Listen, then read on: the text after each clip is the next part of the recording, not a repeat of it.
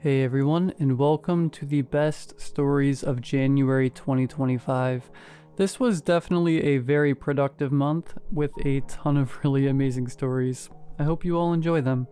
If you do, please be sure to drop a like rating. Let's see if we can reach 10 likes on this video. It would mean a lot to me. Subscribing if you are new is also very much appreciated, as I post content just like this all of the time. Sharing the video is also very much appreciated, as I feel that word of mouth is one of the best ways to grow. Anyways, sit back, do whatever it is that you do to relax, and as always, I hope you all have a great night.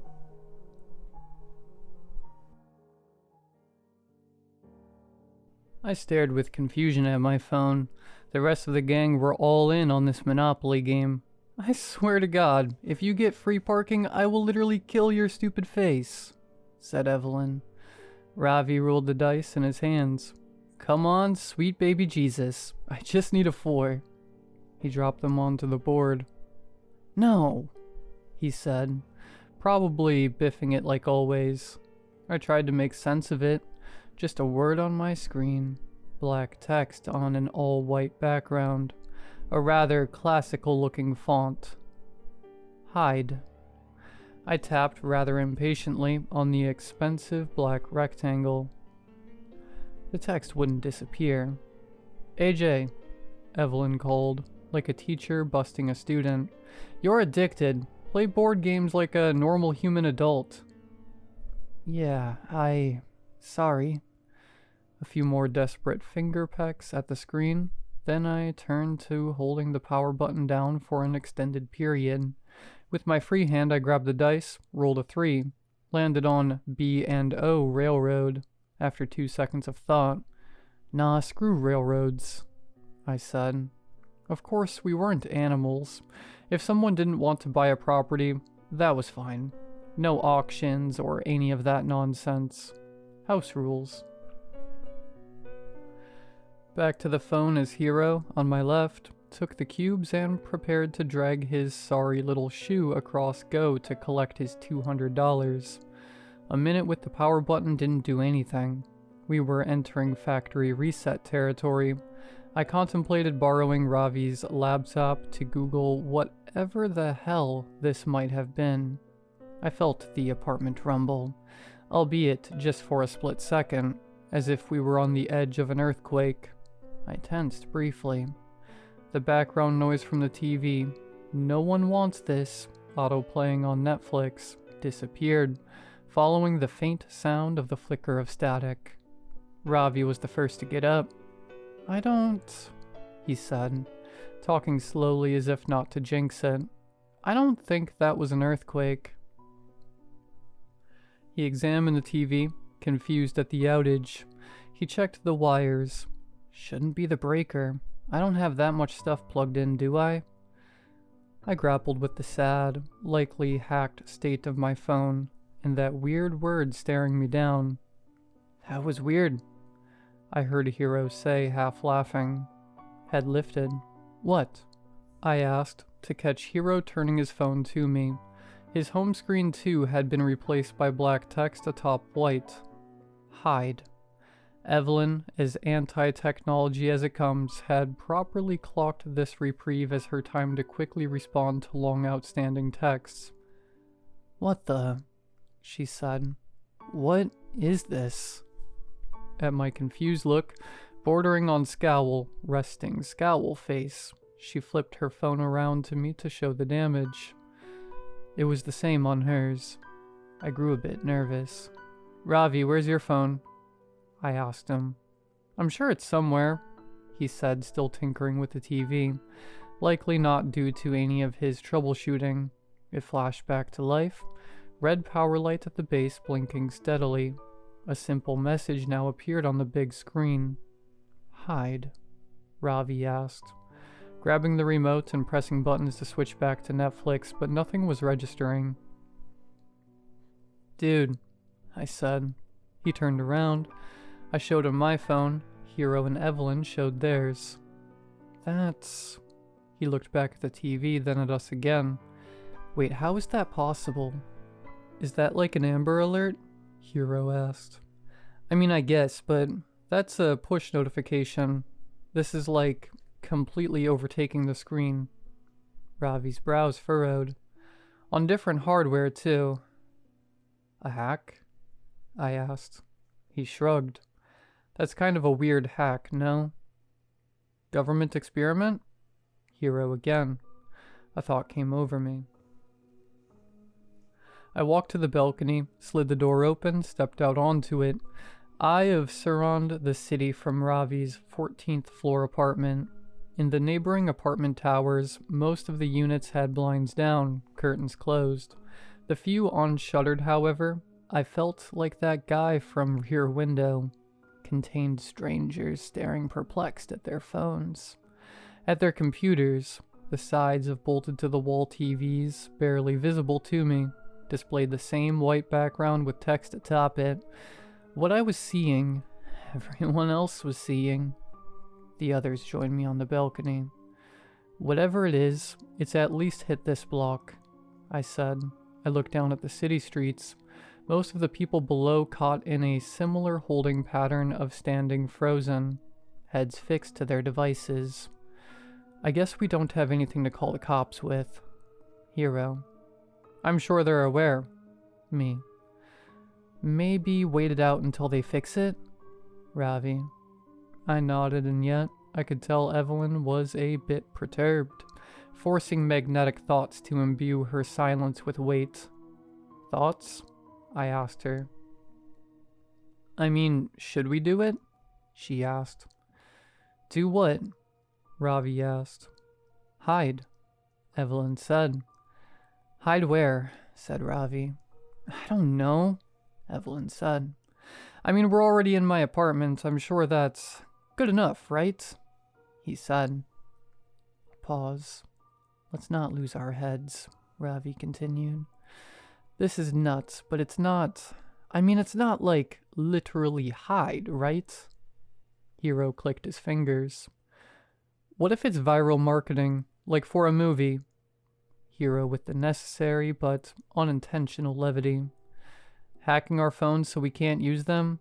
I don't know if that's in Lion-Gate's purview, man, I said, then head turned to Evelyn. But hide. The flicker in her eyes more than meant she'd sided with the light bulb in her head. She returned to the inside and got to exploring Ravi's apartment carefully. What are you doing? Ravi asked, trailing. Hero and I followed. I don't care if I look stupid. It could be a warning. Maybe something is happening, she said. We're in a box, basically, said Ravi. We're fine, Ev. But the thing, she motioned to the TV, then to her own phone, says hide. Maybe it's that literal, she continued shouting, finally settling on the sliding closet in Ravi's room, the best she could come up with in his 600 square foot quarters. I'll do here unless you think there's better. Evelyn? Ravi stressed. She shuffled in past hung garments, scooching to the end to make space. I'm gonna close the door soon, and if you're all really my friends, you'll join me. Awkward silence until Hero chimed in. I mean, guess it's good to be safe, right? He went for it, second-guessed for a second, then committed to entering. You guys get the luxury of laughing at me forever if I'm dumb. Win-win, she called while Hero wedged in beside her. A compelling argument, certainly. Begrudgingly, I followed, tucking in next under Ravi's dress clothes. There was still room for him inside his own closet. Hell, he caved, joining last, sliding the door closed to introduce darkness. I went back to my phone, still that classical font, still that mandate. How long do we have to stay in here? Ravi asked. 5 minutes, Evelyn said. Yeesh, he tagged. And then we sat in silence for a while, distant tick-tick-ticks of the clock in the living room bringing down the blood pressure a tad. It all felt silly, kind of fun. Remember when we went camping at Sunlight Groves? Hero asked. Glamping. Ravi clarified. Ev thought she saw a bear. Hero laughed. A bear and its cub. It was dark. It looked like bears, she said, half laughing herself. I heard noises, too. Bears at Sunlight Groves? He said again. Saddest patch of trees in America. Guys, shut up. We're here, so let's commit to the bit, before the conjuring doll gets us, said Ravi, surprisingly not bitterly. We kept our traps zipped for another minute. Eyes at the phone again. Hide. Nonsensical. All of it, really, but in a way that was starting to sit more and more uncomfortably for me. What do you think it is? Hero whispered. I shook my head. Evelyn with the light shrug. Ravi with a deep inhale before speaking. I mean, obviously sophisticated, he said, voice low. Like it's obviously something. I waved my phone. My bank is on this, and it's bricked now, basically. I'm screwed. They'll figure something out, said Ravi. Powerful knocks at his apartment door all of a sudden. Thundering. Hey, a voice called, muffled through the walls. Ravi, you there? Evelyn braced. Who is that? A skinwalker, obviously, replied Ravi. Kidding. My neighbor Monica. Evelyn reached across me and Hero to tug at Ravi's sleeve. Are you positive? Yes, and I should probably get it. You said 5 minutes, she said. Yeah, but I'm being a pretty trash neighbor right now, he replied. The knocking persisted. So did the words. I have this weird thing on my phone. Brad has it too. It says hide. TV, same thing. Computer, same thing. I don't know how to reach anyone or what to do. The neighbor trailed on. Ravi blew air out of his nose. Alright, this is stupid. I'm gonna... No, said Evelyn. But then all of a sudden, he stopped. We all stopped. I felt something. Something very, very real. No knocking anymore. Or at least, I couldn't hear anything. Not the tick of the clock, nor the soft rustle of us against clothing. It was like the world was holding its breath. Like there was a presence. Right outside the closet. Then the sting of static in my ear before... It passed. Whatever it was, the feeling dissipated, the sound returned, and I sneaked a glance at my phone. The word hide was gone and replaced it was my home screen. The silence between the four of us was uncomfortable. Did you feel that? Evelyn finally whispered. No one said anything. Ravi outstretched his arm yet again to slide the door open, but his hands were shaking. You can do it, I whispered. I think we're good.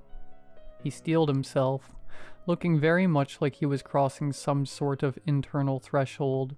He pulled the door aside, revealing his room exactly as we'd left it. We took it in.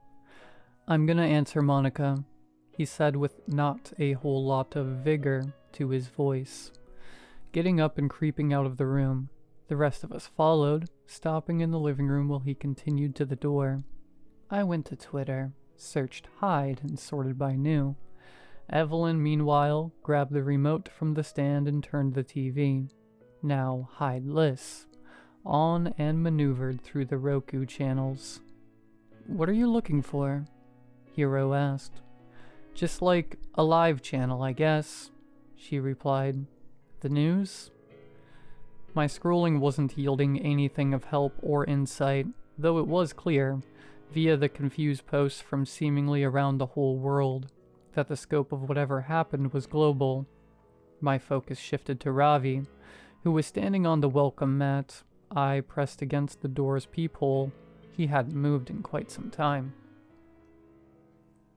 Everything alright, man? I asked. He didn't reply, just stood there frozen. I approached slowly. She's She's... I heard him croak. I reached him, patting him on the shoulders and urging him to detach from the door viewer. He finally did, leaning against the wall at first before slowly sliding to a seat on the floor. I peered into the hallway through the hole. Outside, his neighbor, the one knocking, looked like she'd been skewered, decimated. An explosion of blood in the hallway. What? I felt a buzz on my phone. I pulled it out. Again. Before I could even process, I heard Ravi and Evelyn react. There's another one. It says again now. I turned to see the foreboding word on the TV. Fuck. So we should hide again, Hero called. Much like Ravi, I was shell-shocked. AJ, what do you think we should do? He repeated. Evelyn? I said, trying to force the words out of my mouth. You had good instincts the first time. What do you think? How much time do you think we have? She asked. How much time passed between when I first saw the word hide and when we felt that presence in the closet? It might have been 10 minutes. I heard Ravi mutter, almost lifeless. I don't... Then Evelyn interrupted herself. Wait, what did you just see outside? She started approaching the door. I stopped her. I don't think it'll be good for you to see it. Are you serious? She responded. Yes, I said immediately, realizing that lying might have been smarter.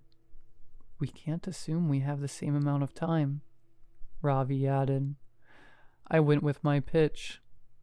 Do we try the same spot? Hero started pacing, thinking, tapping his foot. If we think about it, it said hide and we hid. Now it's saying again, and obviously that means that whatever happened is gonna happen again. He gave us a look as if he could see, in our drained expressions, what was waiting on the other side of the door. That's a great recap, man, I said. What I mean, he said, struggling, is that when you'd play as a kid, if you kept picking the same spot over and over, eventually it'd catch up to you. Are we really trying to apply some sort of logic to this? Ravi mumbled. Evelyn fortified herself. I think he's right.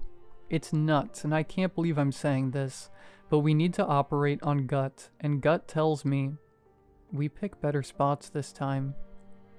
But spots makes it sound like we should split up, I said, looking around, slowly realizing that the limited real estate we had to work with meant this suggestion made more sense than I would have liked.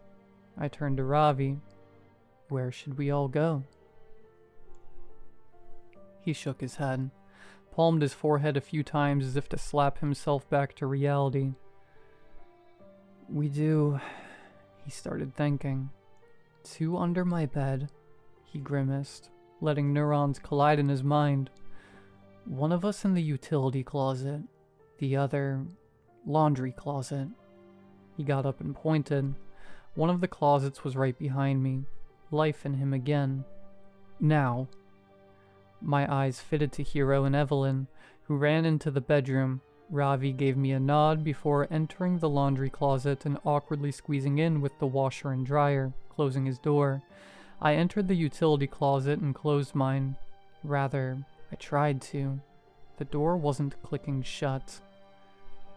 Ravi, the door, it's not... But then I fought the urge to say anything more. If time was up, I'd compromise my spot. Hell, compromise his spot too if I kept talking. I tried a few more times to get it closed, then... I committed, terrified out of my mind to gripping the handle and holding the door shut. I tried to keep my shaking hand and quickening breath in check as... The silence overtook again. Complete silence, and then... that presence. I felt a light tug at the door. I kept my hold firm, but didn't try to overpower. Didn't want to completely give it away. and again, it stopped. The feeling disappeared, and I waited 15 seconds before sneaking a look at my phone to see that the again warning was gone. I heard the sound of Ravi's door swing open first. I followed with mine. He was emotional. I forgot that door is screwed up, man. I got scared, man, and I was... You're all good. It's alright. I know. I even heard you call for me, and I didn't. I panicked and I thought it'd... We're alive, man. It's alright. We're... And I immediately remembered it wasn't just us. Evelyn and Hero. Right, he said. We rushed to his bedroom. Nothing at first. The two hadn't emerged yet. For a moment, the horrifying thought that we'd be pulling their corpses out from under the bed rushed past me. Guys? I said. Coast is clear. Quick. Silence. For quite some time. Before they finally shuffled out in one piece, alive. As they shifted from crawl to bend to standing, I wanted to hold them. Hold everyone for just a second. I felt a newfound appreciation for life and their faces and personalities. Another buzz on my phone. I took a look. Break time.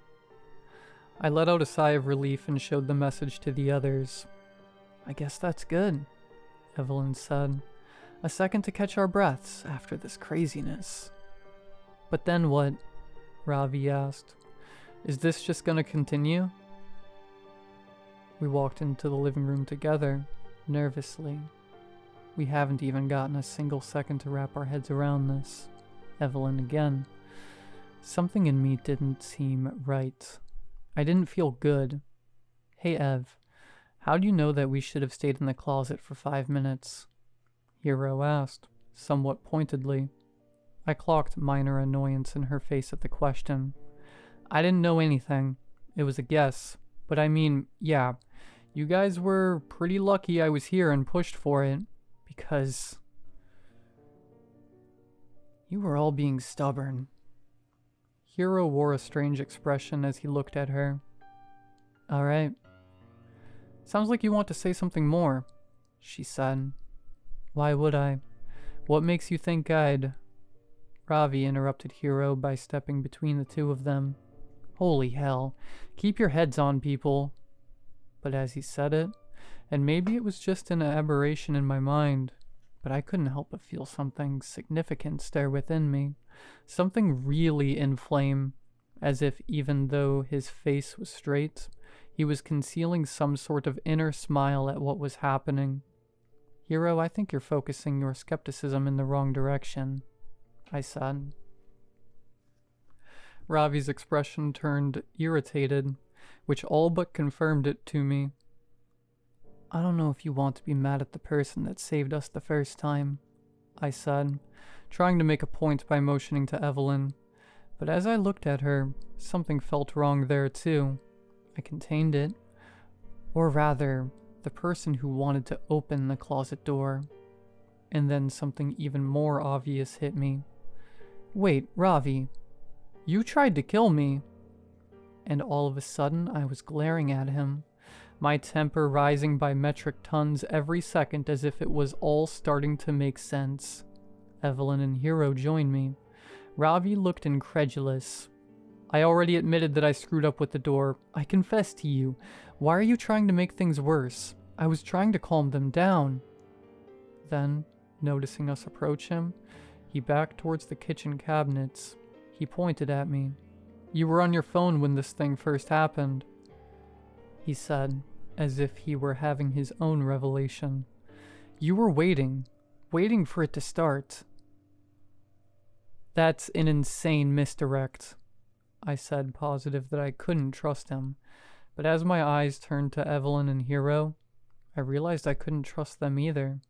Couldn't trust anyone. Still, Ravi absolutely needed to be the first to go. The first to be disposed of. He grabbed a knife from the cupboard and held it out at us, and only the smallest thought in the back of my mind was telling me that we were being toyed with, that it was so incredibly obvious that whatever this was, it had a handle on us. but unfortunately that understanding was academic for me at best, as I kept finding string after string of thoughts and emotions connecting, everything adding up, the logic sound, my emotions inflamed. "Break time," Evelyn said. "It's breaking us." Of course she would know that, though, if she were in on it.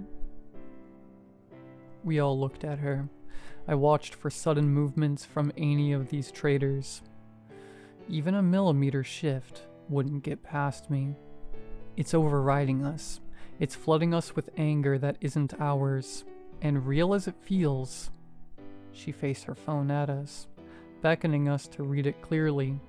Break time. We can't fall for it. And that small grounded part of me took over, even though I was sure with everything in my soul that she, Ravi, and Hero were the source of everything that was happening. Ravi's grip on the knife tightened as he and the rest of us remained in the bizarre equilibrium of our four-way standoff. It's all of you, I thought to myself, before I felt a lightness overtake me, like an insatiable hunger fading, or extreme fear dissipating when you realize that noise in the other room wasn't a person, but rather something knocking over. My feelings of unrest and paranoia were gone. My phone screen once again returned to its default background. It was hard to describe how I felt now. Lucidity, shame. I looked at Ravi sadly. His head hung low as he put the knife back in its place. Hero turned to Evelyn first. "I'm sorry," he said. Then to Ravi, "Sorry." "Sorry, guys," said Ravi. And then I said, "I'm sorry." "You're welcome, assholes," Evelyn said. "We deserve that." "That was insane," Ravi said. "Like a messed up roller coaster ride," said Evelyn. "I didn't... That wasn't totally me," Hero said. "Like something was in me and it was..." "It's okay, man." I was getting tired of saying it. And certainly I, out of everyone, didn't deserve to impart forgiveness anyway, after what my own head was at only 30 seconds ago. We need to, write something down. Like we are susceptible. Don't forget, started Ravi. We just need to remember to keep your heads on. I interrupted. Remember. But I think the fear that, again, would pop up on our phones drove him to start rummaging for some paper, start scribbling some words on it, while the rest of us tried to soak in the reprieve of nothing happening. Every half second a luxury. I wanted to say sorry another 20 times or so. Something I was sure wasn't a feeling unique to me. "I feel like I'm losing myself," I said. It felt like I was in a dream at this point. "Yeah," said Ravi. "Yeah." "We're," Hero said, looking at us carefully, "probably all gonna die. Should we, say our words, I guess?" Don't talk like that," said Evelyn. "How many people do you think are dead?" Hero asked. I went to the TV, temporarily free yet again from 1 or 2 word mandates, turned it on, toggled through the homepage until I found the live stream of a soccer game. One fixed camera angle. Everyone in the stadium torn apart. Players on the field within frame. Eviscerated. I returned to the homepage, navigating in an attempt to find a different live program. I clicked on what appeared to be a news channel I hadn't heard of before. The sight of an empty desk appeared. Wires leading under the desk made me think that perhaps the anchor was hiding under it. "We are trying to report," he said, "knowing that the signal is going to cut out. I've survived so far. Survived whatever exactly this might be. But the carnage from footage I've seen is extensive. I strongly recommend..." The broadcast was interrupted by the new word. "Seek." Again in classical lettering. And the screen cracked, then shattered with a loud pop, sending bits of glass onto the floor. as did the screen on my phone that I'd placed on the coffee table, as did the phones in Evelyn and Hero's hands too, reactively dropped on the floor by the pair. A weak bounce before settling. I panicked. Seek, seek, I said desperately, trying to jolt my brain to the task. Maybe something out of place? Evelyn said. What if we have to find what's killing everyone? Said Hero. I started, but I couldn't even muster up close to the sentence. I ran to the balcony, outside, to see if there was something obvious to look for. In the sky, in the city. What I spotted on the neighboring high-rises was blood-stained curtains, unrecognizable bodies where blinds were lifted, and, as my eyes darted from spot to spot, a lead. A small TV in one of the apartments. The screen looked unbroken. A word on it I couldn't make out. 5 letters was the best I could do. It's the screens, I said. We need to find a screen that still works. I ran back into the living room. Does anyone have binoculars? They all looked at me. Why would anyone have binoculars? Ravi asked. There's a screen, I think, in one of the other apartment buildings. It's working. There's a word, but I can't see it. We need to find another one. I don't know, I ran into Ravi's office. Computer screen broken. Grabbed his laptop. Shattered. Nope. I nervously tapped my chest with the fingertips of both my hands while the rest desperately searched for something viable too. Did I have to run to the other apartment?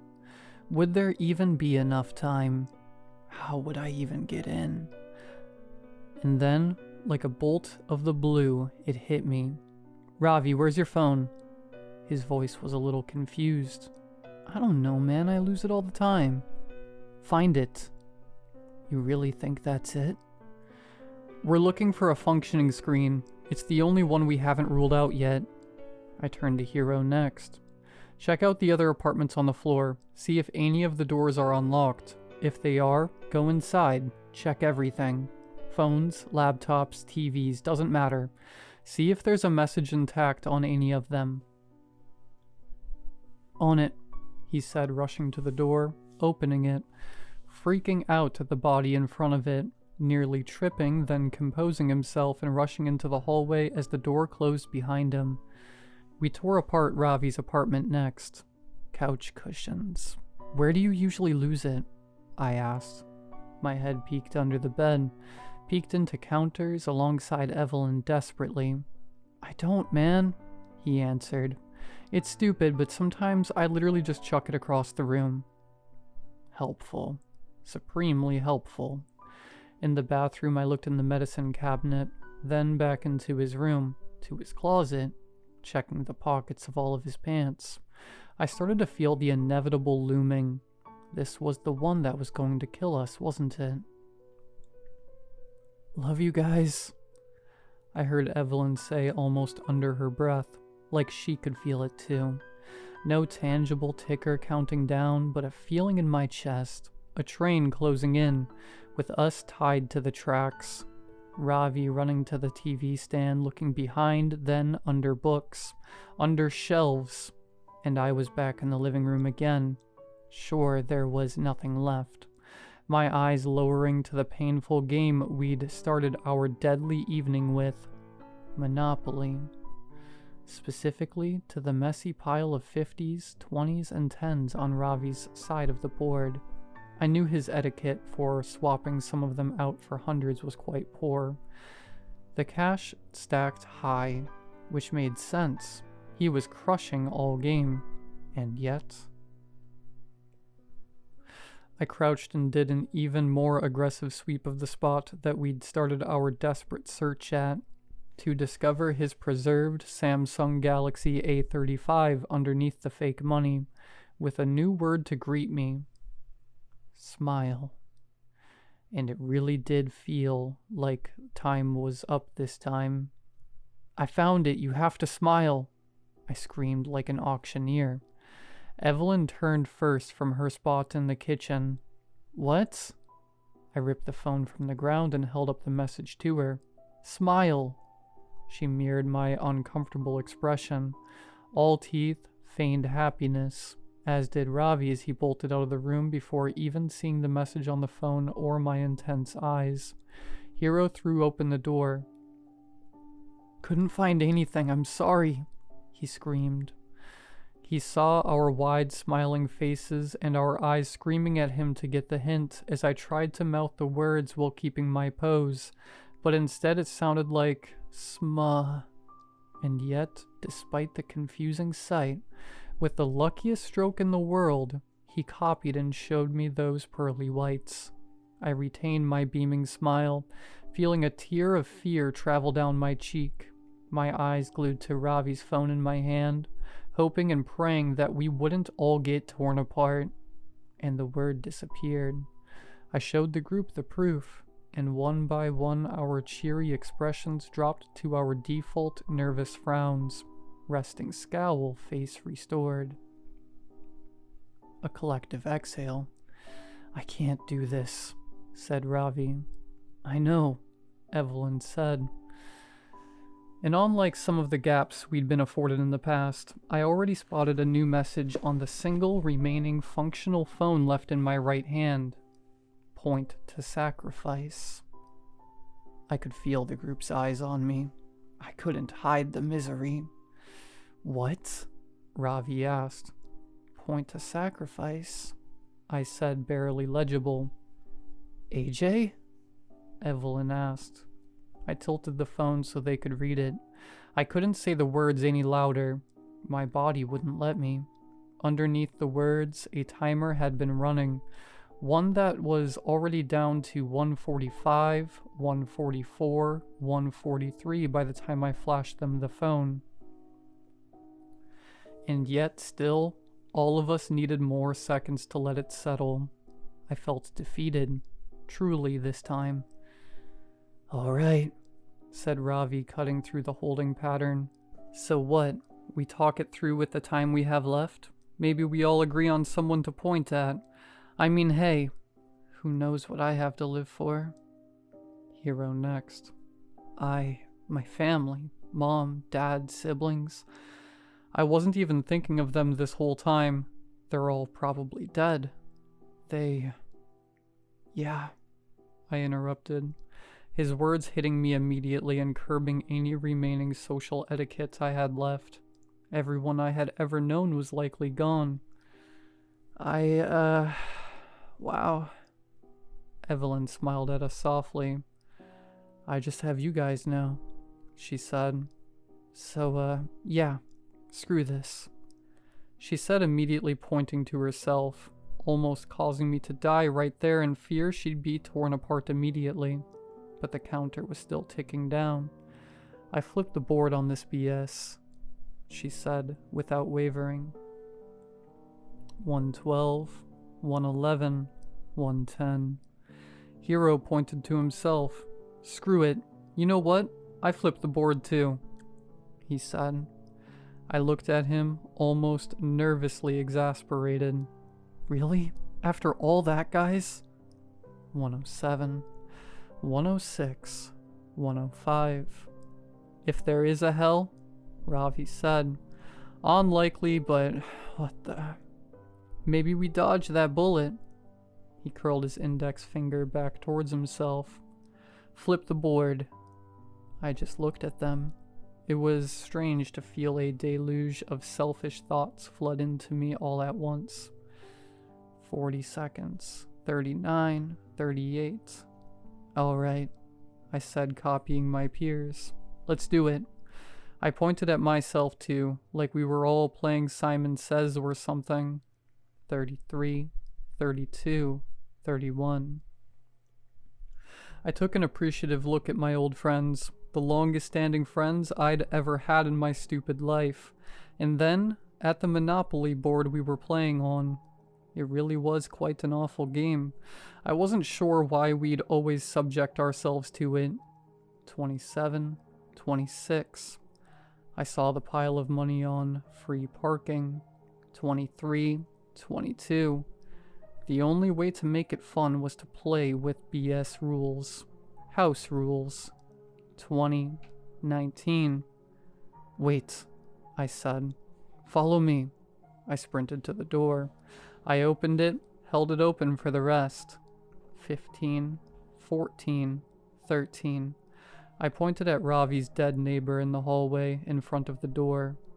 Monica. We didn't know what we were dealing with until she died. Her sacrifice gave us a chance, I said, almost looking up as if I was speaking to whoever was enacting this terror on us. I was aware it was a reach. 9, 8. And we've probably lost a lot of humanity since then, so sorry, I said, pointing at her. And thank you. 6, 5. And my best friends pointed too, a real morbid way to close things out, with a clash of sorry and thank you, escaping them as what would likely be their last words.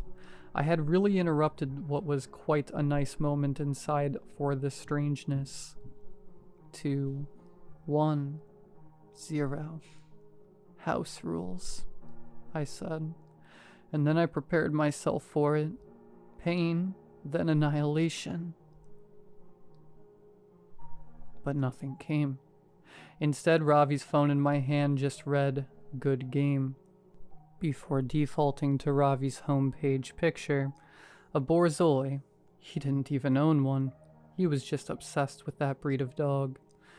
We stood there for 10 minutes, it felt, before we finally ventured inside, single file, like a group of polite zombies. I was unsure what to make of what had happened, what to do, who to check on, the state of the world, what was going on around me. I sat back down at the Monopoly board, the others, in an almost Manchurian candidate sort of way, took their spots too. I think it was my turn, I said slowly. I grabbed the dice, I rolled. It was a 10. I tapped my top hat icon on each square until I landed on Short Line Railroad. Do you want to buy it? Evelyn asked me. I thought about it for too long. Finally. Sure.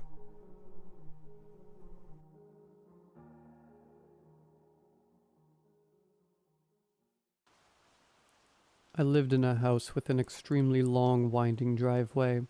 We grew up surrounded by the woods, and when it got late on summer evenings, and the sun finally set after busy days of playing with my neighborhood friends, the darkness swallowed up our little plot of land, and it seemed like there was no end to that sea of trees around us, like it extended into ink in every direction.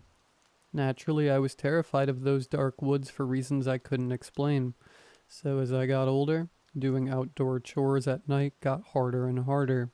Sometimes I'd have to take furniture off of the porch right before a big storm was approaching, or else it'd be blown away. Sometimes I'd just have to take the trash to the curb.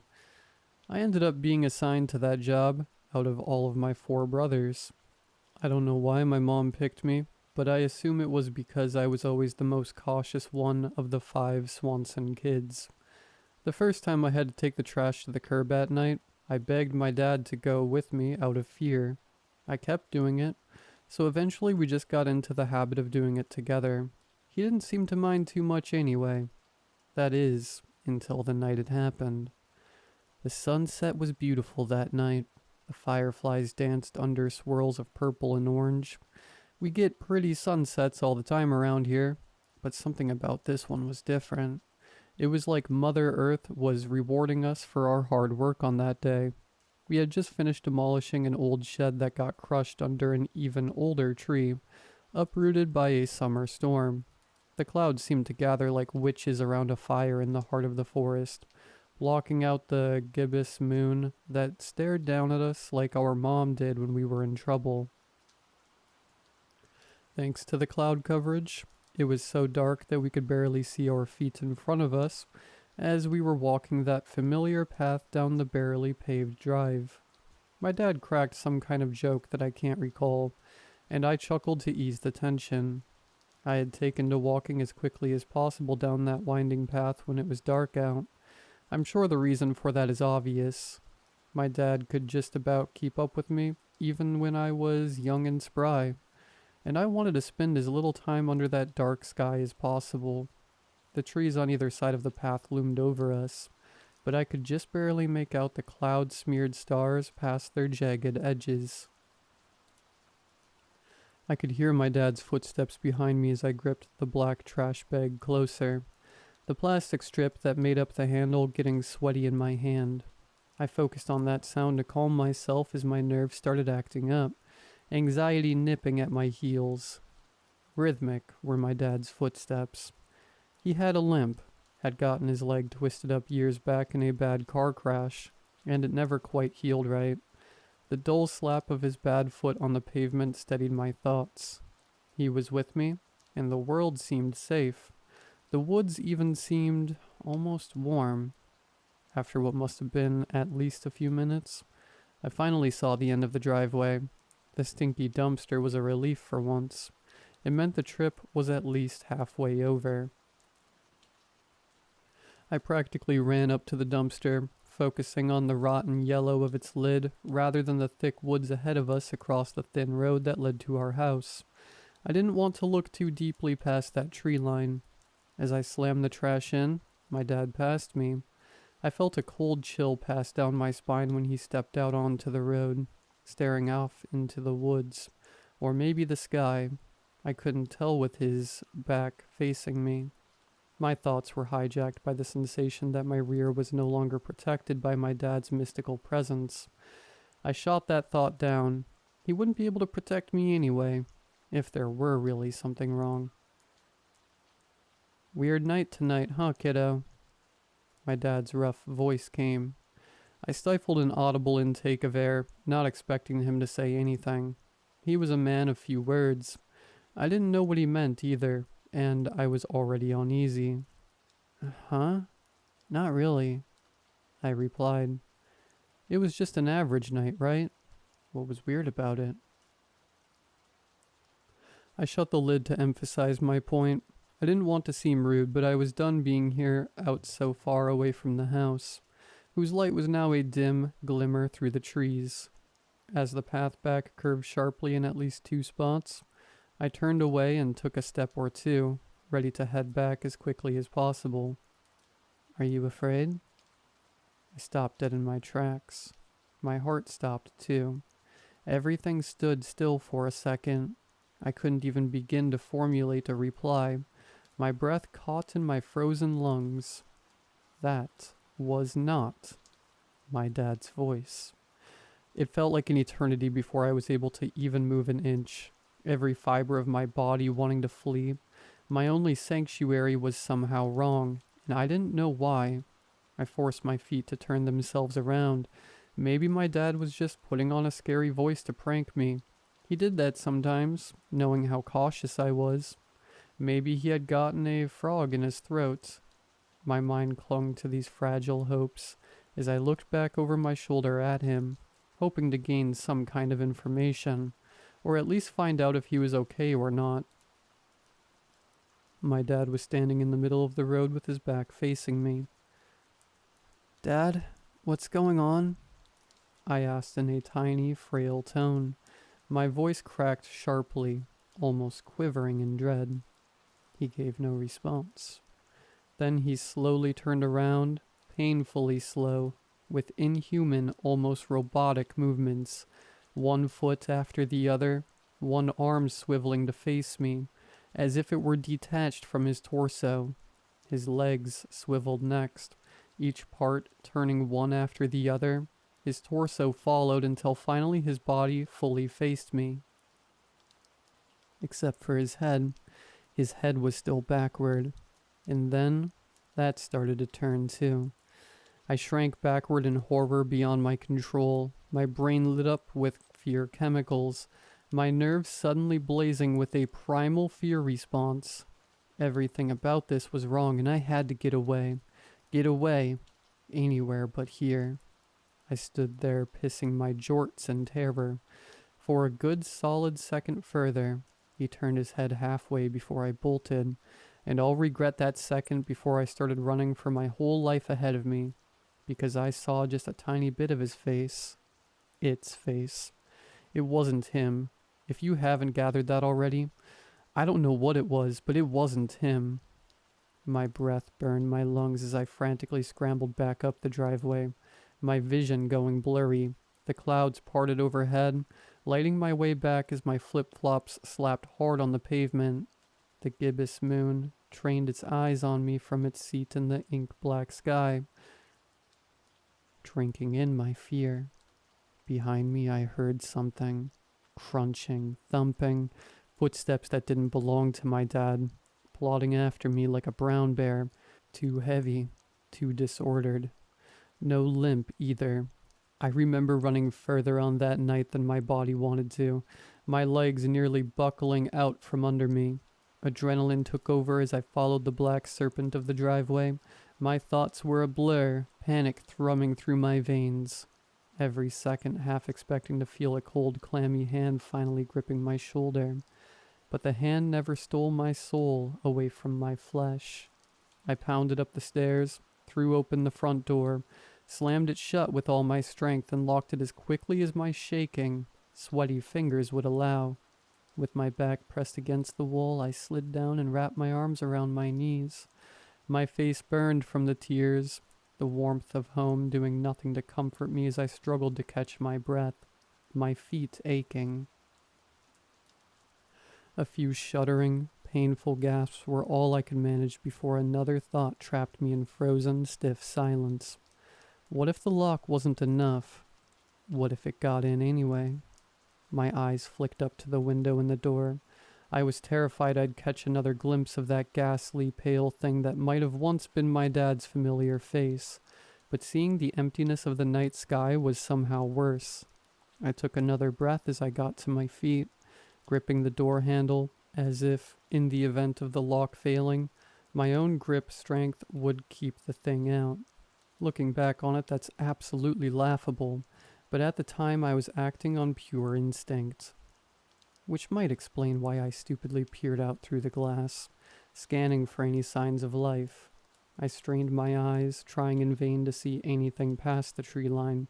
Even with the clouds parted, the woods held on to their secrets with a tight grip. After a minute or two, finally something changed. The dim light couldn't hide the trees shaking, the leaves parting, and something... I heard a scream.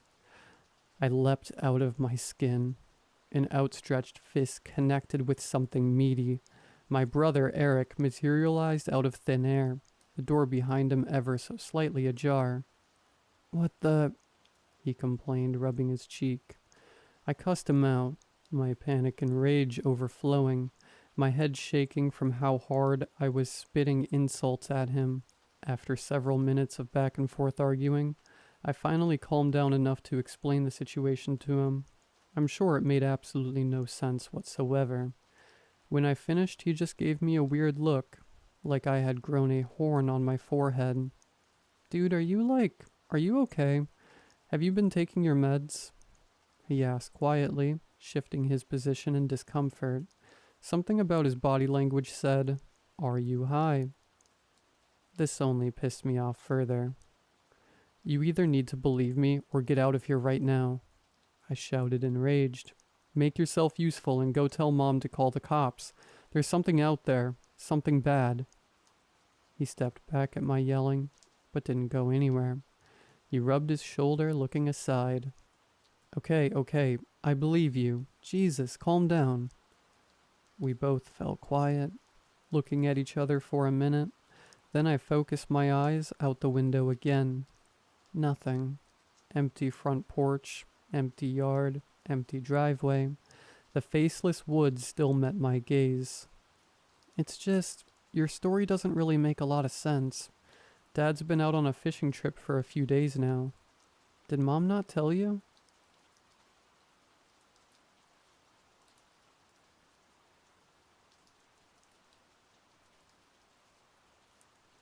I had been thinking about picking up a part-time job for a while now.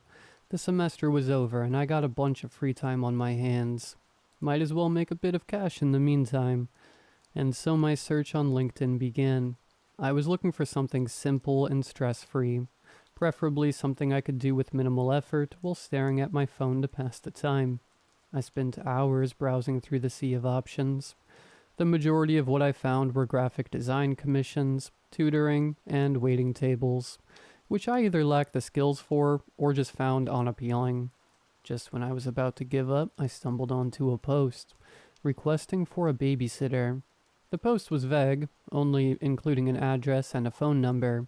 Typically, I would have just scrolled past this post and not given it a second thought, but I immediately noticed that the address was conveniently close to where I live.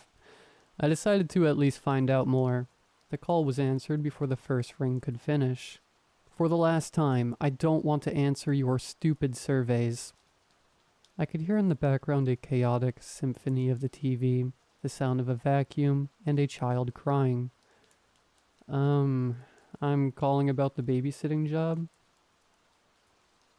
I feared for what I might be getting myself into. I had no prior experience taking care of children, and it sounded like I was throwing myself into the deep end of the pool with this one. Oh, yes, the babysitting job. Yes, thank God. It's been a nightmare trying to find one. Look, I'm running late and I've got about 100 errands I need to get to. If you can get here in half an hour and look after my kids for 3 to 4 hours, 5 max, I'll pay you whatever you want. A part of me felt bad for how desperate this man sounded. The other part of me was worried about the storm I might have to weather for the next 5 hours. The other part of me kept replaying the words, "I'll pay you whatever you want," in my head. "I'll see you in 20 minutes. 15 minutes later, I found myself in front of apartment 4H. The entire complex seemed old, likely built in the 80s, yet the red wallpaper, mahogany accents, and soft carpeting gave it the feel of a luxurious hotel. I could hear the same chaotic storm I had previously heard on the phone brewing inside. I felt hesitant, but I already came all this way. I raised my hand up to knock, only for the door to fly open as I did. "Oh, hello. You're the babysitter, right?" The man didn't look how I pictured him at all. He wore a clean, navy-colored suit and had a tall, muscular build. He was mostly well put together besides his deep, sunken eye bags, messy curly hair, and unevenly shaved stubble. Despite it all, he was actually quite handsome. "Yep, that's me," I confirmed. "You're a fast one. Caught me by surprise." He chuckled. "Please come in." I walked into the small apartment and followed him into the living room. There I witnessed 2 small boys, who both looked to be about 7 or 8, fighting over a small green figure of a toy soldier. The entire living room was littered with hundreds of these soldiers and tanks scattered haphazardly across the carpeted floor. I almost didn't notice the little girl in the black dress on the couch.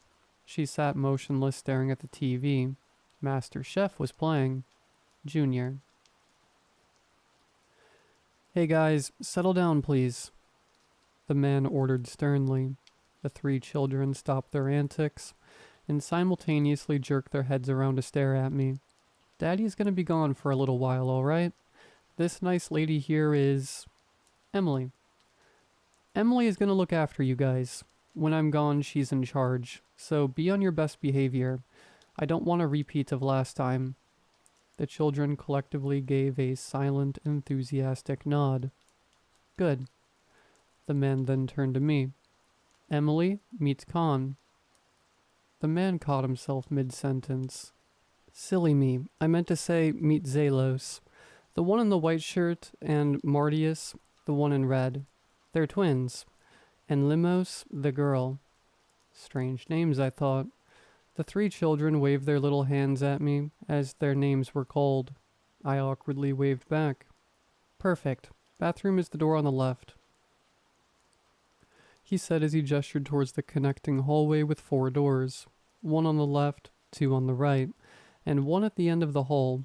"And you can help yourself to anything in the fridge. Make yourself at home. Just don't go into the room at the end of the hall. That's off limits." "Yeah, no problem," I assured him. "You might hear something inside and..." A buzzing noise interrupted him as he frantically fished around his pocket, pulling out a phone. Shoots. I really need to get going. He took his wallet out and, without taking his eyes off of his phone, handed me a thick wad of cash. Here, order some takeout with this if they get peckish. Before I could think of asking questions, the man disappeared out the door. I could respect an exhausted single father trying to make it through the day, but he seemed awfully irresponsible leaving me, a stranger, with his kids. I turned back to the 3 children, staring at me with blank expressions. Looks like I'm outnumbered, guys, I joked, trying to break the ice. They remained silent.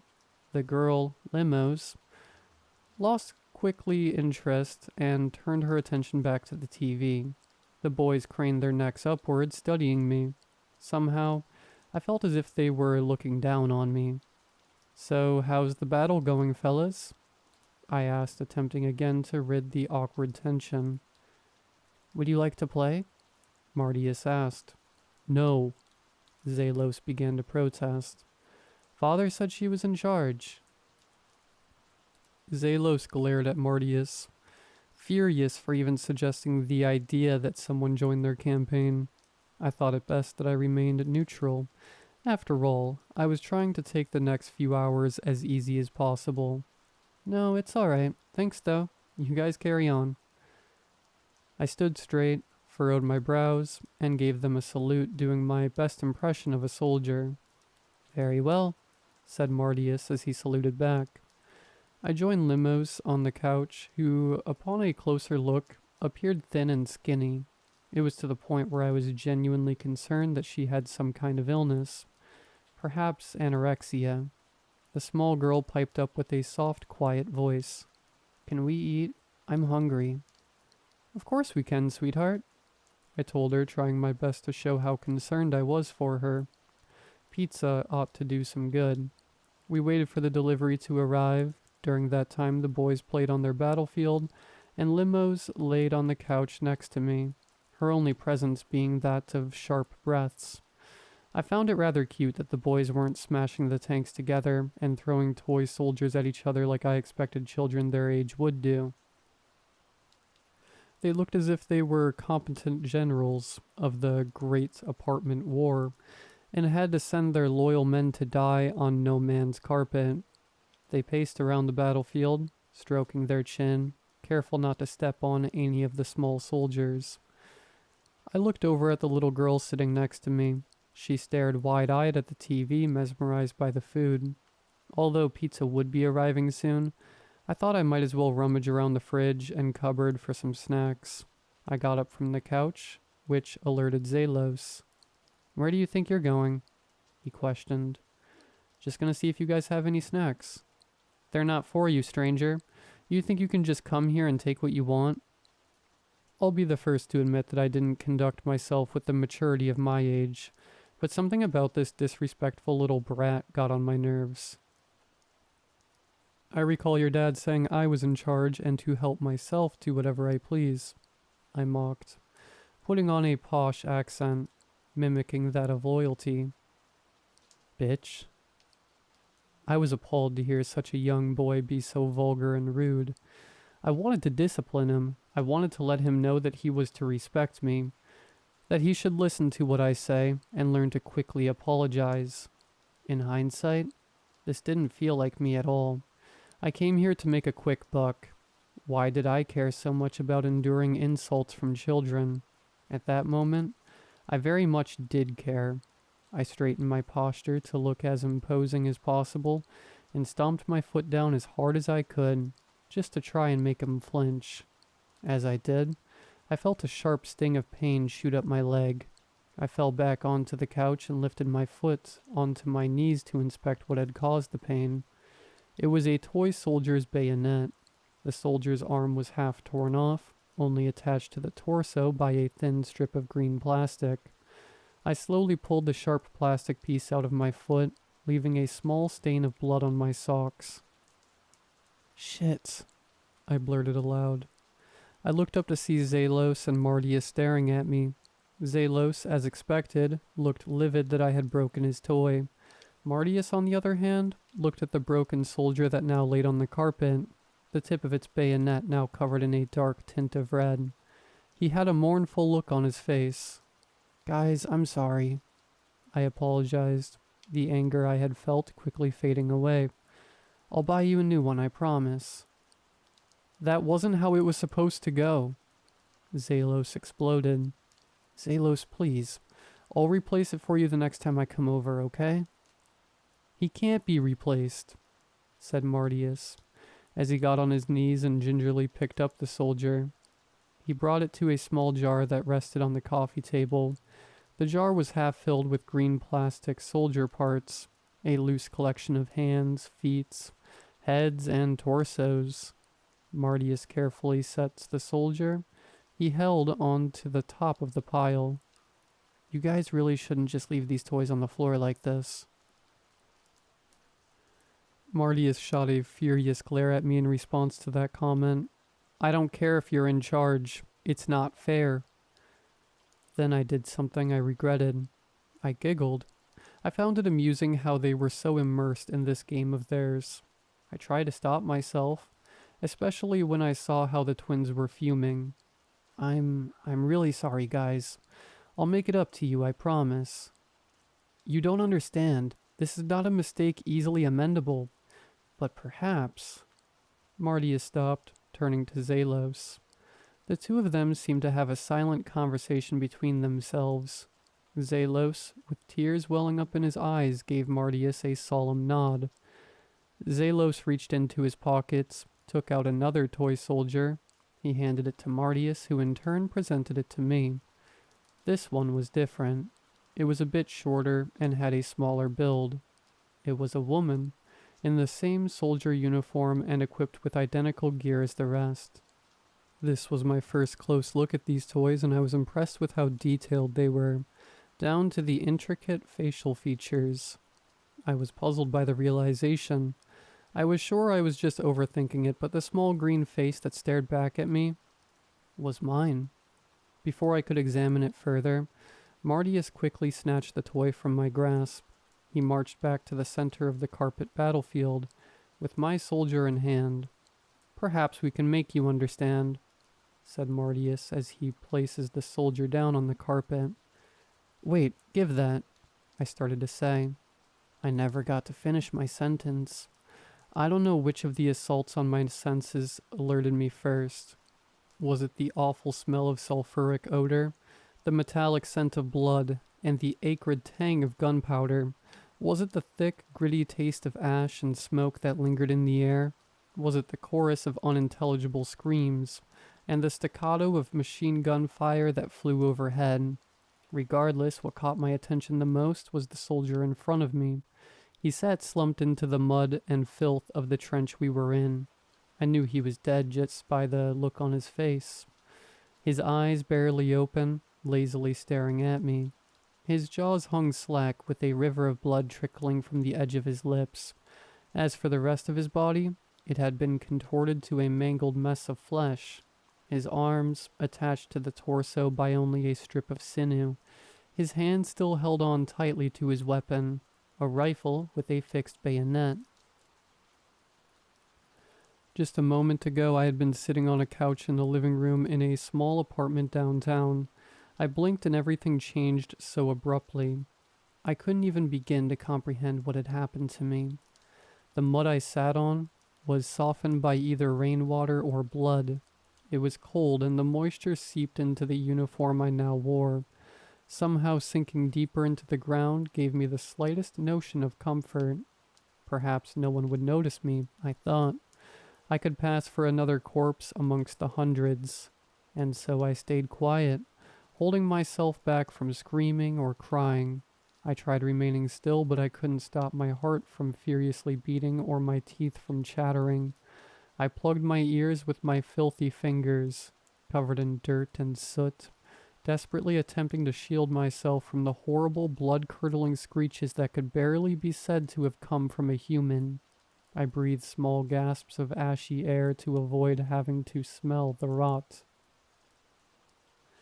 I took one last look at the dead soldier before shutting my eyes. I would have kept them shut too if I didn't catch a flicker of movement. He blinked.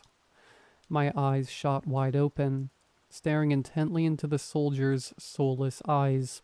His eyelids began to flutter, his fingers twitched, his ankles shifted ever so slightly.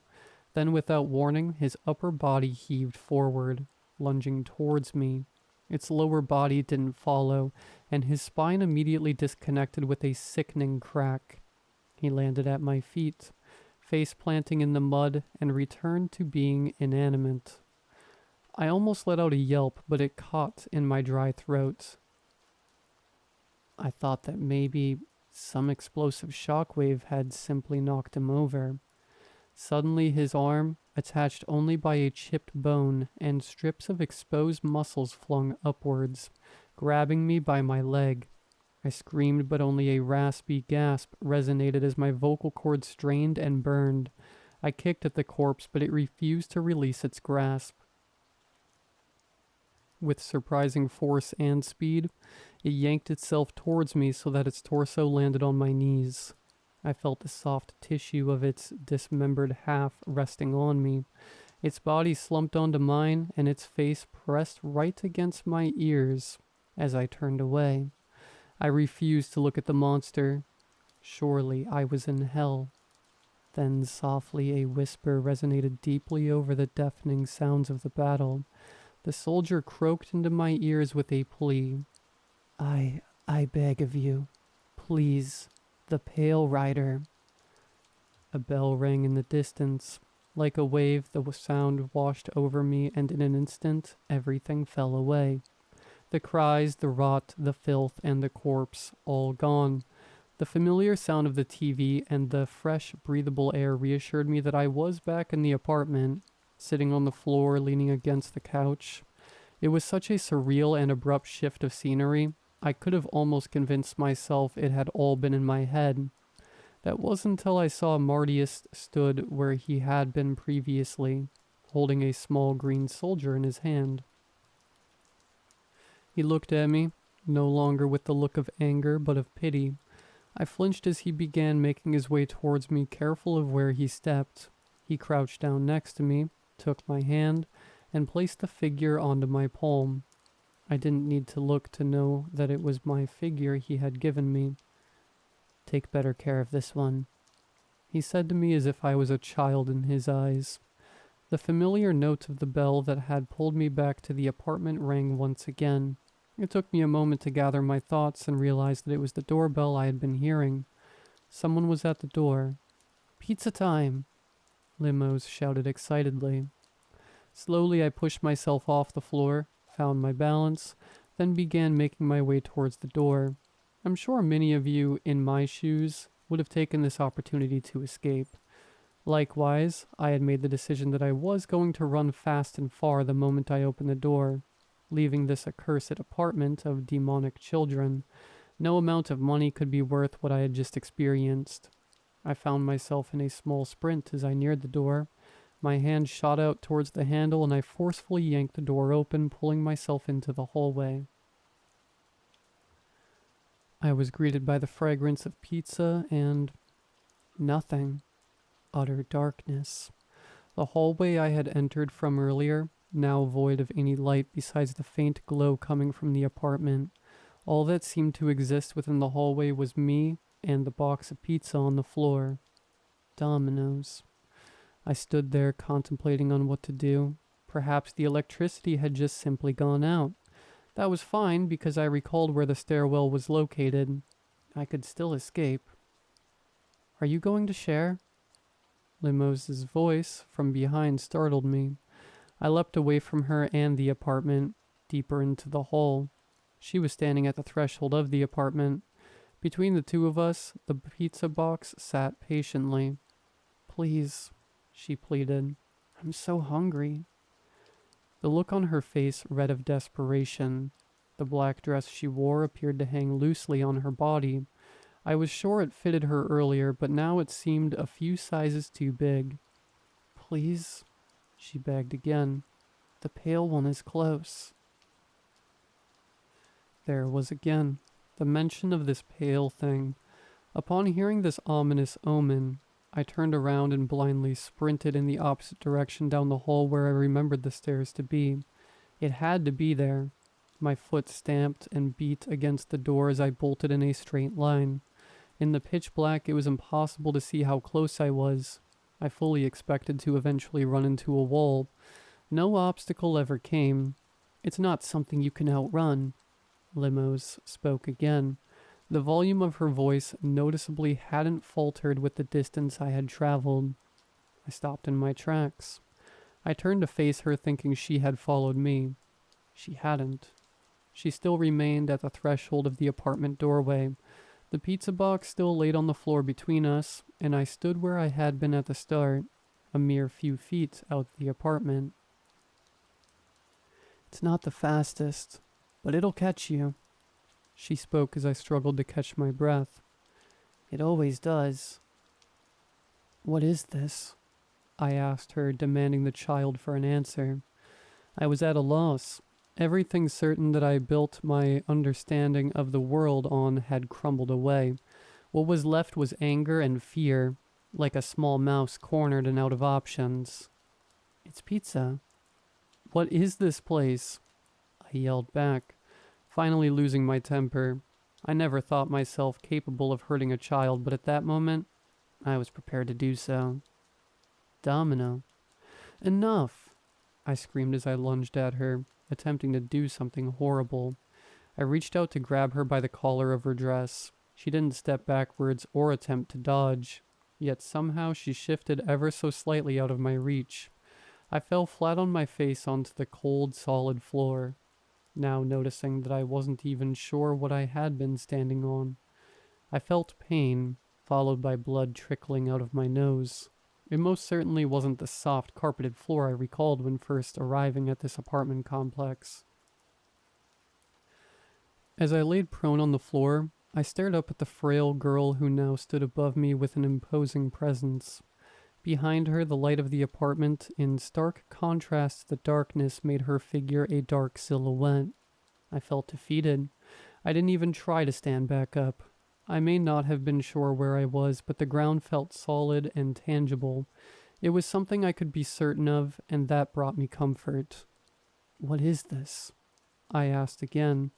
This time my question came out quivering. Limos crouched down, inspecting me as if I was a small insect she found crawling across the floor. The path, she answered. What does that mean? Are you hungry? She asked me, ignoring my question. Her concern sounded genuine. I wanted to tell her I wasn't, since food was the least of my worries, but as soon as she asked, it was as if she reminded my body of the idea of hunger. I felt starved. I felt hunger like I had never felt before. My stomach curled and cramped within me, screaming for sustenance. The aroma of the pizza now overpowering all my senses. I could almost taste the fragrance in the air itself. Yes. Are you strong? She asked again. I hesitated to answer. How could I be strong in the state I was in? Do you want to live? Yes, please. Please let me live. I begged her. Please help me. I want to live too, she said as she began stepping towards the pizza box. She gently lifted the cardboard box open, and the smell of the bubbling cheese, tomato sauce, and pepperoni had me salivating. I immediately mustered up my last bit of strength and brought myself to my hands and knees. I crawled in the direction of the beckoning food, yet quickly realized I was making no progress. As if I was on a hamster wheel, I simply could not move any closer. I started to crawl faster with more desperation, and before long, I had gotten onto my feet. I stumbled toward the little girl, who was now hunched over the pizza box on the floor with her back facing me. My stumbling sped up until I jogged, then ran, then to a full-on sprint. No matter how fast or slow I went, I made no progress. They were right there in front of me. I was so close, yet so infinitely far. All I could do was move in place, watching Limos scarf down each slice before me. As she gleefully ate, My only thought was the dwindling food left for me when I eventually reached the pizza box. She was going to eat it all for herself and leave me with nothing. I couldn't let that happen. One after another, the slices of pizza disappeared down her gluttonous gullet. I remember begging her to help me, to toss me just a bit, to save some for me. She never bothered to turn around. I yelled and screamed, but eventually, I grew too tired to do so. Finally, it came down to the final slice. She reached for it like she did the others. As I felt the last bit of my strength drain in desperation, I tried leaping towards her one last time. I fully assumed I would just land on my face as I did before, no closer to salvation. Yet I held out hope. I think that was what did it. Desperate, violent hope. One last act of defiance against the inevitable death. This time, I felt myself propel forward, and for the first time, limos rapidly approached me. I slammed into the small, frail child, landing on top of her with incredible force. She yelped in surprise and pain as I felt her brittle right arm snap under the weight of my knee. In that moment, not only did I dismiss the injury I caused her, I felt retribution, as it was revenge for watching me suffer. I quickly turned my attention to the box of pizza, which to my horror was now empty. Furious, I turned back to Limos, who I now saw in her right hand, despite the pain of her fractured arm, still held on to the last slice. Without hesitation, I ripped it out of her hand and forcefully shoved it down my throat. I expected it to taste like the most savory, delicious bite, and yet, as my taste buds familiarized itself with the gooey slop, I was met with the disgusting taste of rot. Involuntarily, I threw up what was left in my stomach. Black, viscous liquid poured out of my mouth along with the half-chewed pizza. It appeared molded and putrid, as if it had been neglected for months. Dark, moldy spots of purple and green hue festered on the crust. Small specks of pale maggots writhed in the spoiled cheese and toppings. I spat onto the floor, attempting to wash the terrible taste that lingered. "No!" Limos shrieked in horror, as I keeled over the pile of vomit in excruciating pain. With my knee still holding her down by her broken arm, she began to struggle with a surprising spur of strength. I watched as she gracefully tugged on her fractured arm, steam exuding from her elbow. Gradually her arm stretched and strained as she pulled. I was too weak and terrified to stop her. With a wail of pain and triumph, she slid the bone of her forearm out of her arm as if it were a sleeve made of muscle and skin. The motion was so smooth it was like pulling the bone out of a tenderized rib.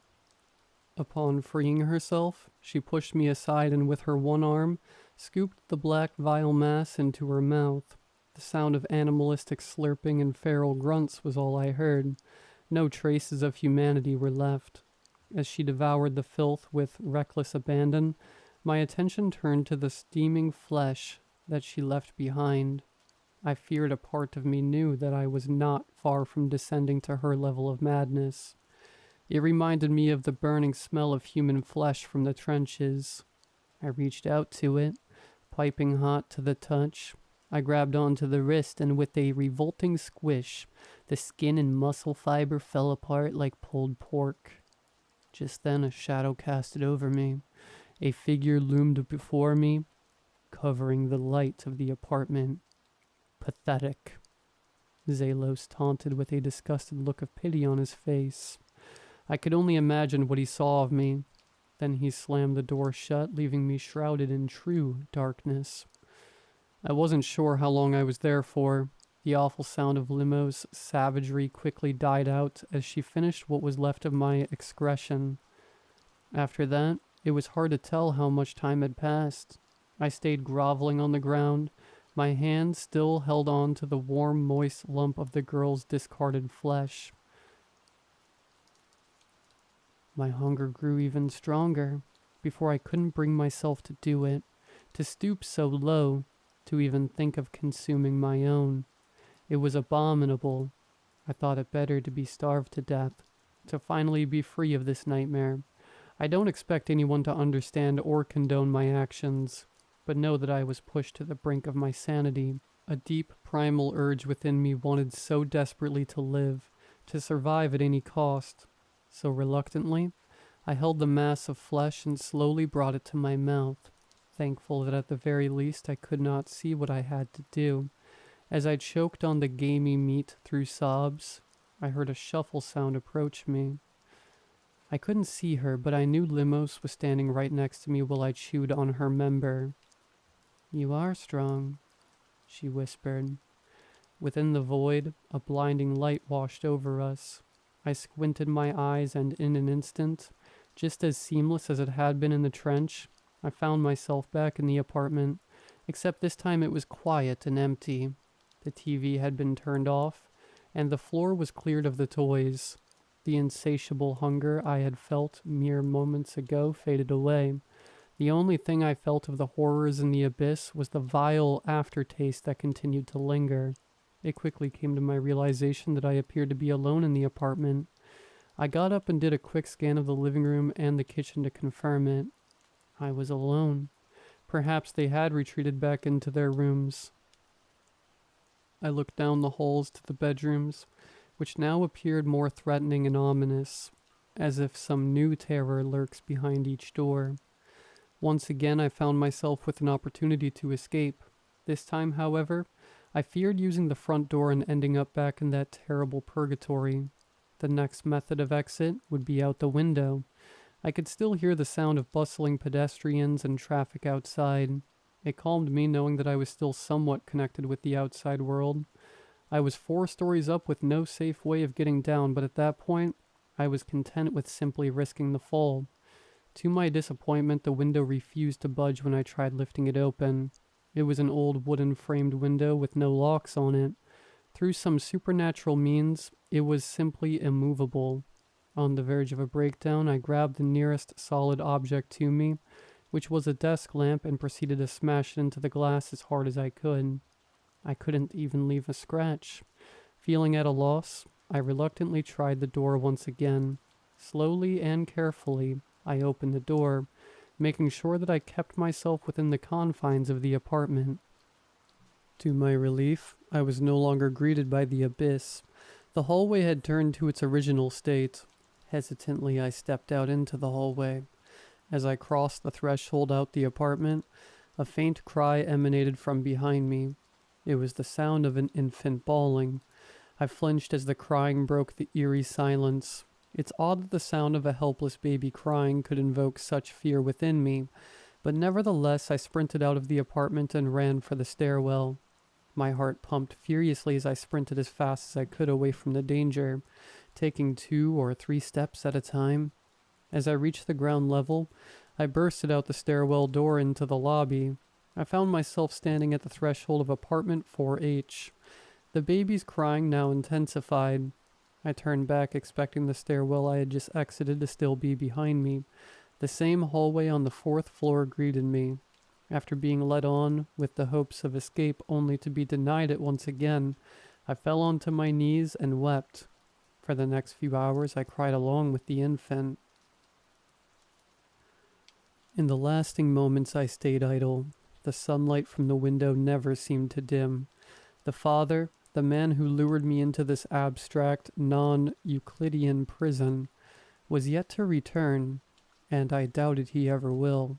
Eventually my crying ceased as my eyes ran dry. The infant, however, continued its tantrum alone. Its lungs never tired or faltered. Hours, perhaps even days go by. In the time, I've attempted multiple times to escape. My phone had no signal or connection, and any attempt to reach the outside world failed. I tried the stairwell again, only to find myself back in the apartment every time. I went knocking on the neighboring apartment doors, only to be met with silence. When I tried forcing my way in, to my surprise, none of the doors were locked. Only it seemed every apartment was apartment 4H. The elevator, no matter what floor I chose, always opened to apartment 4H. I never grew hungry or thirsty. I never tried to sleep. I just existed in this static space where the sun never waned. The scenery unchanged, and the crying endless. I felt the essence of my soul dim. I had fought with all I had and committed heinous atrocities for the right to live. Now as I sat on the kitchen floor, feeling the sharp, cool edge of a kitchen knife brush against my neck, I wondered why I had fought so hard. It's okay to give up now, right? I've tried everything. I'm at the end of the road. With my eyes shut, my grip on the blade's handle tightened as I slowly pressed the sharp edge firmly against my throat. I applied pressure slowly, still fearing the last stretch of pain before I could finally rest. I'm scared, a child's voice piped up. I froze, unable to even breathe. I hesitated to open my eyes. I could hear the child sniffling and whimpering in front of me. I had gotten so used to it. The sudden absence of the baby's cries unnerved me. Can you stay with me? They asked, in a high-pitched, shrill voice. It was the voice of a little girl, but it didn't sound like Limo's. I still held the blade closely to my neck with eyes shut tightly. It felt reassuring that I could end the torment any time I wanted to finally hold my own life in my hand. It gave me a sense of courage. My eyelids loosened and my vision fluttered open, expecting to see a small child. Instead, towering over me was an old woman. She was impossibly tall to the point she had to hunch over to avoid the ceiling. She stood naked, covered only by her long, unkempt gray hair. Her ashen skin, although saggy and wrinkled, were clean and eerily pale. It was like the first hint of snowfall on a solstice, where soft, curved patches of snow layered atop another. I didn't notice a hint of blemish or imperfection. Her face, however, was that of a child. Up to her neck, her skin becomes smooth like porcelain. Youth was distilled on only her facial features. Button nose, wide eyes, small pink lips, and rounded cheeks. She looked at me with tears welling up in her puppy eyes. "Can you read to me?" she asked, in the same childish voice. It was uncanny to see the thing speak. I remained silent, unsure of how to respond. She raised her bony hand and reached her thin fingers towards me. "Don't," I hissed, turning the knife onto her. She quickly retracted her hand and backed away, retreating to the far end of the kitchen. For a moment I felt relieved to see this creature feared me as much as I feared it. The moment was short-lived as her brow tightened. Her cheeks flushed and her mouth tensed. She looked like she was about to burst. Why do you still resist? Why can't you just stay with me? It won't hurt. It won't hurt ever again." "What are you?" I demanded. She looked at me curiously. Her face softened, as if comprehending my question. "I'm the last one," she answered. "I'm what's left when everyone is gone." Her expression shifted back to sadness, and I watched as a single streak of tear ran down her cheek. "It's lonely," she sniveled. "I can't stay." Through her watery eyes, she cracked a warm smile. "You will. You always do." The way she said it didn't sound like a threat. "Is there a way to leave?" I asked, my eyes darting towards the open door to the hallway. Her eyes followed mine out the door. Then she looked back at me, shaking her head. "What can I do then?" "You can rest," she said. "Finally." The sweetness in her tone made the idea sound rather comfortable. "Or," she hesitated, "or you can put me to rest." "What happens if I do that?" I questioned, intrigued by an alternative choice. "Then I'll see you again, down the road." "So I can leave?" "For now. You'll be back soon enough." She reached towards me, handing me a card I hadn't previously noticed. Cautiously, I held it by the corner and took it. It was a Polaroid. The image is blurry and yellowed by time. The photograph depicted an extreme wide shot of a beautiful meadow. In the distance, 4 horses frolicked in the tall grass. I looked back at her. wondering what she was trying to tell me. With a grin on her face, she excitedly twirls her finger around, signaling for me to turn the photo. I flipped it over and saw that written on the back in beautiful cursive handwriting was a poem. "Read to me," she said, as she made her way onto the couch in the living room. She sat down, curling herself into the corner. She patted the cushion next to her, beckoning for me to join. I set the knife down on the kitchen counter and complied. With a gentle tone, as if singing a lullaby, I began to read the poem aloud. Dawn heralded the coming of their steeds, each rider a calamity of man's sinful deeds. I glanced at her to see her nodding in approval. Keep going. I continued on to the next line. First came conquest, who bolstered the pride of man. The white messenger's taunt is where it all began. Then war swiftly followed, with fiery hate in his heart. The red knight's blade spilled blood, torn flesh apart. Next crept famine, that consumed the very last bite. The black witch's spell shrouded the world with blight. My voice cracks, as I'm reminded of the corpse and the abyss. My mouth felt dry and a chill ran down my spine. I pressed on. Finally arrived death, as they all wept and grieved. The pale lady's touch gently granted them reprieve. My speech faltered as the realization dawned on me. The pale rider, I muttered under my breath. I turned to see her eyes closed and her expression softened. She breathed steadily, her chest heaving with each inhale. Even though she was asleep, I proceeded to read the final line of the poem to myself. One after another the domino falls, until dusk whisks the horsemen back to their stalls. As I finished, I felt a tear fall across my face. A tremendous wave of relief washed over me, as if a heavy burden had finally been lifted. Like for the first time in my life, I could truly breathe. Thank you, I told her as she slept. But not today. I can endure it for a bit longer. Then I watched the folds and sags of her skin tighten. Her body shrunk before me, her hair retracted back into their follicles, until laying beside me was an infant. I carefully picked her up and carried her down the hall in the final room at the end. As I did, I walked past the 3 other rooms, the doors to which now hung open. In the first door on the right, I saw Zalos and Martius sleeping in a bunk bed.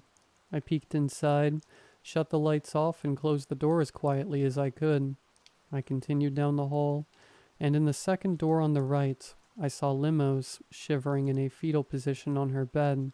I walked over and pulled a blanket over her. Instantly her body relaxed and her breathing calmed. Again, I turned the lights off and closed the door behind me. On to the final room at the end of the hall. Carefully balancing the infant in one arm, I turned the doorknob and stepped through. This room was by far the largest and most empty. Only 3 things took up any space. A crib in the center of the room, a small cot tucked away in the corner, and a wooden rocking horse painted white. On the horse, carved the phrase, Moros, who stole our pain. I carefully set the child down in her crib and watched her nestle comfortably. Her breathing was gentle and rhythmic. With each exhale, a delicate sigh escaped. She looked so fragile and serene, as if held in a moment untouched by time. The soft rays of the afternoon sun filtered through the curtains, casting a warm glow across her smooth, pale skin. She's beautiful, isn't she? The voice of a man came from behind me.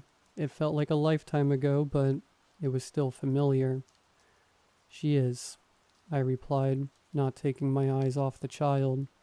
The man joined me at my side, and the 2 of us shared a quiet moment adoring the child. This is as close as I can be to her, he said somberly, and yet you choose to continue suffering. It's not always suffering. There are moments like these that make the pain worth it. Perhaps, but you live as long as I have, experience the highest of highs and the lowest of low. I tire of this infinite stasis. I yearn for the day I shut my eyes for the last time. He spoke with no emotion. As heart-wrenching as his words were, it was as if he's said them before countless times. There was only one question on my mind. After encountering conquest, war, famine, and now death, I wondered just who this man who claimed to be their father was. "I know you're thinking what kind of man I am to deserve this fate," he said, as if reading my thoughts. "It's not a divine punishment to care for them. It's a father's duty, after all. They are born of my sin. I may have fathered humanity's ruin, but to see my fellow man struggle and fight, refusing to let their next breath be their last, I am in awe of your resilience." I should have felt hatred towards the man. I should have held him responsible for the horrors I endured. Yet, without another word shared between us, I stepped away from the crib and took my leave. I shut the door as I left, the last thing I saw being the man standing over his child, his fists clenched so tightly that beads of blood trickled down the creases of his hands. I walked out the apartment, descended down the stairwell, entered into the lobby, and finally, I stepped out of the building onto the bustling sidewalk. If not for the Polaroid tucked away in my pocket, I might have tried to convince myself that it was all a fever dream for the sake of my sanity. I took the photo out just to confirm it. I studied it for a moment, confused that the picture had now changed. In place of the 4 horses that ran across the horizon now stood 4 children, 2 boys and 2 girls. They watched as before them, a lone man stood atop a corpse with a caved-in skull, a bloodied stone in his hand. I flipped the Polaroid over, and as I had predicted, the poem had also been replaced, and now simply read, "The Folly of Cain."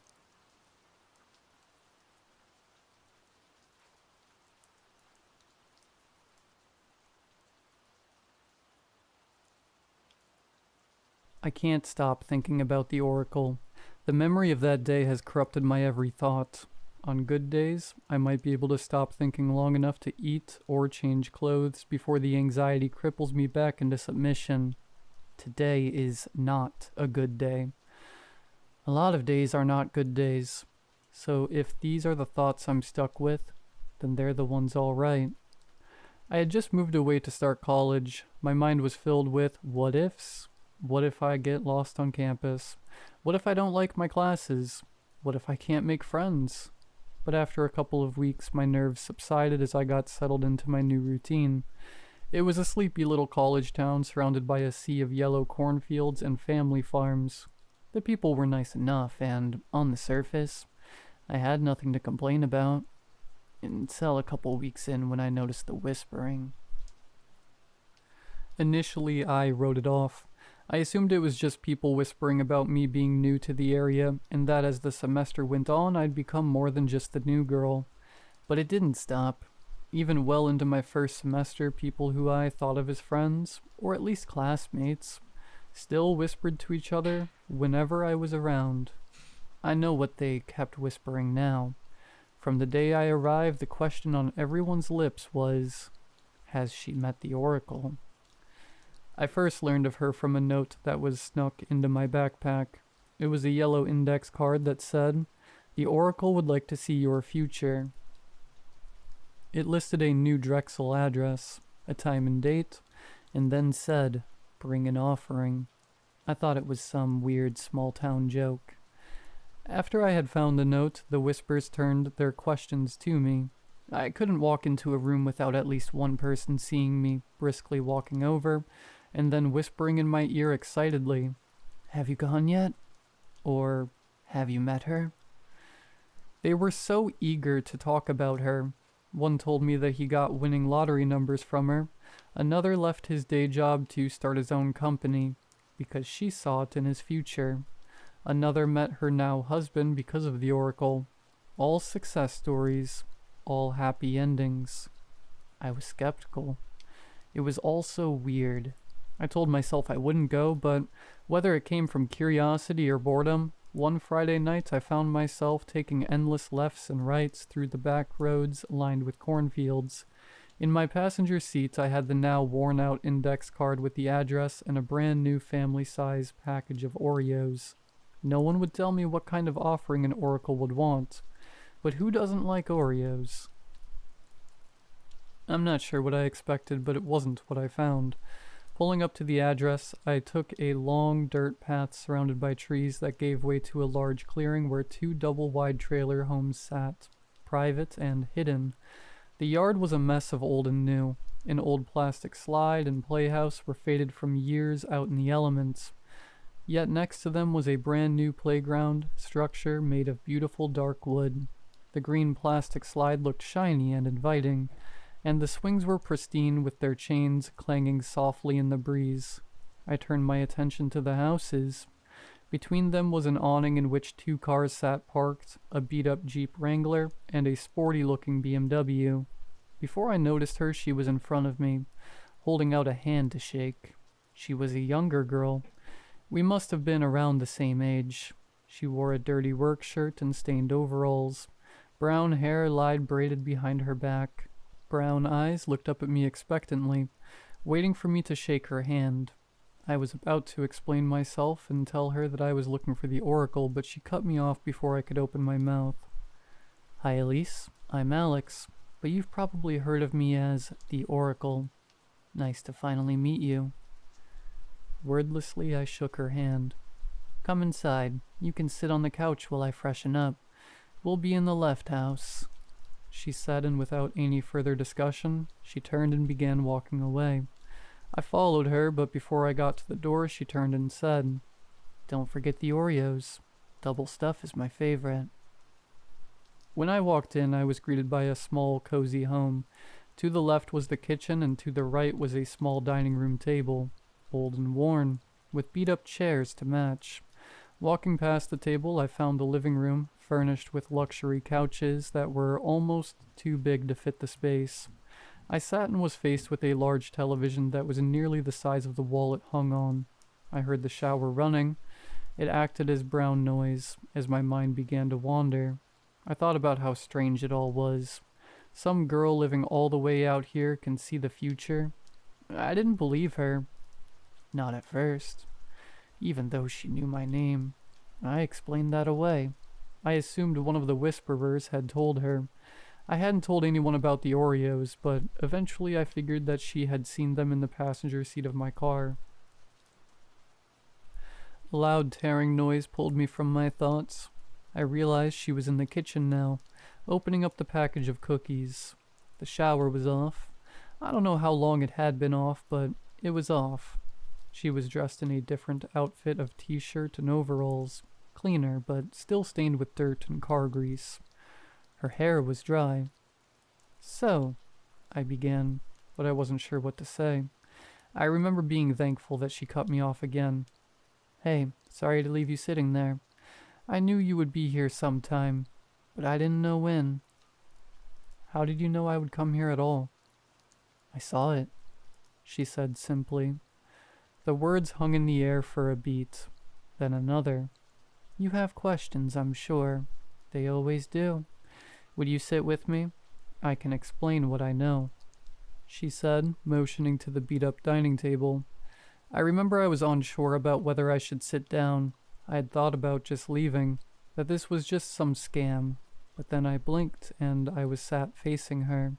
A large candle sat between us with a lid on top. She was speaking about something and must have been deep in thought.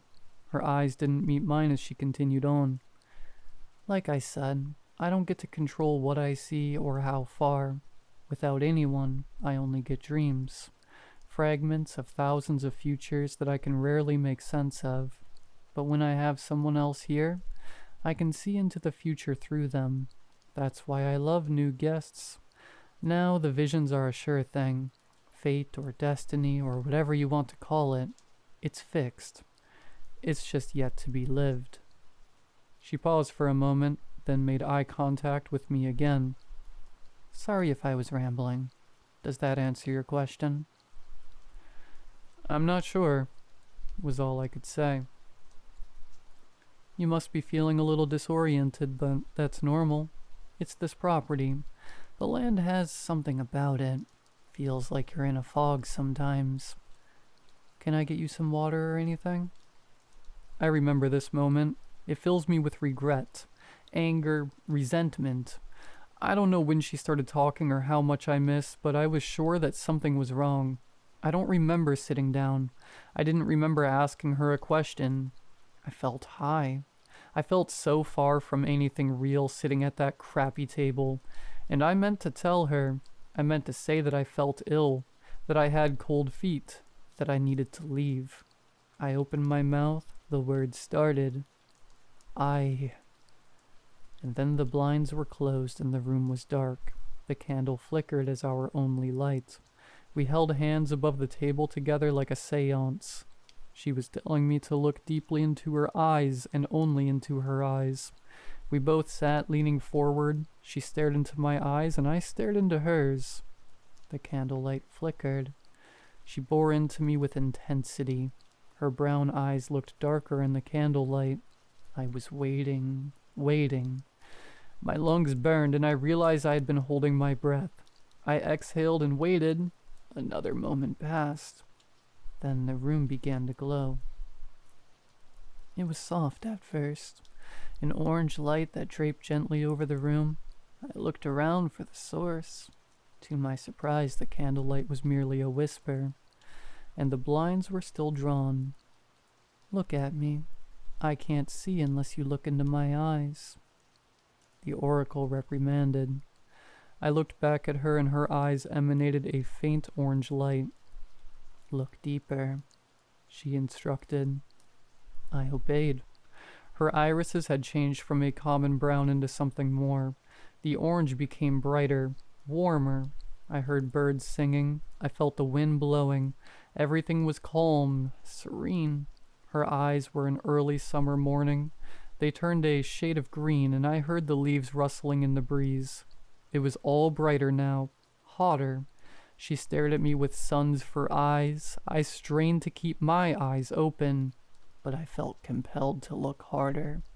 I saw the clear blue sky of a summer's day, and then that blue gave way to purples and pinks as I watched the sun set. The night came and her eyes twinkled with starlight. We were bathed in the light of a harvest moon. I watched the stars turn until the room began to glow orange again. Days passed in those eyes, then weeks, and then months. I stared into those kaleidoscope eyes, and I watched the seasons pass. The colors danced around the room, gaining speed. I watched the storms gather, dark, foreboding grays that swirled with intensity and power. Lightning flashed in her sockets, and I smelt the rain. I was enamored when she reached the autumn months. The room shone brilliant shades of brown, yellow, and red, and we were buried in the falling leaves. I was lost in the flashing lights of a life I've yet to live. Until suddenly, it stopped. I found myself at the beat-up dining room table again. I was holding the hands of a stranger with a faint candle lit between us. We were both standing out of our chairs and leaning forward to see each other better. She looked into my eyes, and I looked into hers. Her eyes were plain and brown and gripped with fear. Well, what did you see? I ventured to ask. My question seemed to pull her back into the moment with me. She threw my hands down as if she were surprised to still be holding them, and began to back away from me into the wall. The oracle held her hands to her eyes, covering her face. From behind her hands I heard a pleading whisper. No, no, no, no, no. What did you see? Was all I could ask. She slammed her hands on the table and began to scream no over and over. There were tears in her eyes. Without warning, she had exploded into hysterics. I was frozen, stunned, too stunned in that moment to speak to her, as she took her first 2 fingers on each hand and began to gouge out her own eyes, all the while still screaming no. She fell to the ground, screaming in defiance. What was left of her eyes hung out of her sockets, and blood stained her face, her clothes, and especially her hands. She was sobbing. I began to approach her. I wanted to help her. I wanted to take her to a hospital. And selfishly, somewhere deep down, I needed to know what she saw. But I never got the chance. A harsh yellow light burst from her now empty eye sockets. It hummed with intensity and poured over me like a nuclear blast. The oracle sprung to her feet and screamed out in horror. Oh God, I can still see it. Without another word, she grabbed the table firmly with both hands and bashed her head against it. Everything around me drowned in the light. Explosions of yellow rattled me with each impact. She screamed and slammed her head again. My skin burned. Slam. My teeth ached with every sickening hit. Slam. Something cracked loudly. My eyes failed me. I saw only yellow. All-encompassing yellow. She screamed out again, a cry of terror, and with a final slam, the light was gone as quickly as it came. The oracle lied dead, an eyeless mess of fear and gore. In every sunrise, in every storm, in every clear sky, I see her ever-changing eyes watching me. At night, when everything is still, I hear my heartbeat pounding away like a skull cracking against wood. And when sleep does finally take me, I see the yellow whispering to me about impossible things that are yet to be.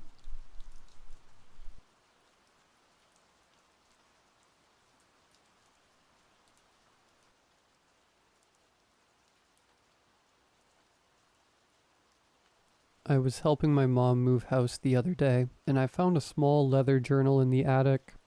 I asked her about it, and she said it belonged to her grandfather, who was an archaeologist.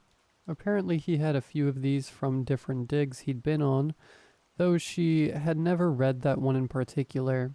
She said I could take it home and read it, but warned me that they could be pretty dry. Seems like my great-grandfather wasn't known for his creativity. I took it home that afternoon and forgot about it for a while. I was reminded of it by, strangely enough, a dream. I was sitting in a field on a rock outcropping reading the journal. I remember, in the dream, being overwhelmed by a sense of serenity, like I was floating, like the grass, swaying gently in the breeze, wasn't grass at all but a vast ocean.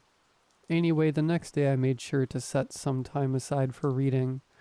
It started out normal and was mostly just logistical things, supplies and such, but then about halfway through the entries took a turn. The only way I can describe them is unsettling. I've been trying to convince myself that he just randomly decided to take up creative writing. I'm gonna write up some of the weirder entries here, hoping that by sharing them, it'll take the edge off a bit.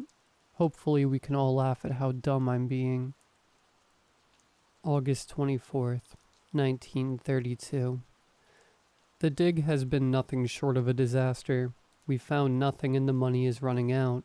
I knew it was a gamble, and it took more than enough convincing from the committee to secure the grant. The books that led me to this location were entirely suspect. A queer leather-bound tome barely held together by ancient bindings. Strange glyphs covered the front and back in its entirety, scrawled things that had been scarred into the leather itself.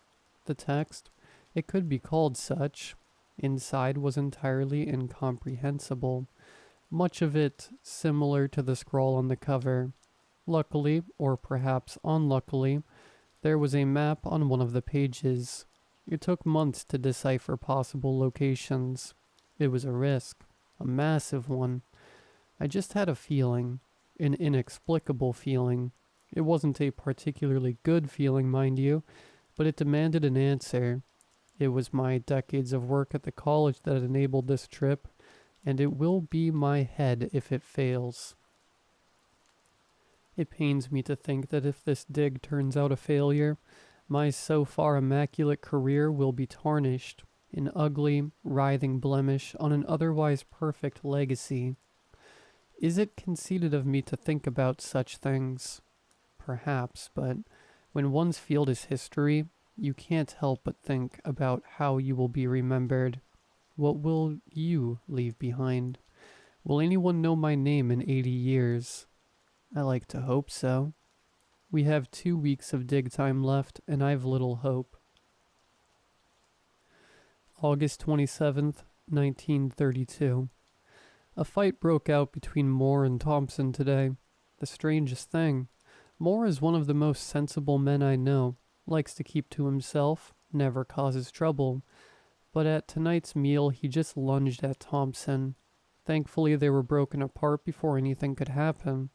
Thompson says he did nothing that knowingly could have drawn the man's ire. Didn't even know he had ire, he said. I spoke with Moore a bit later, after giving him a moment to himself. He didn't say much, just kept saying that he didn't know what came over him and that he was sorry. It must be the stress of the dig weighing on him. He has another one on the way. I tried to reassure him, but he seemed despondent, so I left him alone. I just hope there will be no further incidents. This dig is teetering on the edge of a cliff as it is. August 29th, 1932. Things have just gone from bad to worse. There has been a plague. That is the only way to describe it. Going through the camp, people have been vomiting all through the night. We've considered perhaps that the rations had gone bad, but only a few men have come down with this mysterious illness. It is terrible to witness, violent and disturbing. The substance they expel from their stomachs is... there is no word for it. I have never seen anything like it in my 57 years. Like tar, thick and black and shown, an odd mixture of green and purple.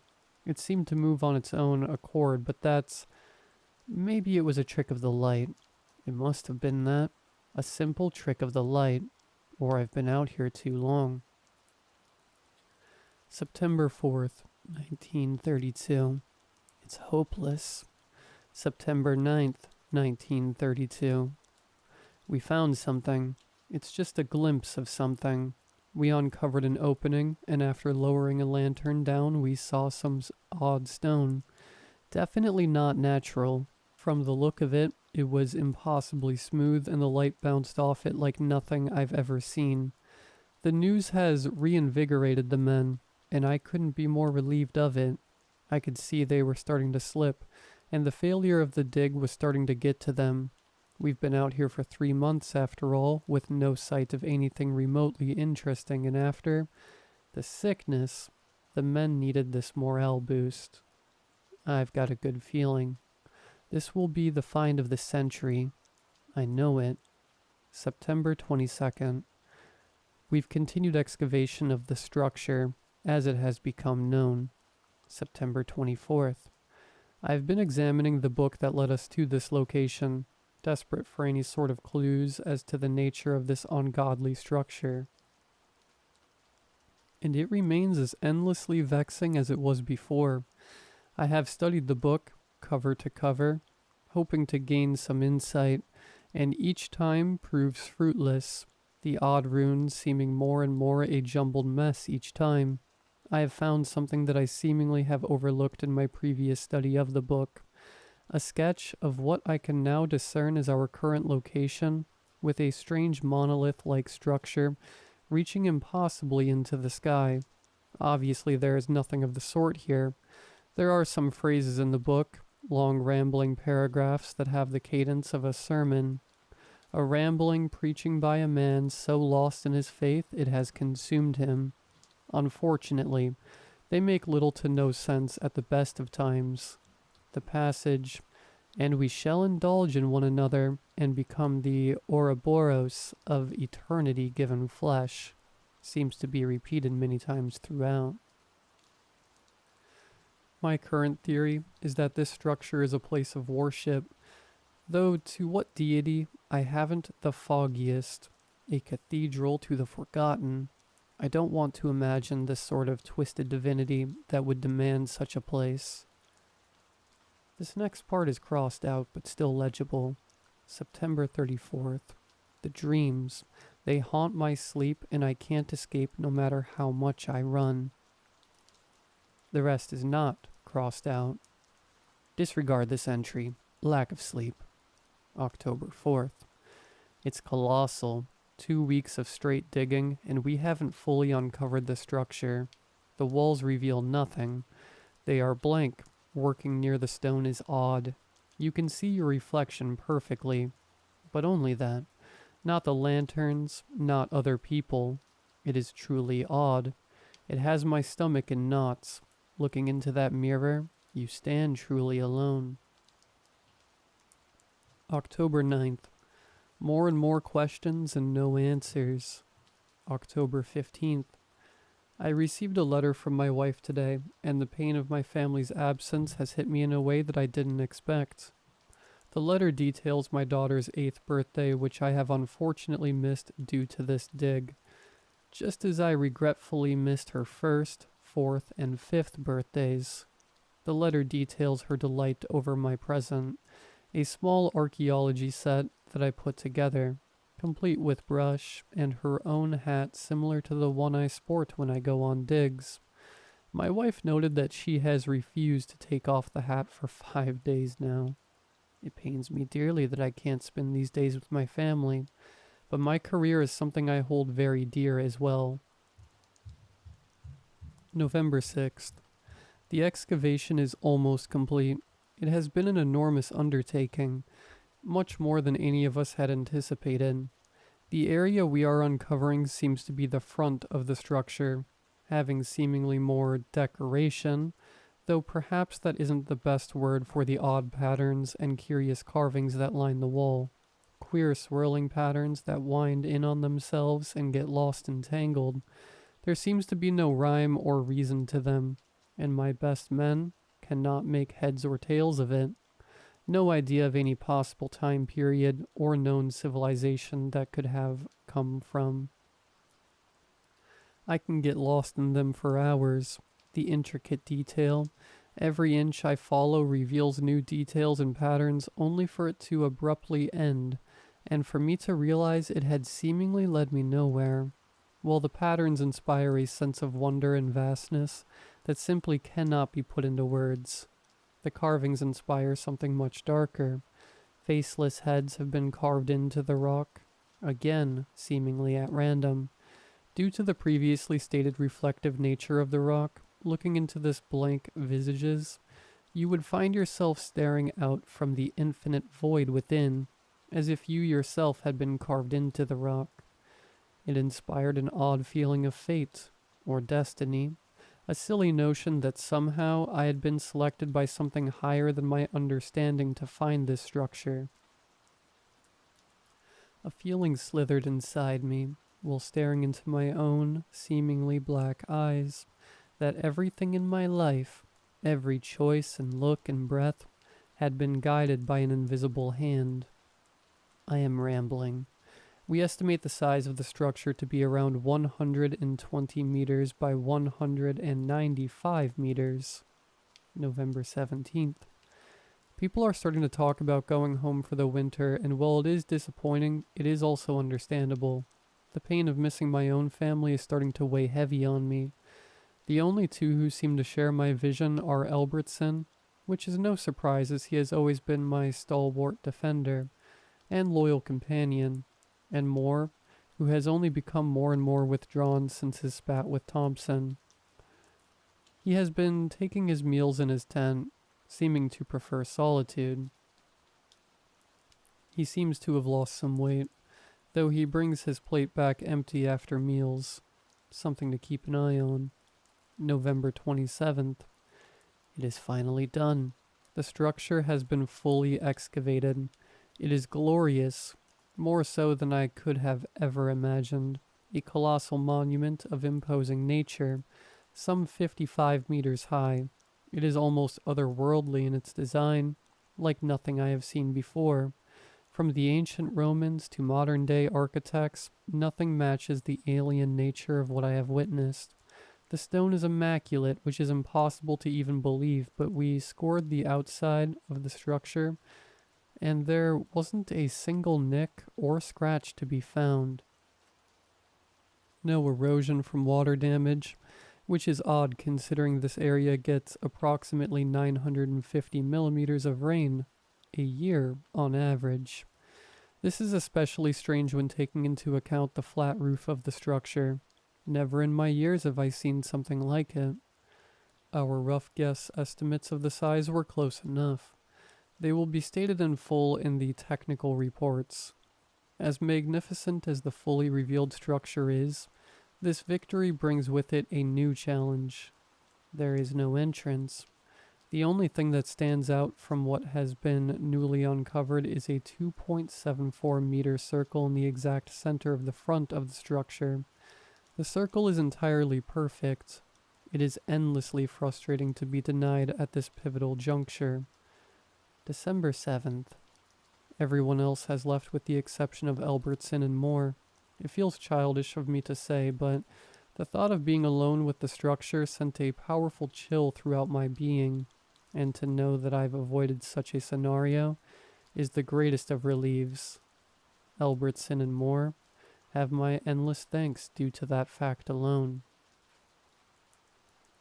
It is frustrating that our progress may slow with our lack of manpower, and the increased caution that comes along with that, but myself as well as the others are determined to see this through, and at the very least discover the inside of this intimidating structure.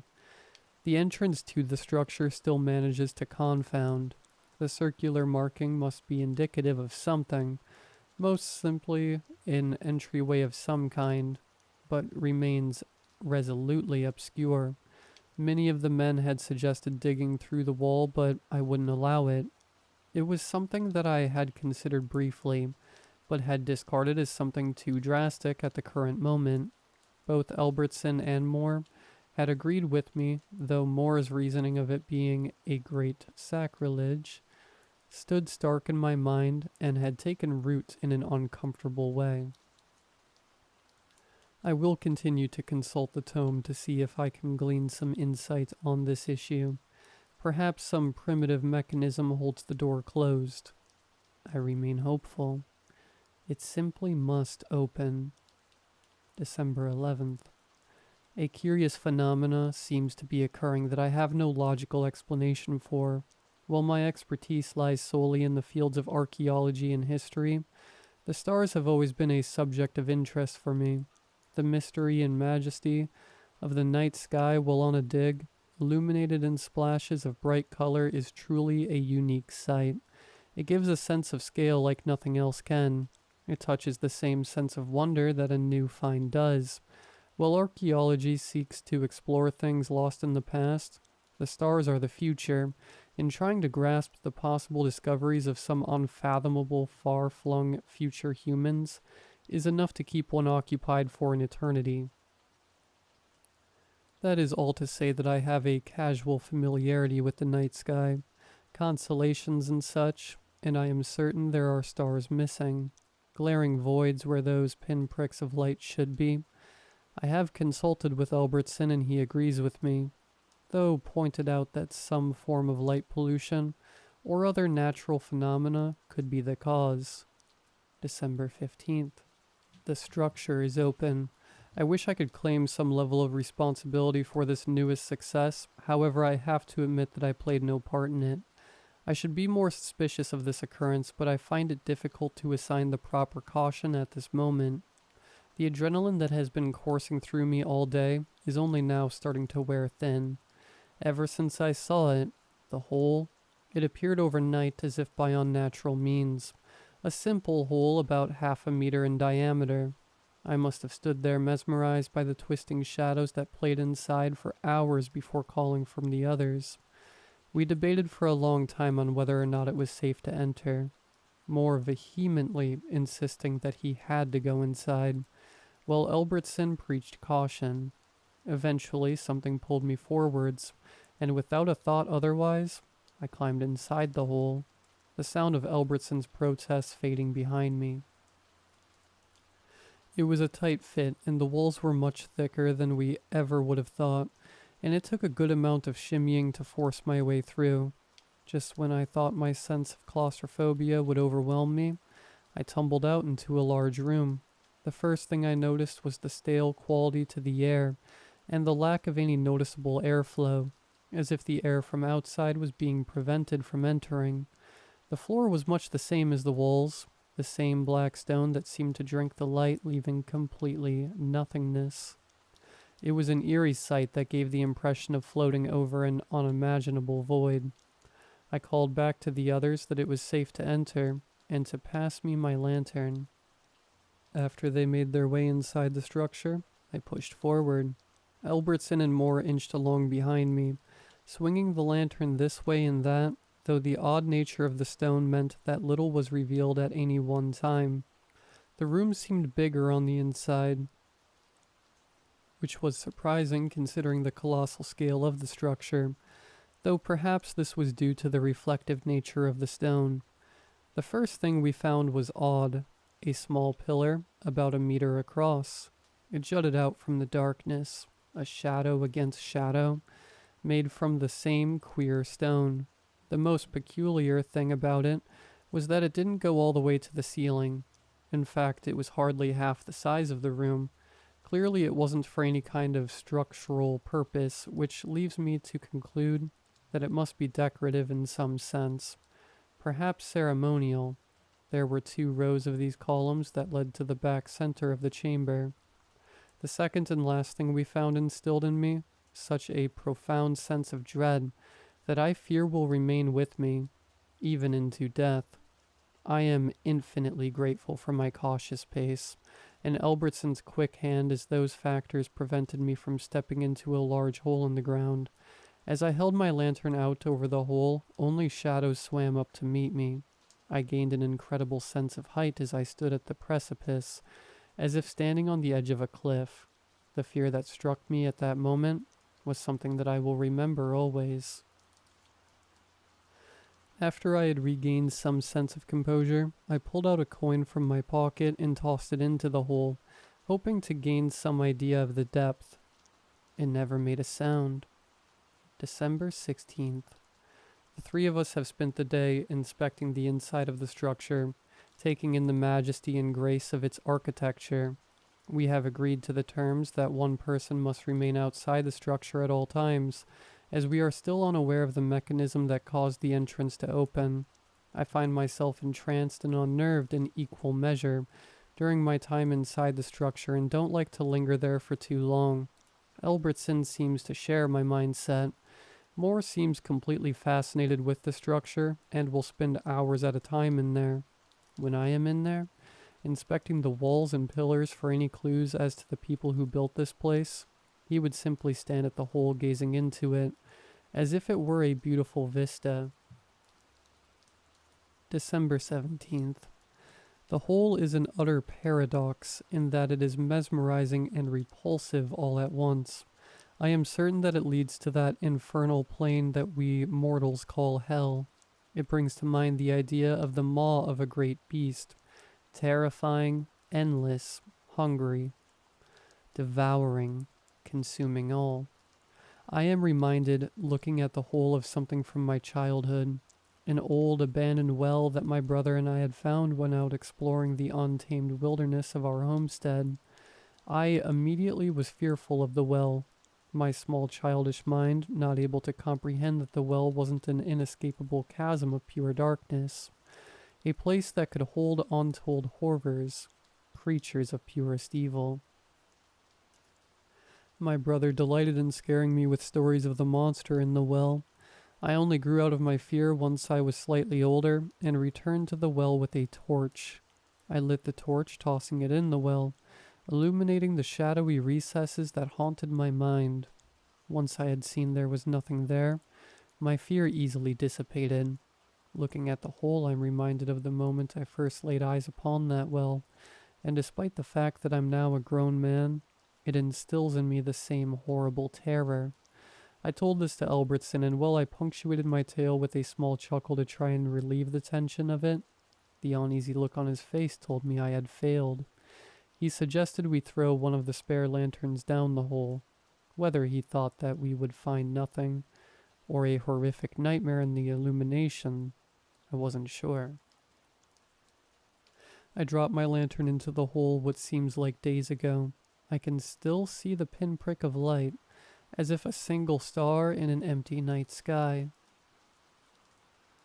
December 8th. I woke up to a terrible sound, a ghastly wailing that struck my soul like a violent attack. Rushing out of my tent, I came face to face with a stricken Albertson, a mirror of my equal mixture of confusion and discomfort. The sound was continuous, a horrible sound that I couldn't picture coming from something human. It came from the structure. We shared a look of trepidation before rushing over there. There was a moment of deliberation, both of us unwilling to go first before I pushed myself forward, squeezing my way through the entrance and into the structure. When I emerged on the other side, what I found scarred my mind in a way I couldn't have imagined. The noise was coming from more, a deep, unsettling moaning that echoed off the walls to create a cacophony of sound, hundreds of voices joining his to create a terrible dirge, a solemn hymn to that terrible place. The song was deafening, as if all the souls of the damned were screaming out to me, pleading. More was kneeling before the hole, the arms held aloft as if in great exultation. His face, lit by the harsh light of his lantern that rested by his knees, was a paradox of light and dark, frozen in a twisted mockery of jubilation. For a moment, as my eyes adjusted to the intense darkness, I could have sworn I saw a sea of robed figures standing in the room. I rushed over to him and shook him desperately, wanting nothing more than for that terrible noise to stop. It felt as if the sound was seeping into me, and when it finally stopped, it didn't retreat right away. It stayed with me. The man looked at me, but it felt as if he was seeing me from the bottom of a deep well, the water distorting his vision. I had the momentary thought, however much shame it brings me now, to throw the man into the hole. Anything to stop that sound. Finally my frustration peaked, and I struck the man across the face. The spell seemed to be broken, and he blinked away from whatever fugue state he was in. Albertson and I helped Moore back to his tent where he collapsed on his cot. December 19th.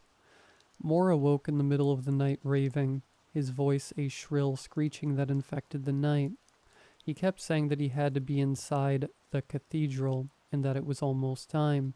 He spoke of the face of divinity, of eternity, and said that they shall indulge in one another. He preached about a grand city built by majestic beings, an ode to a holy pantheon of things so unimaginably vast that the human mind would shatter under the weight of their grace. He muttered about a dream that lasted an eternity, a gift from something deep in the annals existence, a quiver in the miasma of a newly born universe. He cried out about a vast antediluvian realm, where angelic beings made glorious music, a holy ode to life. He called it the Undercity. When I finally managed to calm the man and return him to his tent, he just kept repeating the words, "It's time." December 20th. As I was watching over Moore's tent in the late afternoon, as the sun dipped behind the hills and the darkness started to infect the sky, I heard a sound. At first I thought it was just the wind, then convinced myself it was simply my mind playing tricks on me. Eventually I had to admit to myself that what I heard had started out as a low groan, had progressed into a bone-chilling wail, filled with a terrible anger. The sound was so excruciating, so all-encompassing, so suffocating, that all I could do was sit in place, staring straight ahead into the dirt and pray to the great Lord above that I would never encounter whatever was making that sound. It sounded as it came to me from across such a vast distance that I couldn't possibly fathom. It felt like it lasted for an eternity, It was as if the sound reached inside of me and dragged some part of me out, into that place, down that hole, lost to the mortal world forever. Eventually the sound died down and I still dare not move. I sat there for what ended up being hours, until the rustling of the Albertsons' tent broke me from my trance. He and I exchanged no words in the wake of what I know we both heard. I retreated to my tent while he took over the watch of Moore's tent. December 21st. What I have witnessed today will forever be scarred into my mind, the hideous consequence of an attack from some unimaginable horror. I awoke to the sound of a terrified scream that invaded my mind like a parasite. Quickly exiting my tent, I came face to face with Albertson. We both wore mirrored expressions of a most solemn dread. In our minds at that moment, we knew without a doubt the sound was coming from Moore, and that he was inside the structure. We both rushed to the entrance of the structure, and after a moment's hesitation, I shared a look of trepidation between myself and my long-trusted companion. I pushed myself through the small passageway that served as the entrance to the structure. Halfway through a paralyzing wave, claustrophobia passed over me, and the terrifying sense that if I passed through the tunnel, I would be irreversibly altered coursed through me. Another horrific howl pieced the fog that had engulfed me, and I pushed myself out into the interior chamber of the structure. The room was lit with the glow of what must have been Moore's lantern, and what I saw cannot truly be described. It seemed to be a mass of flesh, rolling and tumultuous like a stormy sea. It had no eyes, no features that I could discern, and yet as soon as I was aware of it, I knew somehow it was aware of me in kind. The presence of it bore down on me as if 100,000 people suddenly turned to me, and I froze under that intense scrutiny. As an ant looked upon a human being, I looked upon it.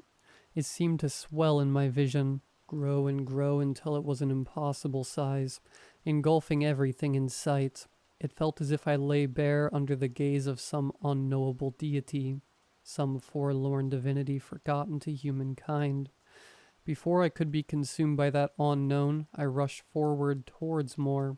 The creature had ensured him somehow, and due to how slowly the thing moved, all I can imagine is that Moore approached it willingly. Getting close revealed more hideous details of the thing, and I once again struck with a timeless terror.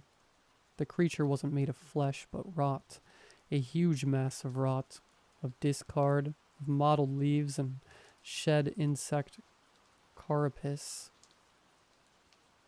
of things forgotten, left behind, the dregs of reality. The smell was thick and cloying, giving the sense of a place forgotten, abandoned for a millennia, an eternity. The thing pulsed and undulated, some kind of vile ichor, a disgusting oil pit of oblivion. I swear for just a moment the face of my long-dead grandfather rose up from that mass to greet me like some hazy memory from the back of my mind. It was a face that I had forgotten long ago, only ever knowing him as a young boy, but I am certain it was him. The sound of my name reached me, and I realized that Moore was wailing, crying out for my help, arm outstretched towards me. I reached out and grasped the man's arm with my own, but at that moment, I realized something was wrong with Moore. His face, his skin was melting into the creature, merging with it into some sick amalgamation of human and thing. I tried to pull back, a desperate panic overtaking me, but it was like trying to pull down a cliffside. With no amount of force I used seemed to have even the tiniest effect. The moment I tried to pull away Moore's hand, what was left of it tightened around my arm with vice-like strength. Looking into the man's eyes, only a fanatical kind of fever remained, and nothing of the man I knew. A searing heat crept up my arm, slowly invading my entire being. The pain was so much that I was barely able to think. All I knew was that soon I would be just like Moore, merged with this creature to be taken back to the ungodly realm within which it dwelled. I knew in that moment that death would be preferable, as by merging with that unholy abomination, I would be so far from our Lord that I could never reach his great gates. The next thing I knew, I was on the floor, my arms still writhing with pain, but my senses returned to me. Albertson helped me up and dragged me towards the entrance in my half-delirious state.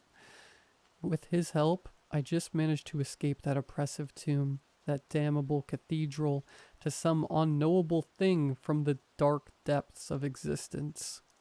The pain still coiled around my arm, 1,000 needles stabbing into my skin, and as I looked down, I found my arm in the same horrific state that Moore was in. My skin was moving, transformed into that fleshy mass, as if an uncountable amount of slugs raved in orgy at the deity, the one to which I now know the structure was built in honor. Looking to Albertson, the man was wielding a large machete, and while I knew it was the correct course, the only course of action to take, I didn't relish that idea. I must have passed out at some point as I woke up some time later with my arm bandaged, severed from just above the elbow. I am writing this now as I fear that if I wait any longer, I will try to dismiss these events as some feverish nightmare. January 18th. The committee has declared the dig an utter failure and revoked any remaining grants. I am relieved that I never had to return to that wretched place. The committee sent someone back to the site to collect the equipment and claimed to find no evidence of the structure. I am reluctant to return to the site myself to confirm this. The men don't remember the structure. Only Albertson and I, and perhaps more if, as I suspect, he still exists in some form, have any recollection of the events pertaining to the structure. Both myself and Albertson are content to go along with this story. What we found inside that pit should remain buried, though I suspect it shall not. It will find a way out.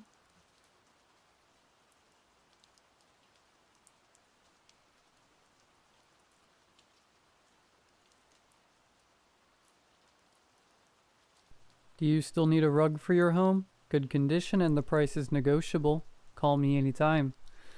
That was the first thing I read that morning while still in bed, as I picked up my phone to turn off the alarm. The sender's number wasn't saved in any of my contacts. It was sent at 4 a.m. I assumed I accidentally ended up on some spam list and ignored it, as the apartment I'd been living in for the last month was already fully finished. It was annoying, but I had to get ready for work, and these things tend to happen. My workplace was just a short metro trip from the apartment. I lived alone, although my boyfriend Terry was planning to move in with me in a few weeks. My supervisor, waiting for me at the reception area. Unfortunately, for the first day since I got the job, the metro was late. I worked at a consulting firm, and the only other time she had greeted me in the 2 months I worked there was on my first day. Not arriving on time was already not a good impression. Good morning, Monica. I'm afraid to inform you that the meeting we discussed has been scheduled for 11 o'clock. I'll need your report by then. My gut was twisted by anxiety. My report is almost finished. I'll have it on your desk by 11, I said, trying to keep a natural expression. That's great. See you later. The report wasn't exactly almost finished, so I realized I couldn't waste any time. I went straight to my cubicle. There was a pink post-it on the monitor. I still need your answer for tonight. Smiley face. I knew I forgot something. My friend Katie asked if we could have a double date at my place since I live alone. Terry had a night shift, so he didn't reply until this morning. She probably put the post-it before I arrived this morning, as I forgot to reply to her last night. I quickly texted her that we would be there, then put my phone in flight mode to better focus on the report. It wasn't easy, but I managed to finish the report just in time. Lunchtime had already started by the time the meeting was over, so I went time to the cafeteria. Katie was already eating. Hey, I sat at her table. Hey, are you still too busy to answer your phone? She said with a smug expression. Sorry, I forgot to reply. But today I have been really busy. I got late and a rescheduling happened, which nobody told me about until this morning. I'm sorry that you had it rough, so... Are you and Terrence not coming tonight? We'll be coming. Didn't you see my text? I looked at her confused. What text? I didn't receive anything. I pulled out my phone. It was still in flight mode.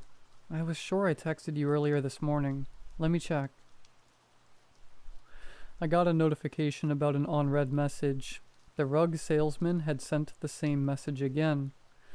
Oh, you're right. I accidentally replied to someone else. I kept looking at my phone as I didn't believe it. Given the hurry, I absent-mindedly sent the message to the top contact, which would have been Katie if the unknown number never texted me. I quickly replied that I mistakenly texted him and wasn't interested in any rug, then blocked the contact. Katie laughed.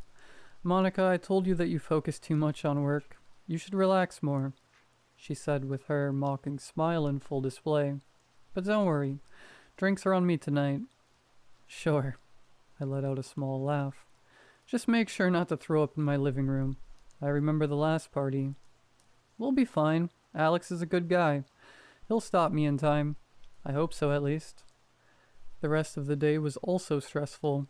Due to the rescheduling, I had way more work piled up than usual. Terry would meet me at home before dinner to help me get the place ready. I had a shower, got changed, and then I browsed social media on my phone waiting for Terry.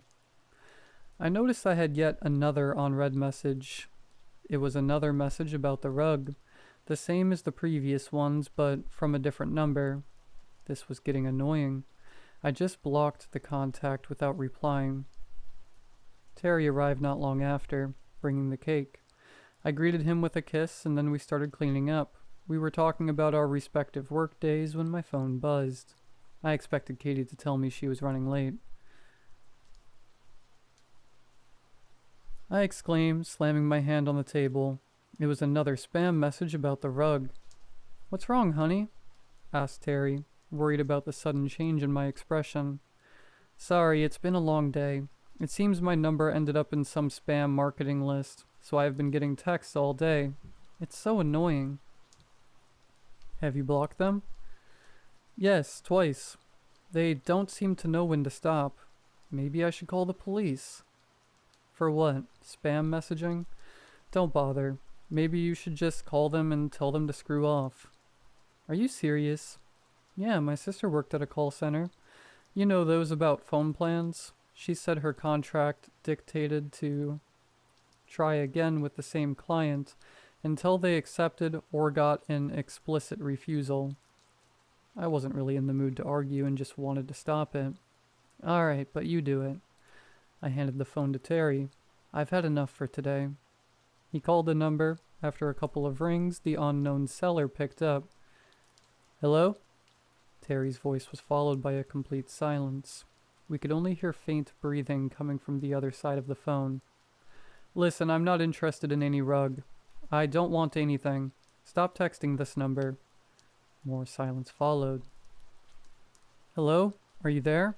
Just stop bothering me. Another 10 seconds of silence later, the other number had hung up. It's probably an automated calling service or something like that. I doubt a real person was even on the other hand. Tried to explain to Terry while I was bringing the tablecloth. You're right. Hopefully, they got the message. I had calmed down and just wanted to look forward to the night. Around 20 minutes later, the doorbell rang again. Katie and her boyfriend Alex had arrived. She greeted me by handing me a bottle of wine, while Alex followed her with the pizzas. We were about to eat when the doorbell rang again. I looked at Katie, puzzled. Did you invite someone else? No, I thought it was just the four of us tonight, right? She was looking just as puzzled as me. Alex, as he was sitting closest to the door, went to open the door, as I got up from the table. I think it's your order, Monica. Someone must have left it there. He had picked up a sealed cardboard box as he closed the door. I wasn't expecting any package, They probably got the wrong address. But it's your apartment number. This is number 14, isn't it? Alex put the package on the floor. It was a plain cardboard package. The address was correct. I'm sure. I did not order anything recently. Besides, isn't it too late for deliveries? Christmas was in more than a month, and nowhere near close to my birthday. Terry also isn't the kind of guy to randomly make gifts. Katie pat me on the back. Well, maybe you have a secret Santa, although a bit early. Let's see what's inside. As I opened the box, my heart skipped a beat. A blue, cheap-looking rug rolled up, with a red outline inside. What the? This can't be real.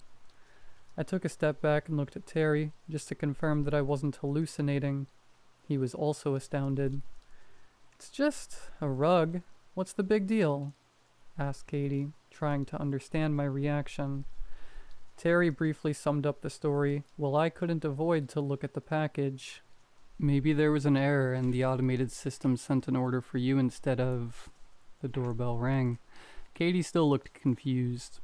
Maybe they realized the mistake and came to take the rug back? Terry went to open the door. He looked around and then went back inside. There was nobody. Are there some kids pulling pranks in this building? I don't know, but whatever. Why don't we just get back to the pizzas? We were about to start eating when we heard a couple of knocks, but they weren't from the door. Everybody froze. Terry spoke first after what felt like an eternity. Came from the balcony. We're on the 3rd floor. We couldn't see the balcony from the living room, as it could only be accessed from my bedroom. I'm calling the police. This isn't funny anymore. I picked up my phone. I noticed I had gotten another message. Order accepted from yet another unknown number. I tried not to think about it and dialed 911. My fingers trembling. We heard the doorbell again. We looked at the door as the doorbell kept ringing non-stop. What do you want from us? Screw off, shouted Terry, while the knock on the balcony had resumed. 911, what is your emergency? A relief hit me as the operator picked up the phone. Someone's trying to get inside my apartment. We don't know who they are. Please help us. What's the address of the... The call was cut short as the lights went out.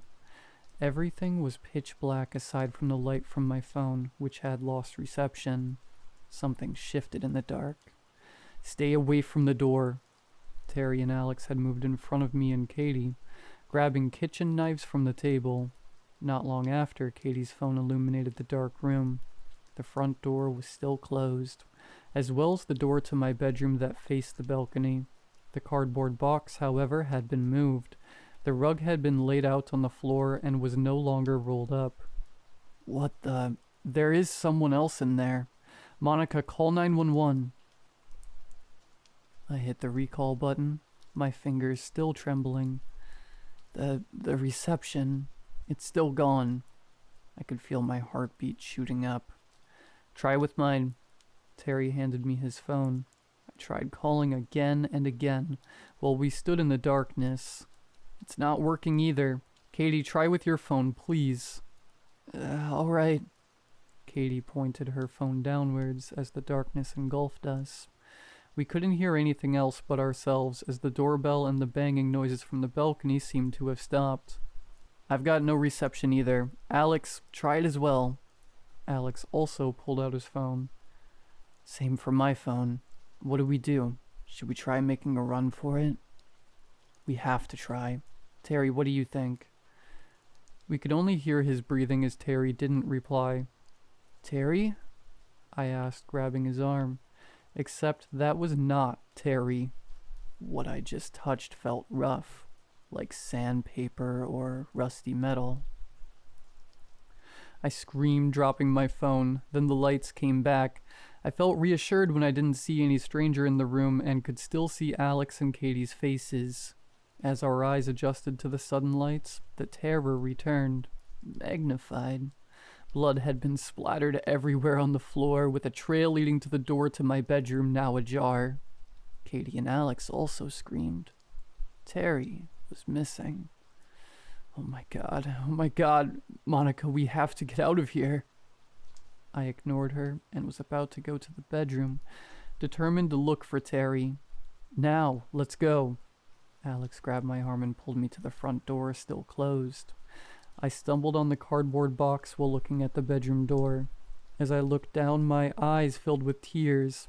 Inside the box was a severed arm drenched in blood. A piece of a shirt was still attached to the arm, and it looked exactly like what Terry was wearing. I rushed outside the apartment screaming. The neighbors had already called 911 due to the noise. The police questioned us and searched the whole building with no results. When they were done, it was late at night and I couldn't return to the apartment. I did not want to return after what happened, and Katie asked me to spend the night at her place. I was heartbroken and couldn't stop crying. Alex and Katie tried to comfort me, and I could feel they were also shaken. I told them they could go to bed, wishing good night. It's no surprise that I couldn't sleep that night. I tried to close my eyes, but it reminded me too much of the darkness from earlier. I tried to watch TV to not think about it, but I couldn't forget. I must not forget. So I started writing this down, hoping to finally fall asleep. I had been asleep for a couple of hours at most when I was awoken by a notification sound. After checking, it didn't come from mine. I noticed Katie had left her phone on the couch after going to sleep. I was about to move it out of the way when I gasped. I couldn't help but read the received message. Do you still need a rug for your home? Great condition, and the price is negotiable. Call me anytime.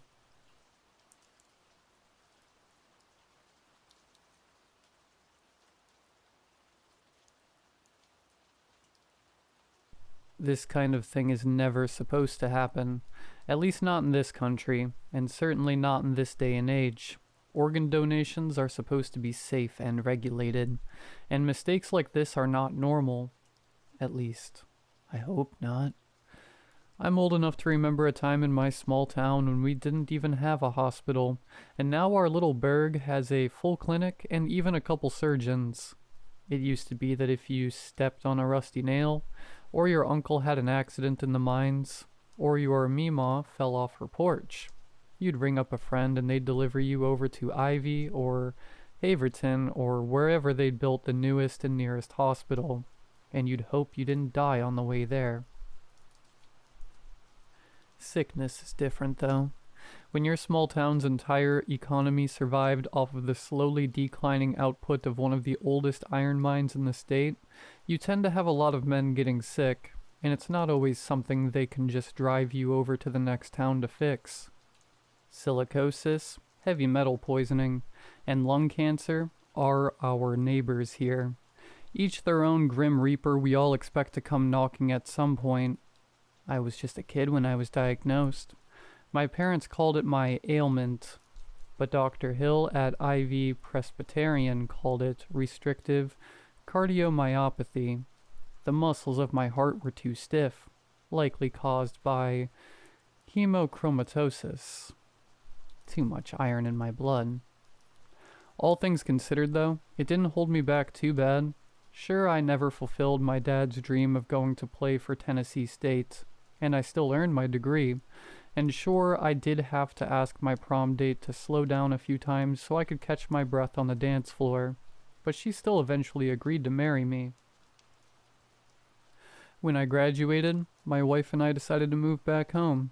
Things had changed enough in our town that there were more career options than mine worker or general store cashier. I ended up using my degree to manage a small accounting firm not too far from my parents' house. And when my mom passed on back in '96, we inherited my childhood home. I wish I could say my life was just one big happy success story, but that just ain't realistic. Eventually the mine shut down and half the town lost their source of income. Businesses closed.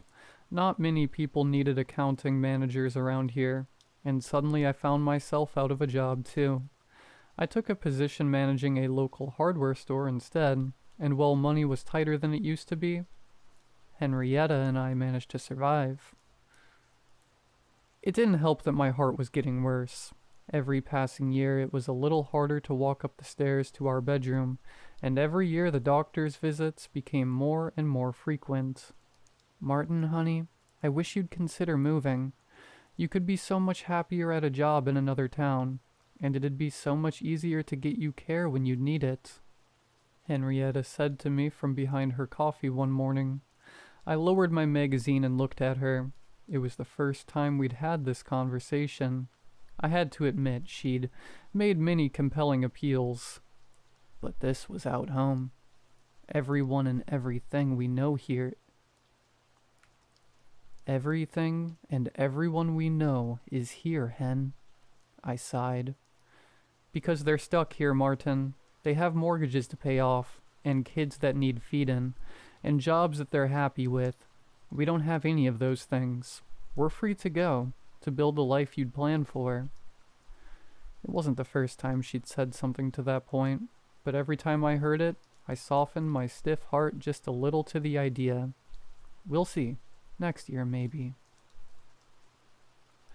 It was 5 years later in that same home that my wife passed on. Blood cancer. Sometimes a place can take everything you have and find a way to take more. It was about a year ago when I'd resigned myself to let my body give up on me, to let my weak heart strangle me whenever it saw fit. A transplant was nearly out of the question. My folks had both come from out of state, and there weren't many people dying nearby with AB negative blood. I decided to skip my yearly checkup, and Dr. Hill, who'd semi-retired to my hometown but still helped out when needed, personally called me up at my job to ask me to reconsider. He'd overseen my condition since I was a boy, and we'd grown to be friends as we aged.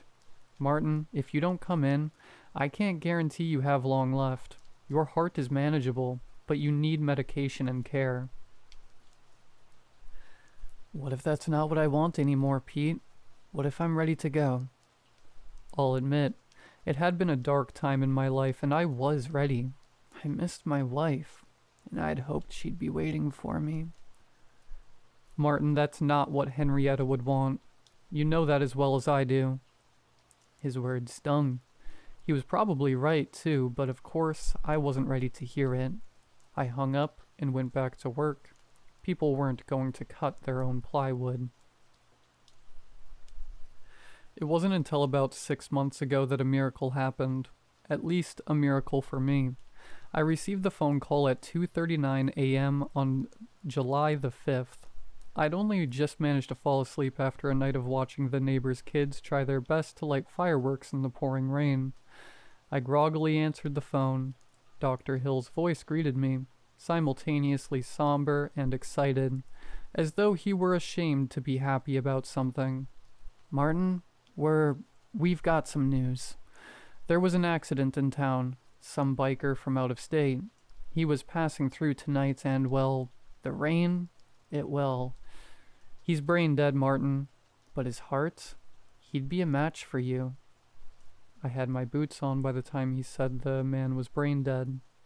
The town clinic was small, not quite just a doctor's office anymore, but a far cry from a complete hospital. Still, though, they had a morgue and a surgery room, usually for tonsil removals or appendectomies. Dr. Hill greeted me at the front door and took my umbrella. He explained to me that they couldn't keep the heart viable for long, and there was no way to get a helicopter in through this storm to take us to a more well-equipped facility, so the surgery would have to be tonight, here. I asked him if I could thank the man who'd be giving me a second chance. He explained again that the man was brain dead, but it was more a symbolic gesture for me anyways. He took me to the room where the man's body laid empty. He was a muscular man, maybe in his late 50s or so, lanky. Long graying auburn hair hung from his head, partially caked in drying blood. His dark complexion, tanned from years of exposure to the elements, was paling and quickly yellowing seemingly before my very eyes. Breathing tubes and an oxygen mask obscured the man's face, but I could make out long, braided beard. The man was covered in tattoos. Torn and bloodied skin hid detail from me, but the dark and faded markings on his skin wove a tapestry of artwork. None of the symbols or designs recognizable to me. There was only one single tattoo that remained unobscured and undamaged, located squarely on his right forearm. It was striking, a spiraling serpent devouring its own tail, Ouroboros, I think it's called.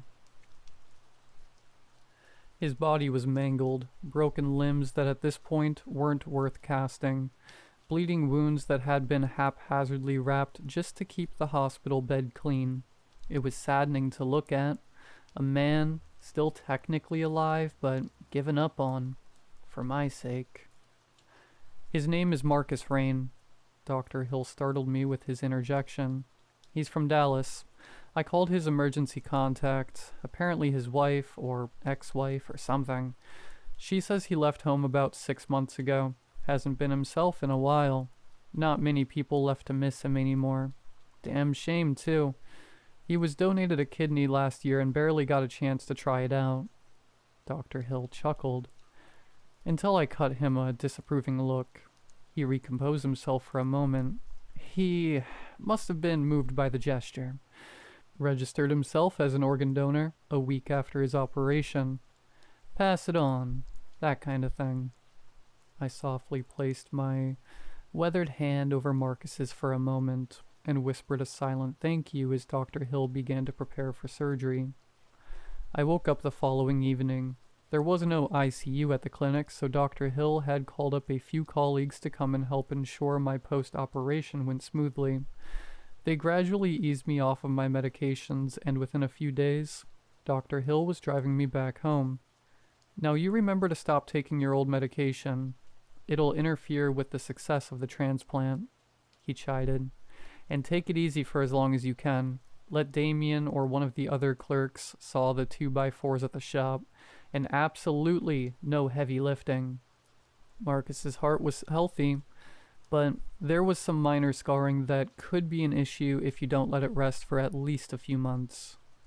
I reassured Dr. Hill that I'd take good care of myself, but secretly, I was only excited to have a second chance at a normal life. I could eventually start exercising again. I could travel. I might even pick up hiking. Dr. Hill dropped me off at home, but not before once again warning me about the symptoms I could expect in the weeks post-op. Fever, fatigue, chest pain, all supposed to be completely normal. I reminded him that those were things I'd lived with my entire life, and thanked him again before he helped me wheel inside. It was only a week or so before I was comfortable enough to stand again, and not too long after that I held a barbecue to celebrate my recovery. I invited the whole neighborhood, and of course the entire local medical team, who had performed such a miraculous surgery. I bought a new grill from my store and spent the entire weekend doing yard work and preparing my home for guests. Dr. Hill was one of the last to arrive and sternly discouraged me from doing any more manual labor, and reminded me that I wasn't even supposed to be eating red meat because of my blood pressure. As I served him his plate, I shrugged him off and told him that I felt completely fine, and that I just felt like eating steak. It was about a month post-operation that the complications first began. I had indeed started hiking as I'd planned to, and I had never felt more refreshed, until one afternoon. I had hardly begun my first uphill stretch when I felt a sharp pain in my chest. It wasn't the typical dull tightness I'd been used to all my life, but a stinging jab that overcame me for just a moment before subsiding. I called Dr. Hill once again, and he begrudgingly reminded me that he was technically retired, and that if I was going to continue to ignore his medical advice anyways, I should call up the local clinic instead. That stung a bit, but once again, it's not as though he were wrong.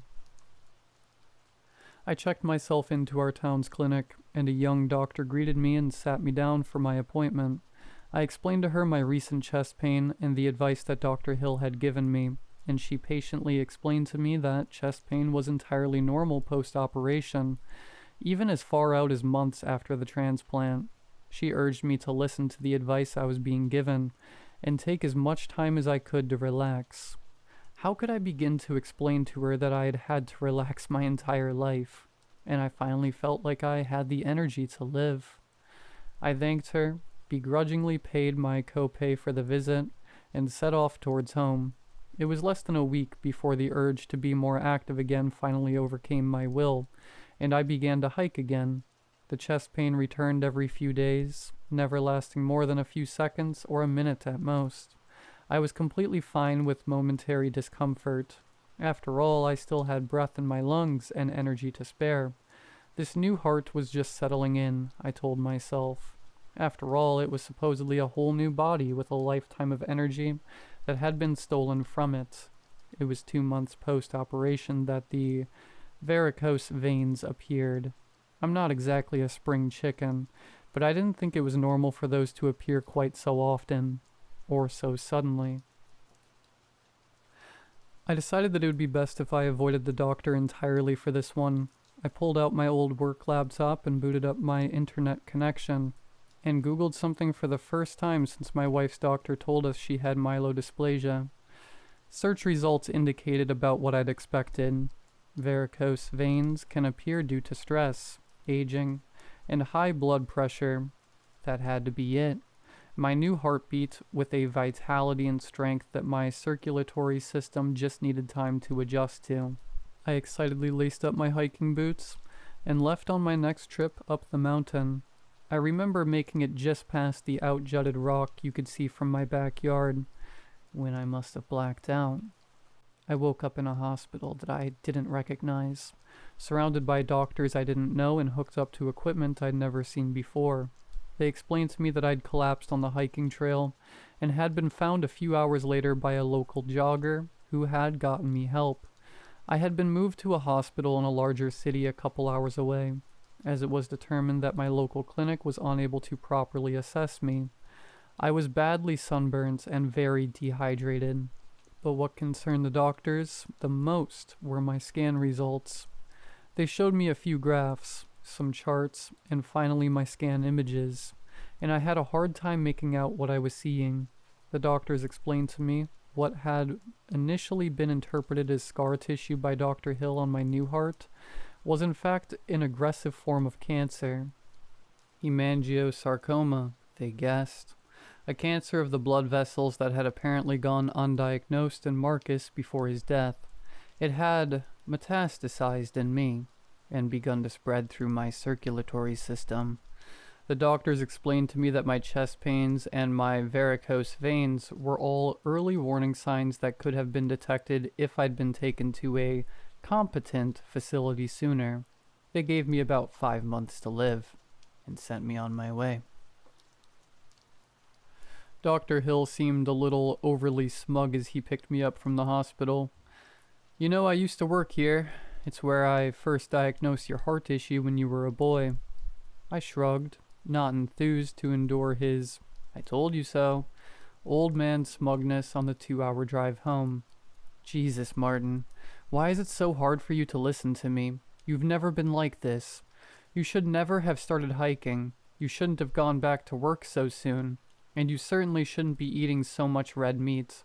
The doctors in there told me that, as they were wheeling you in, you vomited a half-pound of pork sausage. What the hell has gotten into you?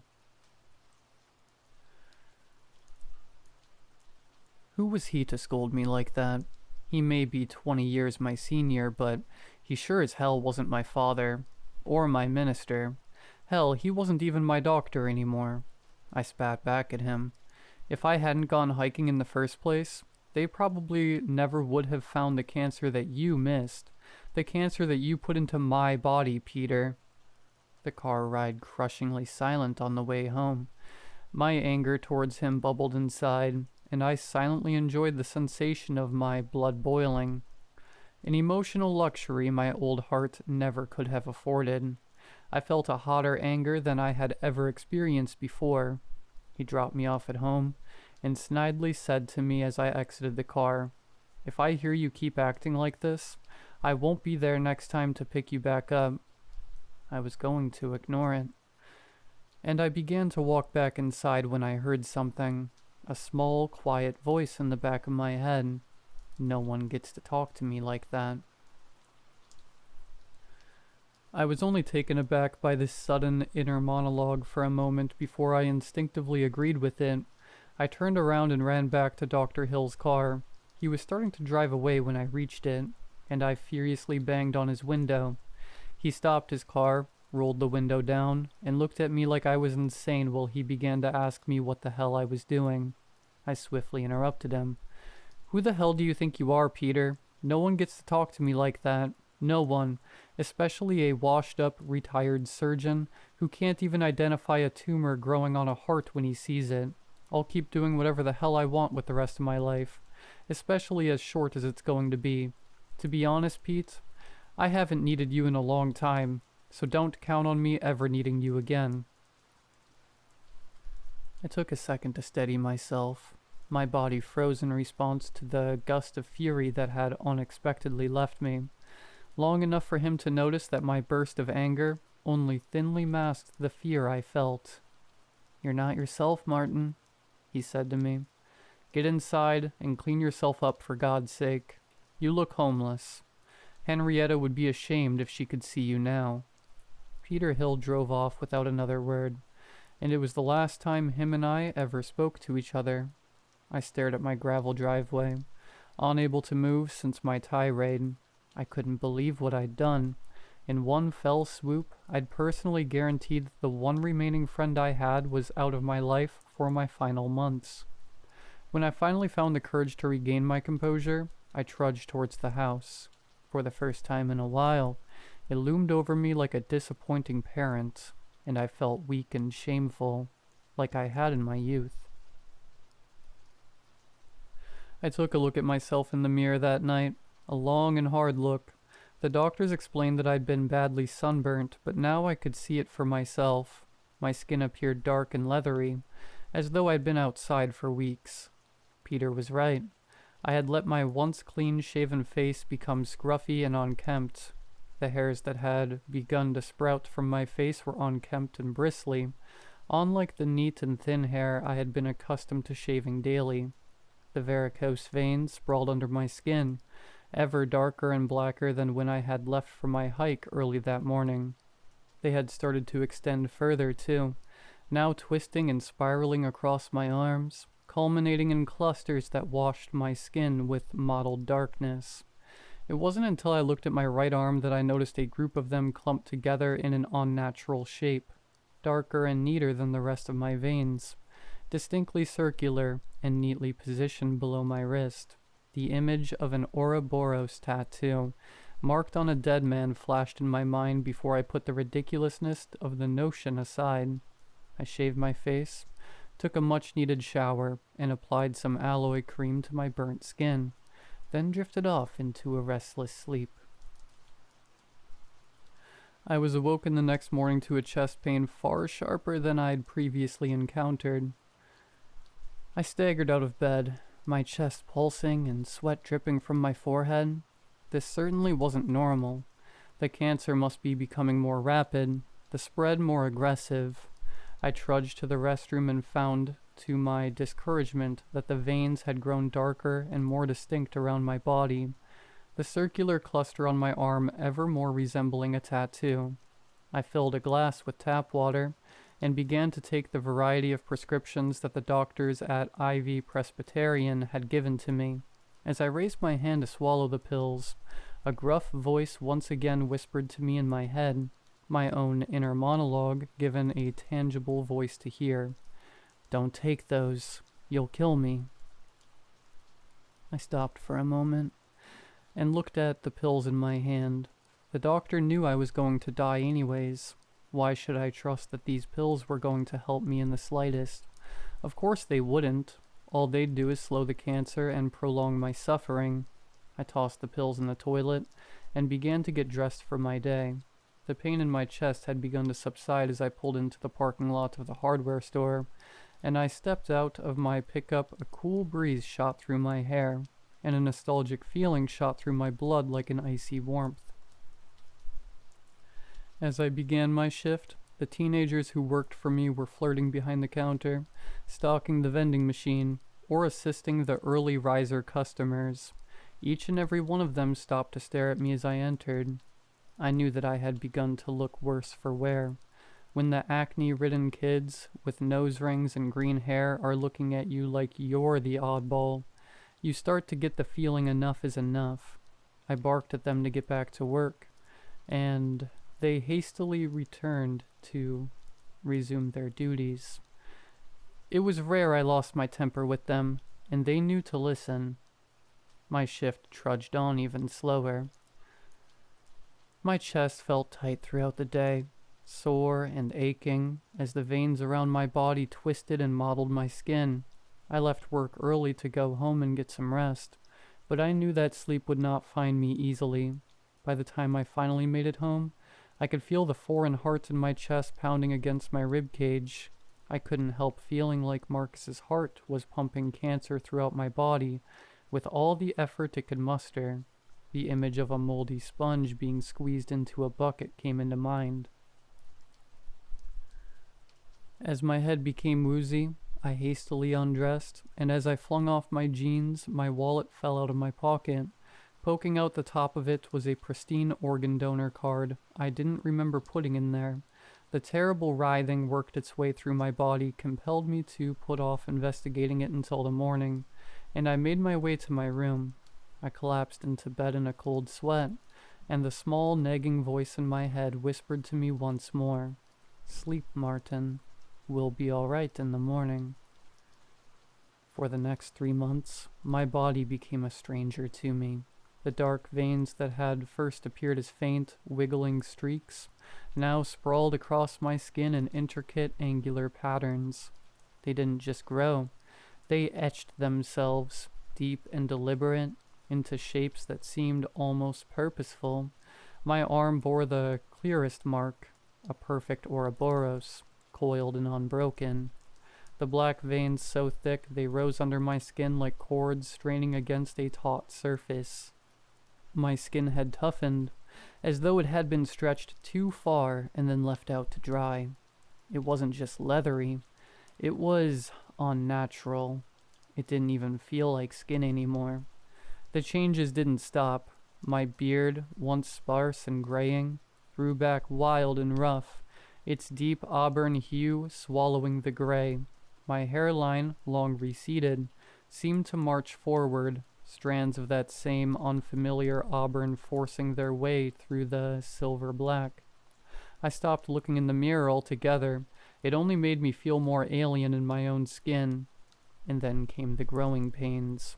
It began with an ache, sharp and deep, shooting through my arms and legs in the middle of the night. I thought it might be my joints, or some side effect of my failing body. But then I noticed my clothes.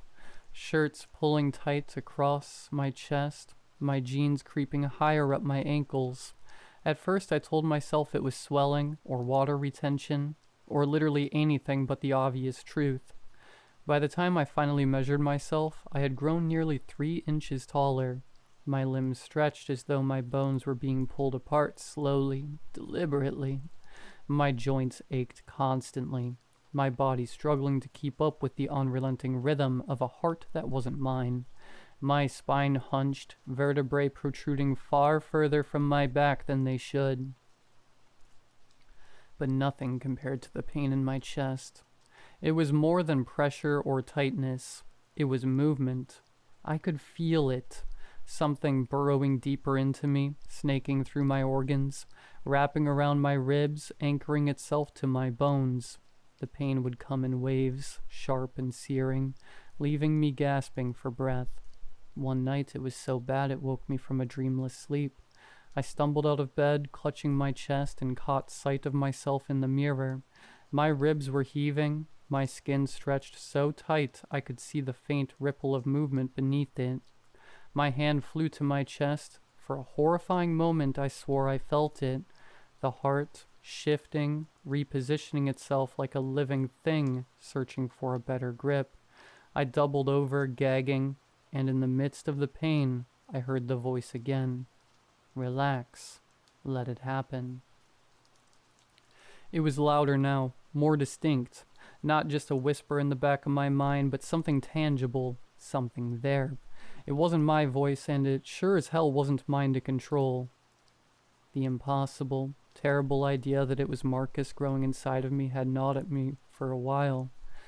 Every day the thought became harder and harder to push back, and instead it slowly became accepted as an absolute truth. Somehow, some way, he was still alive in me. The idea haunted me, gnawing at me during every quiet moment I had. It wasn't just the voice, the low, gravelly whisper that urged me to give in to my darker instincts, but the sensations, the impulses, little things at first, easy to dismiss. Then there were the memories, flashes of images that hadn't belonged to me, desert skies stretching into infinity, the sting of wind against my face. I saw flashes of burning forests, endless rows of trees that seemed to writhe on the flame. One night, I caught myself humming a tune I didn't recognize, some twangy country dirge that felt as foreign as the veins twisting under my skin. How much of me was still me? How much had been overwritten? I tried to rationalize it. Maybe it was the stress or medication. Maybe it was my body trying to adapt to the transplant, my brain cobbling together fragments of identity to make sense of the changes. But the more I tried to explain it, the less it made sense. The voice grew louder when I resisted. I'd reach for my pills, and it would hiss at me, sharp and insistent. Don't take those. They'll kill me. Me. Not you. It wasn't just the voice either. My body resisted. The pills felt foreign in my hand, their edges sharper against my palm. My throat tightened when I tried to swallow them, as though I were choking on something too large. When I finally forced them down, I felt sick for hours, nauseous and weak, washed with shame as though I'd done something wrong. And yet, when I skipped a dose, my strength returned, my legs felt steady, my pulse strong. I'd look in the mirror and see the changes, muscles I hadn't ever had, a flush of sickening, rosy color in my cheeks. But it wasn't my strength, it wasn't my color. Let it happen, the voice would whisper in those rare moments I let my gaze linger on the mirror. It's who you are now. Was it? Was this who I was, or was I just becoming someone else? I started avoiding people. The teenagers at the hardware store had begun to look at me differently, their conversations faltering when I entered the room. I caught Mrs. Delaney, my neighbor of 30 years, staring at me through her kitchen window, her face pale and drawn. I hadn't said a word to her, but she flinched when our eyes met. Dr. Hill had noticed it before anyone else had. That last time we spoke, when he drove me home from the hospital, he looked at me with a strange mix of pity and fear. You're not yourself, Martin, he had said, and he was right. I was losing pieces of myself little by little, every day. The way I walked, the way I talked, the way I thought. It was all shifting, tilting towards something I didn't recognize. I wanted to fight it. I wanted to believe I could stop it. But every time I tried, the voice was there, whispering, coaxing, reminding me of the truth I didn't want to face. Whatever was growing inside me wasn't a foreign body. It was part of me. I needed answers. Last month, desperate for anything to make sense, I hired a private investigator to dig into Marcus's life. His online presence was sparse, and the few photos I managed to find of him didn't match the man I'd seen on the hospital bed. Still, I scraped together what I could and sent it off, along with a chunk of my savings. 2 weeks later, the investigator sent me a file. Marcus Rain wasn't a long-time biker. He wasn't a gang member. He wasn't any of the things I'd assumed from his appearance that night at the clinic. He was a quiet man, a pencil pusher at an insurance company, a family man. He had been in the late stages of kidney failure when a donor miraculously appeared, an AB negative match. The donor had been found washed up by a nearby river, nearly drowned and brain dead, with an organ donor card in his wallet. The transplant was immediate, routine, the file said, unremarkable. But what followed wasn't. The investigator's notes were sparse but damning. Marcus's wife claimed he started changing after the surgery. Small things at first. New habits, new preferences, a new temper. He began making reckless decisions, abandoning the quiet stability of his life. A minivan traded for a motorcycle, tattoos that seemed to appear overnight. And then the violence. By the time his wife filed a restraining order, Marcus was unrecognizable, not just in his actions but in his appearance. The file included photos of his tattoos. They were detailed, angular, almost artistic in their precision, but upon closer inspection, I was mistaken. They weren't tattoos at all. They were dark, mottled veins that rooted themselves under his skin, and they matched the ones now growing on my skin, vein by vein, line by line. I stared at the photos for hours trying to make sense of it, trying to feel something that wasn't dread. There is something growing inside me, and it isn't Marcus. I've stopped fighting it. I don't think I can anymore. My body isn't mine. My reflection isn't mine. Even my thoughts feel foreign. Day by day I can feel it spreading. My skin stretches to keep up with the changes. My muscles twist to accommodate my growing frame. Beneath my hair, thick and auburn, I feel bony bumps forming, hard and sharp, pushing against my skull. If anyone finds my body, please. I do not give consent for my organs to be donated. I keep taking the stupid card out of my wallet. But whenever I leave home, a new one appears in my pocket anyway. Putting this online seems to be the only way to get this warning out as quickly as possible. The devil is growing in me. I know it. I've never been afraid to die. It's always been on the horizon for me, and I know I'll be with Henrietta. I just hope she still recognizes me.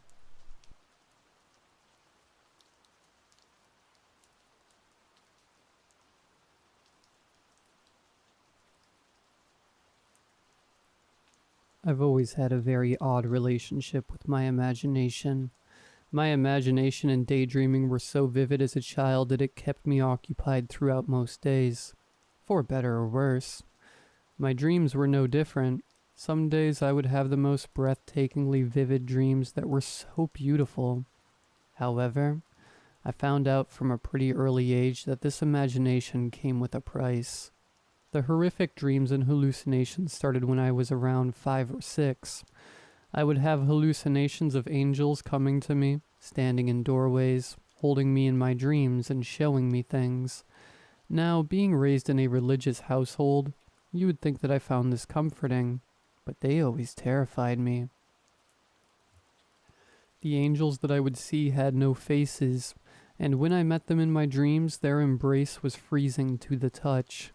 There was no comfort I found in them, and to be honest, this is probably one of the reasons I fell out of religion so early on in my childhood. I can't exactly remember all of the things that they showed me in my dreams. I know they weren't all scary or bad, but it was always unsettling at the least. But my hallucinations, while the good ones were still there sometimes, became more and more horrifying as I got older. Sometimes when I'd wake up from a terrible dream, me being an elementary-aged kid would of course call for my parents, and one of my parents would come. Usually they would come right to my bedside and comfort me, pat my head, give me a kiss on the forehead, and go on their way back to sleep. But I remember on some occasions, I would get even more scared when my parents, or what I thought was my parents, came to comfort me. Because sometimes all they would do is peek their head around the corner and stare at me for minutes. With it being just about pitch black in my room, with only maybe the moonlight shining in from the window as light, I could only make out the shape of someone's head. There were never any facial features visible, just kind of a white blob. I would call out, "Mom" or "Dad" multiple times, but I would never get a reply. When this happened, I remember always thinking, Why is mom or dad taller than usual? But me being so young never registered that it could be something else other than my loving parents coming to check on me when I called for help. When I would finally say, "You're scaring me," after the uncomfortably long time of them just staring at me, the head would disappear back into the hallway. I know now, of course, that in these situations, those were most definitely not my parents. I would only become more and more aware of these tall ones as time went on. I started seeing them in the events I just described at around age 8, and it got worse at around age 9. I remember being around grade 4 going into one of the school washroom stalls. After I was done, I headed to the sink to wash my hands. The sinks were directly ahead of the stalls, so when looking into the mirror, I had complete vision of the stalls. I was looking down at my hands while lathering soap on them, and when I glanced back up at the mirror, I could see someone's head peeking from over the bathroom stall that I had just come out of. The head had a normal-looking men's haircut. The thing that I noticed first is that there should have just been enough of the head visible to see its eyes, or at least its eyebrows. But there was nothing. I completely froze. Even after 14 or 15 years, the memory and feeling is seared into my brain. It was completely still. I had really hoped that it was just my imagination playing tricks on me. I didn't hear a sound coming from the thing. No breathing, no shuffling, no anything. After the initial reaction of freezing up, I turned around, hoping that it wouldn't be there, but it was. I once again couldn't bring myself to move. Even though it had no eyes, I could still feel its gaze upon me. I don't know how long I stood there, but after a while, its head very slowly started to shrink down out of sight. After I couldn't see its head anymore, I quickly looked down towards the bottom opening of the stall, and I saw its feet. This particular tall one had standard brown business-type shoes. Directly after noticing this, I finally heard something. It began fidgeting with the door. Looking back on it, it was like it had no idea how the door worked. The idea of being face to face with that thing overrided anything else, and I began to run. Just as I exited the bathroom, I heard the stall door creak open. That day was the start of my personal hell. The tall ones would only begin to appear more often. A week after this encounter, I was in my classroom during our history class. I remember hearing the distant and slow clacking of shoes, the sound you usually hear when a teacher is walking down the hallway. I didn't think too much of it, as it's something that I heard quite often, until I noticed that the last time I heard them was when they were directly outside our classroom. I turned my head toward the doorway, and when I did, I jumped out of my chair and stumbled backward and fell against the wall. I couldn't do anything except scream. It was there again. The same tall one as in the bathroom stall, except this time I could see its entire body except for its head. It was too tall for the door. Its outfit was that you would see at a law firm. Very tidy, suit and tie. You get it. The thing had very deformed hands. It had extremely stubby fingers, and the hand itself looked like a blob of flesh just mashed together. Everyone obviously was looking at me, then started to look toward the door and, as you probably suspected, just looked back at me with a mix of confusion and fear as to why I was screaming inconsolably. My teacher rushed to me and tried to figure out what was going on, but I couldn't take my eyes off it. It felt like if I stopped looking at it, it would come snatch me away and I would never be seen again. After what I think was a minute or so, as I was still crying uncontrollably, I saw the thing fully move for the first time. Usually this would be comedic, but this was horrifying. It didn't turn around and walk away like a human, but instead just took one massive, slow, exaggerated sidestep out of view. Imagine that as you like, because I don't even want to describe how unnatural this movement was. My parents were called and I was taken home. It took a long time for my parents to get anything out of me. I did eventually tell them, and they took me to a child psychiatrist. They always knew I had hallucinations that scared me from time to time, but after seeing me like how I was that day, they decided that was the final straw. The psychiatrist took it as an overactive imagination and told my parents that hallucinations during childhood are not that unusual and that they would eventually subside. He told my parents to come again if this kept occurring on a regular basis. Well, the visions of the tall ones kept occurring, and I was put on meds a short time afterward. They didn't do a thing to help, and after a while, I started seeing tall ones other than the businessman, after about a year or two of constant hell, and though it was still hell, I was able to manage these visions a lot better, or so I thought. I won't describe each and every one of these encounters, but I will tell you the one that landed me in a psychiatric ward. I was around 13 at the time, and just like the rest of the encounters I've told you about, I was also at school. I was outside during our recess time, and I was trying my best to be social with the other kids, so I was playing some soccer with them.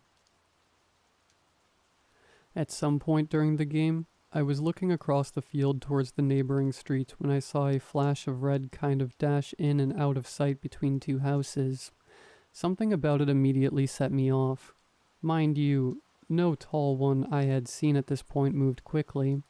I tried my best to ignore it and continue with the game. Some time later, I looked back towards those houses, and once again I froze like I was 9 again. There was an extremely tall woman in a red dress standing across the street. Something about this one was different. It was extremely tall, maybe around 10 feet. I tried my best to do the calming exercises that I had learned, trying my best not to lose it. I brought myself to look at it again, and it started to make those slow, exaggerated strides toward me that I had become accustomed to seeing. Then, without warning, it started running. This was the most scared I've been in my entire life. This was something new that I couldn't deal with. The way it ran was like it was dislocating every bone in its legs. I couldn't even describe it. I screamed and I ran as fast as I could. I ran inside the school and tried to find anyone that could help me. I have no idea why, but I couldn't find anyone inside the school. It was like everyone had disappeared. I heard the door that I entered the school with slam open. Loud, pounding, fast footsteps followed. I knew that it was the tall one. I also heard, for the first time, a noise come from the thing itself. It was an unbelievably loud, muffled scream, as if someone was screaming into a pillow, except it didn't sound human at all. Something about that noise made me give up. It filled me with such an unimaginable sense of dread that I just stopped running. I heard the sound of the pounding footsteps get closer. I gave myself the mercy of not looking at it before it caught up to me. I basically had accepted my death at that point. The next thing I remember is waking up in the hospital. According to the police, I was in complete hysterics. I lashed out at everyone who would come close to me trying to calm me down. When I told them what happened, I learned that I had never actually gone inside the school. It all happened outside in the field. I also had lacerations on the back of my right arm and back. Though no one is quite sure where they came from, they assumed that I somehow did it to myself during whatever happened. To make a long story short, I stayed in the psych ward for quite a few months. But funnily enough, the visions of the tall ones completely went away after that. But I could never shake the feeling that maybe something could have been real about them.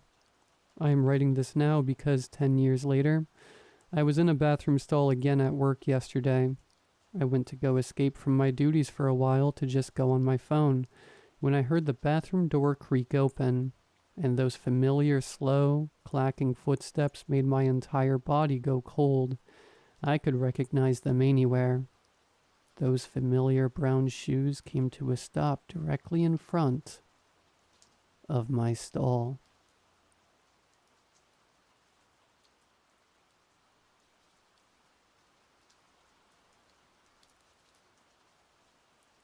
I'm from the American Southwest, in what was once the Navajo Nation, and that's where this story takes place.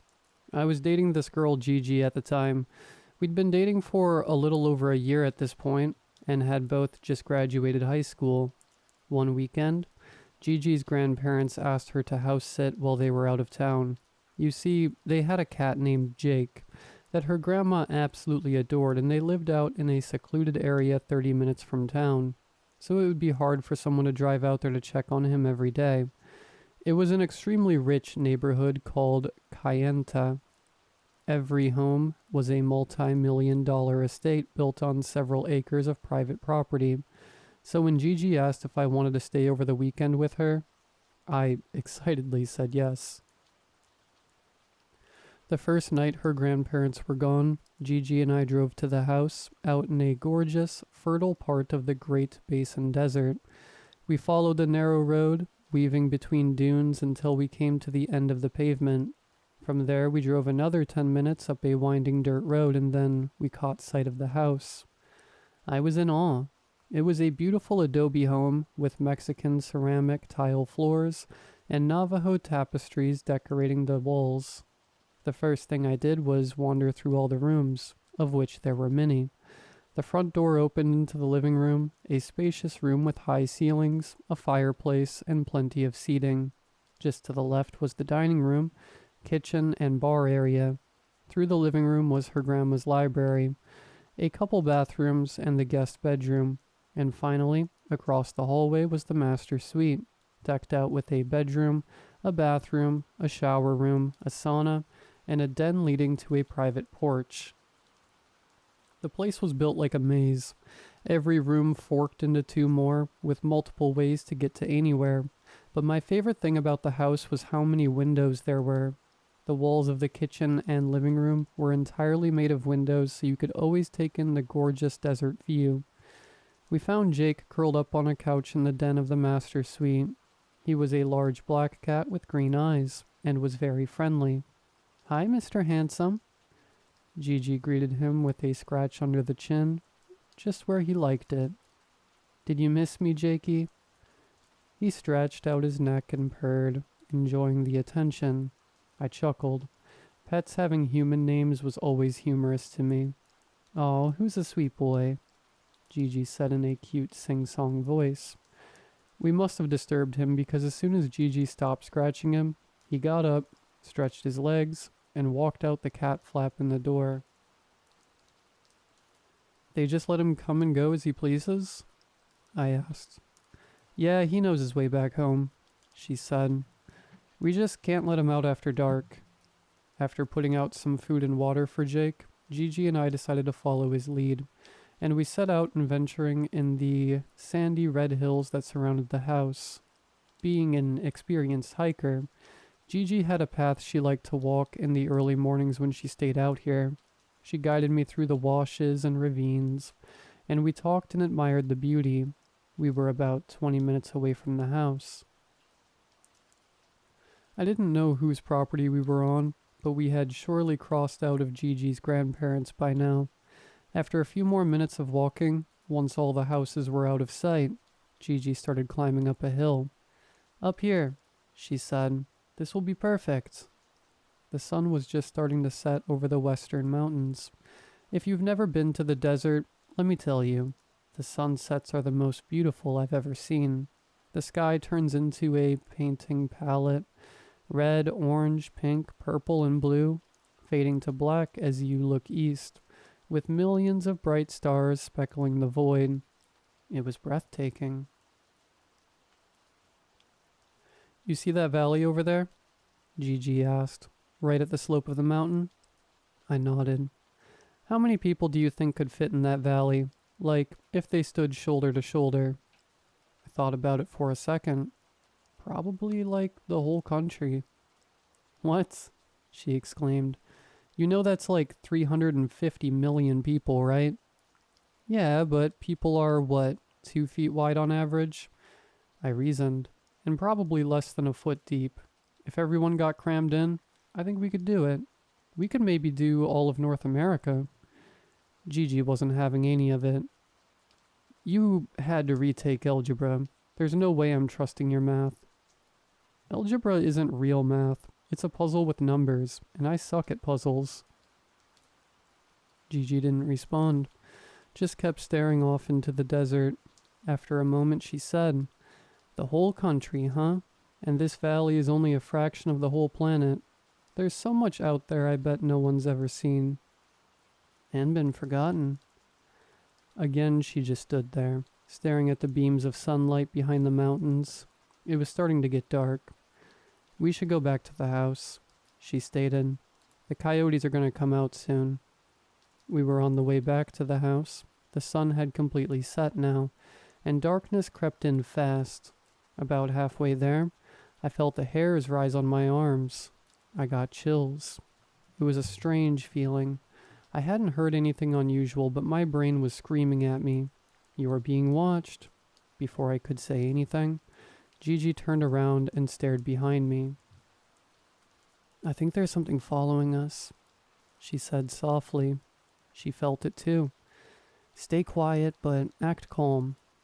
I wanted to start booking it back to the house. Gigi had to tell me that's a bad idea. "You don't run from predators," she said. "Right now, it's just curious, but the second you start running, you become prey." So we walked.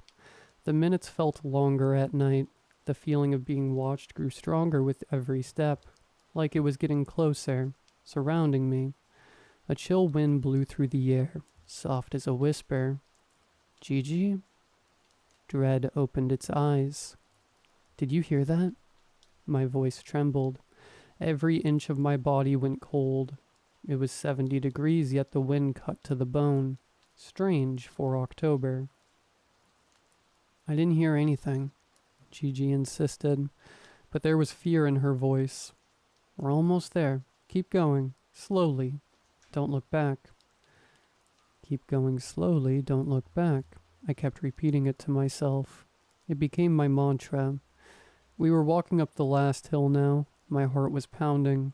I don't know what was following us, but it wasn't just a coyote. "Keep going slowly. Don't look back."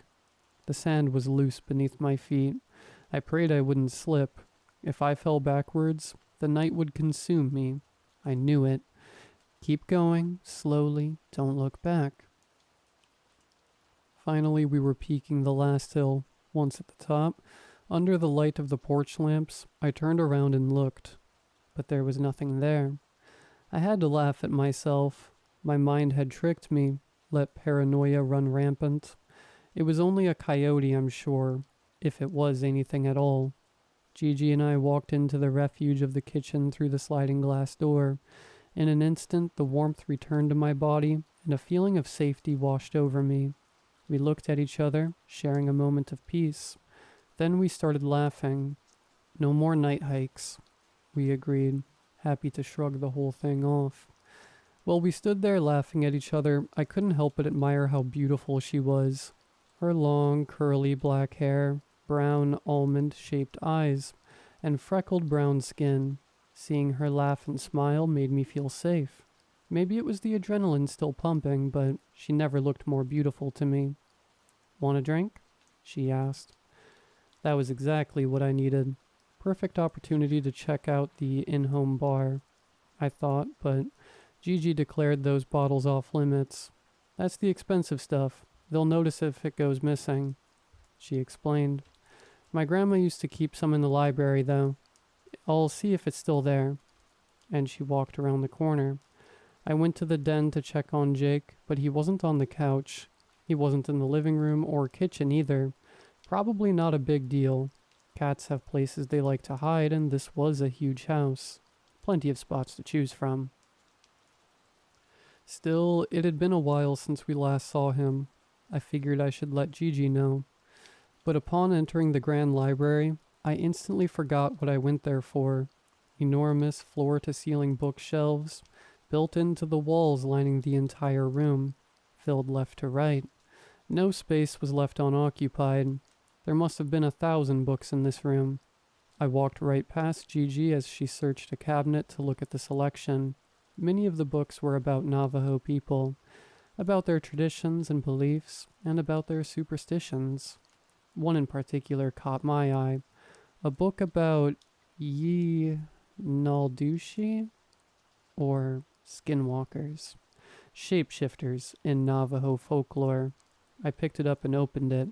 Half the text was in another language, and what was in English was analyzing the parts I couldn't read. I kept turning until I came to a picture of a frightening mythical creature, unlike any I'd ever seen, like a feathered wolf with antlers and human eyes. Quite an unsettling drawing.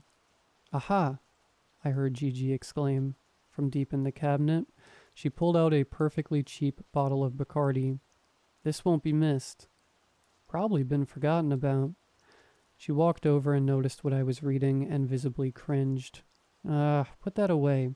I have nightmares about that book. You've read this? I was surprised. Gigi wasn't superstitious, or all that into Navajo culture like her grandma. Never mind that most of the book was incomprehensible. That and all the stories Grandma writes. She's really into skinwalkers. I didn't know your grandma's a writer. She's not so much a writer as, she claims that they're real stories. Yeah, but that's part of writing ghost stories. You don't start it off by saying, this is totally made up. No, I'm not kidding. She, actually believes this stuff. Gigi opened a small drawer in her grandma's desk. Check it out. It was an old Colt Peacemaker. Gigi reached into the drawer going for the gun. I thought, but her hand moved right past it and grabbed the box next to it instead. She lifted the lid. Inside was full of bullets. She hand-loaded these. There's a pocket of ash inside, which is one of the only things that can hurt a skinwalker, according to her. Can it kill one? The only way to kill a skinwalker is to call it by its human name. I know it sounds stupid, but Gigi saying the words human name is what reminded me of Jake. Have you seen the cat since we've been back? I asked. Oh, good call. She set the bullets and alcohol down on the desk and headed to the master suite. Jake, she called out while walking through the bedroom. No response. We entered the den where we last saw him. No sign of the cat. His food and water hadn't been touched either. Then I looked over at the cat flap in the door and remembered Jake leaving through it hours earlier. Gigi and I looked at each other and I could tell we were thinking the same thing. This is so bad, she was saying, while opening the door to the porch. This is bad, this is bad. She turned on the porch light and looked around frantically. Jake, she called out. Jake, where are you? I thought you said he knew to come home after dark. I knew it wasn't helpful, but I said it anyway. He does normally. That's why this is bad. Jake. She stepped further out the door, using the flashlight on her phone. Will you go check the garage? She asked me. He likes to hang out there sometimes. I'm gonna look over there. I said I would, and set off toward the kitchen. Now, mind you, the garage isn't connected to the house. It's a detached garage about 10 yards away on the property. I was still a little paranoid about what Gigi and I felt out in the desert earlier, but I shook it off and walked through the kitchen door, and all 10 yards to the garage. Once inside, I flipped on the light, and began searching. He wasn't under Gigi's grandpa's truck, behind the freezer, or in the tool cabinet. I double-checked, triple-checked every spot he could be. I'd looked everywhere, and there was no sign of a cat. All I could do was put my hands on my head, take a deep breath, and prepare to give Gigi the bad news. I turned the lights off and was about to step out when I heard what sounded like a soft exhale behind me. Immediately I swung around and flipped the lights back on, but again, there was nothing. Actually, there was something. Kind of. Some hairs on the bench next to an open window. Not much, but I hadn't noticed it before. I picked them up and examined them closer. Black hairs, probably Jake's. Maybe he was still close by. I hoped. I turned on my flashlight and ventured back outside. Jake, I called out into the night. Are you around here, buddy? I moved slowly, deliberately.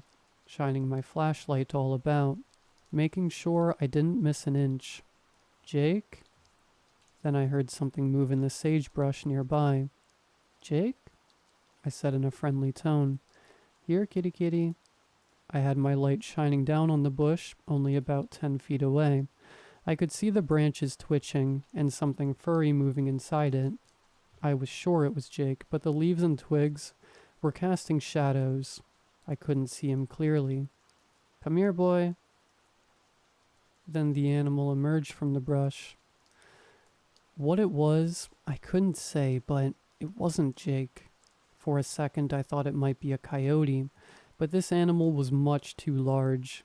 It looked almost like a dog except for its legs, which were long and skinny, and cloven, like a goat's. It looked at me with very unusual eyes, close set and expressive like a person's. It exhaled and I felt myself tremble. I thought of what Gigi said about not running from predators, so I started calmly backing up towards the house, not even turning my back. It slowly inched towards me as I moved, keeping its gaze on me the entire time. I was getting more and more unnerved the longer it looked at me. Dread opened its eyes. Stop looking at me, I whimpered, continuing my slow retreat. I was starting to sweat now. My tremble had turned into a full shiver. Something about this animal was not right, not natural. I didn't like the way it was looking at me. It was making me feel crazy, hysterical, like it was putting me under a spell. Stop looking at me. I tried to command it. It exhaled again, almost like a laugh. I just kept backing up. The light from the porch was getting brighter. I kept thinking I should be there any second. Just a few more steps. But with every step I took, the beast took one too, never getting closer, never letting me get too far away. Always within its grasp, like clay in its hands. Its eyes reminded me. Those eyes.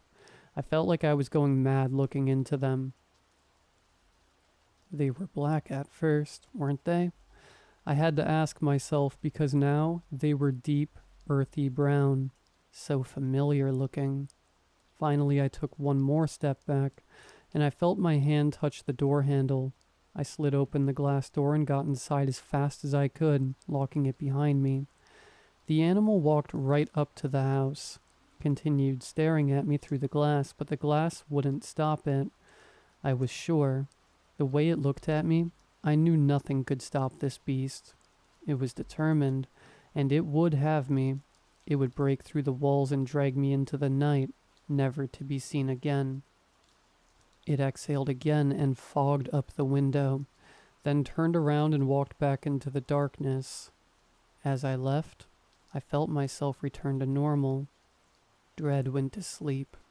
Senses came back to me. I could taste my mouth again, feel my skin, hear the blood flow in my head.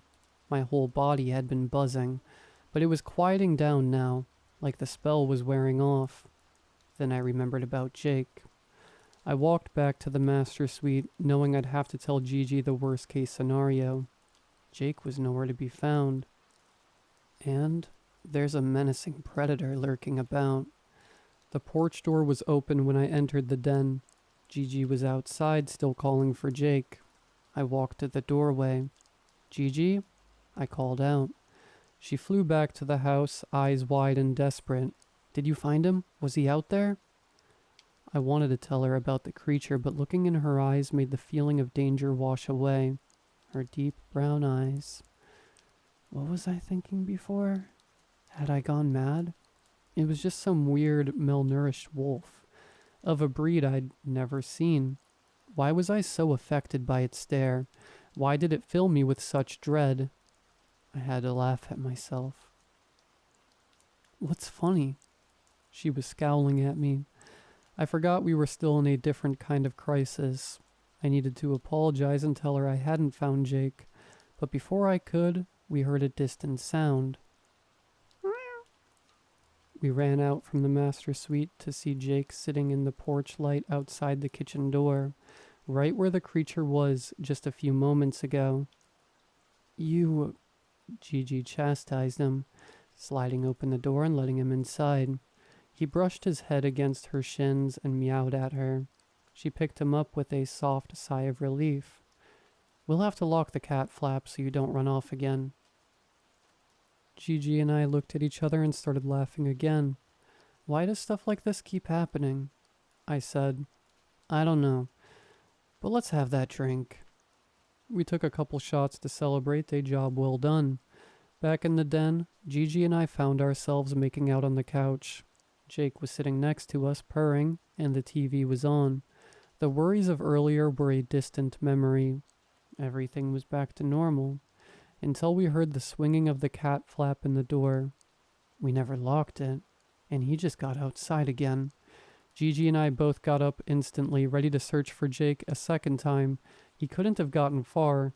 We'll just pick him up, put him back inside, and actually remember to lock the flap this time. I was reaching for the door when we looked down at the flap and saw Jake, but he was inside.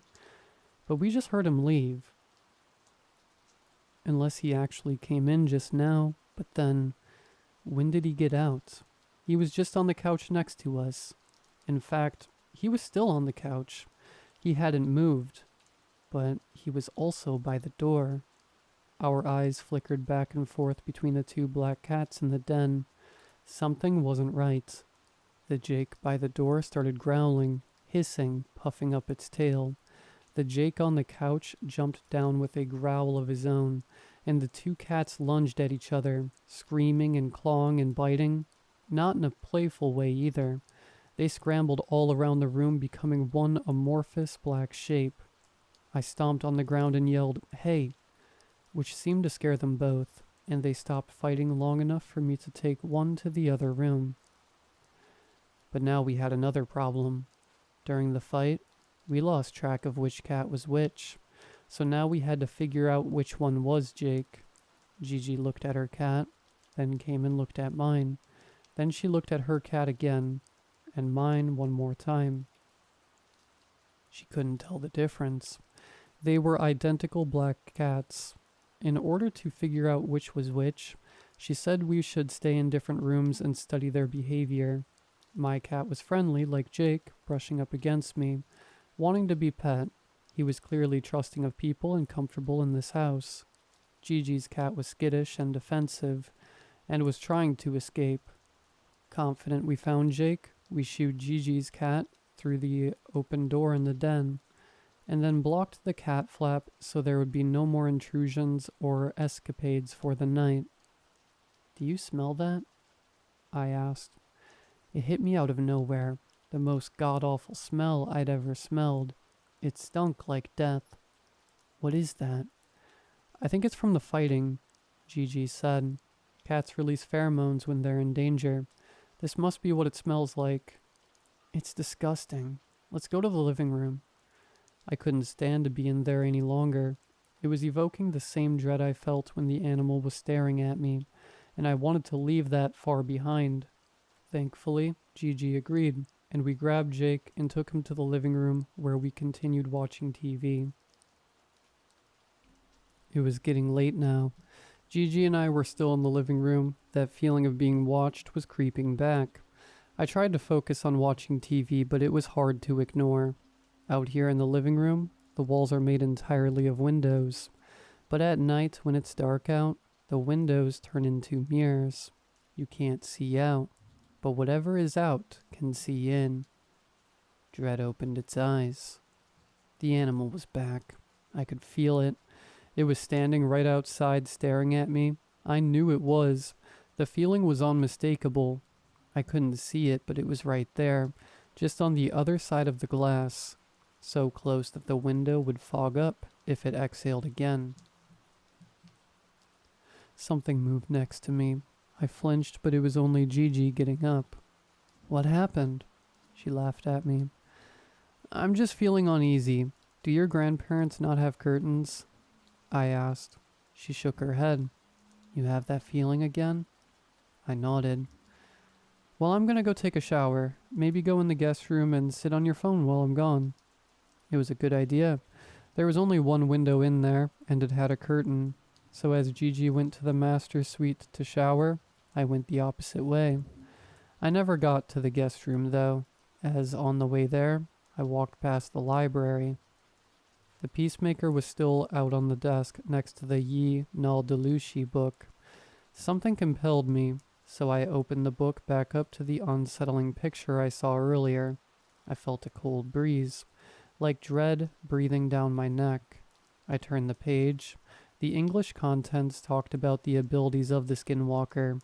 They are tricksters, cunning, and manipulative. Not only are they shapeshifters, but witches also, and immortal, thrice cursed. Their magic can bewitch the heart, sending their prey into a state of hopeless dread, or a false sense of safety, like a siren's song. The water to the shower turned on, but then right after, Gigi walked out of the room. "Hey, will you do me a huge favor?" she asked. "Will you get me a towel?" I set the book down on the desk. "Where are they?" "In the den." "What? That's right next to you. Just get one." "Please. It smells so gross. I don't want to go in there." I stood my ground. "Just plug your nose. I believe in you." She scrunched up her face into a cute, jokingly angry expression and walked off. I giggled at that. She was adorable. I looked back down at the desk, and this time, my attention was drawn to the revolver. It was heavier than I thought it would be. I checked the rounds. All 6 were loaded. I raised it up and aimed it at myself in the mirror. "Feeling lucky?" I asked myself. Then I heard Gigi call out from the shower, "Hey, what's up?" I shouted back. In a sultry voice she said, "Come join me." She didn't have to tell me twice. Even in her grandparents' shower, I wouldn't say no. I set the gun down on the desk and exited the library, crossed the hall, and walked into the master's suite. The shower room was through the bedroom and to the right, opposite the den. I was just making my way around the corner. I could see Gigi's leg behind a jutting wall, water dripping down the little blue shower tiles, when I felt my phone vibrate in my pocket. It was a text from Gigi. "Wait," it said. It caught me completely off guard. I glanced back at Gigi's leg in the shower. I was about to say something to her when I got another text. "Don't go in there." What the hell? Did she have her phone in the shower? Why was she texting me when we were just speaking to each other? Why did she say there and not here? I was so confused. It felt like a puzzle, and I suck at puzzles. Then it clicked. Gigi had never gone back to the shower room. She was still in the den getting a towel. I didn't know who I saw in the shower, but it sure wasn't Gigi. Dread wrapped its arms around me. The voice called out again, "Are you coming, babe?" And my breath caught in my throat. It was Gigi's voice, like, exactly, no doubt about it. It was all too confusing. I didn't know what to believe. Dread held me tight. "I just have to get something real quick." It was the first excuse I could think of. I backed up a few steps. Out of the corner of my eye, I saw the door to the den crack open. I was frozen in fear, waiting to see what came out. The trembling was back. Finally, and with caution, Gigi peeked her head out. She was terrified, her skin colorless, and her eyes wide. My phone vibrated again. Gigi held up her phone to show that the text was from her. "Get to the car. I'm going out the porch." I took a deep breath and started backing up out of the bedroom. I just needed to make it to the front door. The car was right outside and we'd be on the way. I inched away as quietly as I could, not daring to move too fast. You don't run from a predator. I'd finally made it out of the bedroom, just around the corner and through the living room, and I'd be at the front door. I heard that thing call out from the shower again in a sweet, sing-song voice. "Don't keep me waiting." Dread kissed me on the lips. I gulped and felt sweat drip down my brow. I had to pick up the pace, or I'd never make it out of here. My teeth were chattering in my skull. I was halfway across the living room floor when I heard wet footsteps coming out of the shower. I glanced behind me. The door was still 10 feet away. Wet footsteps came closer and closer. A shadow stretched across the tiles as it came into the doorway of the bedroom, and I prepared to meet this monstrosity.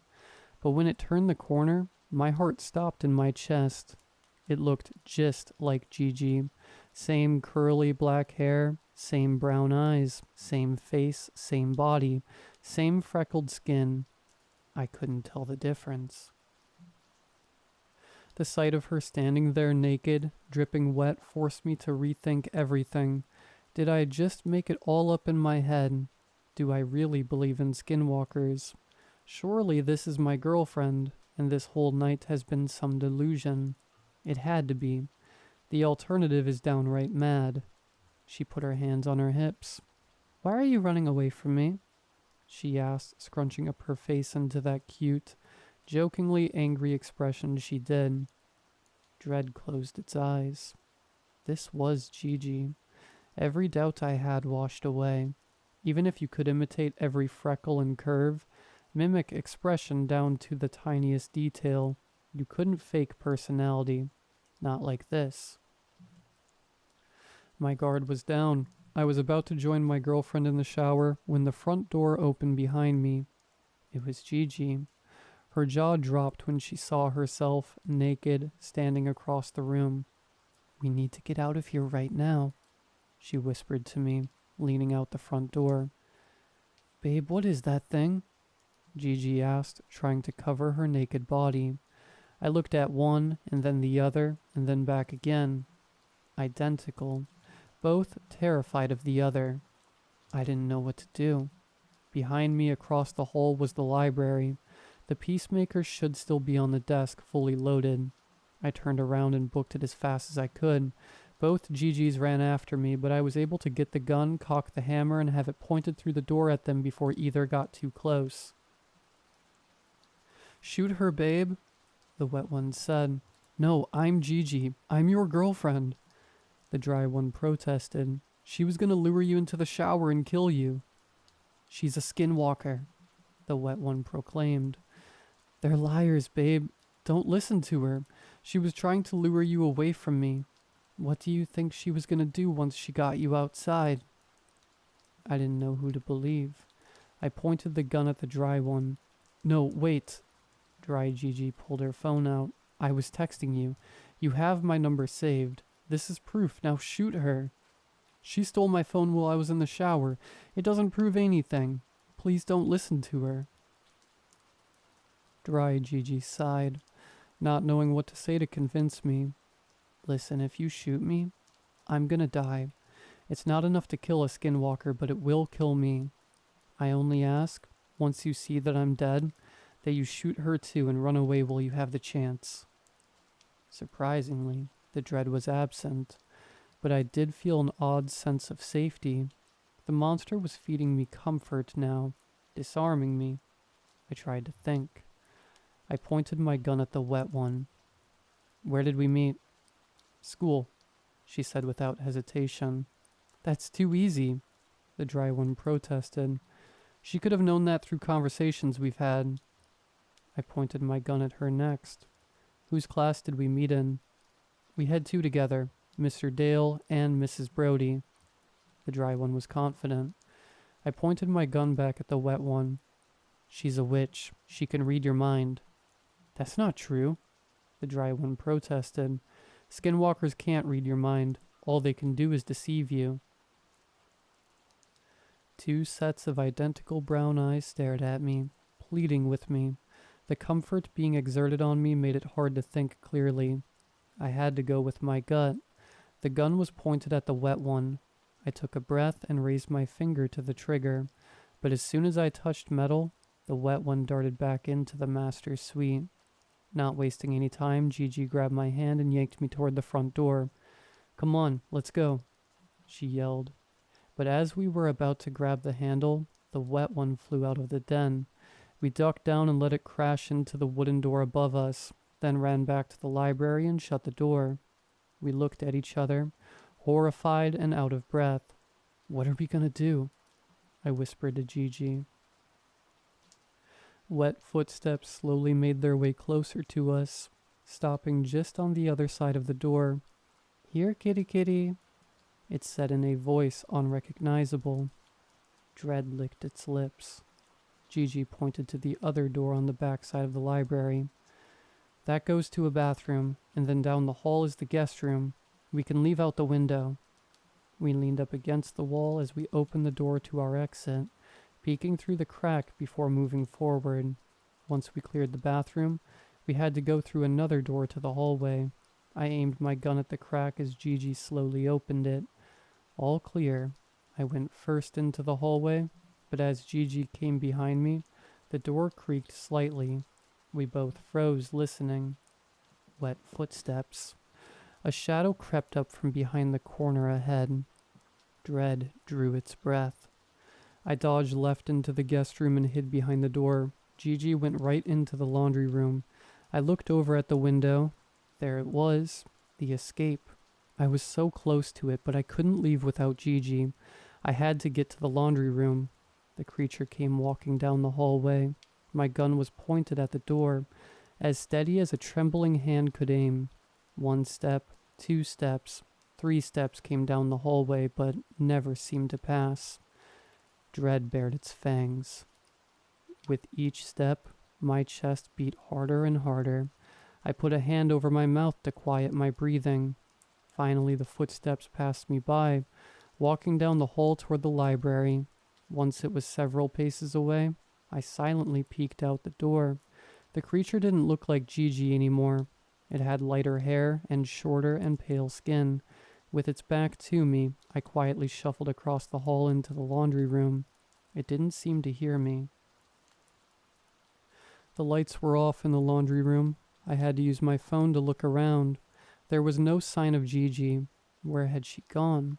There must be another way out of here. I looked in the closet, and sure enough, there was a door leading to the living room. I was collecting my nerves, gearing up to follow her out the door, when I heard another voice. Familiar, but not Gigi's this time. It took me a second, but then I realized it was my voice, coming from a different room. "Gigi?" It spoke in a loud whisper, a perfect imitation. "I saw it go into the guest room. Let's make a break for the car." Dread sunk its teeth in me. Footsteps came from the master suite. It was Gigi. I bolted out into the living room to stop her, but the monster was already there, dressed as me, waiting in the trap. As Gigi came around the corner, I aimed my gun at the other me. "Stop," I cried out. The creature turned to face me, smiling, taunting.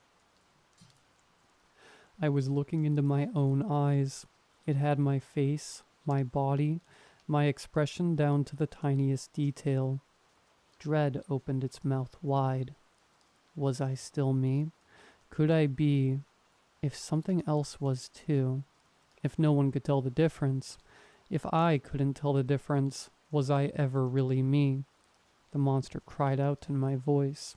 "Stop looking at me!" Dread swallowed me whole. I was paralyzed. My vision narrowed until all I saw was black. I fell back to the floor, dropping the gun. I couldn't even crawl away as it walked up to me. Only, as it approached me, it became Gigi again.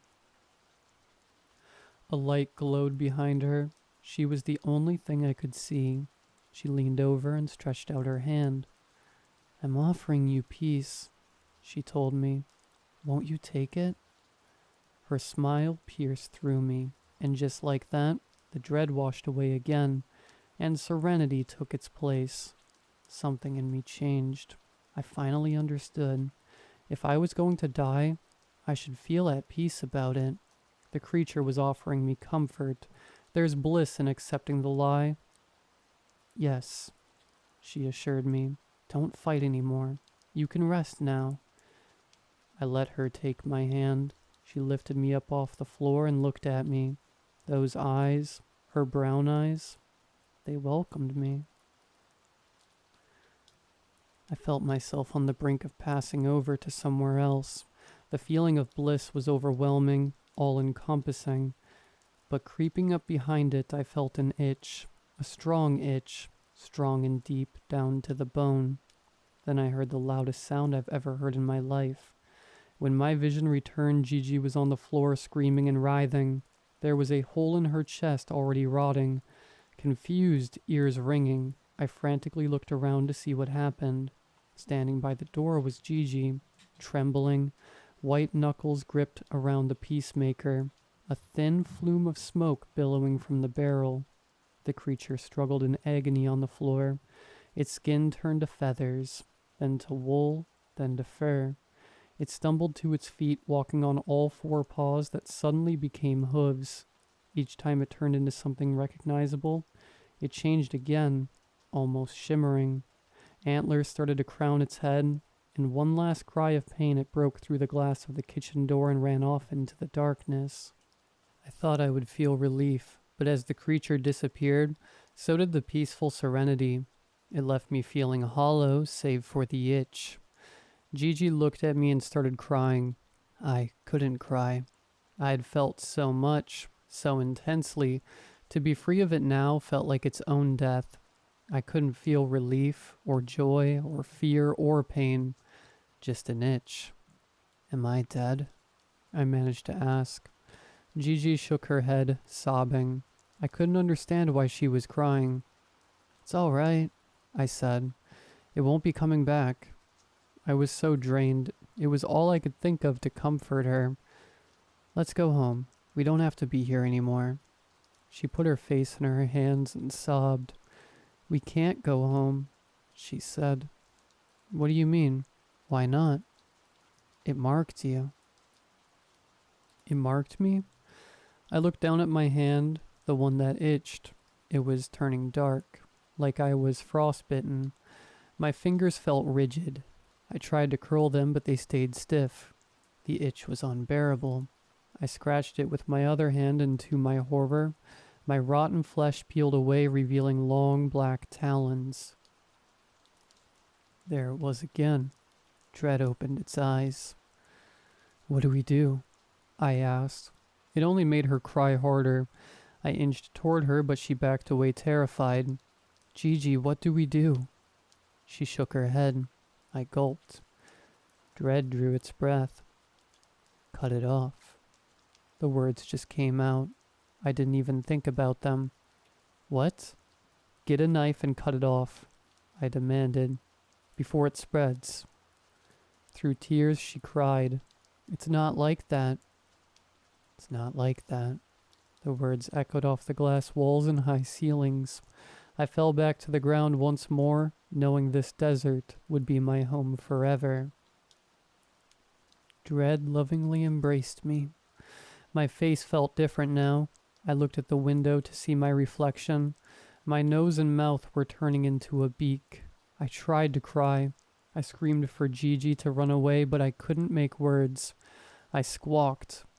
Dread, dread, dread. It was all-consuming.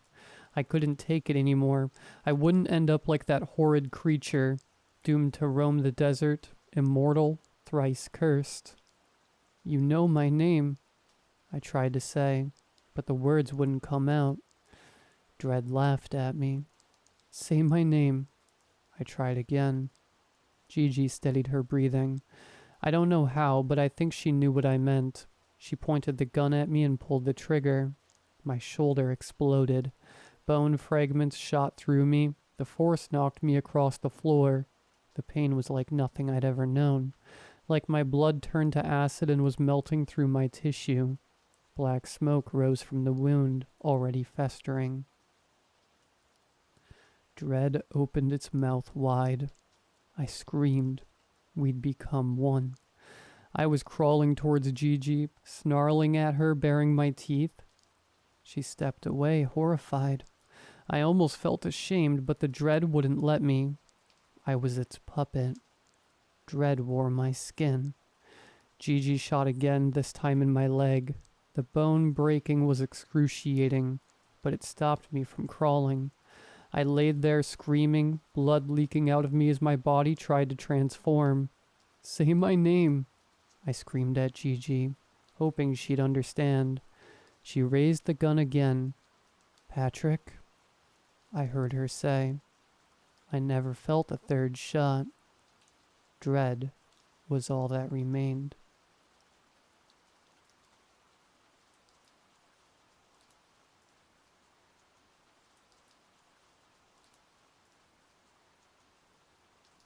When I was 10 years old, my brother came home to die on a frigid day in January. Purple lesions ravaged the skin that barely covered his bones. He looked an awful lot like a skeleton, unlike the friendly visitor I had come to know over my short lifetime. My brother Tobias was many years older than me, so I didn't have much of a relationship with him. Still, he made a point to take the train home to New Haven for the holidays, filling our living room with plenty of gifts. One evening, he bought Mom the Fendi baguette she always wanted to show off to her friends at the Junior Women's Club. For my dad's gift, he purchased the George Foreman grill, and all his coworkers at the office buzzed about it. For me, he bought a creepy crawler's oven with liquid and mold containers. The last time he came home, I was excited to show him all the bugs and monsters I made. "You better not," my mom said solemnly when I came home from school one day. My arms were filled with the new batch of miniature reptiles and amphibians I had created. They were a big hit at recess, and I knew Tobias would love them. "He's super tired, honey." "I thought they would cheer Toby up." She shook her head and sobbed, drawing a handkerchief to her face. "Honey, we talked about this. Toby is very sick. He won't be able to hear you now." My mom sobbed loudly as my dad slung an arm around her, directing her down the hallway. "Devin, your grandparents are in the living room. Why don't you join them?" These words caused my mom to weep even louder for some reason as my dad ushered her away. As they reached the living room, I heard the faint words of the live-in hospice nurse that it wouldn't be long now, and something about hearing the death rattle. When the sobs faded and the conversation died down, I turned the knob to his room as quietly as I could. Standing in the doorway, my heart fluttered. My brother not only looked like a skeleton with his frail exterior and dissolving skin, but like one of the gray aliens I made in my creepy crawler's oven a couple weeks ago. Unlike the alien, however, he had several tubes attached to him that were hooked up to boxy, beeping machines. His body looked so thin that I swear it started to fade into the sheets of his bed. "Toby?" I said hoarsely. I waited for a few minutes before I shouted his name. "Toby!" Minutes passed before his purple lips quivered and let out an audible groan that dragged on for several seconds. After the groan ended, 6 booming words escaped his lips. "Look for me on the walls." A longer groan ensued these words, followed by a long beep from the machine. Everything seemed to move in slow motion as the nurse, my parents, and grandparents rushed into the room. I don't remember much except for shuffling feet, screams, and my father whisking me out of the room and closing the door in my face. The adults were in the room for several minutes before my grandmother finally left with her head cast down. She threw her doughy arms around me and said, "I'm so sorry, sweetheart. Your brother's gone to heaven with the angels." As the other adults came out of the room one by one to hug me, apologize, and sob into my small body, I wondered if I should be crying too. I suppose I loved my brother, but I didn't know him well. To me, he was just that friendly visitor who bought me gifts and read me stories. He popped in and out of my life like some magical elf that appeared only for holidays and disappeared like Santa up the chimney, or Frosty the Snowman on a sunny day. I put my hands over my eyes and pretended to cry with them. After a while, I asked if it was okay to go up to my room. My parents permitted me. At once, I hurried up the stairs and slammed the door behind me. For hours, I plopped onto my dinosaur bed sheets and stared at the walls. I stared at the walls for so long that I thought my eyes would bleed. The walls of my room were sponge-painted blue, covered in posters of my favorite baseball players and movies. The shapes on my walls were unmoving. As my eyes drew tears and I yawned. I started to drift off to sleep. My room didn't have any windows, so I couldn't tell whether it was nighttime or not, but I suppose night was nearing by the increasing shadows in the room. Something was strange about these shadows, though. They weren't the typical black or gray, but shades of green. I blinked as green circles danced around my walls like a stage spotlight. "Are you awake, Devi boy?" A hollow voice echoed. "It's time to wake up, Devi boy." "Huh?" I said, rubbing my eyes. Who are you?" "You know who, silly. I don't have much time." I blinked twice and the green circles faded together. All at once the circles morphed into the shape of a human. The shape looked a little under 6 feet tall, perhaps taller, its figure reaching the brim of the ceiling. "Toby? Toby, is that you?" "Who else, Devi boy?" The figure let out a bellowing laugh and stretched atop the ceiling, twisting around the fan in almost a rhythmic pattern. "But I thought you were... dead?" The figure unleashed another bellowing laugh, this time twisting onto the carpeted floor, its green glow matching the soda I spilled the previous day. "I thought I would die too, Devi boy, but it's the most unusual thing. You don't go to heaven or hell like we learned in church. Don't tell Mom and Dad, though, especially not Grandma." "I won't," I said, scratching my head.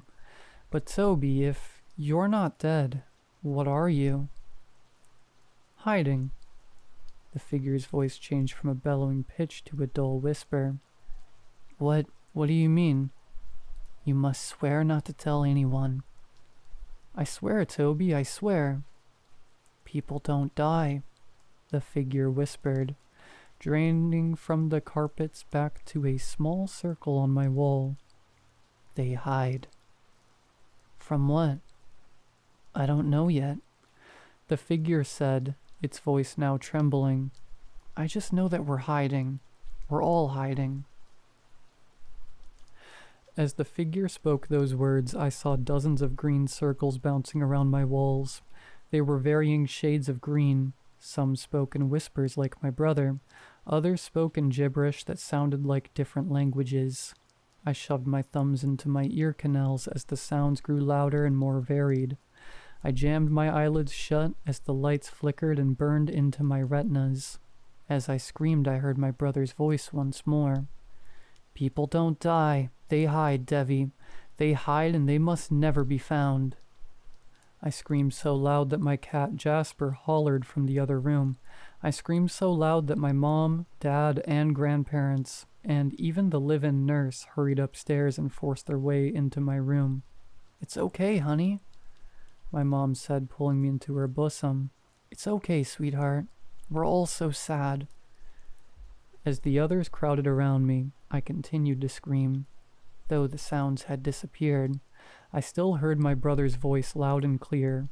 "People don't die. They hide." As the days faded into weeks and months, I saw the green circles everywhere, bouncing about the side of buildings, circling the screens of the downtown movie theater, and even on the fence of my backyard. Sometimes the circles morphed into the shapes of humans. Other times they looked like mere reflections. One time during a sleepover, I swore I even saw the circles morph into the shapes of falling bats on the outsides of my tent. I tried not to scream when I saw them. After a while, I tried not to look. When I didn't look, however, I heard their whispers, which usually amounted to nothing but gibberish.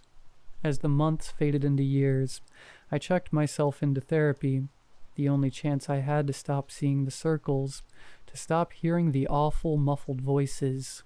As a college student, my campus therapist surmised that the shapes and whispers were my way of coping with loss and grief. He assured me that people truly did die, and even took me to the local morgue, which his cousin owned, to show me what a corpse looked like. I admitted that I had never seen my brother's corpse when he died. Seeing the corpses of an old woman and a man as skinny as my brother made me realize how natural death was a part of life. I kept in touch with my therapist after college, and with each passing day, I began to hear the voices even less. For the first time in forever, I could appreciate the sounds of the outdoors that I had taken for granted, even the menial ones like a gust of wind or a child screaming on the playground. For the first time in forever, I could appreciate the laughter of Julia, the girl I took on a first date at the local Starbucks. I loved the sound of her laughter, the sounds of her laughter as we engaged in the silliest conversations. Throughout my life, I heard many wonderful sounds like church bells on my wedding day, or the sound of my son Jack crying in my arms. I fell in love with the lights and sounds of my life until the day I started to cough profusely. My wife had taken Jack to daycare as I sat in my home office, typing a draft of my latest article. I felt the urge to cough, a large, bulging urge rising from my chest. As much as I tried to ignore it, I finally unleashed the cough, a cough so powerful that I doubled over onto my desk, spilling blood onto the keyboard. I began to shiver as the blood dripped from my mouth onto the keys and all over the floor. I scrambled to find my cell phone and dial 911 as I continued to convulse, blood, and cry. After I had emptied all of the contents of blood from my stomach, I collapsed onto the floor with the receiver by my ear. 911, what's your emergency? With what little strength I had left, I pushed my body across the floor to the phone. I threw up a lot of blood, I said weakly. Sorry about that, sir, the dispatcher said. Many moments passed before she spoke again. Hello? Are you there? Sir? The dispatcher said, her voice suddenly a lot lower and more muffled. You better start thinking about a good place to hide. As the voice began to cackle, a swarm of green circles danced around my body.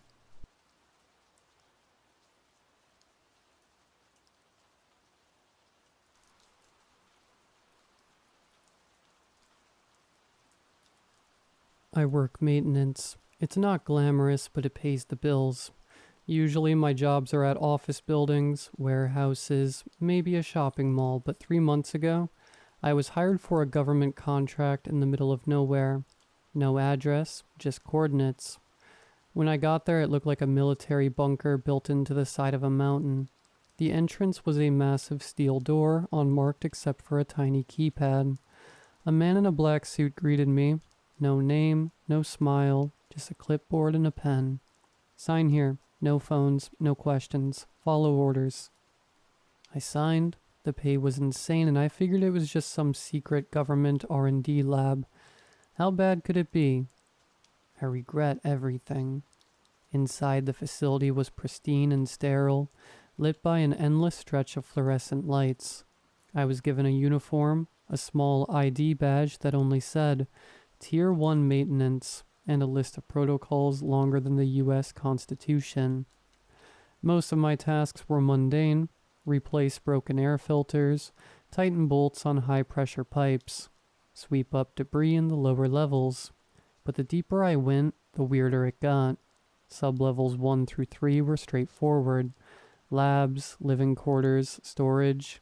But sublevel 4, that's when the rules started showing up. The first rule I noticed was posted at the door. Do not speak to the staff on this floor unless they speak to you first.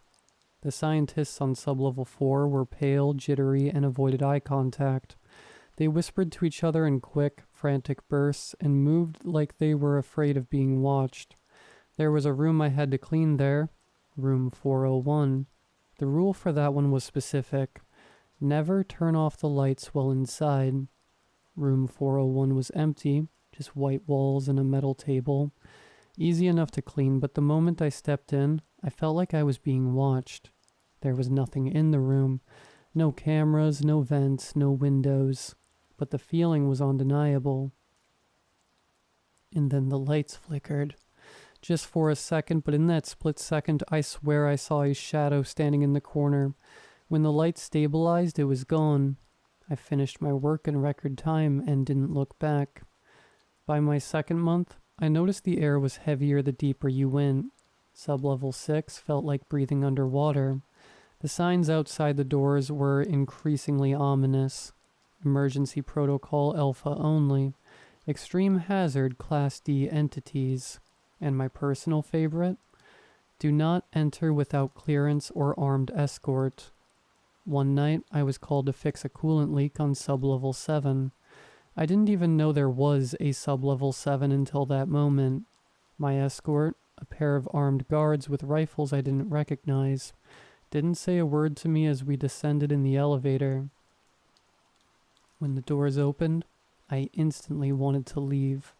The hallway was freezing and the walls were covered in frost despite the humming of industrial heaters. The lights were dimmer here, casting long, flickering shadows. We stopped at a door marked the atrium. "Stay inside the yellow lines," one of the guards said. It was the first time anyone had spoken to me that day. Inside, the room was massive, like a stadium flipped upside down. At the center was a huge glass enclosure filled with a glowing blue mist. Pipes and wires snaked around it like veins. I couldn't see what was inside the mist, but I could hear it, low, rhythmic thuds, like a heartbeat. My job was simple. Replace a cracked coolant pipe attached to the enclosure. I tried not to think about the fact that the pipe was pumping something into the glass, not out of it. While I worked, the mist began to shift. Something massive was moving inside. I saw an outline, like a figure pressed against frosted glass. At first it looked human. 2 arms, 2 legs, a head, but then it moved again, and I realized it was far too tall, its limbs too long, its proportions all wrong. The guards tensed, gripping their rifles. One of them muttered, "It's awake." That's when the alarms went off. The room flooded with red light, and a deafening klaxon echoed off the walls. The mist inside the glass spun violently, and the figure slammed against the enclosure. The glass cracked, not a little, but a long, jagged fissure that stretched across its surface. "Fix the pipe now," one of the guards shouted. I froze, watching as the thing inside the mist pressed its head, or what I thought was its head, against the glass. It had no face, just a smooth, featureless surface, but I could feel it looking at me. The glass cracked again, and a low, guttural moan filled the room. It wasn't coming from the alarm or the guards. It was coming from inside my head. Words formed, not spoken, but injected directly into my mind. "Let me out. I'll make you more than human." I stumbled back, clutching my ears. The guards opened fire, their bullets tearing through the mist but doing nothing to the thing inside. The glass shattered, and the mist poured out, filling the room. The last thing I saw before blacking out was the figure stepping free of the enclosure. Its limbs twisted unnaturally, like it was trying to decide what shape to take. I woke up in the infirmary 2 days later.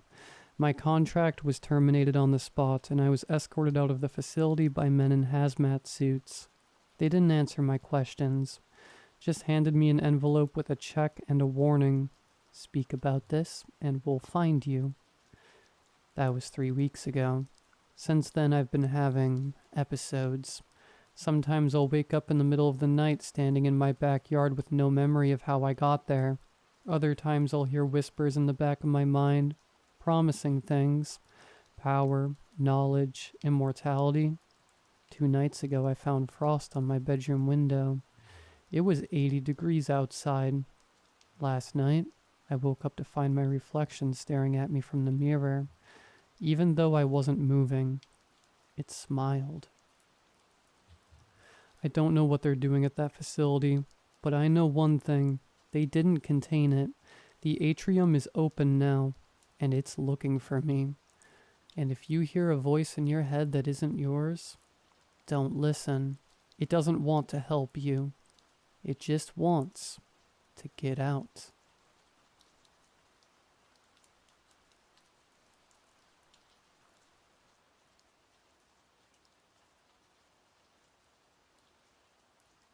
I'm writing this here because I don't know what else to do. Let me start from the start. I lived with my 2 roommates, Carmen and James, in a typical apartment off campus. The 3 of us shared a fridge, and space was pretty tight, but we'd worked out as a good system to avoid disagreements, ensuring that each of us had our own shelf, and anything in other areas of the fridge was labeled. Carmen and James had been living in the apartment for a semester prior to me moving in, and while I was worried initially that the 2 of them might be cliquey, they were very welcoming. Both of them were straight-talking and adult without being rude or blunt, which was so refreshing after my experiences with some terrible roommates in places I'd lived before. Everything was going smoothly. No moldy food, leftovers kept on our personal shelves, and boundaries respected. That was until the morning I opened the fridge, bleary-eyed and looking for coffee creamer, and found a weird jar on my shelf. What looked like gnarled roots were suspended in cloudy liquid that swirled as I examined the jar in my hand. The jar was old-fashioned, sealed with a 2-part canning lid that seemed stuck tight. I'd never seen Carmen or James have anything like that in the fridge before, and in my mind, I groped around for rationale as to how this could have showed up. As I struggled to open the lid, it finally loosened, not with the fresh pop of a sterile jar, but with the gritty sensation of corroded metal loosening its grip on rust. This jar looked like it had been there for years. I quickly screwed it shut again, not wanting to experience the smell of what was inside. My fingers ran over something that felt like paper on the bottom of the jar. I checked the lid was on tight before turning over the jar. There, on the base, was a dog-eared label with words written in old-fashioned cursive. To bind. Did either of you buy this? I asked Carmen and James, but they both said no, barely paying attention. If someone's messing with me, just stop. It's not funny. I told them both, but neither of them took responsibility. It was too early to argue, so I shrugged and threw the whole jar in the trash. The next week, nothing else weird happened, and I started to forget about the jar that had just showed up in the fridge. That was until the morning that James yelled my name from across the house. "Emma?" he shouted, and I immediately jumped up and headed downstairs to see what the matter was. It wasn't like him to randomly yell for me, and I could tell by his tone that something was wrong. James was stood by the fridge, his face twisted into an expression of disgust. "Emma, what is this?" he shouted as he opened the door. I jumped back as he revealed the fridge was crawling with maggots. Their pale, segmented bodies were pulsing in sick rhythm as they wiggled up the inside walls of the fridge, each one swollen with a glistening sheen. In the center of the fridge was a mass of maggots and writhing clusters, and I realized with horror that they were concentrated around my box of leftover pizza, the pizza I'd ordered just the night before. "Emma, answer me. What is this?" I was frozen with disgust, and my voice sounded stuttery and weak. "I don't know, James. This has nothing to do with me, I swear." "Then why are they coming from your pizza box?" I recoiled as James grabbed my box of pizza, seemingly so full of anger and adrenaline that he didn't care about the maggots crawling all over it, which scattered to the floor around our feet. The air puffed with spores that made me cough as he opened the lid. The once cheesy slices nearly unrecognizable, swollen with mold, shades of green, black, and white, spreading across the surface in fuzzy patches. Some spots seemed slick and slimy. Others looked almost bubbly. Amid the rotting mess, maggots swarmed over each slice, their pale bodies weaving in and out of the gooey, decomposing crust. The air was filled with the dense, sour stench of decay and whispery, wet squelching of their bodies sliding against each other. The sight of the decay inside the box was so shocking that I almost didn't notice the message on the inside of the lid, scrawled in harsh capital letters. "Enjoy while it lasts." James tilted the box to look at the message. "What does this mean, Emma?" "I don't know. The pizza was fresh. That message wasn't there last night." "So you're saying that me or Carmen must have done this?" Why would we want to nuke our own fridge with maggots? No, that's not what I'm saying. This is messed up. James' eyes were full of hard rage that I hadn't seen before, and I was almost as scared of him as I was of the maggots. I don't even want to hear how this happened. It's your mess, clean it up, and you need to replace all of our food that's been ruined by this. This is unbelievable, Emma. I really thought we could trust you. He threw the pizza box on the counter and stormed from the room. I cleaned it all up, filling up trash bags while crying with frustration and fear. I was so confused.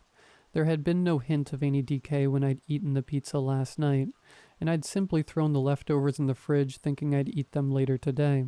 I didn't have the money to buy an entire fridge's worth of food for 3 people, and I was sick with worry that my living situation was descending into the same mess of hostility that I'd experienced before. I spent about an hour on my knees in my rubber gloves, scooping up handfuls of maggots and dumping them in boiling water to kill them, then scrubbing the fridge with bleach. Neither James nor Carmen mentioned the incident to me again, although both of them had noticeably cooled towards me. And I spent as much time in my room as I could to avoid any awkward confrontations. Each time I opened the fridge, I braced myself, terrified that something else would appear. And I was right to be afraid, because a few nights later it happened again. I opened the fridge to grab a snack, only to find a plate on my shelf, front and center. On it was a slice of cake sat upright with a candle on the top, as if ready to present to a birthday girl. But the cake was old-looking, sagging and sunken. It looked kind of familiar, frosting a sickly shade of green, surrounded by hardened crumbs, and speckled with confetti like sprinkles. My stomach dropped as I noticed the letters scrawled across the top and smeared icing. The first few letters of my name. M. It was unmistakably the same cake from my 10th birthday. I remembered that the frosting was a hideous shade of green because my mom had added too much food coloring. How could a slice of it be here, now, almost a decade later? Emma? Carmen's voice cut sharply through my thoughts and I jumped. She was standing in the doorway, arms crossed. I felt like I'd been caught red-handed, guilty of some crime I had no part in, and I tried to use my body to block the cake, but the look in my eyes must have told her that there was something wrong. What now? She asked, walking over to the fridge and peering over my shoulder. Her eyes widened as she spotted the plate, and her mouth curled in disdain. You can't seriously expect us to believe this isn't yours. What? No, I stammered, trying to find the right words, but she cut me off. James told me about the maggots, and now this? A slice of rotten cake with your name on it? Her eyes were cold and sharp with accusation. I don't know what kind of game you're playing, Emma, but it's sick. I swear, Carmen, I didn't put this here, I said, my voice filled with desperation. I have no idea how any of this is happening. She snorted, folding her arms tighter. You're telling me that a weird cake with your name on it just magically appeared in our fridge? Do you even hear how insane that sounds? I know how it sounds, I whispered. My voice was brittle with shame. But I'm not doing this. I haven't done any of it. Carmen shook her head. Her face was filled with disappointment, her eyes wrinkled with disgust, but like she was contemplating a stranger doing something unsanitary. I'd hoped that some fragile trust was still there, but each syllable she spoke tore it down. We were actually happy when you moved in. We thought you'd be different, but you've brought nothing but weirdness into our home. First the maggots and now this. James and I shouldn't have to deal with constant gross surprises in the fridge. Carmen, please, you have to believe me. I don't have to do anything, she snapped. We're going to have to reconsider this whole living arrangement. Later that night, I lay in bed, unable to sleep, replaying the argument with Carmen over and over in my head. I felt like I was going crazy, but I knew I wasn't responsible for this. Every other area of my life was healthy and happy. All I could think, unlikely as it seemed, was that James and Carmen were playing a trick on me. I didn't feel safe, I couldn't face a confrontation with them, and even if I could, our relationship would be forever tainted by what had happened. I needed to talk to someone who might have an outside perspective on all this. I picked up my phone and called my mom. "Hi, sweetheart." She sounded cheerful at first, but her tone shifted when she heard the strain in my voice. "Emma, is everything okay?" I hesitated, unsure how to even begin, but eventually the whole story spilled out. I told her about the maggots, the old cake with my name on it, and the jar of roots with the faded label. She was silent for a moment. "A jar of roots? Are you sure that's what it was?" "Yes," I replied. It looked ancient, like it had been in the fridge for decades, and on the bottom there was a label. It said, "To bind." Do you know what that could mean? There was a long pause before my mom spoke again, and when she did, her voice was hushed, threaded with a fear I'd never heard before. "Emma, there's something I haven't told you about our family. I thought, well, I hoped it would never be necessary, but hearing this, it sounds like..." She trailed off, and I felt her weighing the words she spoke next. "It sounds like an old ritual your great-grandmother once used. She was known to keep jars of herbs and roots, things meant to bind, to protect the family from harm." A chill ran through me. Bind us from what, exactly? "I don't know all the details," she admitted, a soft tremble in her voice. "But I do know that these bindings were meant to keep something at bay, to trap it or hold it back from affecting us. Emma, you didn't open the jar, did you?" I felt my skin prickle, goosebumps raising as a wave of cold washed over me. "Not completely. Mom, what if I did?" A shaky breath escaped her, like she was trying to steady herself. "Honestly, I don't know. I never believed much in the family stories, thought they were just superstitions.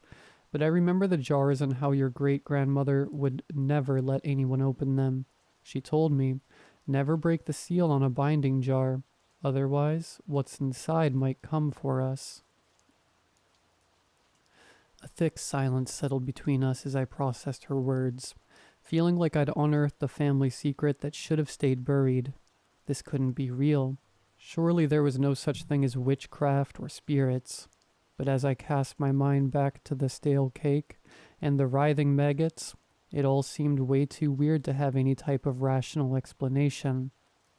"Mom," I finally whispered, "what if I come stay with you for a while? I need to get away from all this." "Of course, sweetheart. Come home. We'll sort this out together." She had the practiced steadiness in her voice of every parent that talks of Santa, tells you that pets go to a farm, or assures you that everything will be all right. I packed my things the next day, shoving everything into my bags hurriedly without any type of organization. I explained to Carmen and James that I'd pay the rent until my notice period was up, but I'd be leaving that day. They barely looked at me as I left, and I didn't say goodbye. I couldn't blame them after everything that had happened, but it still hurt.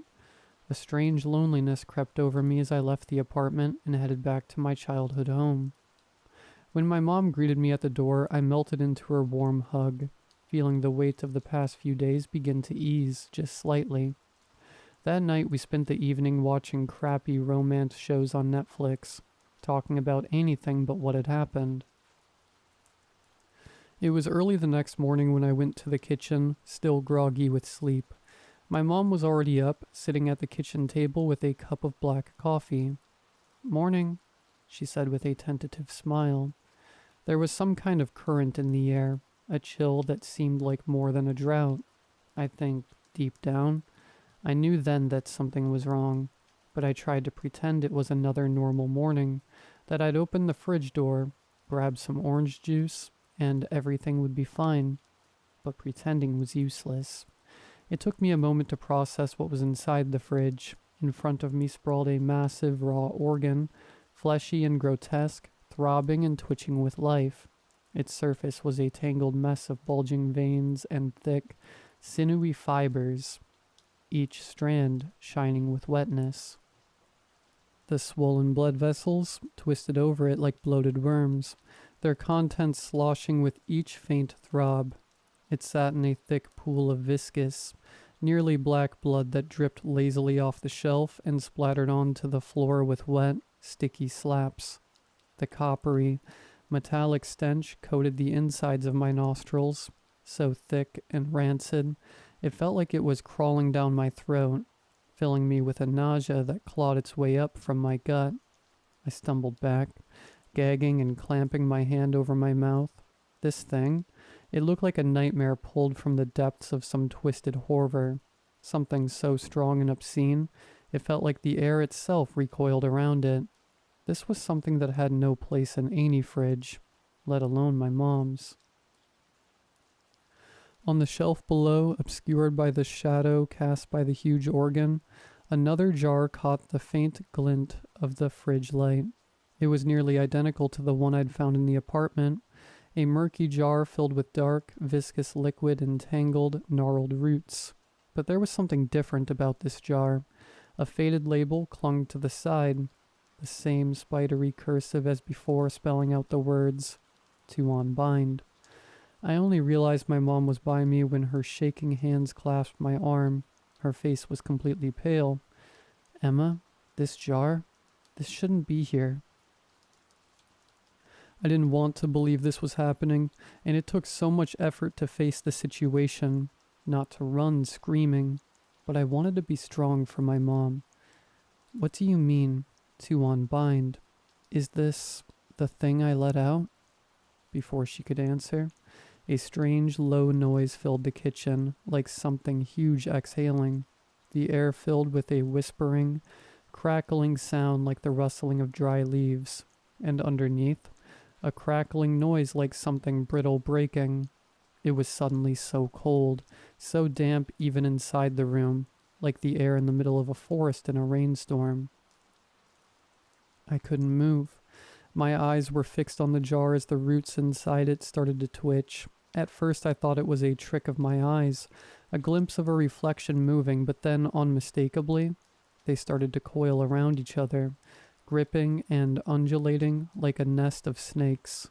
My mom's hand gripped my arm tighter, seemed so small and fragile.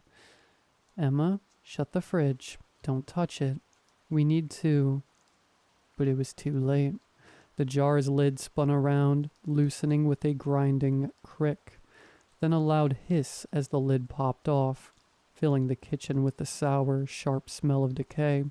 The dark liquid in the jar overflowed as the roots began to uncoil, slowly creeping out of the jar like blackened fingers reaching out for us. My mom backed away. Her voice was filled with terror and urgency. "Emma, get away from it." I staggered back, so scared but unable to look away, as the roots began to slither out of the jar, squirming and stretching like the probing limbs of a hungry parasite. They crept out of the fridge with a slow, sickening purpose, inching toward us, each twisted tendril writhing and extending like the grasping arms of something pulled from a nightmare. Then with a stabbing jerk, the roots shot forward, wrapping themselves around my mom's ankle. She let out a primal cry of shock and surprise that twisted the deepest parts of me as the roots tightened and pulled her back, and she fell to the ground with a sickening, dense crack as her head hit the tile floor. Blood ran down from her hairline. Her eyes glassed over in shock as she whimpered with pain. I realized then what the roots were trying to do. They were trying to pull her towards the fridge. "Mom!" I shrieked, grabbing her arms and pulling with all my strength, but the roots were relentless, tightening their hold the more that I pulled her away.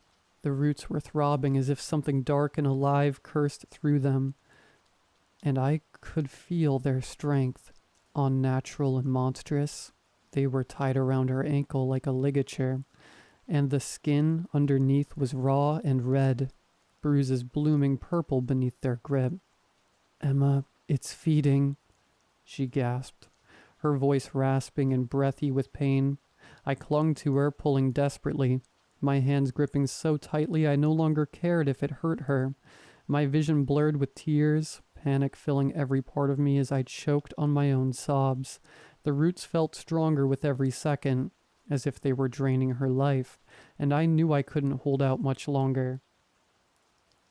There at the edge of the kitchen table, I spotted a butter knife. It wasn't much, but it would have to do. Keeping one arm wrapped around her, I reached out with shaking fingers, grabbing the knife and gripping it hard, my fingernails cutting into my palm. With all the strength I had left, I brought it down on the roots, slashing wildly and screaming like I was possessed. The dull blade barely pierced the thick, fibrous surface of the roots, but still I hacked and sawed. My teeth were gritted tight as the knife slipped and skidded against the sinewy mass, tearing jagged gouges in the roots. But despite my ineffective weapon, it seemed like it was working. Every wound gushed with black fluid, and the roots shuddered under the assault. They started twisting violently as if in pain, splattering my face with sticky black droplets, tasting like tar and decay. The roots recoiled from every jagged hack I laid into them, writhing and convulsing, the dark liquid making a mess of glossy smears across the tiles. As they started to loosen, I felt a wave of giddy disbelief wash over me, the same way that prey must feel escaping a predator. And suddenly they retreated, and I pulled my mom free, dragging her back from the fridge as we collapsed together onto the floor. We were both covered in the smeared black liquid, but I couldn't feel anything but relief as we held each other, gasping, watching as the roots inched back into the jar.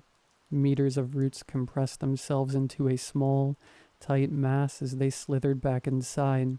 The last root, in a way that was weirdly human, retrieved the lid and placed it back on top of the jar, which sealed back up with a soft pop.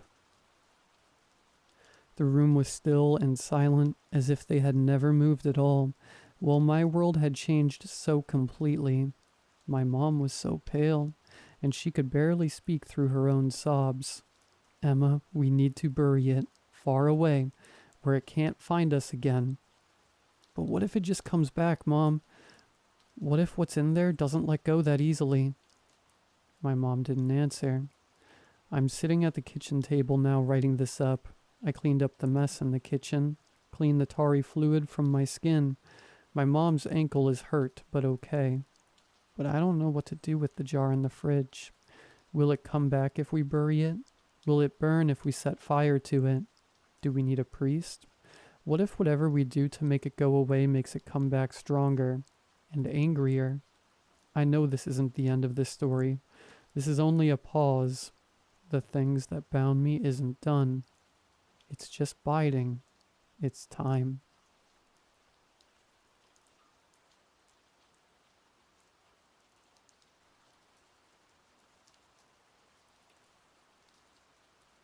It started as a prank. 3 friends and I were hanging out one night, bored and restless, when someone brought up an old urban legend, a game where you could see your final 5 seconds. The legend said if you closed your eyes at exactly midnight, held your breath and counted to 5, you'd get a flash of your last 5 seconds alive. Just 5 seconds, a small glimpse into your end. None of us believed it, but then midnight hit. We decided to try it for a laugh. I remember rolling my eyes and thinking how ridiculous it was. We closed our eyes, took a deep breath, and counted down in unison. 5, 4, 3, 2, 1. Nothing happened. We laughed it off and went on with our night, but then we started seeing things. The first time it happened, I was brushing my teeth. Out of nowhere, I was somewhere else, standing on a desolate road under a blackened sky. An overwhelming dread filled me, but I couldn't move. Something was coming toward me, something fast and heavy. Then I was back in my bathroom, shaking. My heart pounded, and I could feel the taste of copper in my mouth. I tried to laugh it off as a daydream, but I couldn't shake the feeling that it had been real. The next morning, my friend Dave looked like he hadn't slept. His skin was pale, eyes wide and darting. When I asked him what was wrong, he just muttered, "I saw it." When I pressed him, he said he'd had a vision too, standing in a pitch black room, a sense of suffocating dread pressing in on him, and something slowly scraping along the walls, drawing closer with each second. It didn't stop. Over the next few days, the visions became more intense. Each time they lasted exactly 5 seconds, and each time the terror grew. We saw flashes of different places, abandoned rooms, darkened hallways, empty roads, places we'd never been, and each time there was something horrifyingly close. I'd hear footsteps or feel a presence I couldn't see, breathing on the back of my neck, lingering at the edge of my vision. One by one, we all became wrecks. Sleepless, jumpy, always looking over our shoulders. We'd call each other late at night, desperate to understand what was happening. Dave was the first to say it. I think we saw our deaths. It sounded absurd, but deep down I knew he was right. We caught glimpses of our last moments, and now they were creeping closer, coming to claim us. The visions became more frequent, and every time, they'd change, like they were updating, getting closer to where we were in real life. 2 weeks in, Dave stopped answering his phone. I went to his place to check on him, and his roommate said he hadn't come home the night before. They found him 2 days later, his car abandoned on a lonely road, the exact spot I'd seen in my first vision. His cause of death? A hit and run, on an empty stretch with no witnesses. One by one my friends vanished after that. Each of them was found in a place that had appeared in their visions. They'd seen it coming just as I had, and they couldn't stop it. They couldn't run from their final 5 seconds. Now I'm the last one left. Every night the visions come stronger, clearer. I know exactly where it's going to happen. A place I've never been, but a place I feel drawn to every time I close my eyes, and I can't fight the pull. Every night the urge to go there grows stronger, and I know that one day soon I won't be able to resist. So, if you ever hear about the game where you can see your last 5 seconds, I beg you don't play it. Those 5 seconds aren't a warning. They're a promise, and when you've seen them, they'll come for you. Because in the end, you can't outrun what's already written.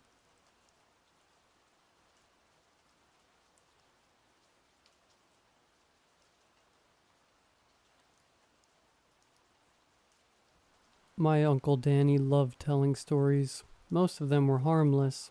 Silly things about his childhood, the kind of stuff that made you roll your eyes but secretly smile. But there was one story he only ever told once. It was different. He didn't laugh while telling it, and he didn't look at me when he finished. He told me about the donkey man. It happened when I was around 16, he started, leaning forward in his chair like he always did when he got serious. Me and my buddy Clint were driving back from a fishing trip late at night. It was one of those long, empty Texas roads where the only light comes from your high beams. We weren't even supposed to be out that late, but you know how kids are. I nodded, waiting for the punchline, but he just stared at his hands for a moment, then kept going. We saw him standing on the side of the road, just outside the reach of the headlights, a hitchhiker. He looked normal enough. Jacket, jeans, bag slung over his shoulder. Clint slowed down, and I didn't think much of it. This was the middle of nowhere. People needed rides sometimes. My uncle paused like he wasn't sure if he should keep talking.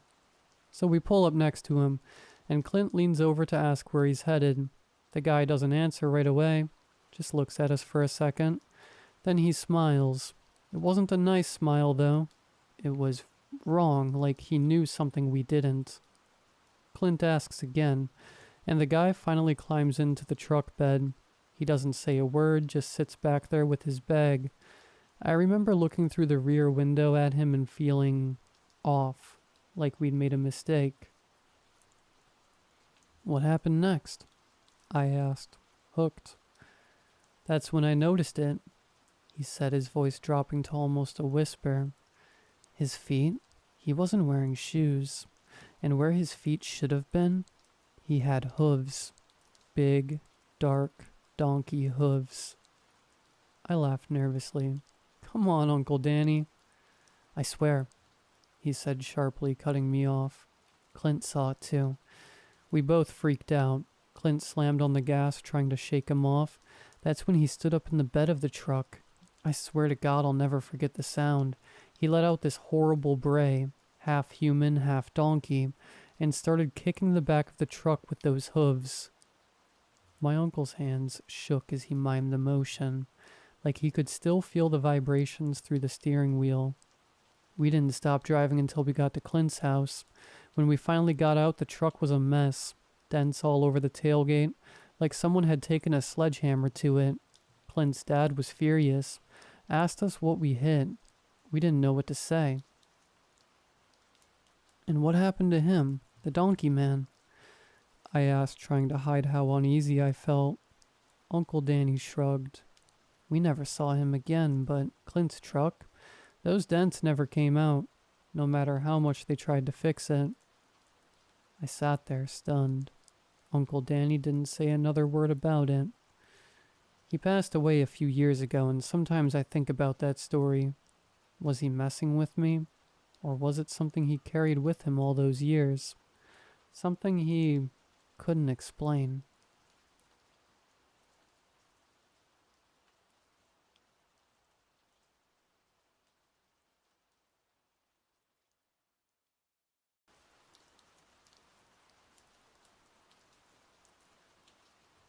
The undergrowth and soil crunched with each step. As I took a deep breath and soaked in the natural beauty around me, it was a moderate 67 degrees Fahrenheit. Birds were singing, and the sun was shining down as I walked along the Strawberry Creek Trail. In about a half mile, I'd go off the trail to the designated backwoods camping area. The bubbling of the stream and the whisper of wind in the branches all sounded like an old friend welcoming me home. I'd always considered Great Basin to be a hidden gem. It's the least visited national park in the States. In a few hours of hiking, I had only encountered 2 other people and 1 dog, and when I stared into the wilderness to camp, I knew for sure I would be alone for the whole week. Working as a high school teacher, I got my fill of people every week. Don't get me wrong, I love my kids, but sometimes between them, my coworkers, supervisors, and angry parents, I could just feel like receding into a shell of jaded mistrust. Coming out here and enjoying the silence and peace of nature always made me feel better. I saw the familiar bend in the trail and started my way off the side and towards Blue Ridge. It was always my favorite spot to set up camp. A beautiful, peaceful meadow right under the shadow of Wheeler Peak. It was a strenuous hike, taking at least 2 days of non-stop marching from the parking area at the trailhead, but it was perfect, and it was always there for me, no matter what had happened in the 358 days leading up to this. I knew this week would be perfect. As I crested the ridge, I looked down at the field of small, flowering bushes. It was exactly as I remembered. Always even more beautiful as the setting sun painted it in beautiful red hues. That's when I saw a tent parked exactly where I planned on setting up. It looked like a small one-person tent, green canvas, with a cold fire pit in front. I felt frustrated, then sad, then frustrated at myself for these immature feelings. It's not like you own the park. You can always find a different spot. I knew that rationally I should not be upset by this, but emotionally, it felt like I had been betrayed by a family member. I sighed and trudged my way down to the field, setting down my pack at a spot about 1,000 feet away. Who knows? Maybe this could be good for you. One person with a shared interest instead of the usual crowd at work. I started making camp, trying my best to stay optimistic as I set up my tent and began to arrange a campfire. The sun had set completely by the time the fire was merrily crackling away. I ate a quick meal, just some canned soup I had brought. I'd be going fishing in the morning, but I always packed enough food just in case. I glanced over at the other tent as I chewed slowly. It was almost invisible in the waning moonlight. I hadn't seen anyone enter or exit the tent for the whole 2 hours I'd been there.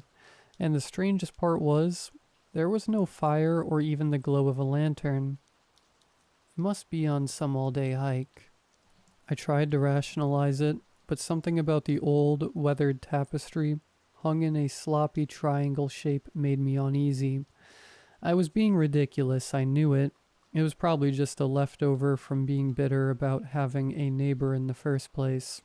It made me think about back when I got ripped from my position in the middle school since they had fired a high school English teacher. In a day, my workload and class size doubled. It was the same feeling of something familiar being changed suddenly. I chuckled at myself for being so emotionally brittle. I need to relax and stop overthinking everything. I turned my thoughts to the rest of my week's plans as I slipped into my sleeping bag, letting the gentle breeze lull me asleep. The moon was shining coldly when I woke up with a jolt.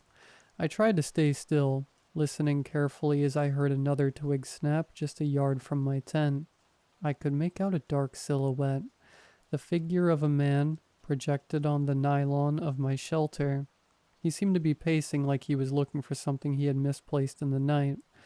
My heart began to pound as he slowly, quietly approached. As stealthily as I could manage with my heart bursting from my chest, I reached towards my pack, scared to death but still planning for the worst. Inside, I knew my Colt 1911 sat fully loaded just in case. Call me paranoid, but with the amount of mountain lions out here in the basin, I always came prepared. "Hello," the voice came from the figure, which now stood in arm's reach of my tent flap. It sounded tentative, stuttering, almost nervous, like a child going to wake his mother when he had a stomachache. I held my breath, my trembling hand gripping the cold metal of my firearm. "Are you okay?" The voice came again, definitely masculine, but it sounded more confident now, paternal in the way it expressed almost genuine concern. I don't know what possessed me to respond. I think it was reflexive, some innate Midwestern politeness. "I'm fine, just leave me alone," I croaked, a hoarse reply barely quieter than a shout. We sat there in silence for a few more seconds. Then the figure slowly walked away. He stalked off in an almost dejected manner, his head downcast. I shuddered, the interaction surreal and terrifying, but as much as I would have loved to write it off as a dream, I knew I was awake, feeling the indent left on my palm from the vice grip of my pistol. When the sun rose a few hours later, I felt no relief. I knew deep down in my gut the mysterious visitor was from the tent nearby. I resolved then and there to go and introduce myself. I was still trying to rationalize what had happened as perfectly normal. Maybe he was just socially awkward. Maybe he was sleepwalking. Either way, I felt dread tie a knot in my stomach even tighter with each step as I approached. The campsite was even more dilapidated than I initially thought. The tent was torn, with ragged holes in the side, and a small black backpack lay haphazardly by the fire. Looking at the state of the charcoal, I'd estimate no one had used the fire for at least a few months.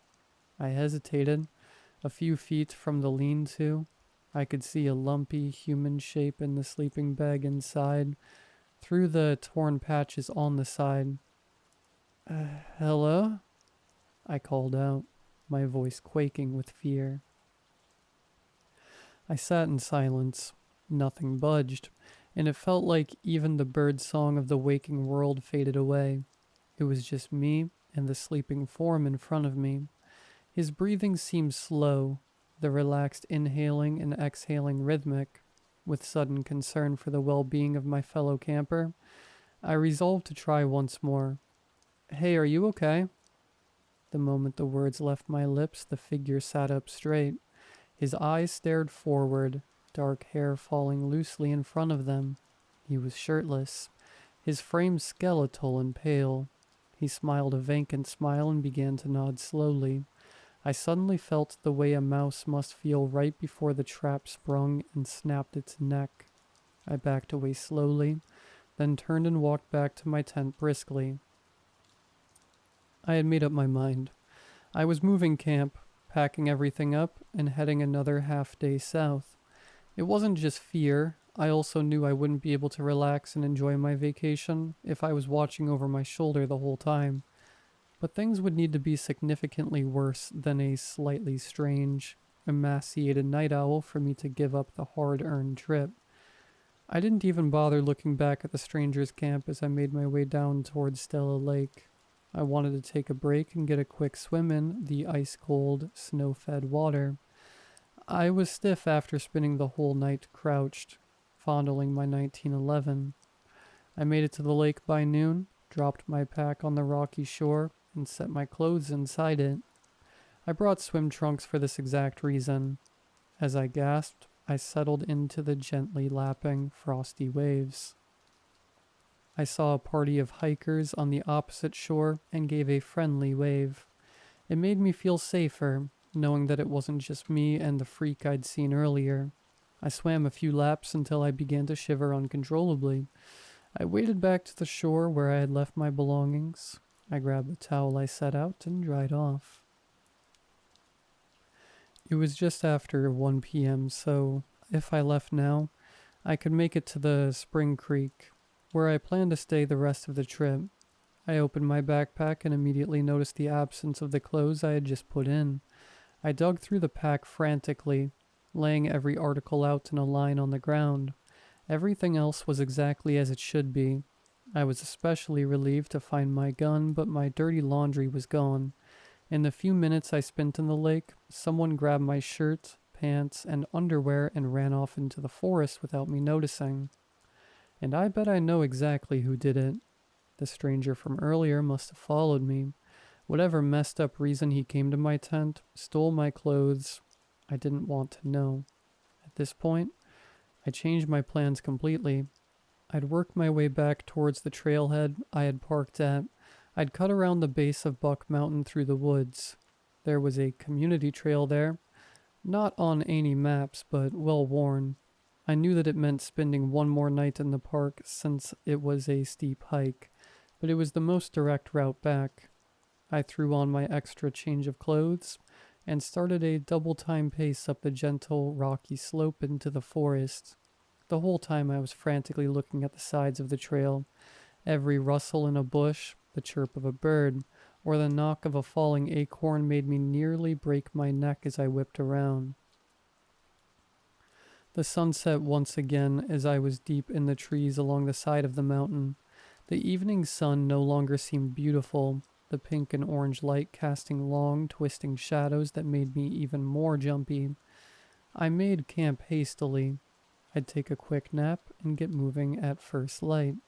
It may seem strange considering the situation, but trying to navigate that night in the forest is a death sentence, and I didn't want to get lost, especially if he was following me. I sat, quivering on my bedroll, waiting for the sound of footsteps to throw me into a full-on panic. Despite my anxiety, I drifted into an uneasy slumber. As the sun rose and dappled light fell on my face, I slowly felt my consciousness return. Before I staggered upright, the tent, swaying gently against the wind, was in tatters. Hundreds of small, jagged holes covered the blue synthetic surface, and one, a much larger one, was torn away right at the foot of my makeshift bed. That had been where I left my pack and my boots. Both of these items were gone now without a trace. As I looked closer, I gasped as I saw that each of the holes perfectly matched the shape of a set of human teeth.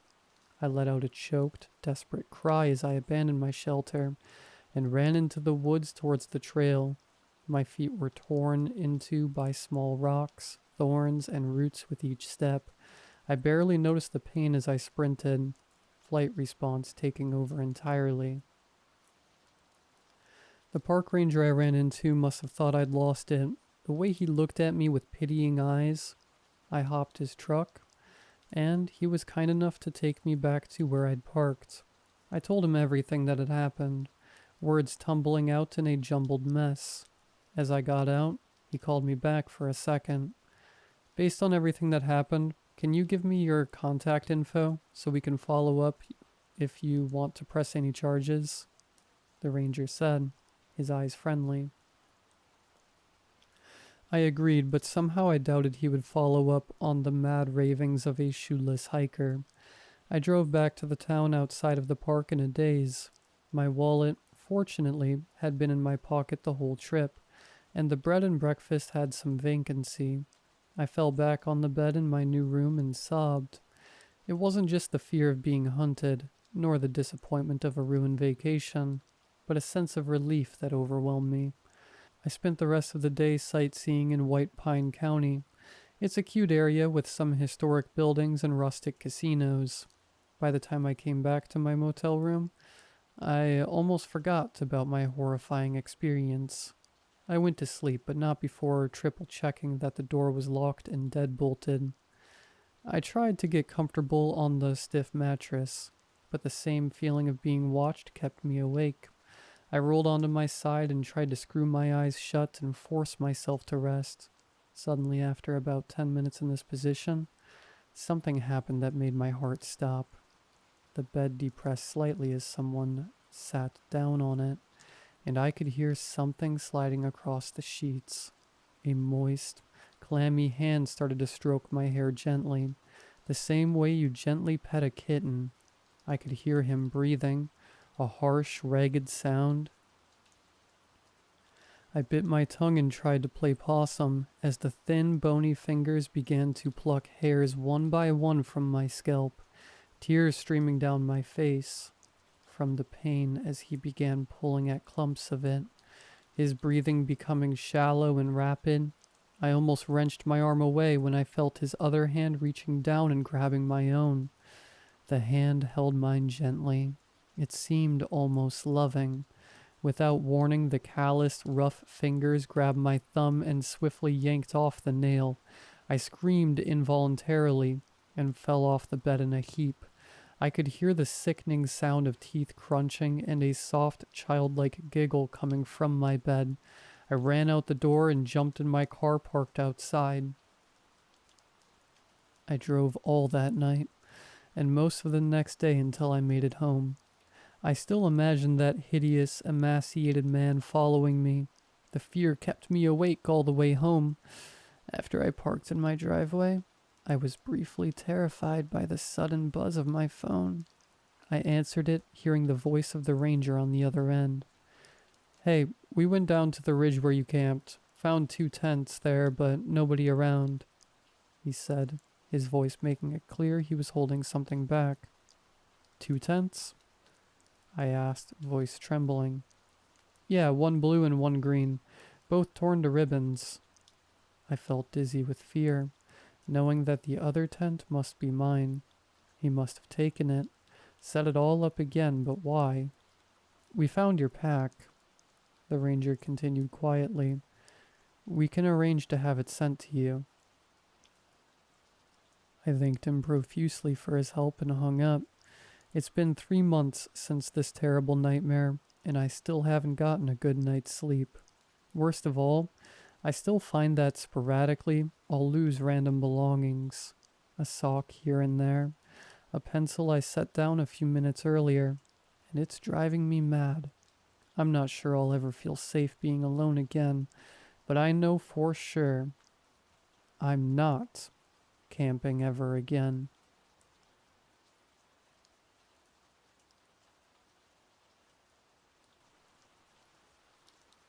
For 25 years, I was in a rigid routine.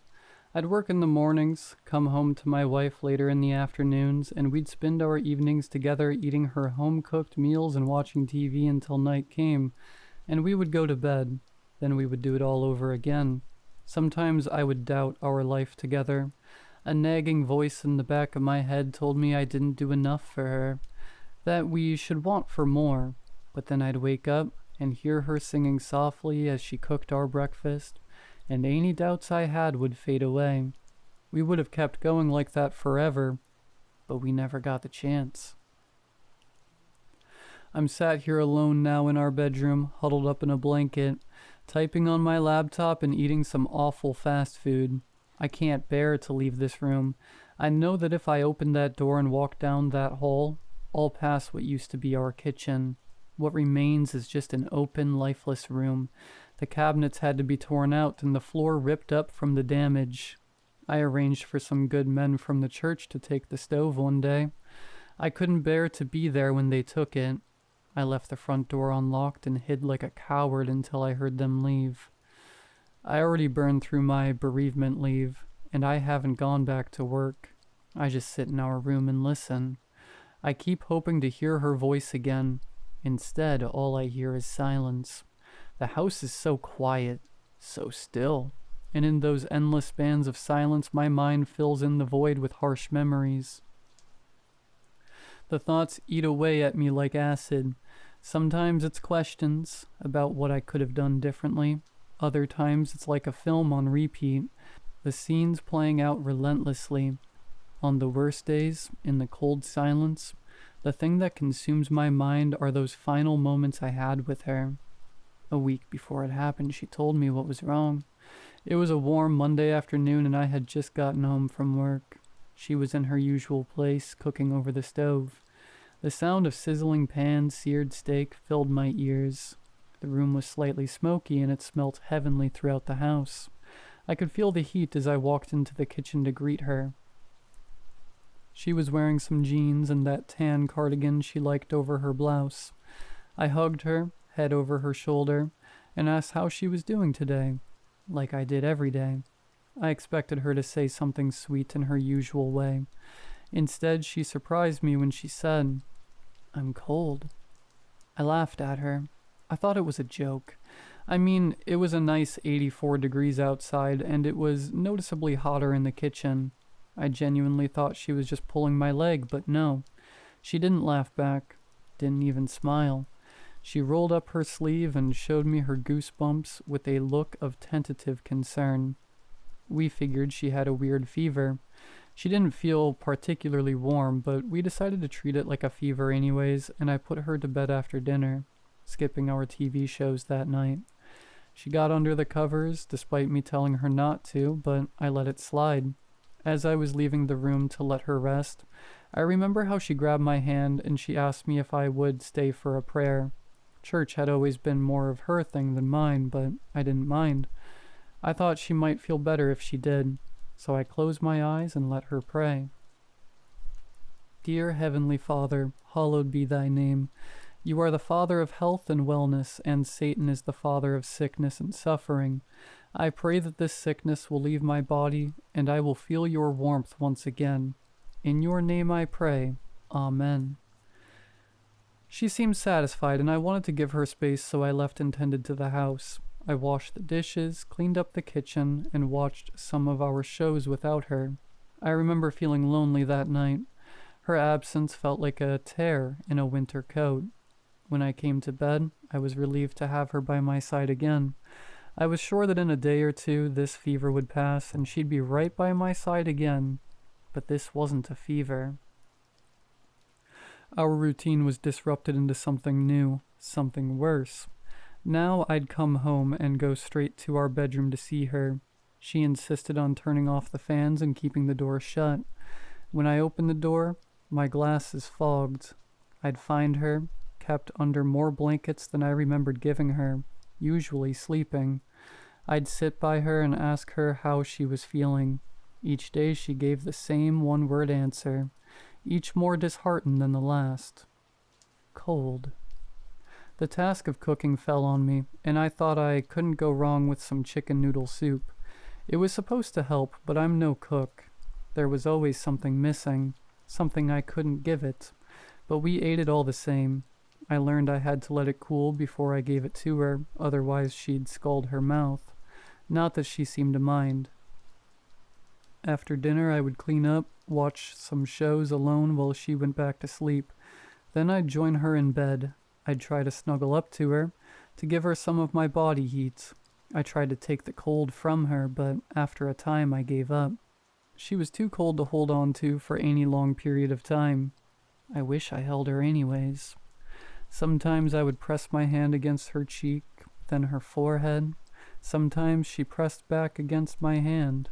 This sickness had affected her physically, but under those blankets, behind the shivering, Somewhere beyond the cold, the woman I loved was in there, fighting. The earliest doctor's appointment we could get was Thursday morning. I took some time off work in order to make the appointment. That morning was a relaxing 75 degrees, but looking at her, you wouldn't know it. She wore a heavy coat and sweatpants with long johns underneath. A scarf and beanie hid her face from the world. Hidden behind the layers, her eyes looked tired. She got looks from the staff and patients alike in the clinic. I checked her in, and she did her best not to chatter her teeth as I filled out the forms. In short, the clinic was a bust. They took her back there and did a standard checkup. Nothing was out of the ordinary according to them. They chalked it up to poor circulation, wrote a prescription, and they sent us away without any consideration. I made sure she took the medicine, but it didn't help her. I took a full day off work that Friday and did what I could. I came back from the store that morning and began to haul in what should have helped. I set up a space heater, draped a thick winter blanket over her, and assured her that I had been looking up recipes for some better soups. Despite all this, I heard her shivering as I closed the door. She laid in there all day, only getting up to use the restroom, but that was getting less frequent. I would sit in there for 10 minutes or so at a time, before having to leave again. The room was too hot now, and I couldn't stand to be in there for any longer than I was. I checked on her often, sat when I could, and when I was out, I would call the doctor again and explain that she was getting worse. She was getting colder. There was nothing they could or would do. Friday night came and went. More soup, more tea, more dishes. I had to take to sleeping on the couch as our room was far too hot for me. Every couple hours I woke up alone, and when I did, I would walk over to the door and listen for her. Once I heard her shivering. Another time she was snoring. Another she was crying. Saturday morning, I woke up later than normal. I began the new routine, start the coffee, start the tea, start breakfast. It was quiet that morning, lifeless. I could never cook like her. She had an aura about her that filled the house with energy when she cooked. Most mornings she'd be cooking, humming along to some song I never knew, without a care in the world. She was happy. Maybe that's what my dishes were missing. Everything I cooked was made with worry. I put it all on a tray and took it to our room. After a night without her, I was determined to bear the heat and sit with her for longer. When I opened the door, I found our bed empty. 7 blankets strewn about the room, thrown off without care, leading to our bathroom. The shower was running, steam billowed out of the bathroom and bled into our bedroom from behind the closed door. I put down the tray and knocked, then again, then with more urgency. Each time I got no answer. I had begun to sweat. The heat from the room was bad enough, but the steam from the bathroom felt scalding. I tried the door, but it was locked. I had to think, but the heat was starting to take its toll on me. I felt sapped, exhausted. How could she stand this horrible room?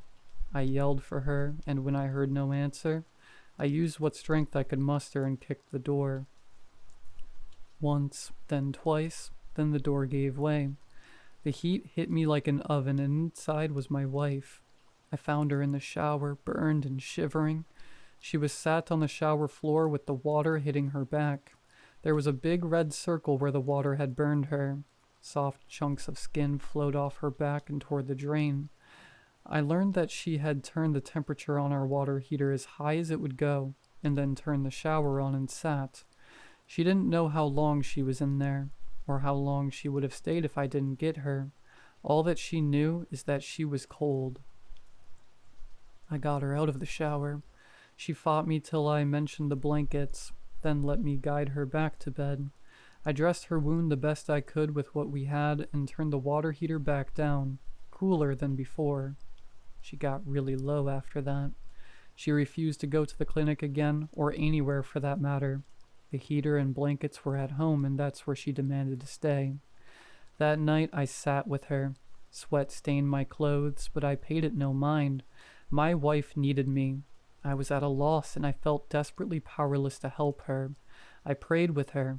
I thought it's what she needed, and it's all I had left to try. I prayed like she had. I asked God for forgiveness and healing and warmth. I prayed with conviction. I nearly believed it.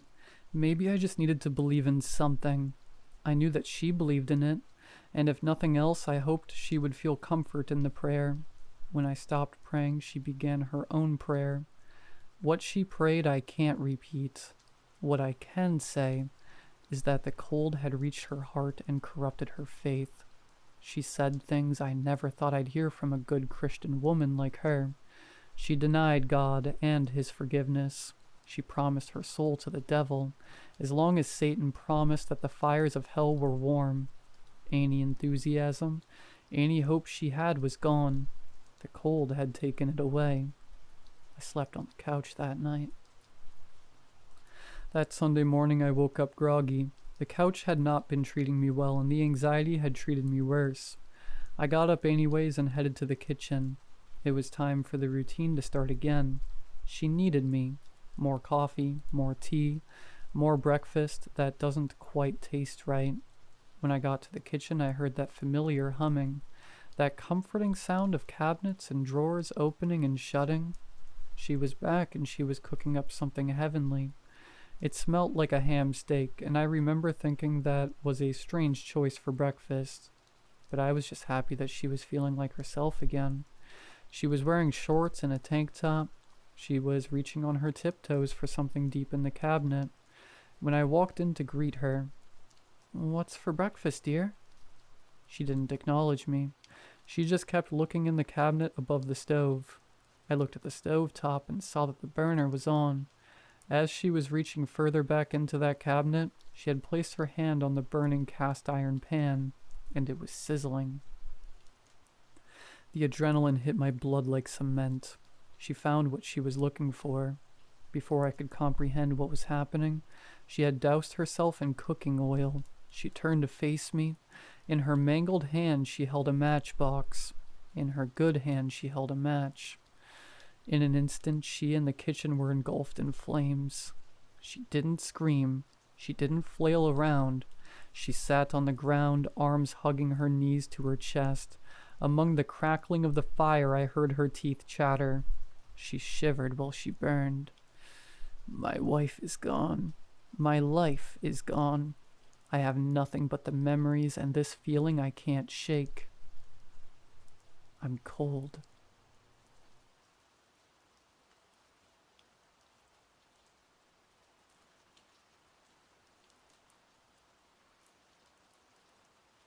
I work maintenance. It's not glamorous, but it pays the bills. Usually my jobs are at office buildings, warehouses, maybe a shopping mall. But 3 months ago I was hired for a government contract in the middle of nowhere. No address, just coordinates. When I got there, it looked like a military bunker built into the side of a mountain. The entrance was a massive steel door, unmarked except for a tiny keypad. A man in a black suit greeted me. No name, no smile, just a clipboard and a pen. Sign here. No phones, no questions. Follow orders. I signed. The pay was insane, and I figured it was just some secret government R&D lab. How bad could it be? I regret everything. Inside, the facility was pristine and sterile, lit by an endless stretch of fluorescent lights. I was given a uniform, a small ID badge that only said, Tier 1 Maintenance, and a list of protocols longer than the U.S. Constitution. Many of my tasks were mundane. Replace broken air filters, tighten bolts on high-pressure pipes, sweep up debris in the lower levels. But the deeper I went, the weirder it got. Sublevels 1 through 3 were straightforward.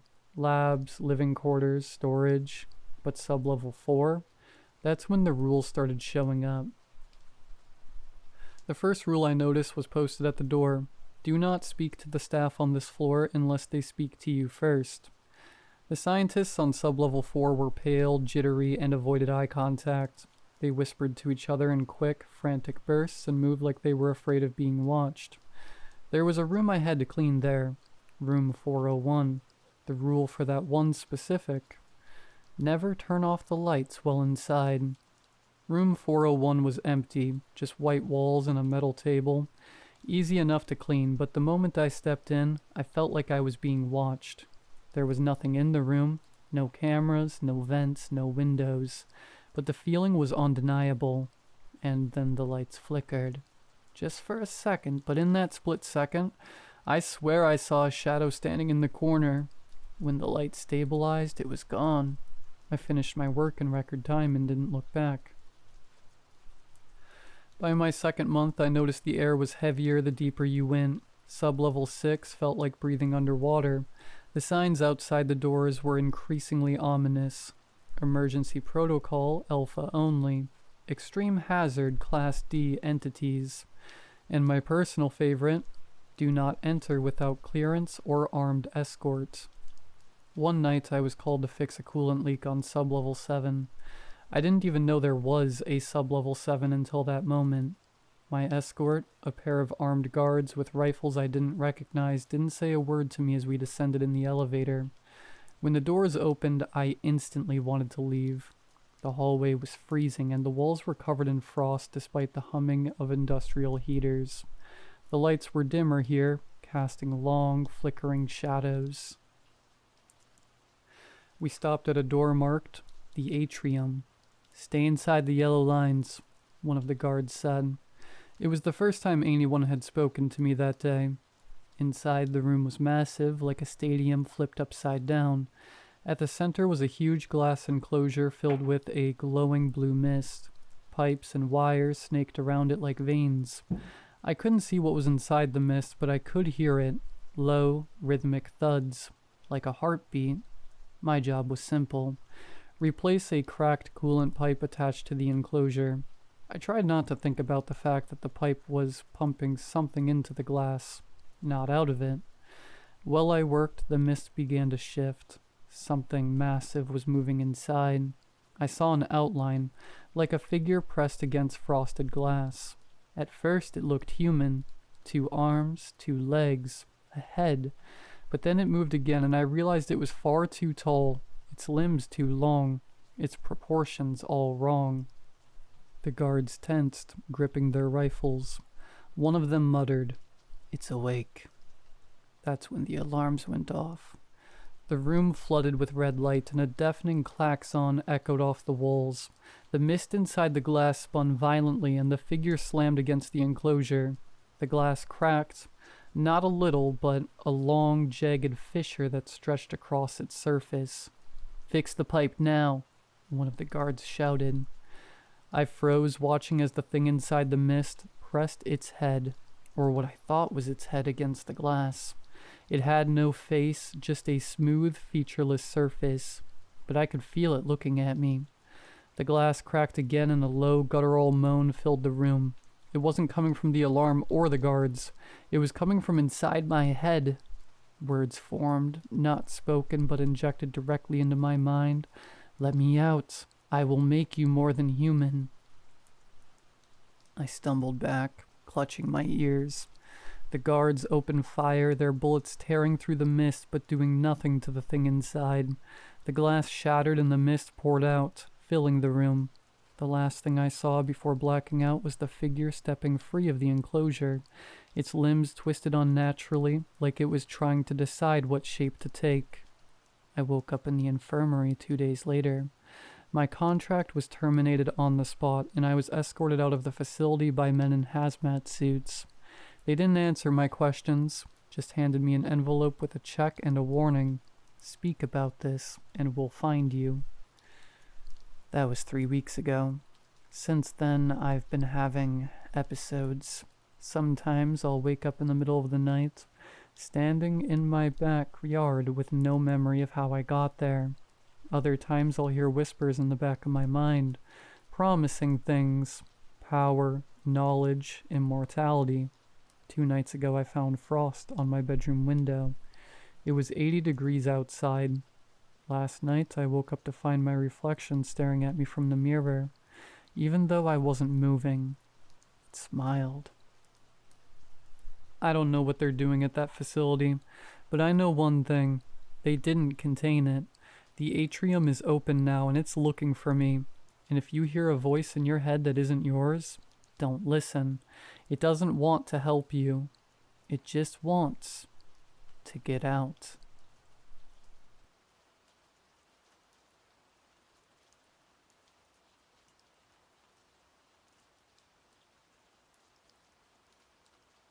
This happened 4 days ago, and I don't think I'll ever forget it. I'm never coming back to the village again. I was staying with my grandma in a small Japanese village while taking a break from the city. It's a quiet place surrounded by mountains and dense forests, and though I visited before, it always feels a bit eerie at night. My grandma is a firm believer in old traditions and superstitions such as yokai. One of her biggest warnings was to never whistle after dark. She used to say it invites Yanaki-sama, the night caller. I always thought it was just one of those creepy stories meant to keep kids from staying out late. But now I know it's not. That night, I had gone into town for an important Japanese festival. I stayed later than I'd planned, and by the time I started walking back to my grandma's house, it was pitch black. The village doesn't have street lights, and my phone's flashlight was barely enough to light the road. To calm myself, I started whistling, just a cheerful tune to break the silence. Almost immediately I heard it, a whistle coming from the trees. It mimicked my tune exactly. I froze. I knew there shouldn't have been anyone else out there. The road was empty and the forest was too dense for someone to move quietly. Trying to brush it off, I whistled again, this time out of nervousness. The reply came faster, closer, and somehow sharper, like the sound was cutting through the air. I felt my chest tighten as I realized this wasn't an echo. I picked up my pace, but the whistling followed me. It stayed the same distance behind me, no matter how fast I walked. Then, just as suddenly as it had started, it stopped. That's when I heard it above me. I looked up and my stomach dropped. Against the faint line of the stars, I saw something. It was tall, impossibly thin, and its limbs stretched out like a broken puppet suspended in the air. Its head was playfully tilted to one side, almost curiously, and it swayed gently, like it was waiting for me to do something. I don't know how I managed to move, but I ran as fast as I could, my heart pounding. When I finally reached my grandma's house, I slammed the door shut and locked every window and door. For a moment I thought I was safe. Then I heard it. The whistling started again, this time right outside the house. "Keiko-chan," a soft voice called, mimicking my grandma's tone. "Come outside. Let me in." I didn't respond. I didn't even breathe. The voice grew more insistent, the whistling shriller, and then I heard a creak from the corner of the room. I turned slowly, and there it was. That thing had followed me inside. It unfolded itself from the shadows, its long limbs stretching and its head tilting toward me. I wanted to scream, but I couldn't move. Then out of sheer desperation, I remembered something my grandma had said earlier. Light always chases away the dark. My hands shook as I grabbed a small lantern on the table and lit it. The flame flickered, casting a warm glow around the room. As soon as the light touched the creature, it let out this horrible, piercing whistle, like a train screeching to a halt. It writhed and shrank back, dissolving into the shadows until it was gone. The next morning I told my grandma everything. She nodded solemnly and handed me a small wooden talisman she had carved. She told me it was meant to keep Yanaki-sama away, but warned me to never whistle at night again. I've kept the talisman on me ever since. I haven't heard the whistling again, but at night, when the wind blows just right, I swear I can feel something watching me from the shadows. If you are ever in a small village in Japan, heed the warning, and whatever you do, don't whistle after dark.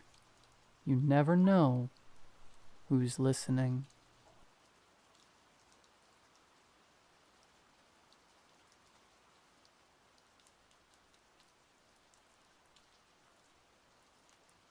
My dad has always been a hunter. Even now at his ripe old age of 56, he still tries to go out, lay traps, hunt squirrels, and even takes in other hunters' kills and butchers them, most of the time for a payment of only meat. He doesn't do much deer or bear hunting anymore, but on a good day, you'll catch him in the woods on his side-by-side, looking up in the trees for a squirrel, or chasing a raccoon out of its hole. Selling the meat or hide hardly grants any money for the time it takes to hunt, kill, prepare, and ultimately cure the hide, but my dad still does it. I think it's because he's done it all his life, and it has slowly become a routine, a ritual, a need. If he's not occupying his time, then he's doing nothing, and in his mind, doing nothing is how you die. These days, my dad isn't very fit. He's older, he's weaker, and he damn near can't walk anymore. But you will still catch him out in the woods, rifle in his hand, knife on his belt, and a fresh kill or two in the back of his side-by-side. Although I think that is subject to change now. Everything is going to change now. A few days after Christmas and into the new year, we received a package from UPS. I was surprised it was even delivered because there was over 8 inches of snow on the ground. The snow wouldn't stop for another 2 days after this either. I checked my Amazon account and found that yes, it indeed was meant to be delivered that day. I just didn't receive the notification. It was good news anyway. The Christmas present I ordered from my dad had finally arrived, a week and some change after Christmas. I was excited to present it to him, as he had never owned one in his life. An infrared scope. Night vision. I opened it. I made sure it worked really quick in my room, put it back in its packaging, and presented it to my dad. "Son, this is amazing. You want to go outside and test it?" He was beaming. My gift was definitely better than the $2 watch my brother had gotten my dad. "Yes, sir. I'll slip on my boots real quick. Frankie, you come too." My brother Frankie began pulling on his full snow gear. I, who run hot as a furnace most of the time, just slipped on a jacket and my boots. My dad did the same. We opened the main door, then the screen door leading to our back porch, which bordered the woods almost directly. The screen door creaked, then slammed shut as the springs kicked it into overdrive. In single file, we marched down the steps, my dad holding on to the infrared scope with the delicacy of holding a chicken egg. He put it up to his eyeball, lifting his glasses up as he did so, and toggled the infrared function on them. He bellowed out in laughter. "I'll be. This is incredible, son." He scanned the tree line over and over. He noted a squirrel in one of the trees closest to him. A bird, finch of some kind, he said, in a bush a little further away. And then he stopped dead, frozen momentarily. "What is that?" "What is it, Dad?" Frankie spoke up, nearly shouting. "Quiet, quiet." My dad started speaking in a whisper and hunkered down. We both did the same. "Dad?" I whispered back at him nearly a minute later. He was still staring off into the edge of the forest. "Let me see." Reluctant to take his eye off whatever had caught his attention, but knowing I had the second most experience in the woods among us, and knowing that if anyone were to identify an unknown animal, it would probably be me, he handed me the infrared scope. Looking through it was awesome. Everything was immediately bright, and I could make out probably 100, maybe even 200 or more feet into the woods. It wasn't exactly in true focus. As focused as I could get was probably, to put it in a term most of you can understand, 480p quality, like a video shot on an older camera. I scanned the tree line, looking for whatever my dad saw, but seeing nothing. Then, movement. Something shaking in the woods, at the very edge of focus on the infrared scope. "It's eating." I found myself whispering this to my dad. "A deer, I know, but what is it?" "Frankie, go get Dad's rifle. Now." "Let me see." I cut him off with a wave of my hand.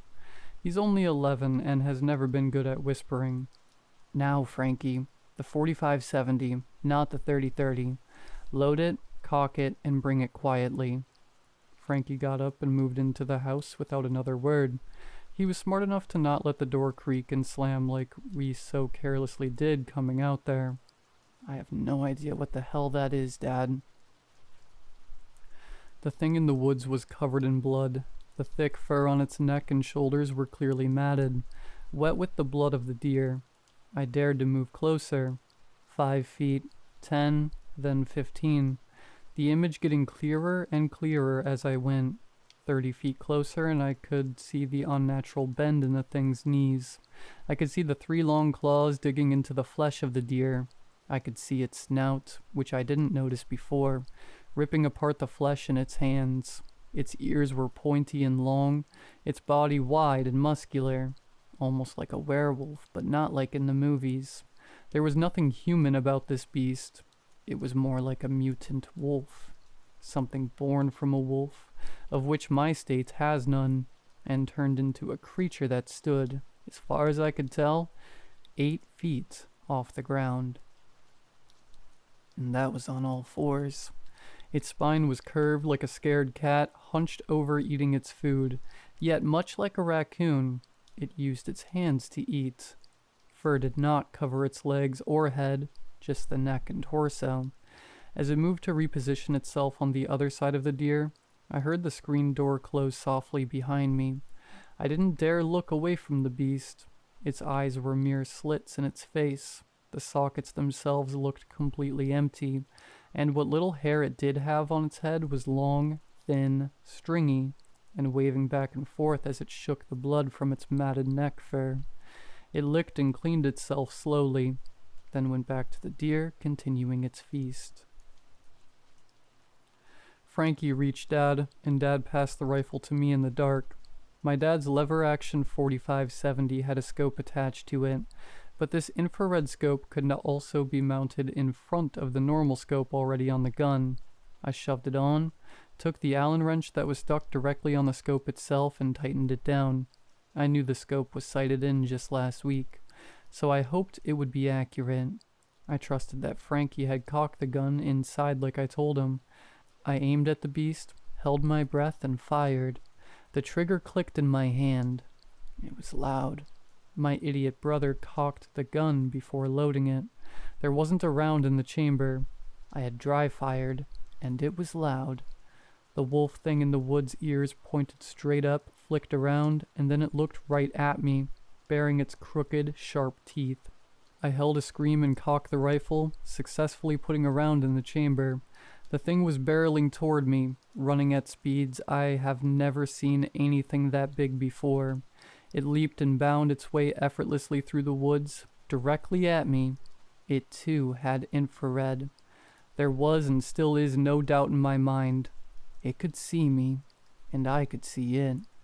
The wolf thing's eyes opened wide, and so did its mouth. They were in fact empty, completely. I suppose you don't need pupils when you see an infrared. Sensors or something. I guess. Inside those black, lifeless sockets. It sprang from the ground a great leap from nearly 20 feet away, heading right toward me. I pulled the trigger and a deafening boom rang my ears. If any of you have fired such a weapon, you know how loud they are. Deafening is an understatement. As I could hear a very high-pitched ringing and nothing else, the thud from the gun on my shoulder knocked my face, more importantly my eye, away from the infrared scope. I quickly cocked the gun, placed my face against the scope, and looked through the infrared again. It was gone. I hit it, maybe only nicked it, but it was gone. In the snow I could see tracks leading away, and a few drops of blood following them. God, I hope I killed it, and I hope it was the only one. My dad has been up every night since, in his rocking chair, 45-70 in his lap, infrared scope in hand, looking out the back window, and eyeing the tree line. I don't think he or I will be going into the woods ever again.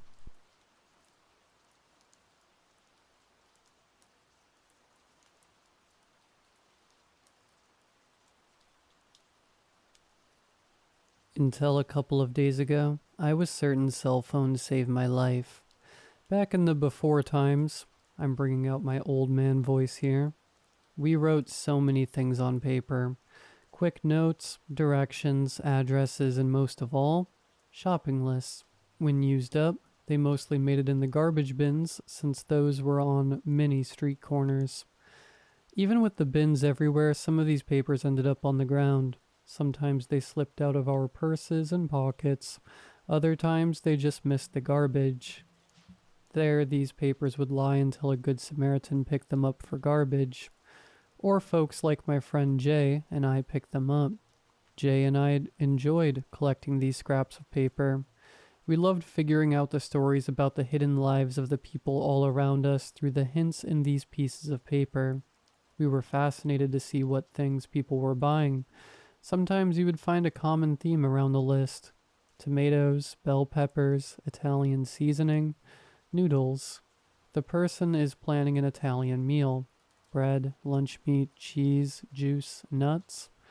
Someone planning their lunches. The fun ones had stars or underlined items emphasized. Sometimes that set those lists apart from all the rest. If we were really lucky, my friend and I would find a short note or letter instead of the shopping lists. Go near a school and you'd be more likely to find the special mom note. Love you, honey. Have a great day at school. Maybe it had the rare dad note. You can never go hungry at a magical beach, not with all the sand witches around. These notes, though, could appear anywhere. It was the special notes that we found just wandering the city that had the special appeal to us. For the two of us, this became a joyful hobby. Lots of scraps of paper that we'd pick up and eventually recycle, so we were saving the planet as well. It was harmless fun. Until it wasn't. I still have the piece of paper that started everything off. Below is everything it says. 3/15/05. Groceries, sodas, waters, Powerade, pizza, pasta dinner, lasagna, party next week, chips, party next week, salsa, party next week, tomatoes, peppers, cayenne. I see you picking these up. I called my friend with the paper in my hand. Jay, just found this on the ground. That's a cool one. Yeah, cool. With just a quick phrase, we blew this off just as a list of special notes and moved on. A couple weeks later, I got a call from Jay. So maybe that wasn't just a cool note after all. Huh? That I see you picking these up note? Yeah, I don't think that was just a cool note. I found one too. Starts out with a shopping list, but then it ended with, I see you picking these up also. Jay and I got together and compared the shopping lists. The handwriting on the items was the same on each slip of paper. The handwriting at the bottom was the same on both slips of paper too, but different from the handwriting of the items. Well, technically we were invading the privacy of others, especially when those weren't shopping lists laying on the ground. We were also picking up trash in public spaces. This was the private lives folks didn't mind leaving around town, or maybe it slipped out of their pockets, but still in the public space. These messages seemed directed, like an invasion of our privacy. What do you think these mean? I shrugged. I guess we have our own special note now. Jay's voice, if my memory is correct, lifted at the end of the sentence. I guess so. Not sure I want it. Me neither. Through the next weeks, we could see the effects of the cell phone's advancement. Cheaper and cheaper phones had cameras and texting was easier, so paper was less necessary. Still, we found some slips here and there. There was nothing out of the ordinary on those slips. Not until the middle of the summer. It says, "Why are you still picking these up?" You got that one too? Yeah. Are we doing anything wrong? Wrong? What is wrong about picking up paper? We're cleaning up the sidewalk at the very least. Right. December of 2005. The loose paper is harder to find, but every slip now comes with a message from this thing that's following us. Cleaning the planet? Whatever you say. This is what you had for dinner last night. You two have predictable patterns. More details slipped into the notes. Whatever was leaving them could hear and see us. It commented on our clothing, our meals, even our sleep. The stalking became much more obvious with the last few slips that we found. Watched you snooze your alarm twice. I have a knife. Do you recognize these? And some squares of our clothing. The last slip we ever found happened when my friend and I were out together. We passed a school and a piece of paper was lying on the sidewalk. We looked at each other and debated on picking it up. On the one hand, the possibility of a guardian's note, the prize fines. On the other hand, we didn't want to know what the bottom would say. The wind picked up a little, and one of us stepped on the paper so it wouldn't blow away. I guess that means we're picking it up. The slip of paper was only a special message to us. This time, the coloring was off, a dried rust color. The message was, I'm watching you right now. We ripped up the paper and found the nearest trash can. Jay and I took any of the papers we hadn't yet recycled, and we quickly made plans to burn them all, especially those with the strange directed notes. We created a bonfire on the night of a full moon. We threw whatever spices and plants we could find into the fire between notes. Jay and I knew nothing, still don't know anything, about demonology and exorcisms. We just knew we needed a little nature and something cleansing between the notes. My friend and I hoped this would be the end of everything. 2007 brought the advent of the iPhone. With that, the slips of paper were done. I hadn't thought about these messages or the time my friend and I had this hobby for a while now, except I found a piece of paper in front of my car at a parking lot. It was flipped, written side up, and all it said was, I'm still watching you.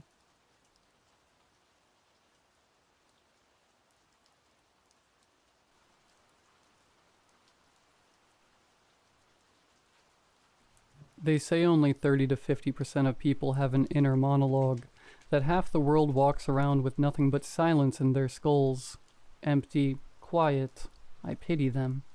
My inner voice isn't just some background noise. It's everything. It's sharper than my instincts, smarter than my decisions. It's the reason I've gotten this far in life. The quiet ones, they're animals, reacting, not thinking. Me? I'm a symphony. Always in motion, always calculating. I love it. I love me. That's what I was thinking as I tied up my skates that day. The rink was alive with noise, blades scraping, laughter bouncing off the boards, cold air licking my skin. I was there with Hannah, this girl I'd been seeing for a few weeks. She was sweet, steady on her feet, better on the ice than me, but too kind to show it. My voice kept pace with every moment. Don't trip, smile when she talks, hold her hand, but let her lead the rhythm. It's like having a coach and a confidant rolled into one. Who needs God when you've got your own mind? And then it happened. A stray kid tore across the ice, cutting too loose, and I stumbled to dodge him. My legs went out from under me, my head snapping against the frozen floor like a broken spring. For a moment there was only impact, sharp and hot. Then silence. Not just around me, but inside. When I came back to myself, Hannah was helping me to my feet, asking if I was okay. I nodded and the voice returned, but it wasn't the same. Get up, you useless prick, it said. I froze. My voice didn't talk like that. It never had. It had always been calm, measured, not this barking, snarling thing. I wanted to brush it off, blame the fall, but the words stuck to me like tar. I skated the rest of the evening in a fog, the voice muttering in the back of my skull. Cruel things, ugly things. You're boring her. Say something or she'll leave. Not that it matters. She's out of your league anyway. When I argued back, it laughed. Not a kind laugh, a raw, raspy one. Over the next few days, the voice grew louder. It stopped offering advice and started barking orders. My body and brain felt like a house with a new tenant, a violent, unwelcome one. Standing in line at the deli, it whispered in my mind, "Take the knife from the counter, hold it, feel its weight." While walking down the street, it suggested, "Push that man into traffic, see what happens." I didn't obey, but I couldn't ignore it. Every time I refused, it grew angrier. "You're pathetic, a worm, a waste of flesh." I decided to see a doctor. Hannah suggested it after I told her I'd been off since the fall. I didn't tell her about the voice, just enough to make it seem like I wasn't losing my mind. The voice hated the idea. "You think they'll help you? You think pills or therapy will make me go away? I'm not going anywhere, you idiot. I'm you." I kept the appointment. I had to. But on the day as I walked to the clinic, the voice became relentless, screaming now, its words twisting in my head like jagged metal. "Turn around. Don't do this. If you walk in there, I'll make you pay." I pushed on, teeth gritted, until I reached the street outside the office. I saw the doctor through the window, her waiting room calm and sterile. For a moment I thought I'd made it, that I could finally get this thing out of me. Then the voice snapped. "If you won't listen, I'll find another way." And suddenly my body wasn't mine. I felt my feet moving, my hands reaching. There was a man passing by, an older guy with a briefcase and a distracted look on his face.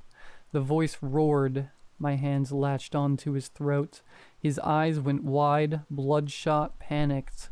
I felt the cartilage in his neck shift under my grip. A primal, sickening crunch. The body hit the pavement with a dull thud. For a moment, everything was still. And then the voice chuckled, low and satisfied.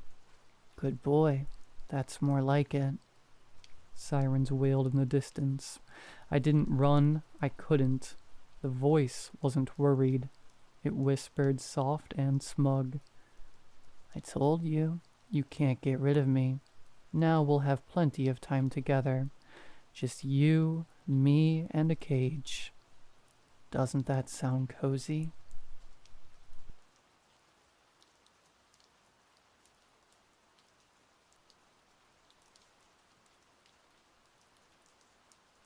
I think I need to go to rehab. My heart dropped when I heard that. It came out of nowhere. The woman I was married to and living with had been struggling in the throes of addiction, and I was none the wiser. I had never felt so taken aback. "Carrie, what do you mean? I don't understand where this is coming from," I said, gingerly taking her hand in mine. "Exactly what I said. I need help, John. I've been drinking again. Like, a lot." My mouth involuntarily fell open. Carrie had admitted to having alcohol dependency after graduating from college, but had always been under the impression that she'd nipped it in the bud. "Honey, how long has this been going on? I never would have guessed if you hadn't told me," I replied, taking a step back. "I know," she said, tears welling in her eyes. "It's been 6 months. I've been drinking vodka to hide the smell. That nightly glass of wine, it's actually cranberry juice and Smirnoff. I've been throwing the empty bottles in the dumpster behind my work so you wouldn't catch on. I'm sorry that I kept this from you. I really am.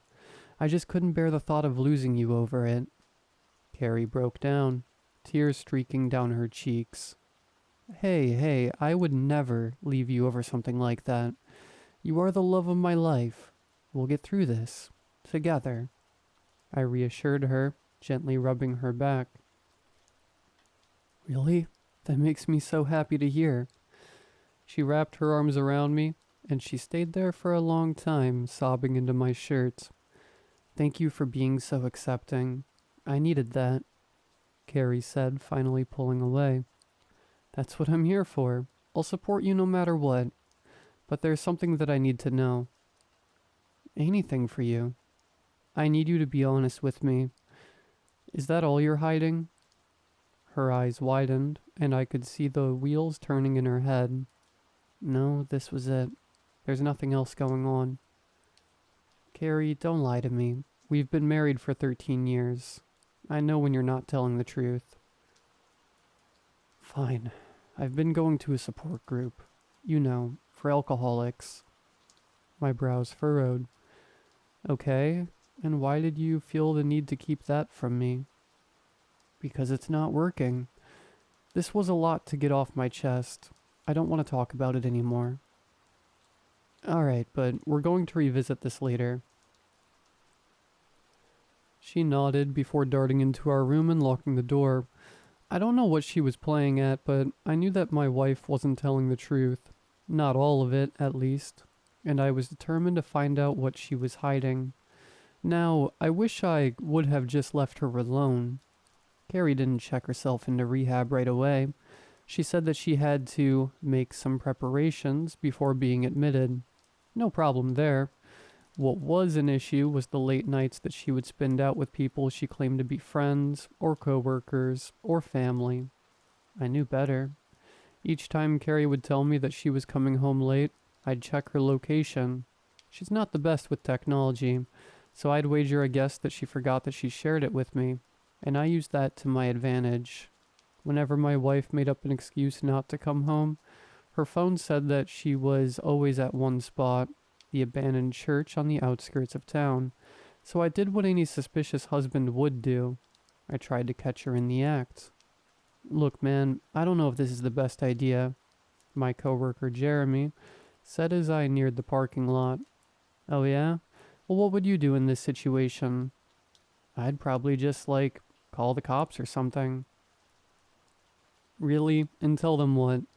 That my wife might be boinking some random dude in an empty church? They'd be more likely to write me a ticket for filing a false report.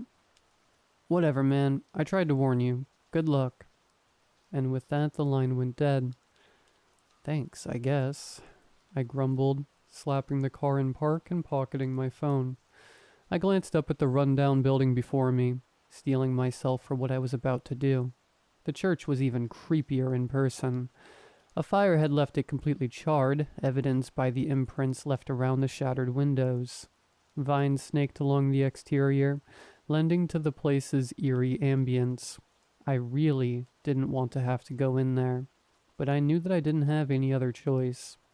After reassuring myself in the rearview mirror for what must have been at least 10 minutes, I finally gathered the courage to go inside. I crept up to the entrance, my eyes darting frantically around the parking lot. I felt like I was doing something wrong, like one misstep would have the local police force swarming me in an instant. I quietly pushed open the front door, breathing a sigh of relief when it didn't creak. The church was dark, but I could see a faint light emitting from one of the rooms toward the back. My heart jackhammered in my chest. Was I really doing this? What if Carrie found out? It would break her. No, she wasn't being honest with me, and I had to know why. I couldn't afford to turn and run, not after making it so far. I pressed forward, following a path that had been cleared through the debris. Aside from that, the interior looked just as I imagined it had the day of the fire. Everything had been burnt to a crisp, save for a marble statue of the Virgin Mary near what used to be a stained glass window. I shuddered when I saw it. It felt as if its eyes were following me around the room, casting judgment on me. After a painstakingly long time trying to remain silent, I finally made it to the source of the light.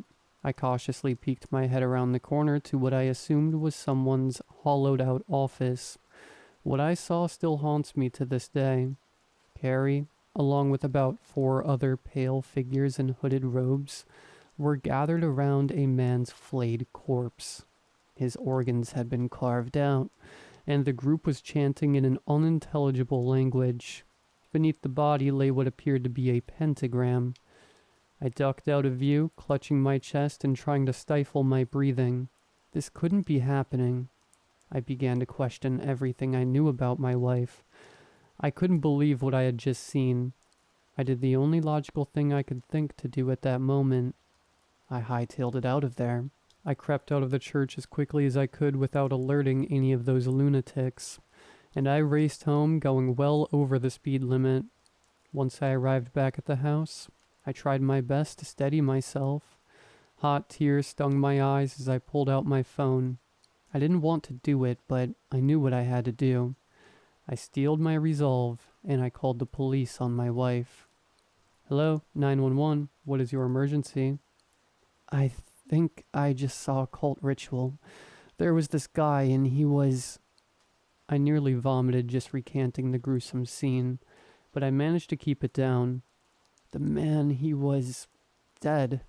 Please, you have to send someone. I was at the old church on 5th Avenue. "All right, sir. Stay calm. I'm sending a squad car. Are you in the vicinity?" "What?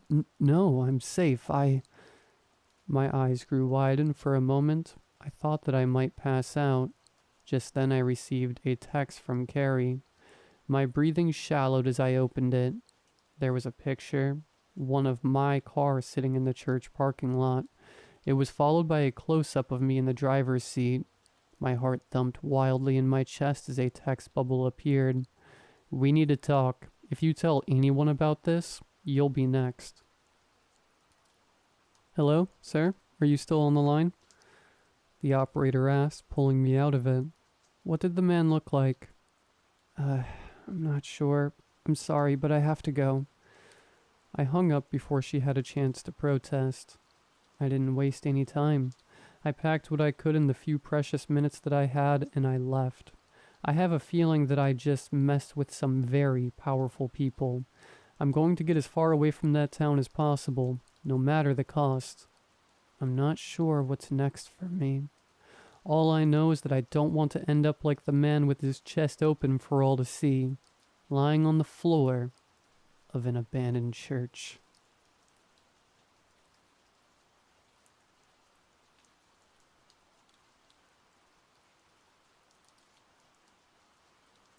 I'm a witch. While that may sound far-fetched, it is true. I've always at least somewhat believed in the supernatural. Call it instinct, call it superstition, or call it naivety. No matter what, I can work with magic and spirits well enough. I live in Colorado near the mountains. Well, we all know that the Appalachian Mountains are scary. Most people don't realize the horror of their younger cousins. They are young, and they lack any of the ancient life of their elders, but their horrors are far less known. But I'm getting sidetracked. Let's get into the meat of the story. I woke up at about 6 in the morning on a Saturday when this began. I was going to head into the mountain forest at that time, so I was preparing accordingly. I put on my favored old hunting boots, a warded flannel jacket, and I wore a belt with an abundance of pouches. I put my ritual knife, a crescent-shaped blade with a bone handle and several spells on it, in its sheath and slung my rifle over my shoulder before heading out. After all, I know better than to assume the woods are safe. The 20-minute drive to my little dead end of a dirt road was calm. If only the whole trip was like that. In the early morning chill, I trudged uphill to a brilliant purple and blue clearing of wildflowers, where I crouched down and started cutting some columbines by the stem. The morning dew fresh upon my skin. Calmly I started to cut through my next set of flowers, some larkspurs, which were flourishing, their harvesting accompanied by the song of birds. Thus I stepped into my final harvest. I cut some bluebells by the stem, and started placing them in a pouch. As I was crouched by them, I heard a twig break. I snapped my head up and held my knife in front of me, but there was nothing there. I assumed it was just some animal, but that was my first mistake. I walked onward towards my next destination, a small stream a mile or so away. I walked through and my eyes watched for familiar landmarks.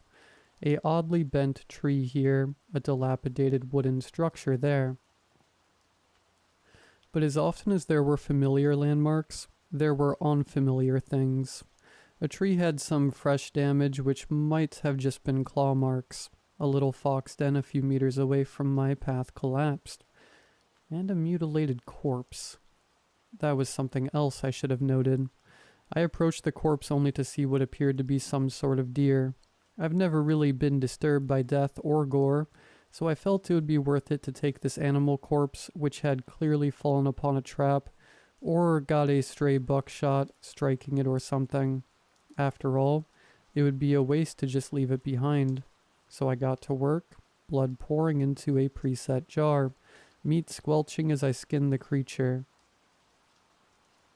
As I methodically skinned the creature, I met its glassy eyes. There was no life in them, but there was something. In the reflection of the eye, I saw something rush between two trees. On instinct, I grabbed my .22 rifle. It wouldn't do much, but it would scare off a threat, and I started poking around, my bloody knife resting in its sheath. But nothing was there. Not just no animal, but nothing. It was dead silent. There was only my breath and the sound of my fingernail tapping against the gun's barrel. I mumbled a quiet prayer. Lady Artemis, mistress of the hunt in the wilds, please grant me safety in this wood. And another. I call upon the green, grant me safe passage and forage. And several other prayers. I wasn't actually scared then, but I wish I had been. Maybe things would be different then. As my search yielded no results, I returned to the carcass and continued harvesting, the empty eye sockets peering into me.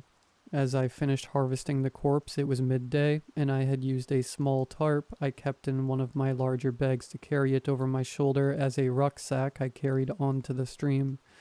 As I walked, the forest returned to life, and the hairs on the back of my neck that I didn't know were raised settled down.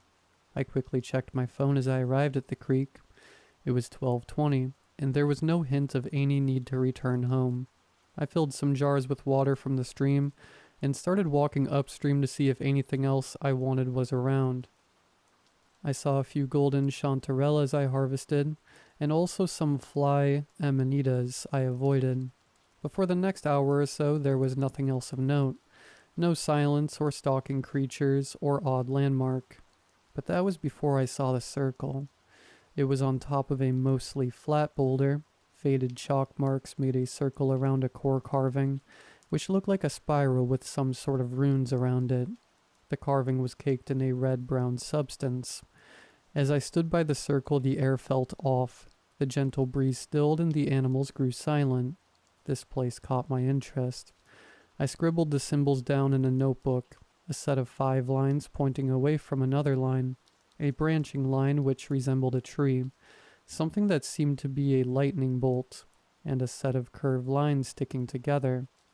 I resolved to try and figure out this weird spot. Another foolish mistake. It took several hours to copy it all down, and the sky was dark with clouds. I could smell the rain coming. I had to get home soon. After all, I was just barely 16 and got my license barely a month ago. So I rushed down the mountainside with far less caution. I ran past the dilapidated building, and the weird tree and the dilapidated building. When I noticed the building for the second time, I realized something was off. How did I get turned around in a place I have roamed since I was 12 and got my first knife? And as I paused, I noticed something in the trees. There was a flash of something in between the trees. So again I grabbed my rifle and moved to inspect the area with some muttered prayers. There was again no life, but there was some odd symbols on the trees. Forgetting my circumstances, I copied them down. But I then remembered my circumstances and slashed through the symbols with my enchanted ritual knife. Then I turned and continued hurrying downhill. Now I got through the flowers and reached my car, a beat-up little pickup truck. I quickly placed the deer harvest in the back and tied it down and slipped into the driver's seat. As I closed the door, I noticed something. It was hidden between a tree, but I saw its arm. It clearly bent with at least 2 joints before it slipped into the dark, and its 6 bloody clawed hand held into glassy dark eyes.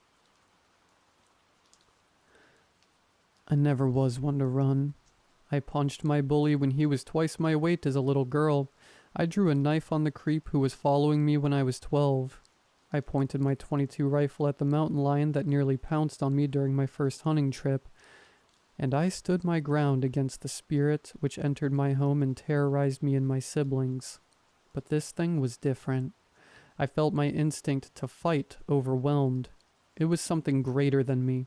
It was powerful, and I was just some squirrel or mouse. I tore out of the little dead end fast enough that I nearly shot off the road when I came on a turn. By the time I got on a road where I may have interacted with another driver, my fear had settled.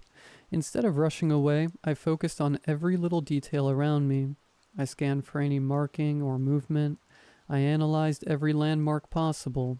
But now as I saw my phone tell me it was 7 p.m., I was in town. As I pulled into my driveway and started unloading my loot, I saw something on the side of the trunk. It was a set of 6 grapes. I rushed to store my loot and then grabbed some chalk from my magical workspace. I scribbled down a pentacle and some protective sigils at the doors and windows. I started to make some spell bottles when my mother caught notice of my erratic behavior. "Dear, what happened?" she asked. She was well aware that I didn't react like this normally. When I didn't respond, she continued, "It's okay, dear. What's going on?" "Mom, I have to set up some protections for the house. Something might have followed me," I answered as I placed some iron nails and my blood in a jar and murmured some protective charms before moving on to the next. I spoke up. "Tell the others that this is a ghost thing and to stay put." My mother, unsurprisingly, did not take my orders and instead asked a question. "What do you mean by ghost thing?" As I made my last spell bottle, I answered, "I know you don't believe, but there is some sort of spirit which was causing me issues." I quickly ran past her into our yard and buried one bottle in each corner of the property and ran back inside. I then heard my siblings scamper out of their rooms. My older sister, Erin, looked at my disheveled state. She quickly grabbed her own hunting knife and rifle before returning and speaking. "So, Amy, what's happening?" My younger brother, Jacob, spoke up this time. "Sis, what's happening? I'm scared." Following this, my little sister Elizabeth spoke up. "Yeah, is it another ghost? This time I'll fight it." I was pretty confident before this, but now it was a bit more serious. I breathed before speaking. "You all should be fine. Remember the charms I made you?" I began, getting a series of nods. "You should be fine if you have them with you. And Liz, you're too young to fight this one." This seemed to satisfy my younger siblings, and they went back to their room, but Erin stood firm. "I don't know anything about magic, but this is serious, isn't it?" Erin said. Our mother decided to give us some tea, and I heard our father settle down next to us in a chair. I took my tea as I spoke up before the older family members. "So I get that you all are probably more concerned, so I'll tell you the important stuff. Essentially, there is a spirit or monster in the woods which was stalking me, and it scratched my truck, and I don't want to risk you all." My family was not satisfied with that, but I didn't give any more information. Throughout the following week of school and me trying to figure out the magical nonsense, I've been seeing things. The claw marks, the 5-fingered sigil, and the other sigils. Well, I have done my due diligence in destroying them. I need to solve this. This Saturday I will go into the woods and seal that thing. No matter what.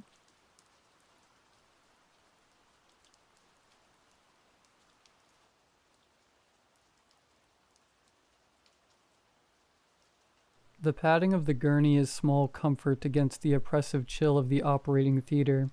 2 surgeons lean over me. They have already introduced themselves as Dr. Michaels and Dr. McCarthy. Their impeccable bedside manner does much to ease my anxieties. Dr. Michaels softly grasps the back of my hand and applies an antiseptic wipe. "You will feel a sharp scratch." His warning arrives overdue as the needle has already pierced my skin. As this is partly an open surgery to correct the hernia, and partly exploratory to address the concerns we found in the X-ray, The anesthetist will be administering a cocktail of two separate drugs. One is a paralytic, one is a general anesthetic. They'll both enter your system together, but the paralytic is slightly faster acting. We need it so you don't start kicking my colleagues.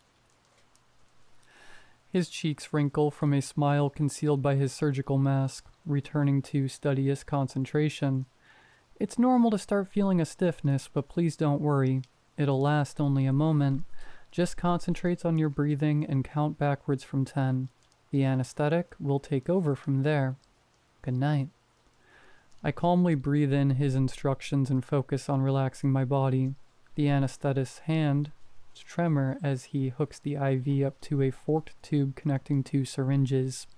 With his shaking palm, he pushes both plungers, and immediately I feel a tightening of my muscles. I close my eyes, breathe calmly, and begin counting backward from 10. Nothing. I count again, but I find myself fully conscious, now unable to open my eyes.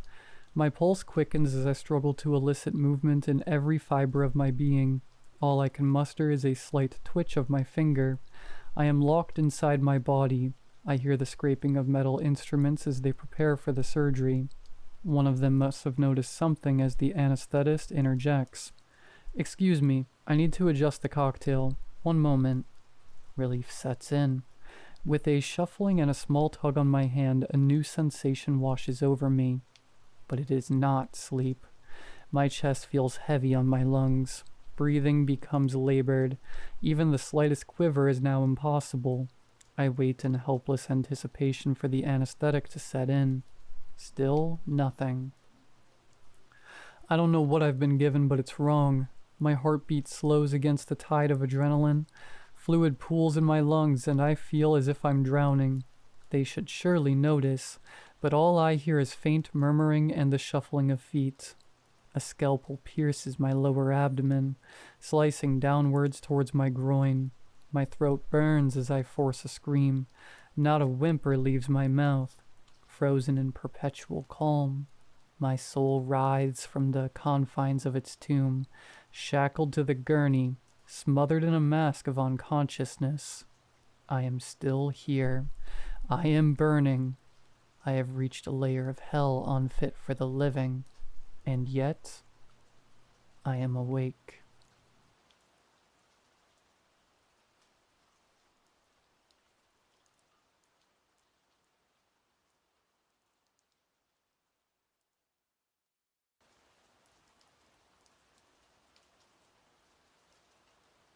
I always liked having my own space. I'd had my fair share of experience with cramped dorms and messy, inconsiderate roommates. It wasn't for me. So when I found a small ground floor apartment near campus, I didn't hesitate. It wasn't fancy, but it had everything I needed. Quiet, private, and fairly cheap. Perfect for my last year of university. Everything was good. Until the neighbors started complaining. It began with Mrs. Reed from next door catching me in the hallway one morning. She looked tired, her eyes heavy with bags. "Elizabeth, are you having late-night parties?" she asked, her voice sharper than usual. I blinked, confused. "No, I go to bed at 10. She shook her head, a deep frown settling into her jowls. "I hear music, laughing, banging on the walls. You should be more considerate."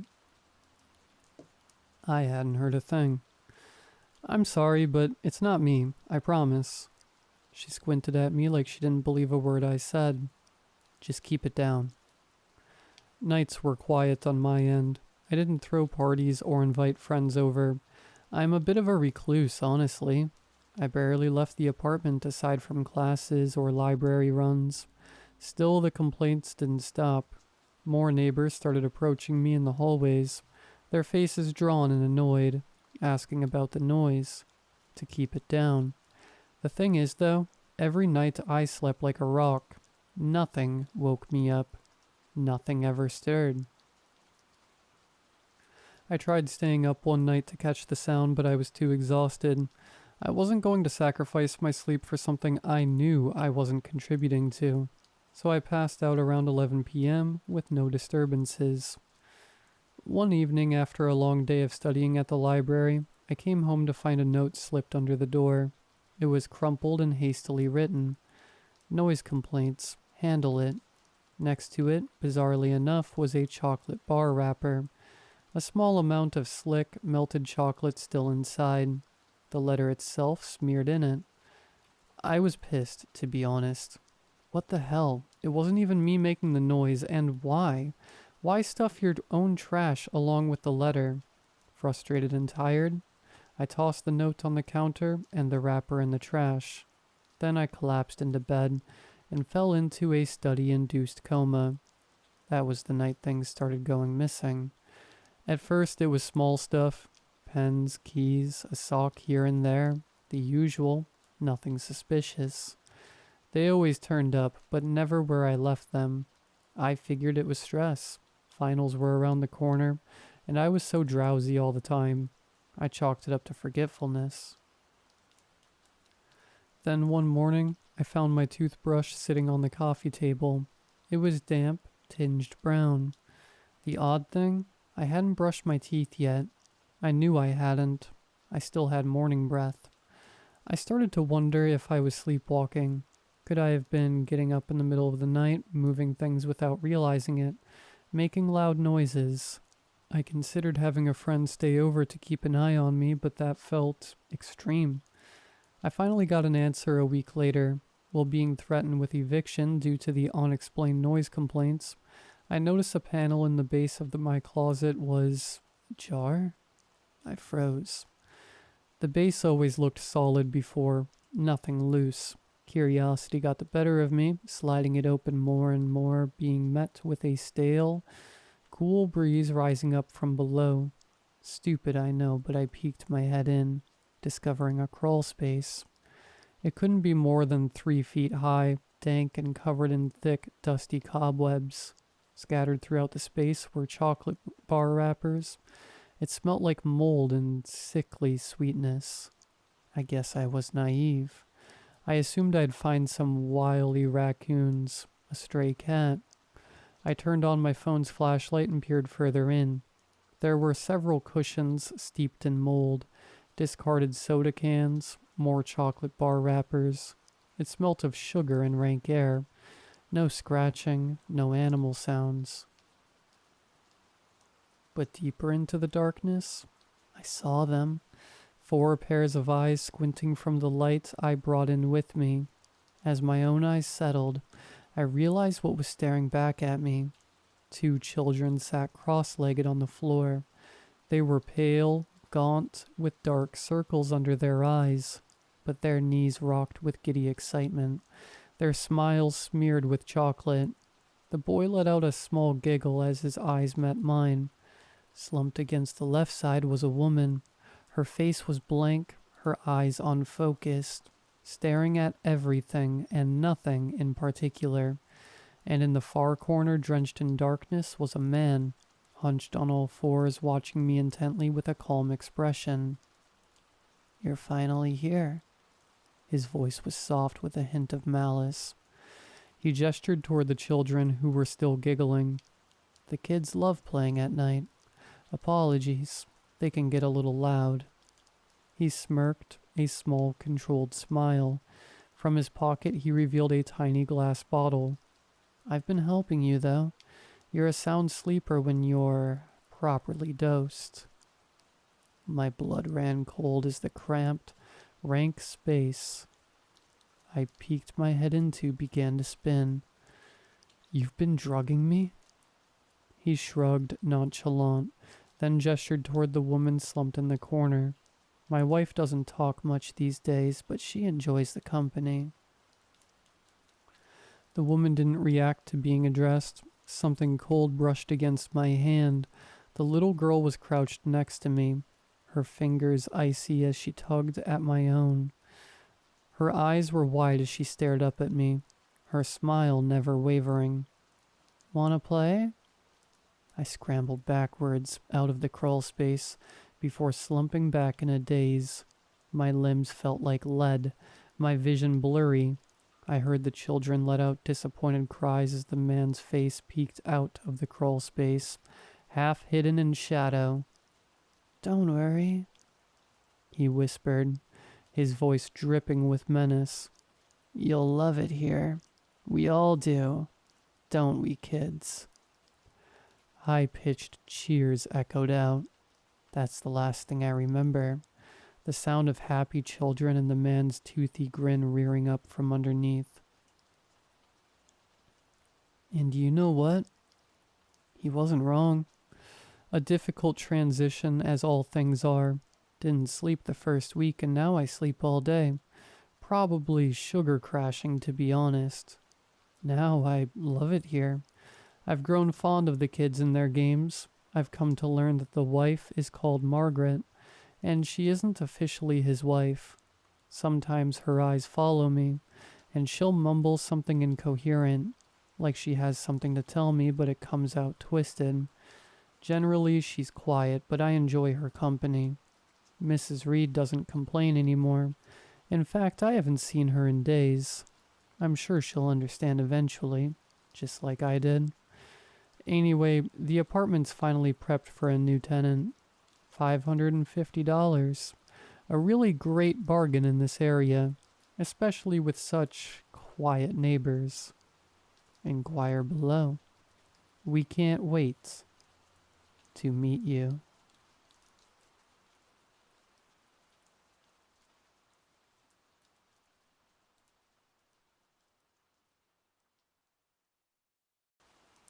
When you grow up on the internet grows up in you too. You can't escape it. Codes get in your head, binary whistles at the edge of your hearing. You see forum posts and raindrops on dead leaves. People drive to work and then back again. Every day the same thing, like they were long GIFs spiraling in and out of the frame. The web is inside all of us, spreading out in our neurons, mirroring the fiber optic cables spawning across the ocean floor.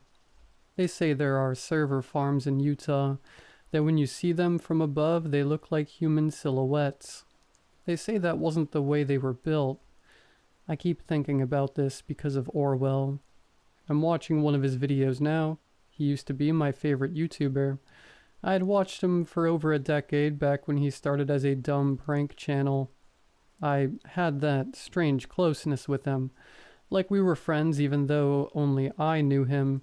A parasocial relationship, although that word makes me think of infections, of parasites, of something living inside a body that shouldn't be there. He uploaded the video I'm watching right now 2 days ago. There are almost 1 million views, 148 comments. He's updating his relationship status, which is, as it historically always has been for him, very complicated. I'm staring at his eyes as he talks. They're blue, ocean-colored, like they've always been. Nothing's changed. Everything is the same in the ocean, but every wave is new. I look on his Discord.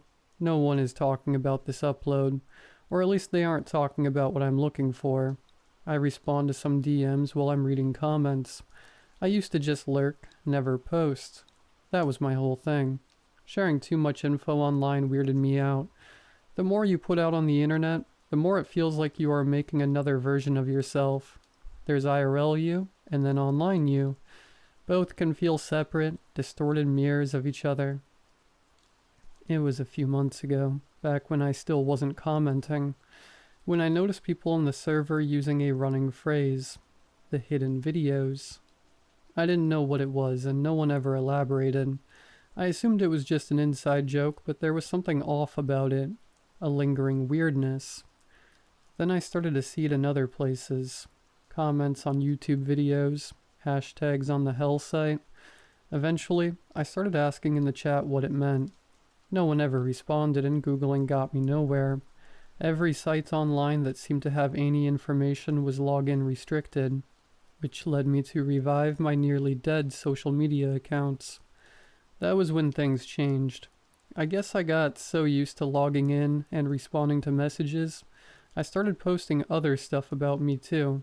Small things at first, stuff like complaints about not finding things I was looking for, then links to articles I found interesting or depressing, talking about my day, pics of my dog. At some point I remember uploading a selfie, watching a little accumulation of hearts grow under the picture. The petite endorphin shot companies talk about that keep us posting, keep us on their platforms, keep us online. At this point, I'd started to assume I would never find out what the hidden videos were. Everything was a dead end.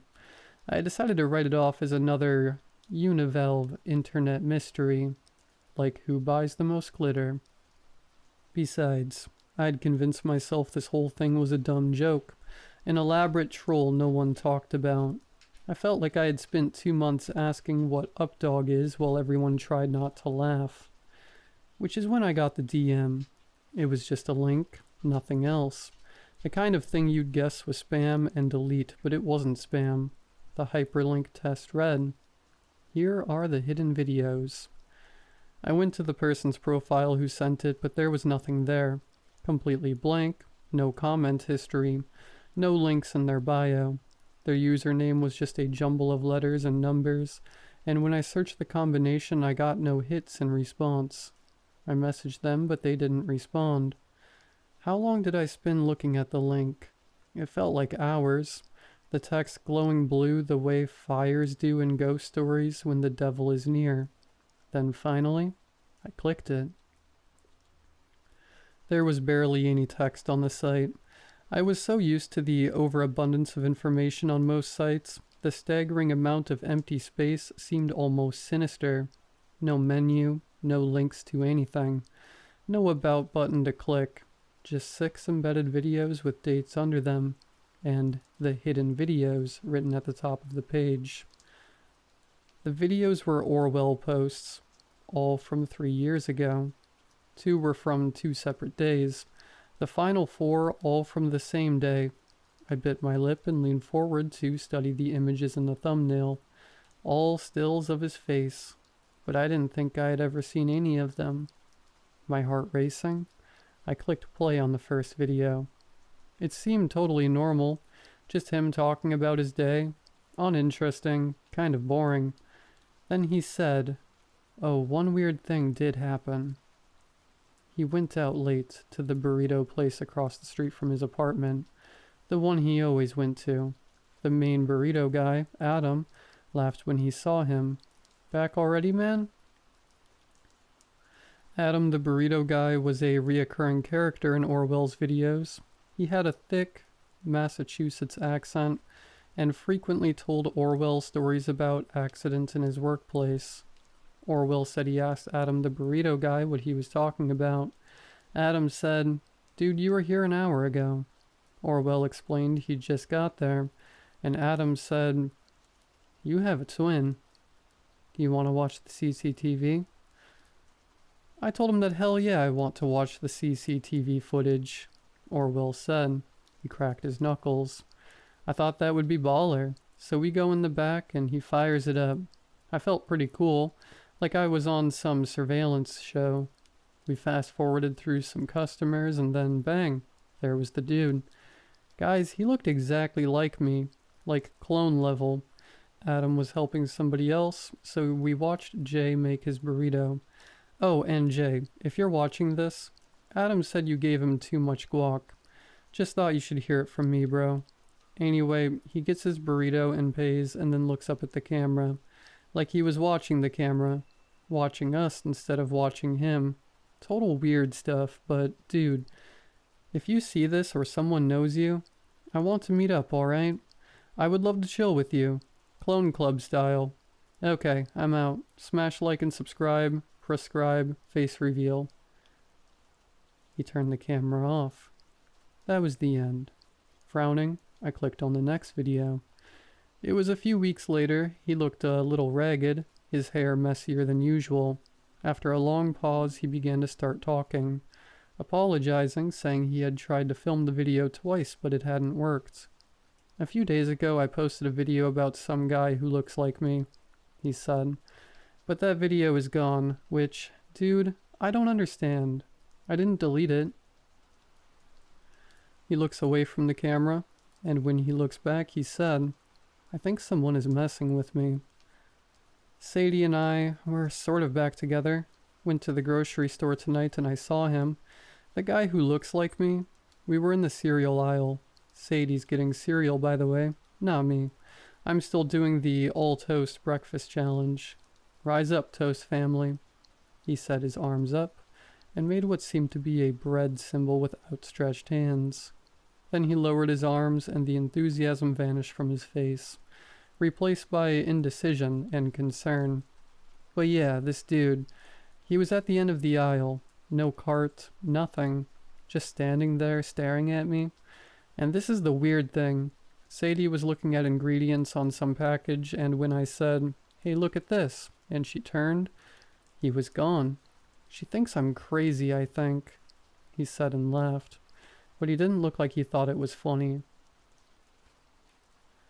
I'm going to find that old video and re-upload it. If anybody knows that guy, tell him I want to hang, but I'm going to need him to be at least 15% less creepy. Maybe 20%. He turned off the camera. The next 3 videos were short, each under a minute. He was filming outside, taking footage of a crowd. You could hear him whispering, but it was unintelligible. I watched them each again, but I couldn't make anything out. Then I saw him at the far edge of a frame. Someone who looked exactly like Orwell, staring at the camera. The final video. I hesitated and then clicked. He seemed frantic, panicky. He was in his house, the living room where he've always filmed, talking about how none of his videos were posting, how everyone thinks he's going crazy, but he's not. There was someone with his face following him, he said. He's seen him. He's filmed him. He didn't understand what was happening, but he needed help. Then he froze, his eyes wide. He was whispering, "No, no, no." And then he got up, his knee hitting his camera, sending it flying. The picture went sideways, upside down, tilted, and then stabilized, pointing to the couch where he had been filming. I could see an area of the room leading to the kitchen. I could see only the bottom edge of the room, his legs, his shoes. And then someone else walked into the frame. They stopped a few feet away from Orwell. The sound must have gotten screwed up when the camera fell because everything was a hard buzzing. It sounded like a swarm of wasps. Their shoes and legs, they were the same as Orwell. The video went black. As soon as it stopped, I watched it again and again and again. I can't tell you exactly how many times I hit play, over and over again for days straight, until suddenly the website didn't work. I kept hitting refresh, but my screen simply said Safari couldn't open the page because the server can't be found. Like it was never there, but it had been there. I went back to the message that had the link, but there was nothing in my chat history. The profile of the person who had sent me the message had been deleted. Everything empty, and all I had left was the image of Orwell, and whatever it was that looked like him in that room. I've been watching his videos since then, the ones dated after the last one. He looks normal, real, no sign of anything that isn't him. I've started to think all of this is a long con, some kind of ARG. There's no way any of it actually happened. But I keep seeing something in his eyes that wasn't there before. A strange gleam, the way they reflect. I'm watching other videos too. Ones where people mention secret videos in the comment sections. Those comments are all gone too, but I think I see the glow in those people's eyes too. An unreal shine. Yesterday I stopped at the gas station on the way home. Watched the stupid video on the screen at the pumps. Updated my status on a social media account. As I was leaving, a car pulled in next to me, pulling out into traffic. I glanced back in my rear view. There I was, stepping out of the other car, staring right back at me.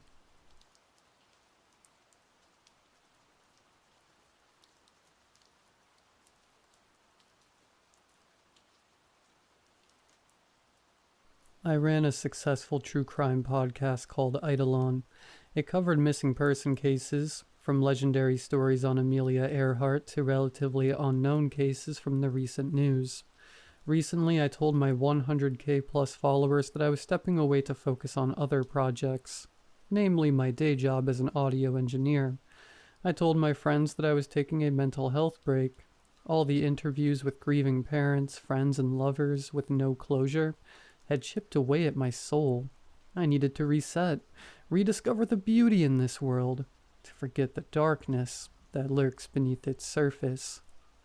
But the main reason I shuttered Eidolon, the reason I deleted all my audio files and contact sheets, the reason I promised myself I would never touch the true crime genre again was due to one person, Charnel Sam. According to his scant Patreon profile, Sam was located somewhere in the US and had plenty of discretionary income, donating to various true crime podcasts via the site. But he gave the most money to mine, having donated over $5,000 to Eidolon for the past 2 years, usually through regular $200 payments. Charnel Sam was my biggest fan. My online conversations with Sam were brief and professional. I sent him a nice, personalized thank you message each time he donated, and would announce his username at the top of my credits after each episode. Most of the time, my messages went unanswered, but on occasion, he would respond with a single cryptic sentence. It was always the same.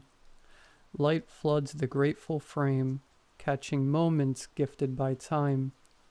I had no idea what that meant or what it had to do with my podcast. It might have been part of his online signature, perhaps some famous quote missing an attribution. But if that were the case, why only send the attribution and not an actual message? I never thought much about it. I was just happy to receive such large and consistent donations. If Charnel Sam wanted to send me a cryptic quote now and then, he was more than welcome to do it. But everything changed a few weeks ago when I received this. Hey Brian, I have some information that I think could help solve the Bertrand Hikers mystery. I'd recently re-aired an episode on the Bertrand Hikers, 2 teenage girls who mysteriously vanished while hiking in the Bertrand Nature Preserve in northwestern Georgia, an area not far from my home in the Atlanta suburbs. The case was one of my most popular stories, and the main one that launched my podcast. The disappearance of Heather Simmons and Alicia Gunderson is one of those local legends that everyone I grew up with knew about, but never received much national attention. As such, it was a relatively unknown missing person case when I recorded my first podcast episode on it. Though the girls were teenagers, they were not the attractive, white, blonde teens that received most of the media's attention. Heather was slightly overweight for her age, with lots of bushy, curly hair. The popular girls at her school picked on her, calling her Shamu. Alicia was pretty, but still an outsider in the small town of Bertrand. She was biracial with a white Norwegian father and a Nigerian mother. Her family had recently moved to America from Bergen, Norway, and she spoke broken English. There were kids at school who jokingly referred to her as a dark elf. Both girls were 16 at the time of their disappearance. They became friends at Bertrand High, where they shared a homeroom. They played soccer and loved bands like Nirvana and the Smashing Pumpkins. They stayed up late watching John Carpenter movies and binging on popcorn and Kit Kats. They got straight A's in all their classes. They dressed up as Beetlejuice and Catwoman for Halloween one year. They were inseparable. Alicia was planning to go to Harvard Med and become a dentist when she grew up, and Heather wanted to be a wildlife photographer for National Geographic. More on that later. They weren't popular at school, but they had loving families, and they always had each other. On October 17th, 1998, Heather and Alicia biked from their homes to the Bertrand Nature Preserve, a massive park covering 80 square miles of dense forest that blanketed the low-lying mountains of the Appalachian foothills. Witnesses at the visitor center saw them arrive around noon that Saturday.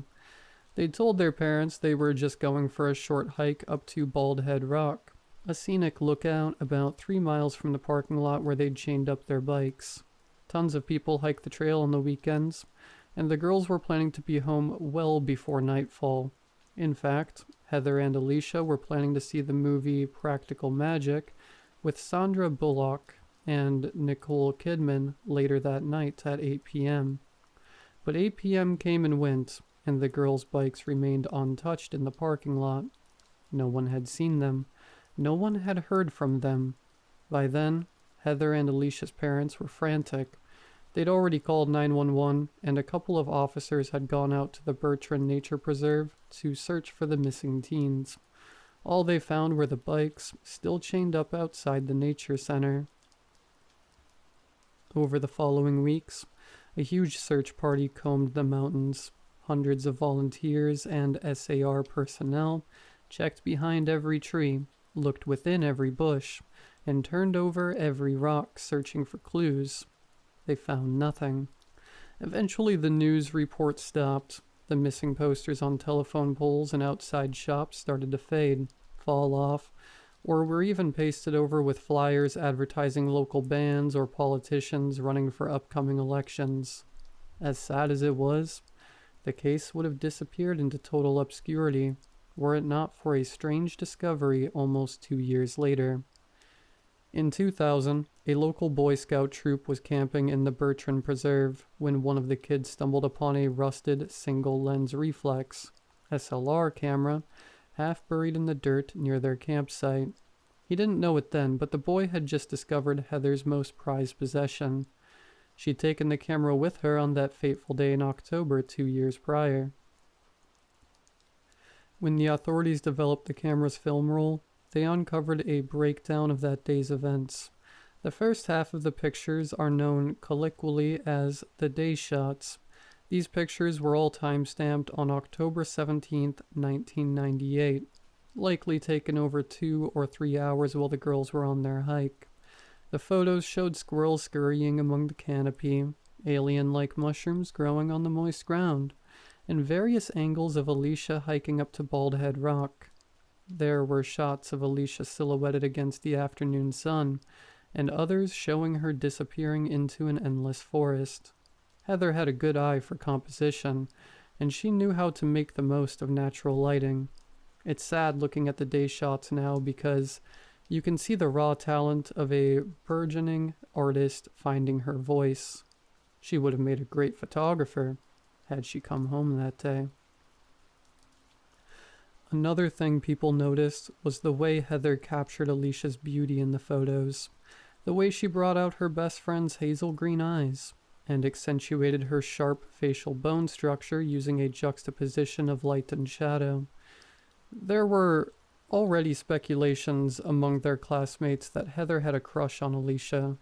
Some even believed they were a couple, though there was no evidence the two girls had ever hooked up. Some speculated that Heather may have killed Alicia after she'd rejected Heather's advances, and then Heather killed herself. But there was no evidence of this from eyewitnesses or the photos themselves. What was clear from the day shots was that both girls had a zest for life. They were having fun and goofing off. There were even some forced perspective photos of Heather and Alicia pretending to eat a downed tree.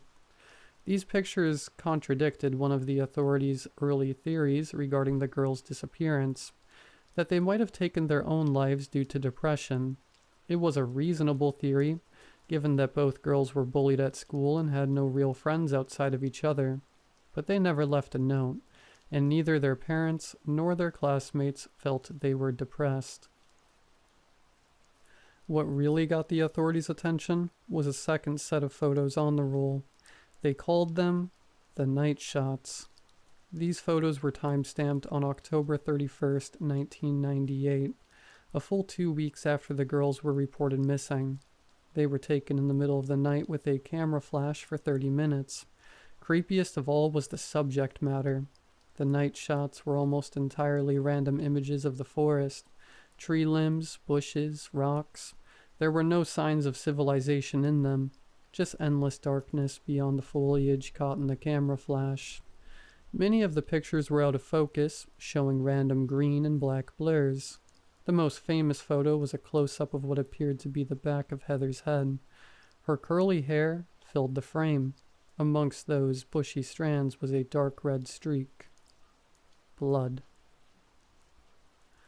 The photos on Heather's camera were never officially released to the public. They remained sealed in evidence until sometime in the late 2000s, possibly 08 or 09. That's when someone leaked them to a now defunct true crime forum called Missing Inc., and they eventually found their way to Reddit. Once people saw the photos online, the Bertrand hikers case took on a whole new dimension. Suddenly there were dozens, then hundreds, then thousands of posts discussing the case and providing theories behind the girl's disappearance. All of them were centered around the night shots. There was a popular theory that the girls had gone off the trail and became lost, and the night shots were a way of signaling rescuers with the camera flash.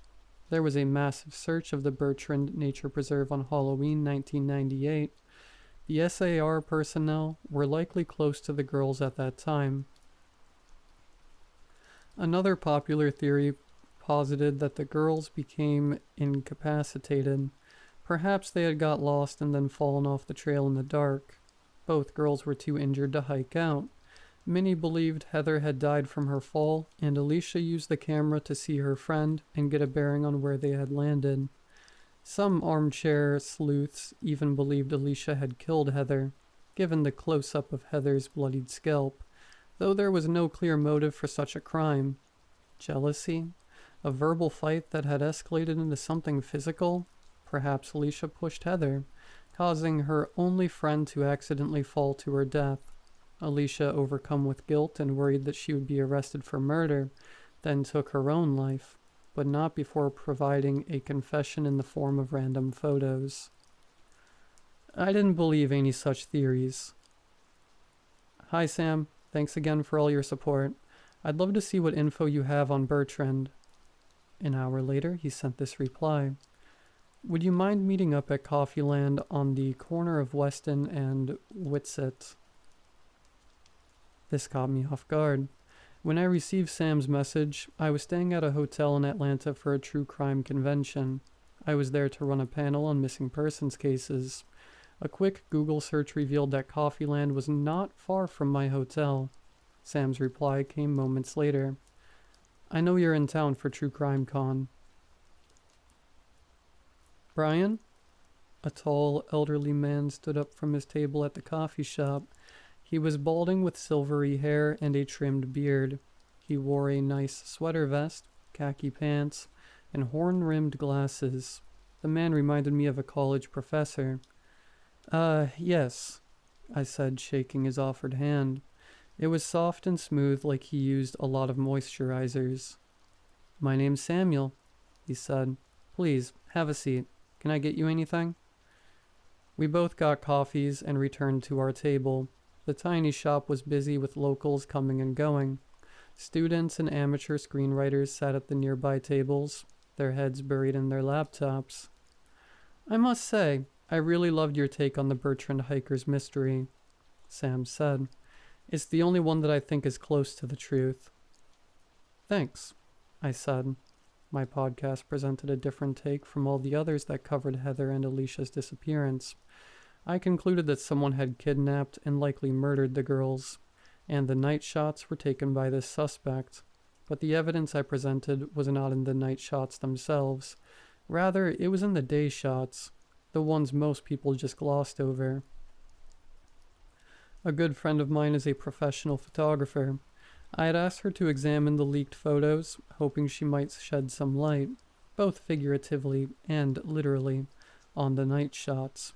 I wanted her to brighten the pictures without losing too much information and reveal something, or someone, lurking in the darkness just beyond the camera flash. She did just that, but all it revealed was more empty forest. There wasn't anything more to see, she said. The night shots have been poured over hundreds of times online anyway. My friend paused for a moment. But I did take a second look at the daytime photos, and there was something strange on 205. Photo 205, named because of its timestamp of 2:05 p.m. was a shot of Alicia and Heather smiling for the camera as they stopped at a lookout point on the way to Baldhead Rock. The camera was likely placed on a rock so it could capture both girls. They appeared happy and carefree in the sunny proto-selfie. The picture captured just how much wilderness was in the Bertrand Nature Preserve. You can see a massive forest stretching for miles and miles behind them. "Take a look at the bottom far right," my friend said.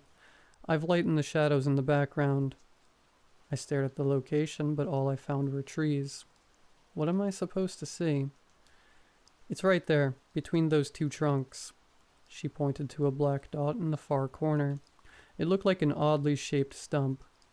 "What is that?" "It's a person," she said. My friend showed me another copy of the photo, this one even brighter. The extra exposure had washed out the girls and the foreground completely, but now I could clearly see the human shape standing in the trees below them watching. The figure was out of focus, so we couldn't make out any details, but it appeared to be a man wearing all black. "Oh my God," I gasped. We sent the enhanced photos to the authorities, who thanked us for the new evidence. It was the first break they'd had in the case in over a decade. The discovery made local headlines.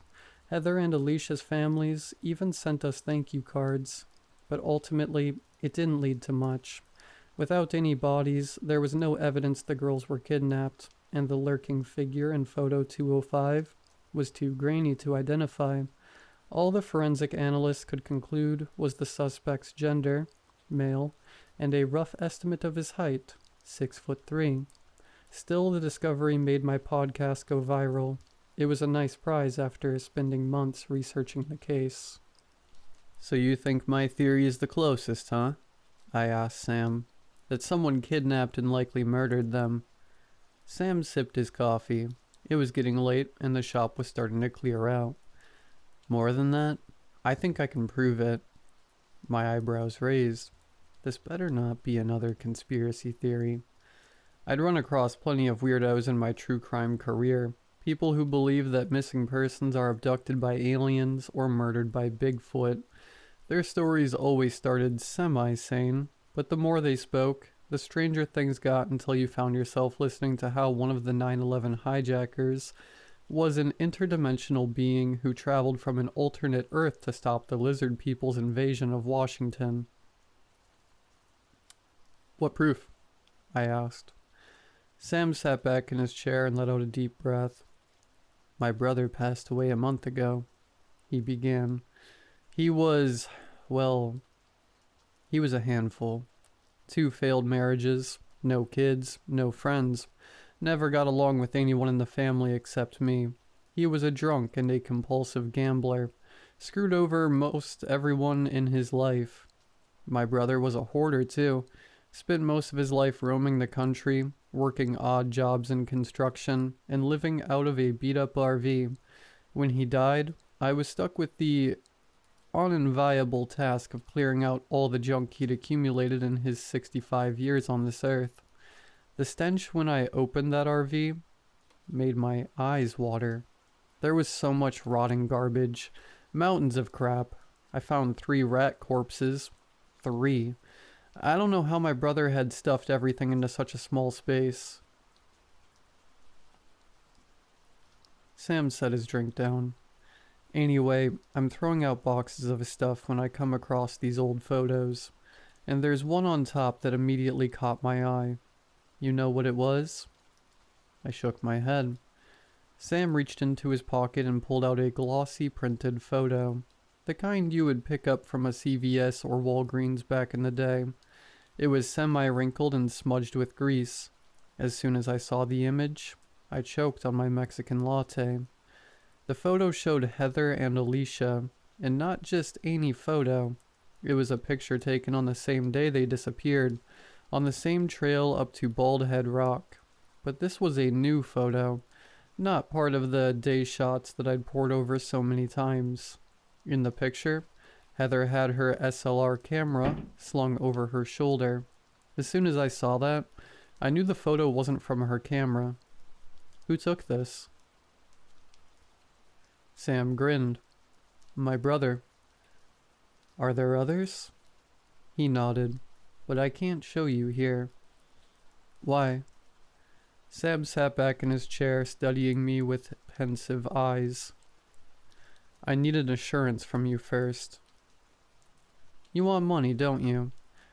I'd had armchair investigators ask for payment in exchange for evidence or interviews in the past. I always turned them down. It just felt icky, distasteful. Why would I ask for that? Sam looked hurt by my question. I'd given you thousands of dollars. Sorry, I've had bad experiences, I said, hoping I hadn't ruined the deal. I meant no offense, and I'm very, very grateful for all your donations. I really am. You don't do this for the money, do you? Sam asked. No, of course not, I said. Even though at that moment, I was reminded of how often I'd hoped I could turn this side hustle into a full-time gig. Running a podcast was a lot of work and money, especially one that involves such heavy research, not to mention all the logistics involved with interviewing witnesses and loved ones. I want to bring closure, I said.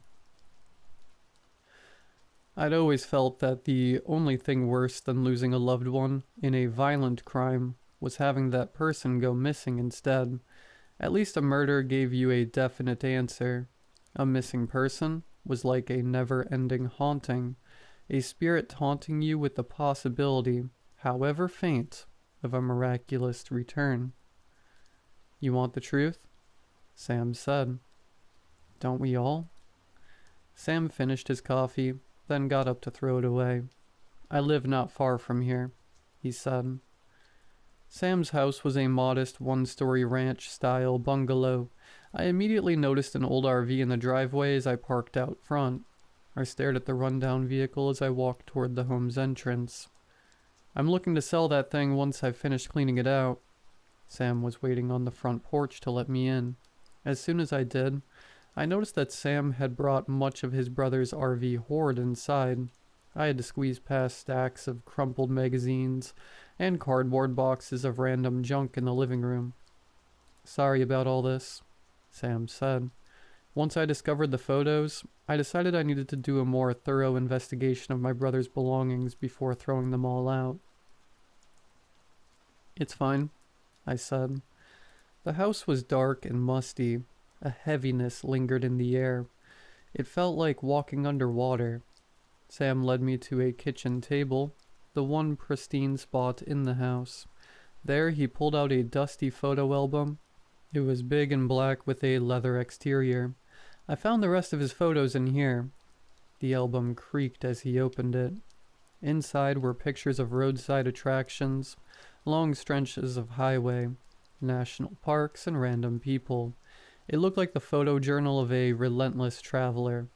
There were pictures of temperate rainforests in the Pacific Northwest, desert canyons, big cities, rest stops, and lots of forests. Sam stopped as he reached a section with photos of the Appalachian Mountains. This is where it begins. The first page showed pictures of the Bertrand Nature Center and parking lot. I leaned in. There were the girls' bikes tied up outside. Flip Creek. Pictures of the main hiking trail, trees, mountain vistas. Flip Creek.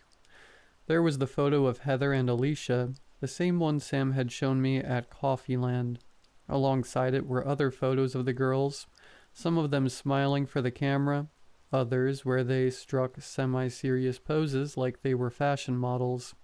They appeared to be having a great time. I don't understand, I said, staring. He took all of these? Apparently he'd struck up a friendship with the girls, Sam said. The old man was about to turn the page when he stopped.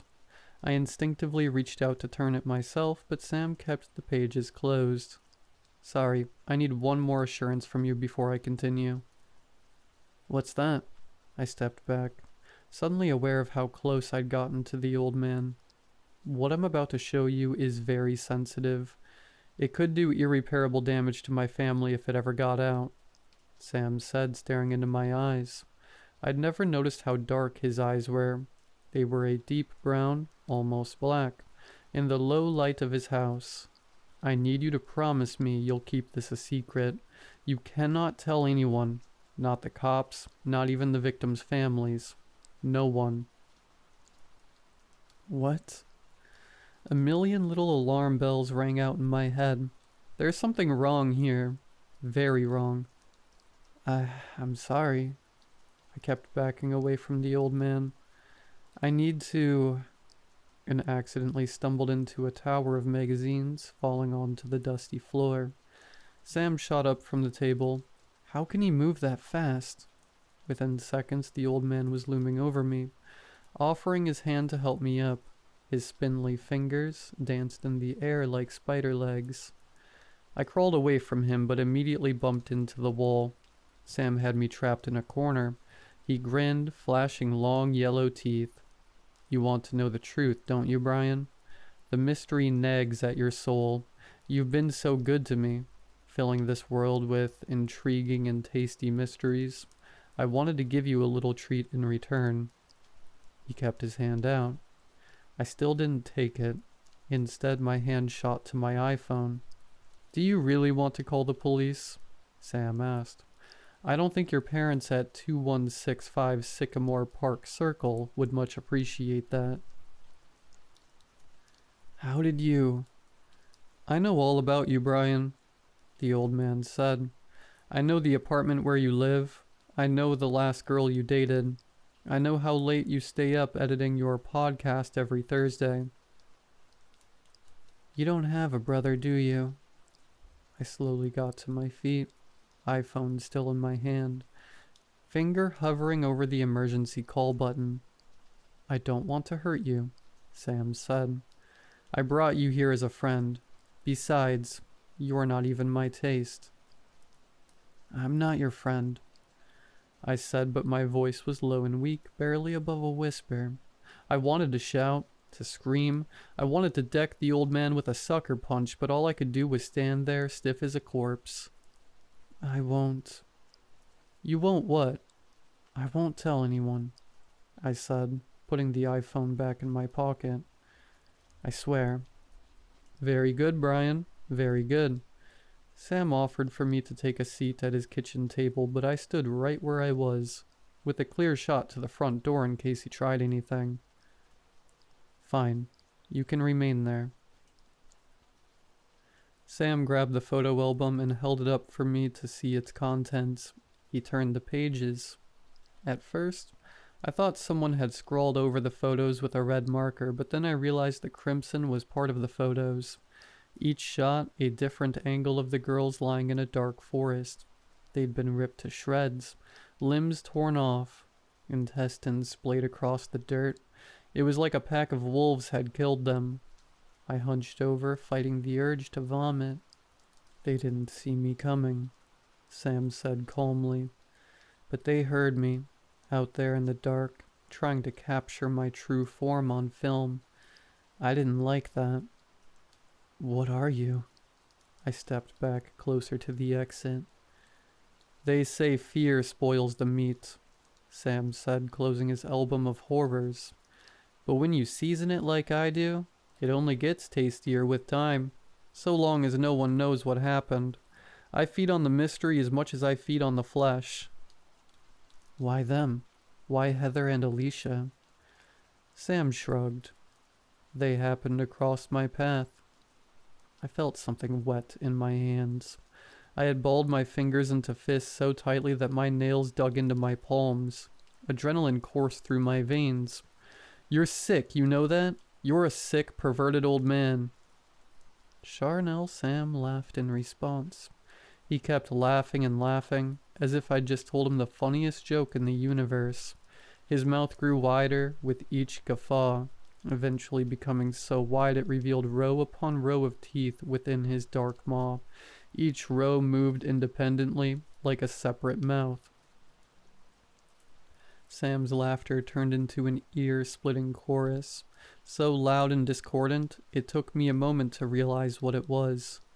Cries of agony from countless victims, Heather and Alicia included. I sprinted for the front door, accidentally knocking over a tower of boxes on my way out. Each box contained bones, femurs, ribs, clavicles, skulls, all of them human. I called the cops as soon as I was back in my car, speeding away from Sam's house of horrors. How could I not?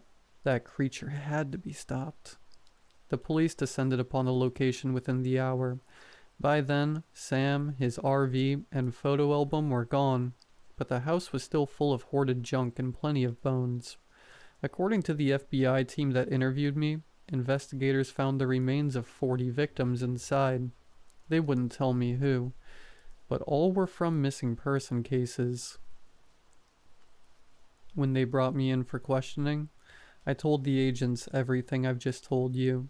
They responded by handing me a massive NDA.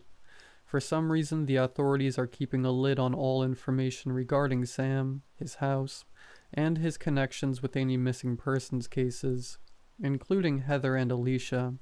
They've even scrubbed the internet and forced me to remove all traces of my podcast, Eidolon. I kept asking them why, but the agents never gave me a reason, just some vague BS like, it could jeopardize our investigation. There's a supposedly top-secret nationwide manhunt for my biggest fan. Charnel Sam is still out there somewhere, roaming the highways looking for his next meal. I've been forced into hiding too. Witness protection.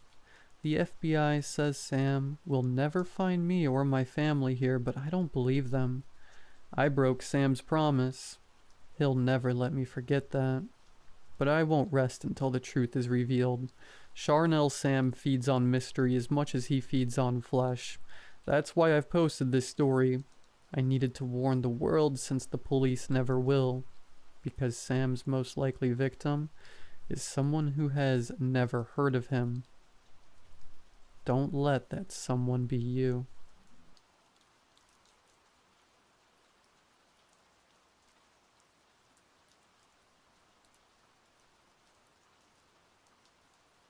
I've been staring at this blank page for hours. I don't know why I feel compelled to write it all down. It's not like anyone will believe me. Hell, I wouldn't believe me. Trauma-induced delusions. Survivor's guilt. That's what they'll call it. Whatever cute little label they slap on this madness, it doesn't matter. I know what I saw, and I know it wasn't just in my head. I worked aboard the Coldwater Marlin for 5 seasons. 5 miserable winters hauling nets in the North Atlantic. A place so cold it chews through layers of gear like it's nothing. You don't work on a boat like the Marlin because you want to. You work there because you've got nowhere else to go. We were a rough lot, guys with bad habits, bad luck, or both. Drunks, debtors, and drifters. Hal Foster, the captain, once said that the Marlin didn't run on diesel, it ran on desperation. He wasn't wrong. We even earned the reputation as the Foster kids. Ask around and they'd tell you why. They'd say, ain't no other daddy wants 'em. They weren't wrong, but none of us cared about all that much. We had a job, and the captain treated us all right. That being said, the ship itself was an old beast, rusted at the seams, groaning like an arthritic old man. With every swell, inside it was worse. The walls were streaked with salt and grease, and the air smelled like rotting fish and diesel fumes. Everything felt damp, like the ocean had already started claiming her. Looking back, maybe it had. We'd push further north than usual on that trip, chasing rumors of a dense shoal that would make the cold and misery worth it. Hal was restless this go-round. He spent his time chain-smoking in his cabin and muttering over the charts. Something about this run felt off, but we ignored it. You should never ignore it. The nights heading up there were the worst. Out in the open sea, the darkness comes alive. The sea whispers and howls, and the cold seems to rub up against you, searching for cracks to slip through. And sometimes, if you stare out at the dark water too long, you start seeing shapes. things that move too fast to be fish. I always told myself it was just exhaustion. You end up telling yourself a lot of things out there. But all that was before we found her. It was just another haul at first. The winches screamed as the nets came up, the load heavier than expected. The guys were already cracking jokes about a big payday. Then Carlos froze. What the hell is that? I didn't see it at first. Just a writhing mass of fish scales and seaweed. But then something shifted and I saw her. Pale color, too smooth, no shimmer. Human skin. She was small, no older than 8. Her body tangled in the net. Her lips were sewn shut with rusted fishing wire and iron fishing hooks. The flesh was swollen and raw. It wasn't the work of a surgeon. It was crude, violent, and old. And yet, she was alive. Her chest rose and fell in shallow breaths. Her hair clung to her face, matted with seaweed. But her eyes were the worst. Wide open, staring, but seeing nothing. The same look as the mountain of fish pressed against her. "Pull her out," Hal barked over the intercom, but his voice cracked. A sound I'd never heard from him before. Carlos and Jake hesitated, then reached into the net, their hands slick with fish slime. They laid her softly on the deck like she might shatter, but she didn't move. "What do we do?" Jake's voice shook. He looked to Hal, but Hal was just standing in the wheelhouse, staring through the glass. Carlos didn't wait for an answer. "We can't leave her like this," he said, pulling out his knife. I wanted to stop him. I wanted to shout at him to stop and think that whatever was going on here wasn't possible. But instead I just stood there and watched as he began cutting the wire. The girl didn't flinch, didn't make a sound. When the last piece came free, her lips parted, blood trickling down her chin. Then she opened her mouth. It wasn't a scream, it wasn't a word. It was a drone, low and humming. A noise that seemed to crawl into your ears and settle inside your skull. It wasn't loud, but it filled the air, vibrating in your bones, thrumming in your chest. Carlos stumbled back, clutching his ears. "What is—" he started to say, but he didn't finish. He turned and walked straight to the edge of the dock. I didn't understand what was happening. None of us did, not until Carlos climbed over the railing and jumped. God help me, I didn't try to save him. None of us did. The splash stole the silence. Then the girl sat up, her lips moving, the note growing louder. She crossed her legs and tilted her head like she was singing a lullaby for her classroom. I can still hear it sometimes. The song, I mean. It wasn't just a note, it was something profound, something that scratched its way into your brain and dug its claws in. The memories are coming back like a flood now, overwhelming me, choking me with details and visions. I can't write this fast enough. I wish we just tossed her back. Sorry, this is hard to write. I'll keep going. So Carlos was the first to go, but he wasn't the last. After he jumped, we just stood there dumbstruck, staring at the dark water where he disappeared. It was Will who broke the silence, running to the edge, shouting, "Carlos!" His voice was raw. He bolted to the railing, leaning so far over I thought he'd fall too. "Carlos, get back to the surface. We'll toss a line." He shouted over the railing, scanning the waves, but there was nothing. No sign of him, no thrashing. Nothing but the endless churn of the sea. The girl didn't move. She just sat there on the deck, dripping wet, her head tilted slightly to one side like she was listening to something in her ear. Her lips were moving, but that song, God, that song, it wasn't just in the air, it was in us, oscillating our teeth, buzzing behind our eyes. "Shut her up," Hal's voice cracked over the intercom. He was still in the wheelhouse watching everything, but not coming down. "Get her to stop." Jake was the one who went for her. Big, gruff Jake. who never flinched at anything, stomped right up to the girl. "All right, that's enough," he bellowed. He grabbed her by the shoulders, shaking her like she was a misbehaving kid. "Hey, shut it! Stop!" She didn't even look at him. Her eyes were blank, on focus, like she wasn't really there. The sound kept coming, growing louder, sharper, like it was burrowing into our skulls. Jake's grip loosened and he stumbled back, clutching his head. "Make it stop," he muttered, his voice cracking. "Make it stop, make it stop." And then he turned, slamming his head into the steel wall of the cabin. Once, twice, 3 times. The wet, sickening crunch of bone and flesh made me want to gag, but I couldn't look away. Blood smeared the wall in streaks, but Jake didn't stop until he collapsed to the deck, his face unrecognizable, his head concaved.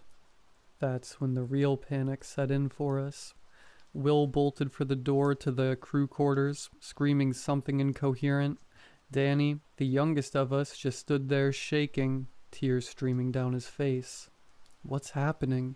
he kept whispering like a prayer, like someone was going to answer him. The hum pulsed, vibrating through the deck beneath my feet. I felt drawn to the edge, my legs carrying me closer, unbidden, shaking like rubber. I don't know how I stayed upright. Maybe it was shock, or maybe some part of me was already detached, already giving up. I don't know. All I know is that the sound was getting louder, more insistent, more melodic. I looked over the railing and that's when I saw them. At first I thought it was debris, bits of nets and waste bobbing in the waves, but then I saw their faces. Children's heads, pale, bloated, their eyes wide and glassy. Dozens of them, floating just beneath the surface, their mouths moving in time with the girl's song, opening and closing, slowly layering their voices in perfect synchronization. A whole choir. My legs finally gave out. I collapsed to the deck, clawing at the steel beneath me to keep from sliding forward, to keep me from falling into the water with them. "Don't listen to the kids," I screamed, though my voice barely sounded like mine. Will came running back, holding his head like he was trying to keep it from splitting open. "They're in my head," he sobbed, his voice high and broken. "I can hear them. I can hear..." He grabbed a knife from the workstation and plunged it into his own throat. The blood sprayed in a hot, sticky arc, and he collapsed beside Jake's body, twitching as the life drained out of him. The girl finally stood up. Her movements were jerky, unnatural, almost thrashing. Her lips parted wider and the sound shifted, becoming something more rhythmic, more euphoric. It hurt to hear it, but it was beautiful. Danny went next. He just walked past me, silent, tears still streaming down his face. He slipped over Will's blood, leaving a long smear of a red boot print. He straightened himself and continued. He just kept walking. He kept walking until he climbed right over the railing and stepped off. No hesitation, no struggle, just gone. And the ocean he fell into wasn't quiet anymore. It erupted. The following wave sounded like a spasm of exploding glass, like 1,000 fish breaking the surface all at once. Danny didn't make a sound, but the ocean was roaring. I don't remember deciding to move, but I found myself running into the cabin. I knew I needed to find something to cover my ears. The corridors of the ship felt tighter than usual, closing in on me as the chorus echoed off the steel walls. I grabbed anything I could find. Rags, duct tape, anything to stuff in my ears. I kept winding the tape over my head until my ears bled. Then I stepped back out onto the deck to see if there was anyone I could help. I wish I didn't. Off near the bow of the ship, I saw 2 deckhands engaging with each other. Matt and Reynolds. Matt was standing over Ray with a wrench in his hand. He swung down. The crack was a sickeningly wet thud, almost hollow. I watched as Matt raised the wrench again, Another twist of his wrist brought the metal tool down again and again and again until the wrench was hitting more deck than bone. I couldn't hear him, but it looked like Matt was screaming. I turned and darted back towards the stern. I found Stanley and Greg huddled together near the entrance of the wheelhouse. They'd stuffed their ears too, and we shared a look that didn't need words. I pointed to the door, asking them to open it. They shook their heads. Stanley motioned towards the observation window above us. It was painted red. Flickers of sparks and flames illuminated what should have been the control system. I looked back at the men. Greg made a pistol gesture with his hand, pointed at his temple, then mimicked firing a shot. Captain Foster was gone. I slumped down next to the both of them. The song was piercing right through our ear protection. We knew we'd crack soon. We were just picking straws to see who it'd end up being first. And it turns out, it'd be Stanley. He ripped the tape out of his ears, screaming that he couldn't take it anymore, and ran for the edge. Greg tried to stop him, but he couldn't run as fast. I didn't even try. I couldn't. I watched Greg jump in after him. Instead of joining them, I ended up walking across the deck towards the cold storage containers. There were 20 men aboard the Marlin when we started our trip. By now, a good handful had jumped, but the ones still aboard, the ones that I could see, were little more than rapidly freezing masses of meat plastered against cold steel. Matt was also missing from the last place I saw him. Ray was too, though chunks of Ray were stuck to the railing, thrown overboard like a feed bucket. As I walked past the open door to the lower levels, I could vaguely hear the girl's melody echo out through my ear protection. I wondered if Matt went down there with her, or if there were half a dozen other Matts brutalizing each other in those cramped corridors. I didn't want to envision what was going on down there, but I did. I ended up barricading myself in one of the shipping containers. I don't know how long I stayed there for. Days, weeks. Time lost all meaning. All I could hear was the faint hum of her song, always there, pleading for me to step out. And then all at once it stopped. When they finally found me, I didn't recognize them at first. I was slumped in the corner of the shipping container, curled into myself like a frightened animal. The banging on the steel door was distant, muffled. For a moment I thought it was her, that she'd come back, that the song would start again and drag me down like it had the others. But it wasn't her. When the door creaked open, I blinked against the sudden light. Voices filtered in, real voices, not the broken voices of dead deckhands that I had grown accustomed to. They were always accusing me, always asking why I didn't jump ship with them, asking why the life of one drag was worth more than the life of the next drag, and the hardest one, asking me why she let me go. A man in a bright orange winter rain suit knelt in front of me, his gloved hand on my shoulder. "You're safe now," he said, his tone gentle. But I saw the way he looked at me, the way his eyes flicked over my fluid-stained clothes, my emaciated figure and my sunken face. He wasn't sure what he'd found. They pulled me out of the container and onto their vessel, the Arctic dawn. The air was frigid, the sky overcast, the sea a vast gray expanse stretching toward the horizon. I watched as the Coldwater Marlin was drifting silently behind us, its once busy deck now lifeless and slick with frozen blood. I didn't say much at first. I couldn't. My throat was raw, my mind a fractured mess. They gave me blankets, water, and something hot to drink. I remember the captain, a middle-aged man with a beaten-down face and kind eyes, asking me questions. What happened? Where was my crew? How long had I been out there? I couldn't answer. How do you explain something like this? How do you tell someone that the ocean swallowed 20 men because of a little girl with sewn-shut lips? Eventually they stopped asking. Maybe they thought I was in shock. Maybe they just didn't want to know. As the hours passed, I started piecing together fragments of what they told me. The Marlin had been spotted drifting aimlessly, its radio silent, its engines dead. The crew of the Arctic Dawn boarded her, expecting to find mechanical trouble or a stranded crew. Instead, they found nothing. Just blood on the deck, some personal belongings scattered in the cabins, and me, locked in that container. No bodies, no signs of struggle beyond the blood.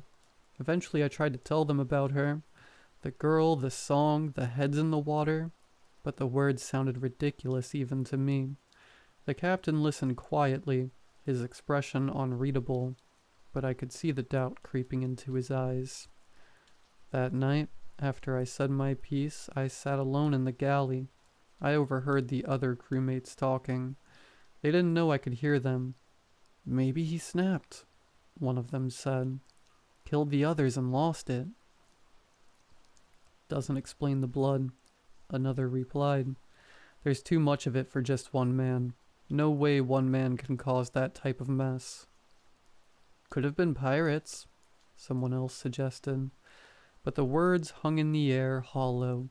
Pirates don't leave a ship untouched, and if someone goes missing, there'd be a ransom already in the works. When the captain walked in, the conversation stopped. He looked at me and nodded, but his expression said everything.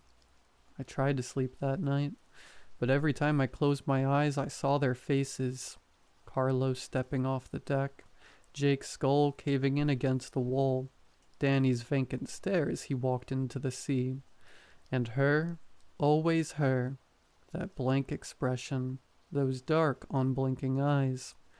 In the early hours of the morning I heard it again, faint, almost imperceptible, like a hum carried on the wind. I bolted upright, my heart hammering in my chest. I ran to the deck, desperate to convince myself it wasn't real.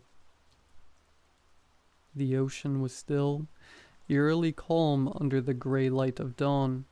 But I saw something, a ripple, a flicker of movement just beneath the surface. And then they appeared. The heads. Not dozens this time, but hundreds, bobbing silently in the water, their mouths opening and closing in perfect rhythm. I backed away, trembling, but I couldn't look away. Their eyes locked onto mine, and I felt it again. That pull, that irresistible urge to join them. I screamed for the others, but by the time they came, the water was empty. Just waves and wind and the endless gray horizon. They think I'm crazy. Maybe I am. But I know what I saw. And I know it's not over.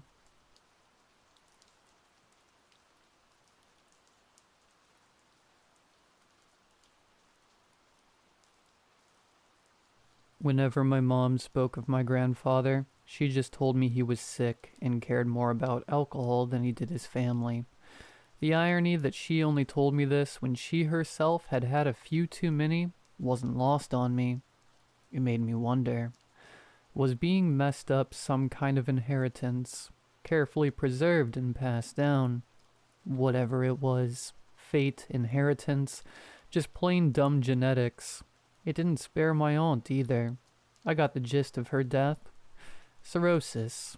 A night comforting herself in the only way she probably knew.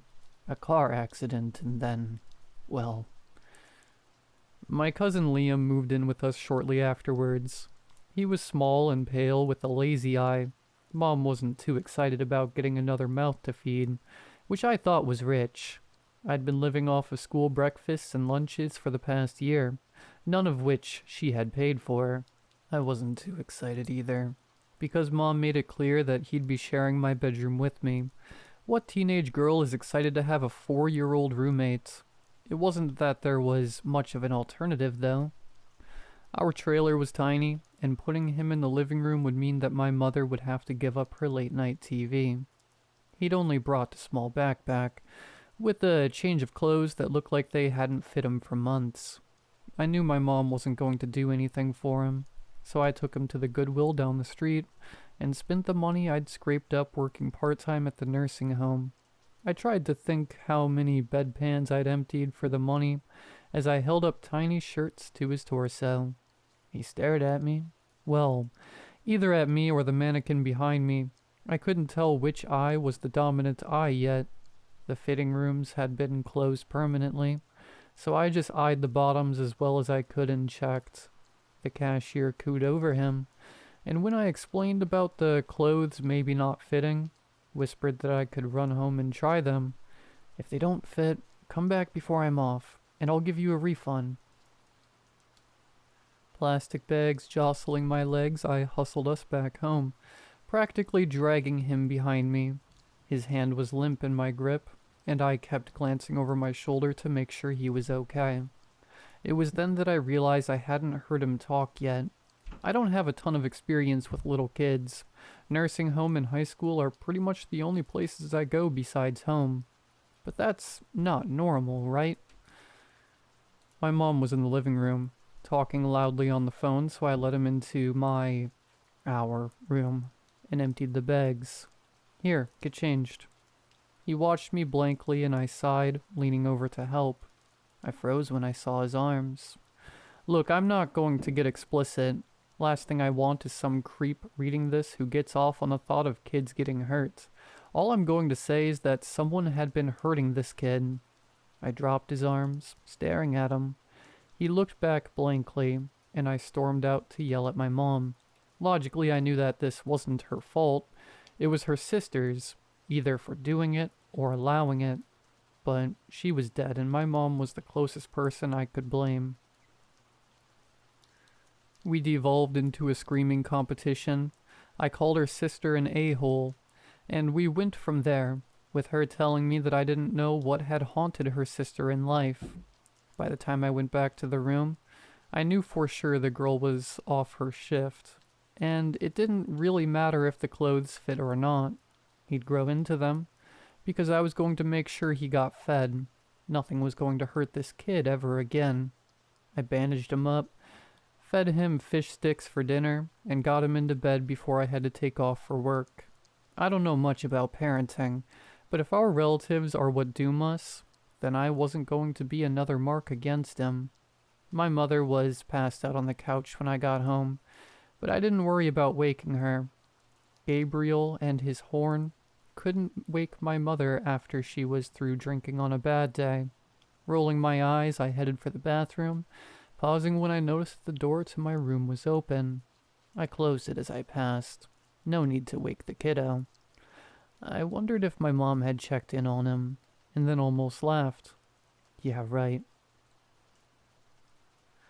I started noticing that stuff was off the next couple of days.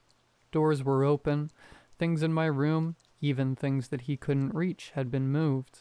One night I came in to find my blinds had been torn down, and the window opened. There was no way he was strong enough to do that, so I just assumed my mother had, in a drunken fit, tried to air out the house. That's what I told myself anyways. But I didn't really believe it. My mother had never decided to try and do anything useful while drunk, even if it failed. It wasn't until the weekend when I had time to help the kid take a bath that I realized that the wounds weren't healing. In fact, he had more. The tub kept filling and almost overflowed, before I caught myself and turned it off. What was going on here? My mother was awful, sure, but she'd never hurt a kid. At least not knowingly. I'd been around the kid all other hours of the day, except for when I had to work. My next thought was that he was doing this to himself, to cope with losing his mom, and what I'm sure was a bad childhood. Still, it didn't make sense. He didn't have access to knives, and I don't think he could cut up his own back. I toweled him off, rebandaged him, and called in sick to work. It hurt, saying goodbye to hours I'd fought so hard for, but this was more important. He still didn't talk, but I tried, squatting down to beat his level, asking him who was hurting him. He didn't answer, still staring off behind me, and I gave up. Helping him brush his teeth, I put him to bed, but left the bedroom door open. Mom was off somewhere, probably trying to get drunk, get a man, or both. So for once the TV was off. I made myself comfortable in the living room and started painting my nails. I'd only done my index finger when I heard the door to my bedroom creak shut. I stood up, putting the brush back in the bottle, and went to check. The room was still and dark, but for the lights from the gas station across the road. It took me a moment to see Liam, but he was huddled under the blankets in the little bed I'd made up for him, just as I'd left him. Maybe a draft had blown the door shut. I wedged it open with the dirty uniform and went back to the table. I'd barely done another 2 fingers when I heard the door close again. This time I was faster, rushing to the door and flinging it open. But again, nothing. I noticed then that Liam was shaking underneath the blankets. I knew he couldn't be the one closing the door. There was no way he'd closed the door and made it back under the covers that fast. Liam? I squatted down next to him. Hey, what's going on? He didn't answer, and I pulled back the blankets with my polish-free hand. I gave up the idea of keeping my manicure intact, though, as he started screaming and thrashing. Whoa, Liam, it's me. He stopped screaming when he finally saw that it was me, and stared, eyes wide, chest heaving. He looked so little in his 2 big Paw Patrol pajamas that my heart thumped painfully. Who would hurt him? Hey, buddy, what's going on? I sat down, crisscrossing my legs. He shifted his gaze to behind me, and I glanced back surreptitiously. Nothing but the yellow light from the living room. Wait, there was something else. There, right behind me, something was pressing into the carpet. I couldn't see what it was, only the indents in the shag where something was standing. I stopped breathing and mechanically turned around. Let's get you a late-night snack, okay? He was hard for me to pick up, but I managed it, not even looking back as I carried him out of the room. I closed the door right behind me, trying to seem normal about it, like I hadn't noticed what was in there. I held him close as I hurried to the kitchen, and I could feel his little heart beating through his chest. What the heck was that, and why was it hurting him? I made silly faces as I mixed powdered milk with water, but my mind was racing. I remembered Mom had talked about her father and the deal with the devil that killed him more than once, but I'd always figured she was just talking about how he'd drunk himself to an early grave. Maybe not, though. Maybe she'd meant something much more literal. I had no way of contacting her, and she was probably too drunk to tell a coherent story wherever she was anyways. What else should I do? Call a priest? That idea seemed best, so I gave it a go while he drank his milk obediently. But when I called the local church, all I got was an answering machine. I thought about the police, but dismissed it. When they saw how beat up he was, he'd be taken away for sure, and I knew that whatever that thing was, it would follow him. What else? What else? A quick Google search revealed that there were as many ways to deal with a monster as there were horror stories. But how could I tell which one worked, if any did? Salt seemed to be a common defense, so I wrenched open the drawer next to the sink. We didn't have salt really, but I always grabbed lots of packets when my old folks didn't want them. It saved money, even if it was just a little bit. I started ripping open yellow salt packets, dumping salt on the ground, scattering it on the counter around Liam. He watched me, milk mustache drying. I smiled tensely. I'm just trying something, buddy. There was a creak, and despite myself, I turned to watch my bedroom door swing open. It looked perfectly natural, and my stomach twisted. How many times had I come home to doors open that I knew I had left closed? How many times had this poor baby been hurt, hiding under the blankets, alone with no one but my intoxicated mother to protect him? I turned back to see that his gaze was fixed firmly on something I couldn't see, mouth slightly open. He was starting to shiver, and I picked him up again, handing him a salt packet for luck.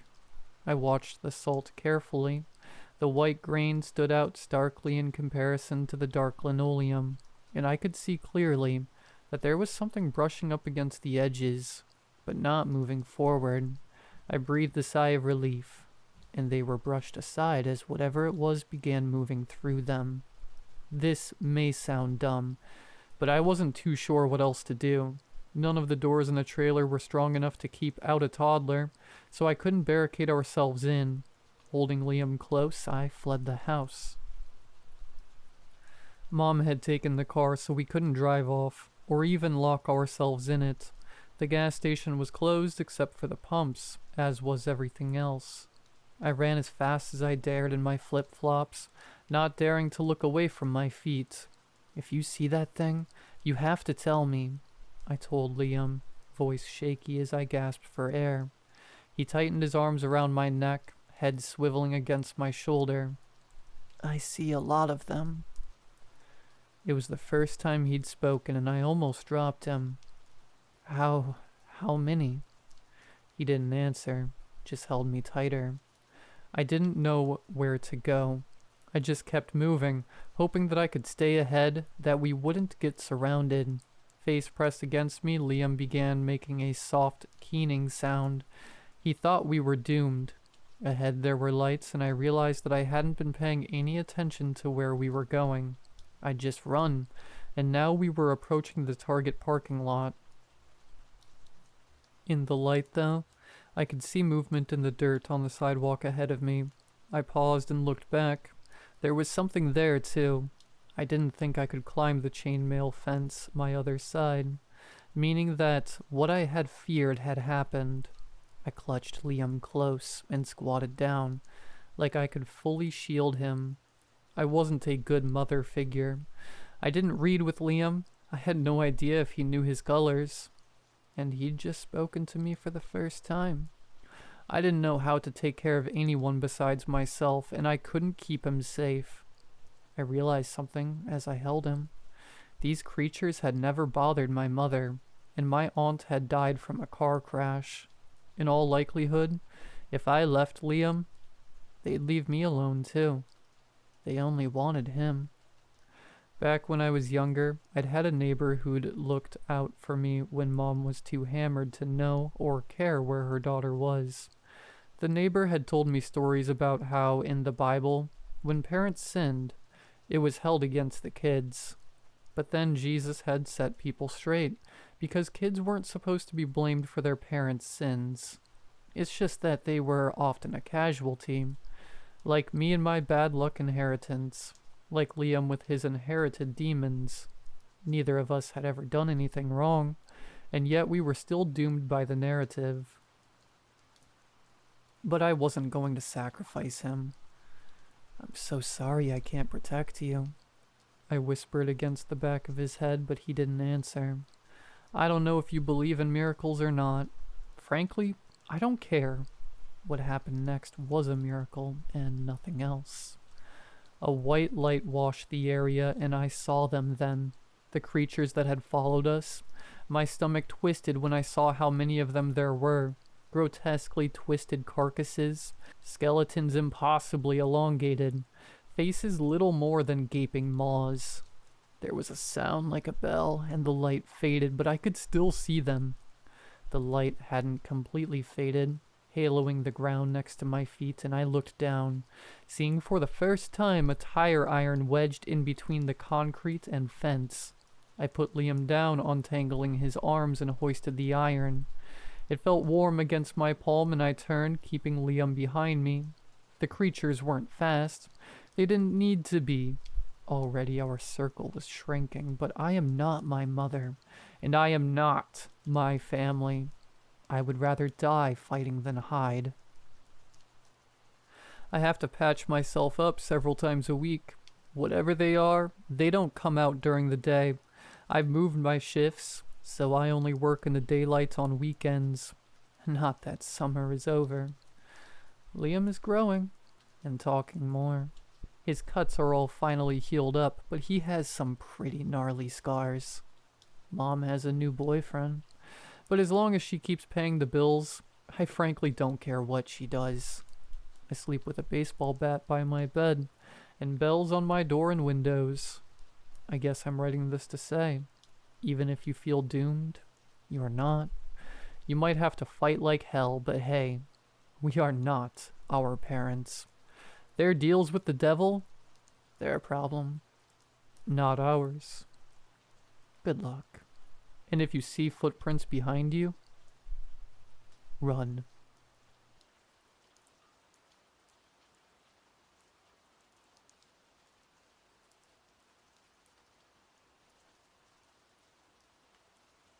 Finally, followed by a huge sigh of relief, is what I thought after setting down the cardboard box marked "My Stuff" in the living room of my new home.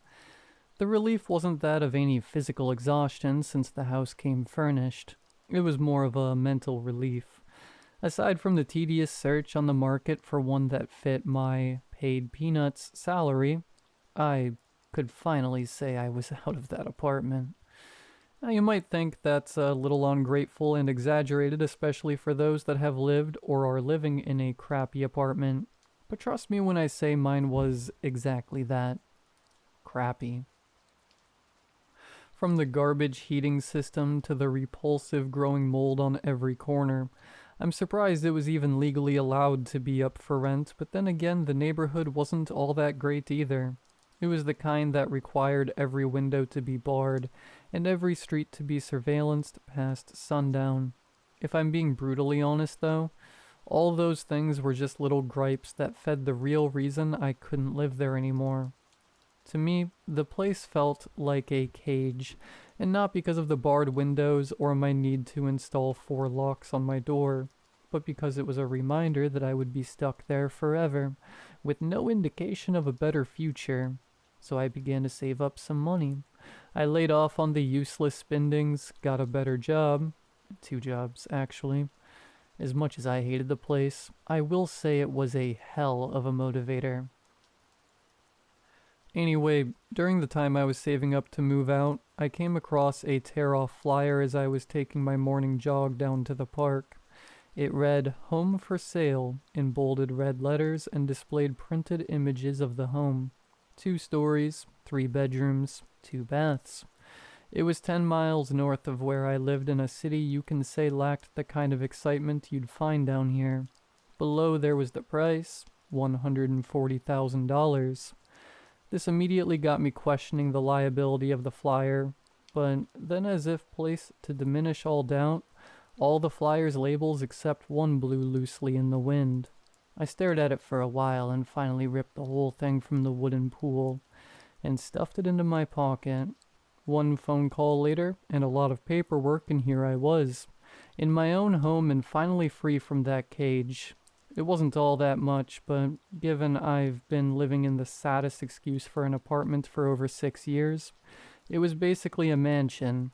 An old mansion, that is. It was as though the whole thing was pulled right from the Victorian era.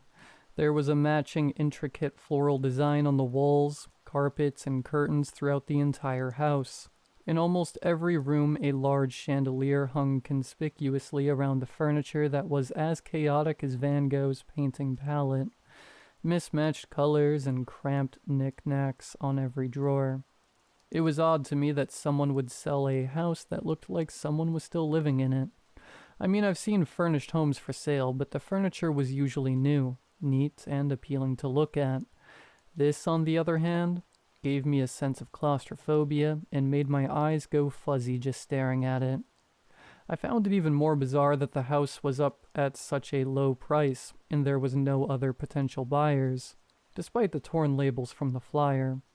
Still, I bought it. I mean, who wouldn't?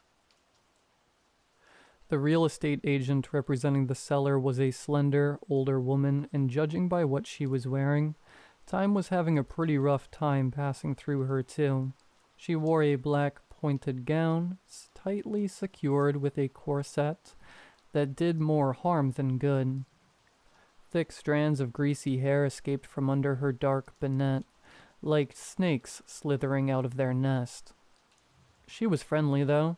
There was almost this forced nature to her. Her voice was too soft for her appearance. Her unusual bony fingers twitched anxiously on her hands like they had a mind of their own, and her smile sat on her face like a heavy dumbbell pulling down on her aged skin.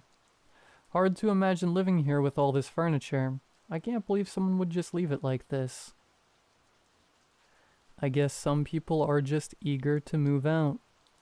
Yeah, tell me about it. You know, this place can use someone young like you. Someone with enough energy to lighten up the place. Just think of it as a game. I stood there still in a state of pride and a little excitement. I scanned the living room, then the dining room, and finally the kitchen. It felt odd not having them less than 3 feet from each other, or the fact that the space between the three wasn't a bedroom. I found myself touring around again, occasionally examining some of the antique items on the shelves like I was in some yard sale. There's no way I'm keeping all of this up. I moved to the kitchen, staggering over my feet since the mattress my mind was so used to avoiding was no longer there. I opened the kitchen cabinets. The previous owner had even left his silverware. They looked new, but I'd rather not take any chances. I turned to head toward the staircase leading to the bedrooms upstairs, when I heard a door slowly sway open. The creaking of the hinges doubled in the silence. It was a door to a small, empty closet in the living room. I walked over. I swear this was never here. I guess I never noticed it. I closed the door and made my way upstairs toward the bedroom. Naturally, I chose the most spacious of the 3 bedrooms for myself. It also happened to be the one with the least amount of furniture. There was a mahogany wardrobe on one end and a king-sized canopied bed on the other. Next to it, a nightstand accompanied with a night lamp that looked as though spiders had spun its lampshade. There was also a large built-in closet with sliding doors. I slid the closet door open, half expecting it to be full of clothes and shoes, but it was empty. I guess the owner wasn't gracious enough to leave his clothes behind. Just then, I felt a cold breeze brush up against my neck. I turned, pawing at my neck. No windows. I can't remember what drew me to look up at the ceiling, but I did. I noticed a faint outline of an attic door above me. The ceiling was high enough so that no normal person could reach it without some sort of elevation, and there was no drawstring to pull down a ladder either. The saleswoman never mentioned the attic. Maybe it belonged to an attic long ago sealed, but why leave the entrance marked? Or maybe there was an attic and it was too filled with junk even older than what was down here. Either way, it was mine now, and I was curious enough to investigate. I stared at it for a while because I remember the aching sting on my neck when I looked down for any possible way to get to it. Then the phone call came. The loud ringing of a phone shot through the house. I instinctively looked down at my phone, but there was no incoming call. With that, my ears honed in on the sound. It was coming from the living area downstairs. As I made my way down, I noticed it had that old high-pitched bell sound of an old dial phone. The black dial phone was hiding among the many relics in the living room. I let it ring longer, hesitant to answer, somehow knowing the call would be unsettling. Finally, I answered. Hello? A stretched static sound made me pull away from the phone. I called out again. No answer, just static. Then a faint, raspy, and distant voice fighting through the static spoke. Don't look around. What? Who is this? Don't look around. Don't play the game. Just ignore it. Before I could give another bewildered response, the static fired a hard ring that stung my ears to their very core. I dropped the phone in pain, shutting my eyes so tight I saw white. In a fit of rage, I pulled the whole thing right from where it laid and threw it against the wall. It shattered. What was that? A prank call? Yes, and maybe the thing was too old to handle another call. Yeah, that's it. That night, after pulling off the sheets that came with the bed and replacing them with my own, I laid there in the dark, chasing sleep. You would think that on my first night in my new home, I would sleep soundlessly with a sense of fulfillment and satisfaction, but that wasn't the case. Every time I'd close my eyes, I'd hear the floor creaking downstairs. After a while, the creaking would be accompanied by subtle kicks on the wall like someone was running or playing downstairs. The whole thing brought back those frustrating memories of my upstairs neighbors living their lives in the night like some nocturnal animals. My restless mind echoed the warnings given to me through the phone. Just ignore it. Don't play the game. Was this some sick joke someone was playing on me? What a coincidence that as soon as I got a call telling me to ignore it, the whole floor suddenly became some rickety bridge blowing in the wind. Maybe I was overthinking it. The phone call just had me on high alert. I read somewhere before that the creaking you hear in the night is just your home's wooden structure contracting and expanding. I kept telling myself that and zoned out moments later. The next morning I quickly noticed that the weak flooring was permanent. Everywhere I stepped, the floor would creak, despite it not ever doing that the day before, or the times I was in the house with the saleswoman.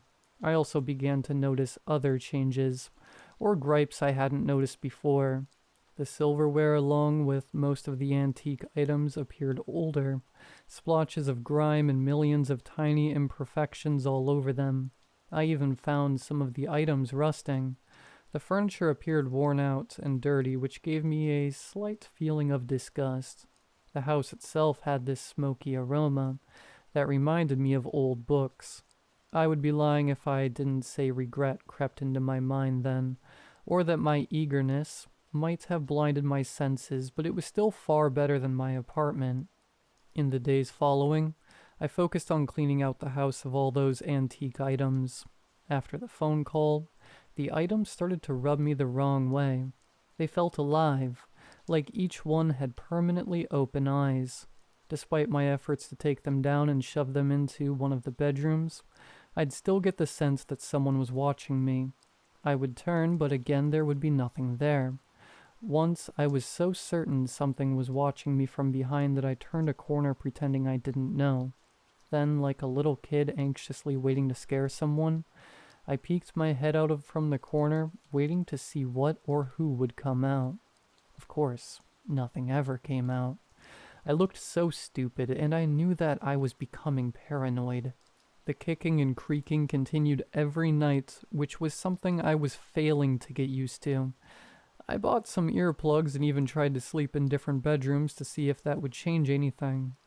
It didn't. One night I got into bed, inserted my earplugs, and began some breathing exercises I learned on YouTube to help with sleep. My mind was fading into nothing when this loud bang pierced through my earplugs. I quickly sat up from my bed. A second bang came from my door like a vicious knock, followed by running footsteps on the other side. I now faintly remember the childlike laughter that came after, though at the time everything happened so fast. I stormed out of my bed and violently swung the door open. I looked down the hall. "You think this is funny, huh?" I screamed from my door. There was no response. I searched the entire house that night. Again, nothing like always. I wasn't scared and never once thought the house was haunted. That isn't real, right? I was mad. Mad that I could barely sleep at night. Mad that I couldn't relax in my own home, and worst of all, mad that my old apartment was sounding more and more livable each day. Then one day, as I was cleaning out the other bedroom pretending everything was normal, a sudden salty, penetrating smell wafted into my nose. I covered my nose with the back of my hand, but the pungent smell lingered. It was moist and reminded me of all sorts of dead animals. It didn't take me long to pinpoint its origin. Under the bedside table was a clear, almost silvery puddle of a thick, vicious liquid. The sight of it, along with the growing smell, made me gag. Under it were large, savage scratch marks scarring into the old wooden floor. As I stared, completely confused at what I was looking at, I noticed more of the scratch marks around the bed. Then it hit me. The house was infested. It wasn't the natural movements of the wooden floor that was causing the insufferable creaking and banging. It was the scurrying of the rats or some other rodents. My paranoia was probably just a response to the answer I knew deep down. To think that those things had me question if the house was haunted would have been laughable, if it weren't for the sudden anger and hatred that boiled in me. I was determined to find them and kill them. I searched the house slowly and cautiously. Knowing that they could be anywhere made my skin crawl in disgust. As I looked behind and around the furniture of the living room, I heard one nearby, behind me. I turned. My eyes immediately locked onto the couch. It's behind the pillow. I slowly made my way to it, choosing a lamp as my weapon. In an instant, I moved the pillow out of the way and was about to strike, but nothing was there. Suddenly, something knocked some of the knickknacks off one of the drawers behind me, and scurried out of the living room in a flash. I didn't see it, but I heard its nails scraping against the floor. After a while of searching and after I cooled down, I knew I wasn't going to catch it, and even if I did, judging by the amount of scratch marks, it wasn't just one. I needed traps. I went to the store to purchase some and set them all around the house. Now all I had to do was wait. That night, I slept the most I ever had since I moved. There was barely any, if not no, creaking and banging. In the morning, I sprinted downstairs like a child would the morning of Christmas Day, only I wasn't excited about big, colorful presents. I was excited to see my nightmare end, trapped and lifeless. The smile on my face disappeared as quickly as it took me to get downstairs. The traps were empty. No presents, no rest, and definitely no peace. But I had a plan. I was hoping to save some money, but there was no way in hell I was going to live here one more day like this. I started upstairs to my bedroom. I grabbed my phone, pulled up a phone number for an exterminator, and headed for the door, when from the corner of my eye, I saw a mass on the ground near my bed. It was on all fours and was about the size of a medium-sized dog. The rest of its details blurred, though I remember the smell. It was a decaying, suffocating aroma. I twisted my head to see it, but before I could, it scuttled under my bed. This is it. I blindly reached for whatever, a broom, as I steadily moved closer. Slowly I crouched, keeping my distance. I heard it retreating deeper, hiding behind some boxes. The smell was unbearable. There was a faint whimper, or my mind refusing to believe it, a concealed laughter. I heard its nails gripping tighter against the floor. With the broom's handle, I suddenly swiped one of the boxes to the side. In a blur, it moved out from under the bed. The sliding door of the closet closed shut before I even had time to look up. The speed of it was unnerving. I suddenly felt a cold shiver run down my spine. I moved closer, the storm of a million questions in my mind winning over the instinctual feeling to run. I was unable to feel anything but my heart pounding out of my chest. I tightened my grip on the broom as I felt my hands go clammy. I reached for the sliding door, my hand hovering over it, trembling. Right when I slid the door open, the thing came bursting out. I fell to the ground. It ran out of my room, giggling like a child. It was a child or the size of one. I stared, frozen in shock. It was human-like, only its skin was pale, almost translucent. I saw its bleached purple veins webbing throughout its unnatural and misshapen body. It was layered over the disgusting, shimmering coat of that silvery liquid. The smell was like a physical mist that burned my eyes. On the ground, it left a trail of its viscous liquid. I followed it downstairs and into the living room. There it was, in a corner with its crooked back to me. It had its hands raised to its face, and in a childlike voice it began to count down from 10. With every number, its voice became more distorted, and its back began to stretch and grow as if something was trying to escape from under its pale skin. My stomach nodded as it doubled in size. Time slowed down for me. Don't play the game. Just ignore it. Just think of it as a game. This whole time this thing was living in my house or I was living in his, and that feeling that someone was watching me, it was this creature playing some game of hide and seek with me. And it was finally my turn to hide. Before it could finish its sick, distorted countdown, I found what courage I had left and ran blindly upstairs. I heard it finish and give a gargling, deep laugh. I felt its footsteps reverberating, crashing down on the ground. I made it to my room and shut the door, barricading it with the wardrobe. I backed away to a corner and sobbed. I've been in my room all day and can still hear it searching downstairs. Sometimes it comes up, its large shadow passing through under the gap of the door. I freeze completely still as it passes by, giving out its heavy breathing and weak, almost painful laughs. Just the thought of it finding me is beyond terrifying.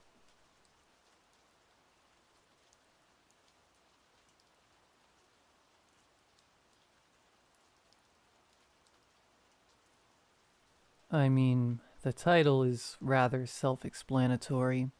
I'm at Vienna International Airport and everything is frozen in time.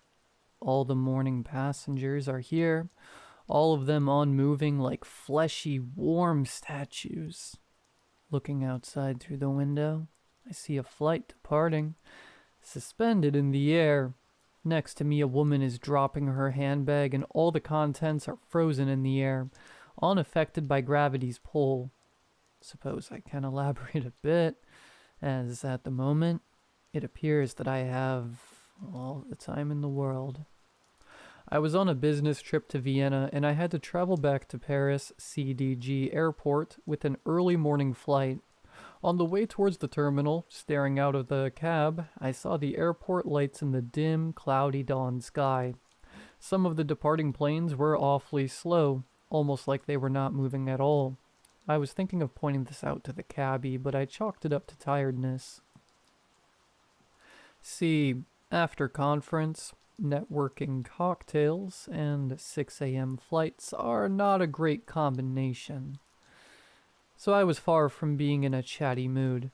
Either way, the guy dropped me off and I decided to have a quick ciggy before checking in. While smoking, I wondered about airports. How fascinating they are. A while ago, during my university years, I had a part-time bartender job at one, and I always found them eerie.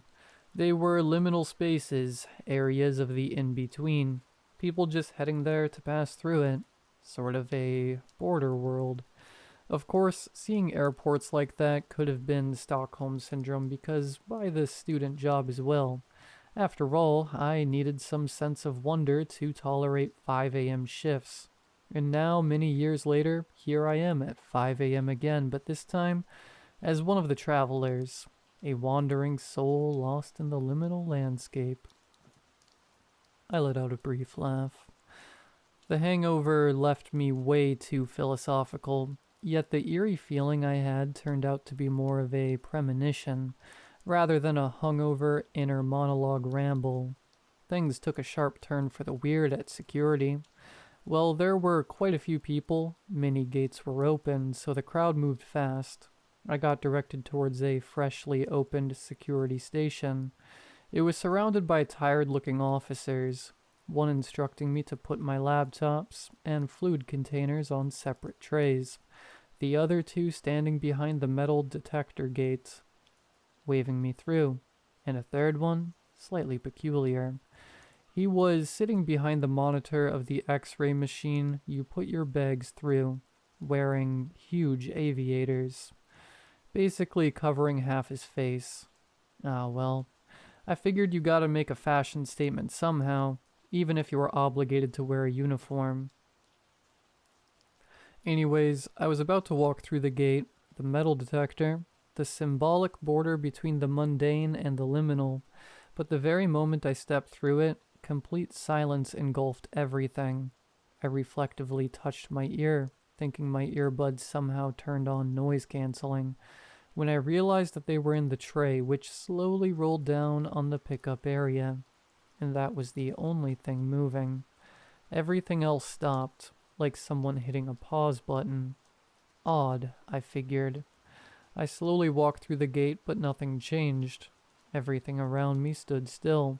The security guy's hand frozen in a bored wave. A man putting his belt back on unmoving next to me. A family in the other queue, stuck in mid-argument. Their small kid, her face trapped in a mid-crying expression, but no sound leaving her mouth. Wish I could do this to kids once the plane took off. Nevertheless, temporal anomalies be damned. I did not want to miss my plane, so I grabbed my stuff from the tray. Yet, as I was putting my laptop back into my bag, I saw one thing. Or, well, the absence of it. The security guy with the sunglasses was nowhere to be found. The whole thing did not look like something that respects airport security standards. Walking towards my gate, D24, in the dead silence was certainly an experience. I moved through crowds in suspended animation. Or sure as hell I hope it was that. It would be rather awkward to be at an airport full of dead people. Still, it had a certain beauty. Upon arriving to D24, an unusual sight welcomed me. The monitors showed the boarding was open, and indeed, the doors were ajar. But the flight destination, instead of Paris CDG, just looked like a jumbled mess of characters. Now, while my app said that it was the correct gate, I did not want to end up at the wrong location, so I decided on not boarding for now, waiting it out instead, hoping that a staff member or an announcement will clear up the confusion soon. I was a bit hungry and a nearby bar seemed, albeit overpriced, but fairly attractive. I walked over, crisscrossing the statue-like crowds. I grabbed a sandwich and, as the staff was unavailable on account of being frozen in time, I decided to walk behind the till to the coffee machine and help myself to some drinks. For a moment, I entertained the thought of making myself a nice flat white, but I figured that if time restarts and I'm standing in a restricted area steaming milk, I may get some angry looks. So I opted for an espresso instead. The tiny cup was halfway through when I heard something familiar. The breaking news announcement of Euronews on a nearby TV screen.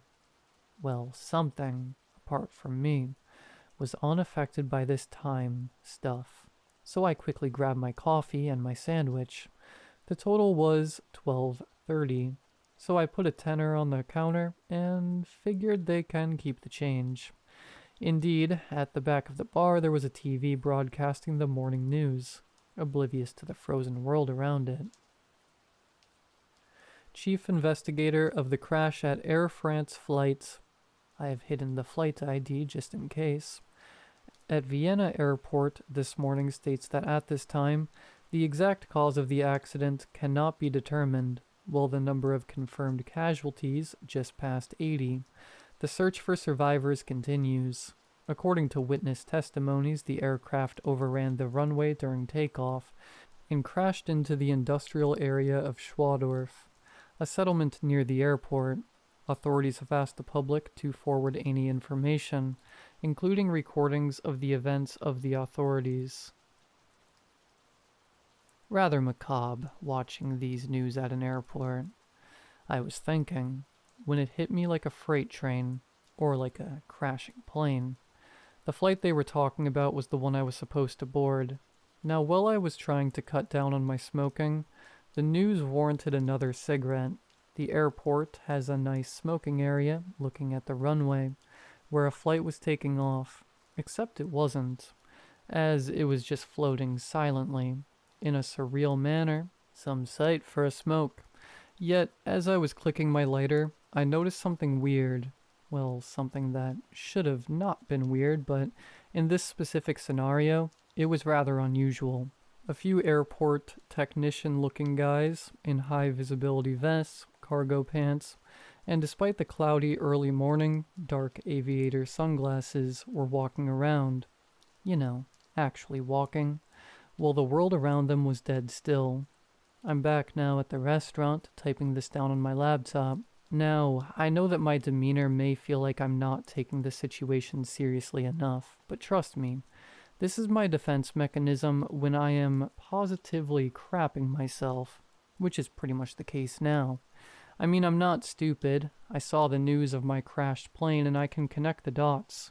I'm wondering if this is limbo, death, or some otherworldly stuff. But the call of nature is disrupting my spiral into anxiety. After the coffee and the ciggy, I'm not only about to crap myself figuratively, but also literally. So I will try to hunt down a bathroom in this hellscape of an airport. I'll check back in a bit to see if anyone's around and update y'all. Cheerio. Update 1. So I went to answer the call of nature. Luckily, 1 out of the 4 stalls was open at least. I was also not jealous of the poor guys whom eternity found in the middle of dropping a log. So I was doing my business when I noticed feet. First I could see shadows under the stall door through the gap, then 2 pairs of work shoes. 2 people walking around in the bathroom. Now, I was about to call out, but something held me back. On top of how awkward it is to make a mid-crap conversation, soon I realized what set my alarms off. I saw the feet, but I did not hear them. They were walking in complete silence, until they started talking. I mean, I reckon they were talking, but I couldn't understand anything. Saying their words were garbled is an understatement. It sounded like a recording of an already foreign language being played backwards, while distorted via a radio. So I clenched my buttocks and remained silent until they left. I was not against the idea of trying to communicate with whatever these lads were, but the situation was not exactly ideal, so I decided to delay. Instead of immediately heading back towards the bar near my gates where I've left my luggage and my laptop, I wandered around a little bit, as my plane was not about to leave. Upon inspecting the motionless terminal, I found some of the guys I've seen earlier on the runway, and in the toilet. Contrasting how everything was halted around them, they stood out being busybodies, but they were always behind locked doors, on different floors, or otherwise inaccessible territories, in parts you would normally not notice while wandering around an airport. Forgive me for sounding like a broken record with the whole liminal spaces thing, but this was another aspect of that. When you're at a place like this, a place of transition, there are so many little nooks and crannies you just look straight through. At an airport, you move through with purpose. Everyone moves with purpose. So these areas escape your attention. Now it was the contrary. In an uncanny way, no one moved with purpose. No one moved, period, except in these hidden places, which highlighted them, making me feel like I'm seeing things I shouldn't be seeing. However, this was not reciprocated. See, I was not particularly hiding. Yet none of the employees appeared to react to me in any way.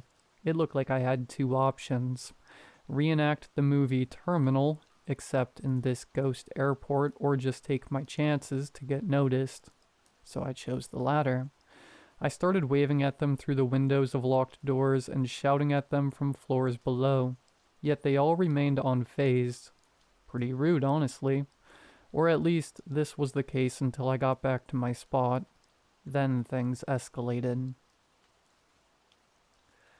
Returning to the bar where I left my laptop and bags, I could see 3 of these airport security-looking guys carefully circling my luggage, discussing it in their garbled radio language. However, upon my arrival, unlike the other airport staff, this trio noticed me, and they made it painfully obvious that they did. As soon as I approached, they turned towards me in perfect unison.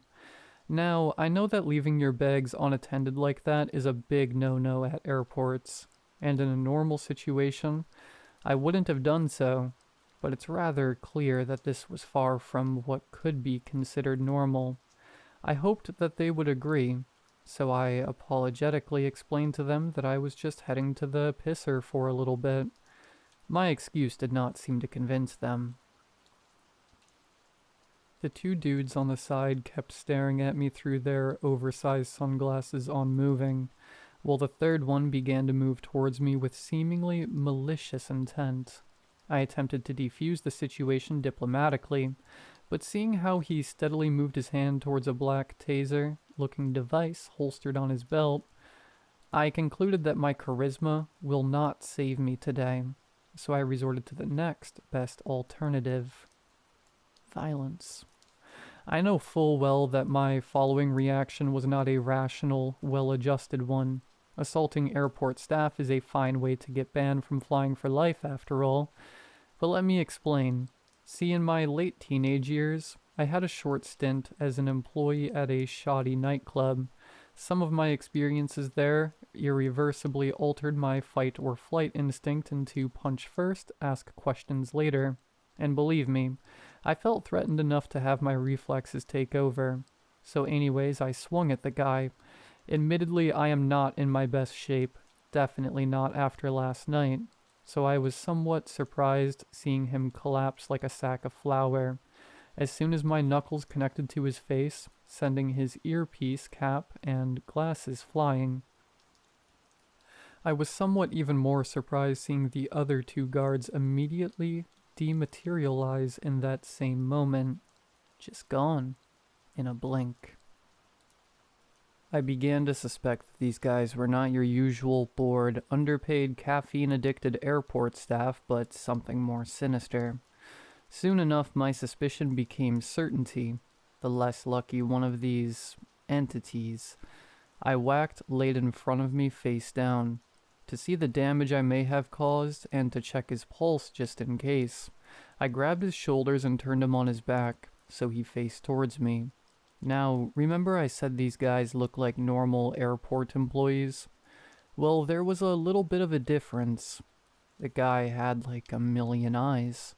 The face, previously covered by the dark tinted lenses, which now lay shattered on the floor, stared at me with countless pupils. Small ones, big ones, just dotted all over the sockets. In a way that should not be possible. Not entirely unlike a spider, but way more crowded. In fact, there were simply too many of them. They should have not fit the space normally only occupied by two eyes. Yet there they were. Kind of like a Mandelbrot fractal. They appeared to be almost infinite, and frankly, fairly hypnotic. But I had to snap out of it. For the lack of anything better to do, I figured I'd sit down and type this update.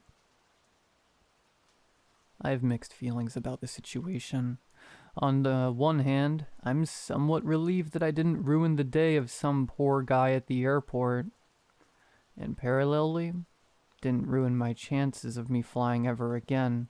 But in the meantime, I am a tad perplexed by what could be the consequences for KOing a timeless, slightly eldritch entity. On top of that, I can't really get those eyes out of my mind. And not in a romantic way. See, no pun intended. I honestly don't know for how long I was staring into them, but once I was out of it, I feel like I remembered something. I'm not too sure what yet, but I think I'll take another smoke break to try and figure it out. Here's hoping that my pal won't go anywhere. I'll get back to y'all soon. Update 2. Midway through my ciggy, I realized that the unconscious guy may have a way of entering those little hidden areas I was ranting about beforehand. Since, at this point, I was fairly certain that the areas accessible for passengers won't hold any answers. I figured I could borrow a keycard. Spare me for the moral lesson of looting from a, hopefully only, unconscious entity. Of course, these security gates also require a password in addition to the keycard, but since apart from the trio messing with my luggage, no one acknowledged my existence, it was not particularly difficult to follow one of these mysterious walkers towards an off-limits area and peek at the 4 digits password over their shoulders. The key code was, I kid you not, 4444. Airport security. Yeah, right. I opened the security door and entered a bland, white, blindingly lit hallway, leaving the passenger area with its soothing colors, kitschy decorations, and fake plants, and entering a blindingly lit, barren security hallway. Surprisingly, it didn't give me as much of a whiplash as I expected it would. Of course, this corridor had none of the artificially welcoming atmosphere of the Traveler's Lounge, but it still felt like that the two areas were related. I can already hear your snarky comments saying, yes, both are parts of the airport, but it's not that. It felt like the empty corridor represented the reality of this place, and outside of it, all the bits and bobs that made it feel welcoming were just there to ease people in a sense of familiarity instead of liminality. But here, behind the thick blue doors, that poorly fitting facade was dropped. No siren, no comfy feelings. Colorful advertisements and €2 massage chairs here for you. The corridor screamed, through the humming of the bright white neon lights, that you are a stranger, and you shouldn't be here. Too bad I got used to people screaming at me not to do things, then doing them anyways. And corridors, I guess, kinda ruined that metaphor here. So I marched on, peering into barren office rooms, some of them containing some oblivious airport entities, their real self hidden behind the sunglasses. After a bit of wandering, I noticed an area labeled Monitoring Room, and on a whim, I entered. The label didn't lie. There sure were some monitors in there, like a lot of monitors. Way too many to fit in a room of this size. They weirdly reminded me of the jumbled mess of eyes the entity I knocked out, and as this thought entered my mind, and I remembered staring into those eyes, the smorgasbord of screens suddenly started to make sense, and I began to see security camera footage steadily shifting through all of them. At first glance, they appeared to be normal security feeds, but upon closer inspection, I noticed some increasingly unusual things at each one I looked at. The first anomaly I noticed was an image depicting the frozen scenery at the departure gates, including the big board listing all the flights, flight numbers, and destinations. Except, apparently the 1300 Aeroflot flight was scheduled to leave to Pulkovo Airport, Leningrad. On another screen, the corridor with unmoving people had big billboards behind them, one of them proudly displaying a vaguely familiar elderly guy who, despite looking 80 plus, still had a fabulous pompadour haircut, and next to it, with big bold letters, The King 90, Elvis Live, at Ernst Happel Station, Vienna, 08 January. On another, every sign and advertisement was written in German. I am in Austria, but still, the complete lack of English was unusual in an international airport. In addition, airport security was wearing uncomfortably sharp uniforms with red armbands. As I looked closer in a corner of the screen, I had to do a double take, as a sizable portrait of a certain mustached failed artist and piece of crap was there on full display. Each screen I looked at showed this airport, but subtly, or less subtly, altered. I was witnessing different realities from a nondescript nerve center. After a certain point, I found the security footage of the little bar I left my stuff at earlier, and I noticed something pretty upsetting. And bear in mind, after seeing a long dead dictator's painting on a wall, the bar to upset me was placed pretty high. See, you remember that TV I've seen on the news report of the plane crash of my flight? I could kind of make out through the security screens that it was still broadcasting about the accident.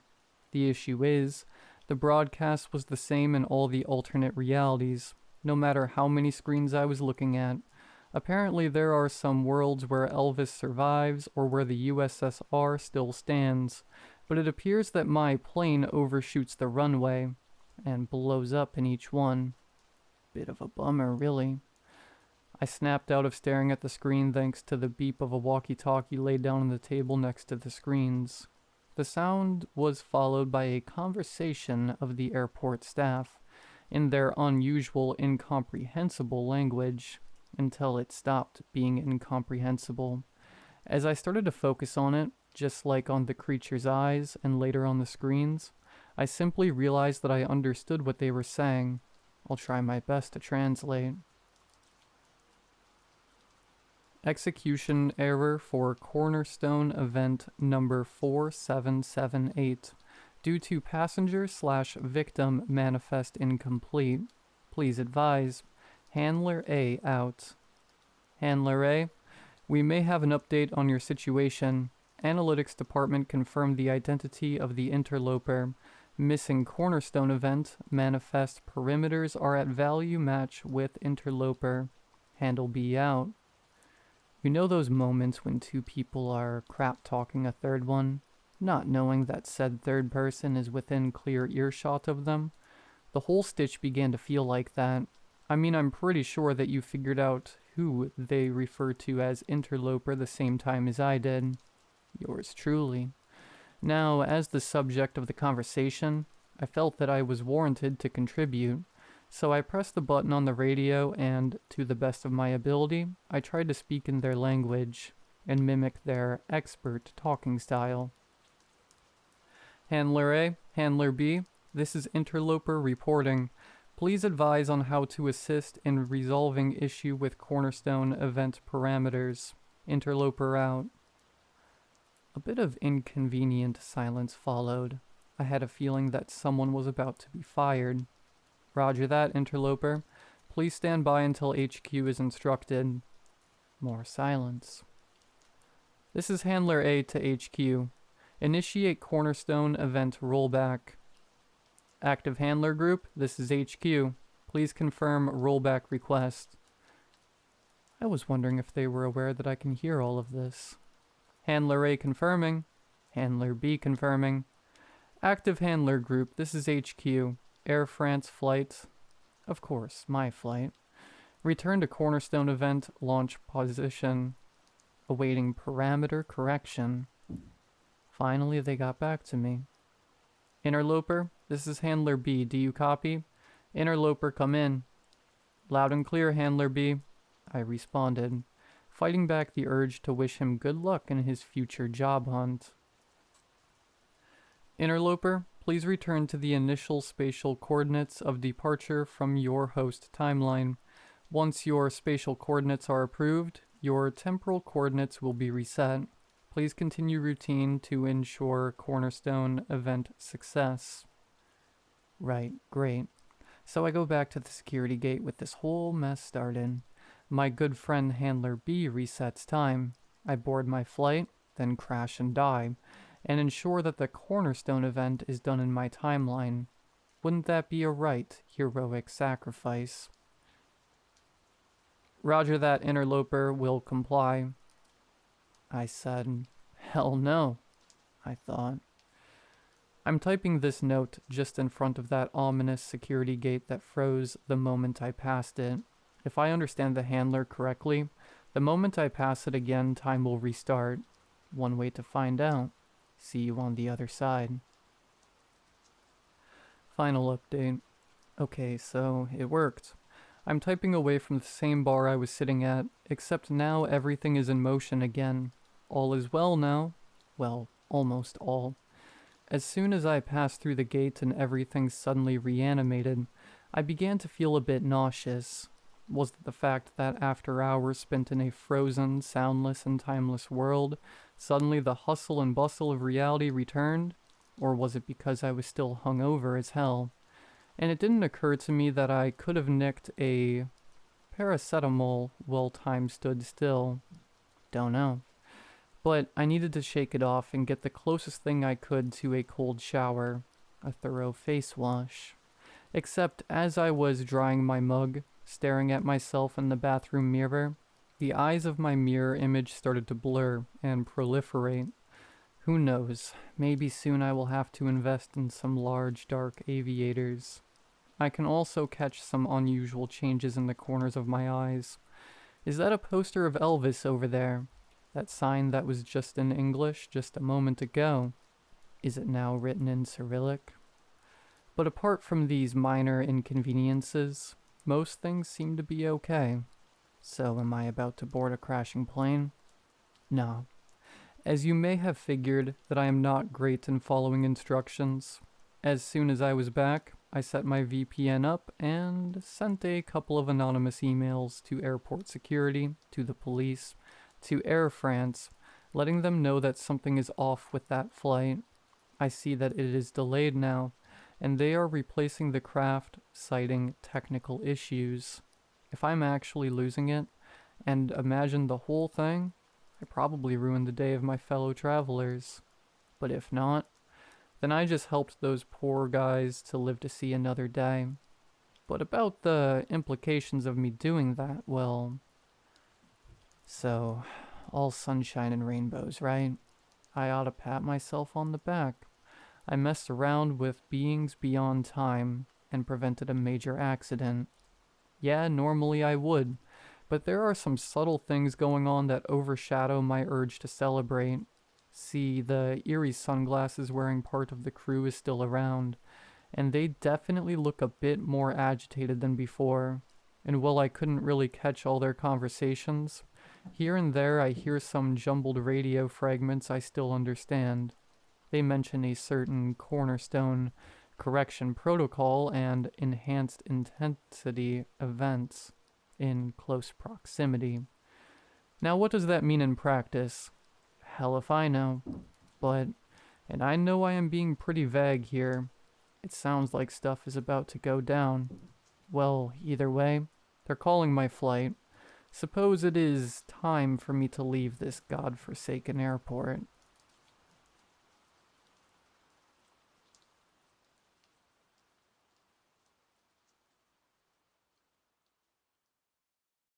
Her name was Karina, I think.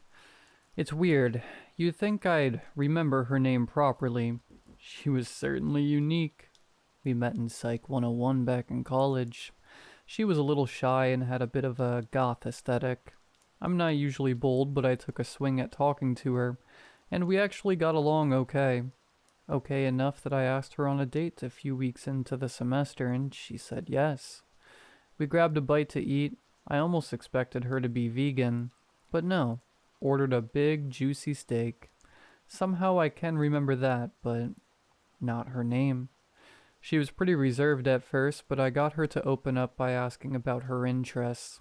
The girl loved horror movies. She actually kind of lit up when she started talking about them. I would just smile and nod. I didn't dislike horror movies or anything. I can appreciate a good scare, but I wasn't in love with them or anything. Karina? She was. So much so, she actually invited me back to her place to watch one with her after our first date. I was a bit surprised at the proposition, but I agreed. She was cute. Her place was huge. I guess her family had money. A lot of it.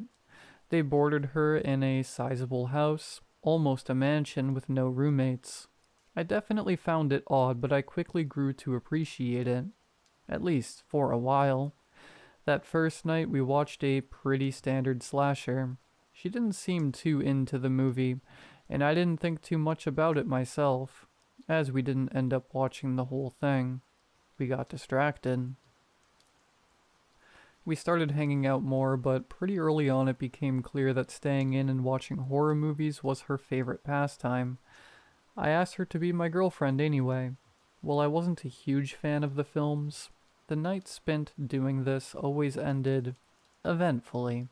But the movies, they got worse. She got braver in what she wanted to watch with me, and she'd get more excited. Pretty soon we were watching some pretty brutal stuff.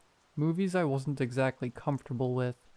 I didn't know how to approach the subject because she seems to thoroughly enjoy them. A bit too much. I started to notice that her excitement always seemed to coincide with the more graphic scenes.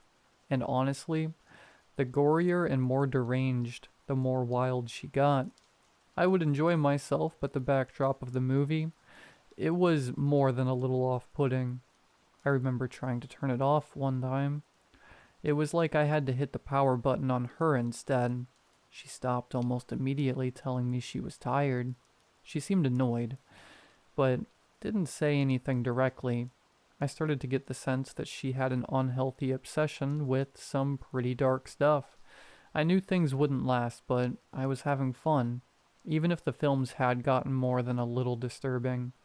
I remember it getting to the point where they weren't even mass-distributed films. They were grainy and, God, some of them felt real. It was one night like that, the last night.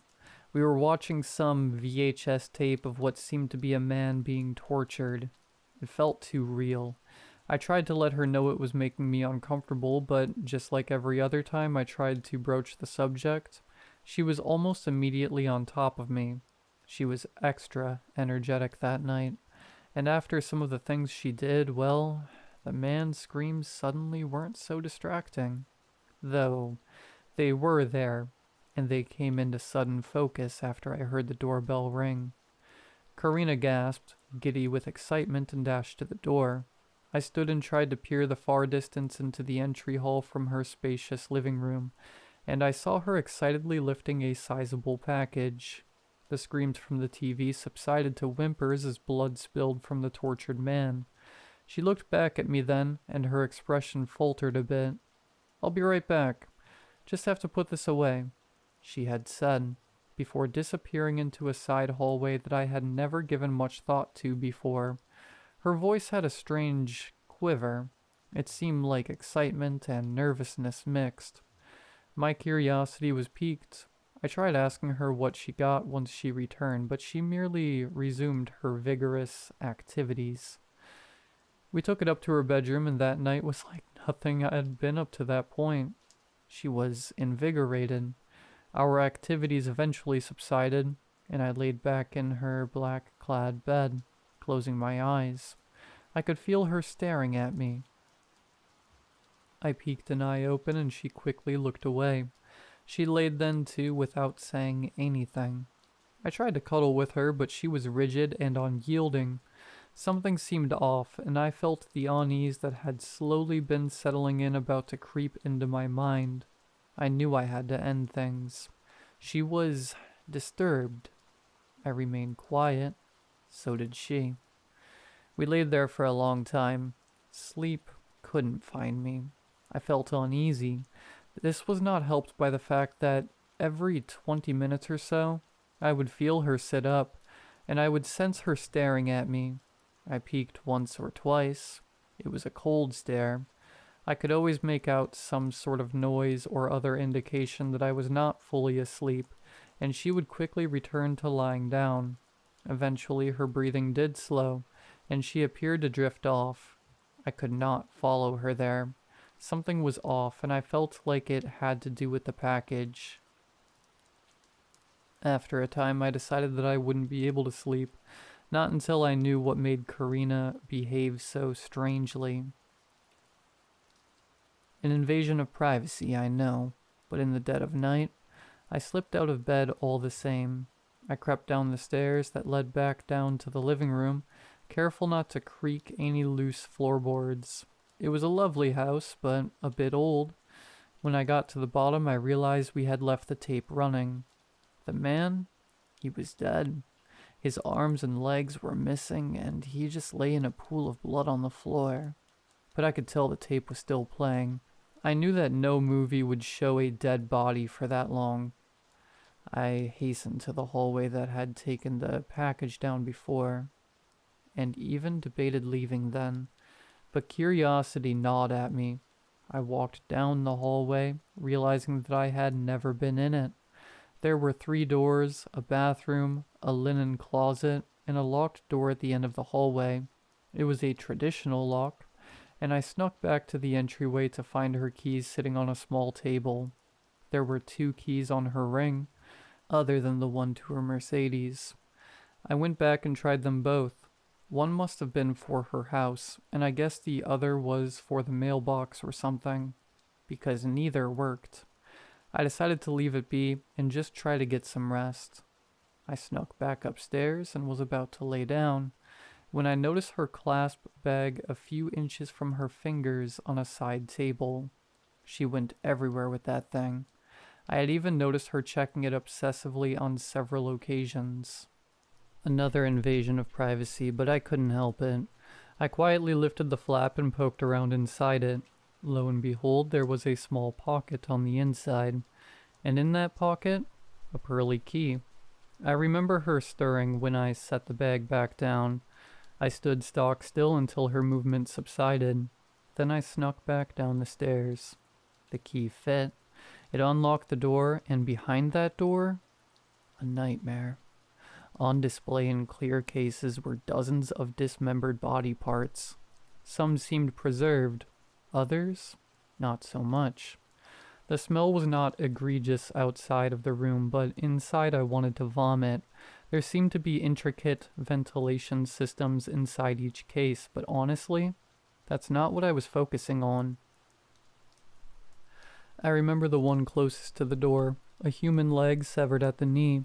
It had been opened up like a medical display, but it was clearly for artistic effect. Strips of flesh were cut away to form intricate patterns. Blood still seeped from the cuts. It was clearly still fresh. I stumbled further into the room. I saw many things I don't enjoy recalling them, but I feel like some of it is important. I saw a woman's severed head on display, with a cool blue light illuminating it. The bottom jaw had been split in two, leaving the two halves dangling down instead of meeting at her chin. It was not one of the well-preserved specimens. I think the worst was the knot of small appendages. Too small, obviously children's. They were broken and twisted in impossible ways to make some symbolic-seeming knot. It was hanging above the main attraction, a terrified-looking woman who had clearly been dismembered and restitched back together, but backwards. Every joint had been severed, only to be reattached in the opposite direction. Her head was on backwards. Even dead and mutilated, her last expression showed primal terror. She too did not appear to have been dead long. I could go on, but I don't think I actually spent much time in there. Not long enough to even think of taking a picture. Not before I heard her voice from the doorway behind me.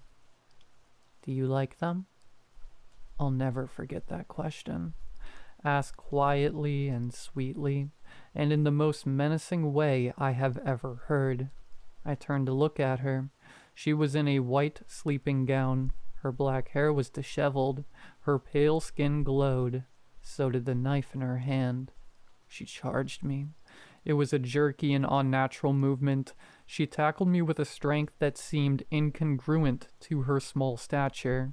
She straddled me in a perverse reflection of our previous activities, only now she ruthlessly stabbed the knife down at me.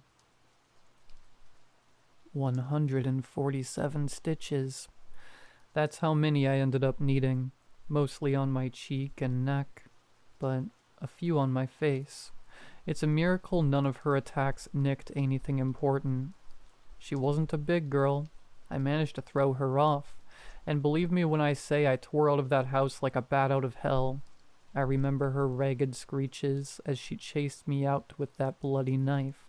I never looked back, but I can picture that black hair flailing, that deranged face grinning.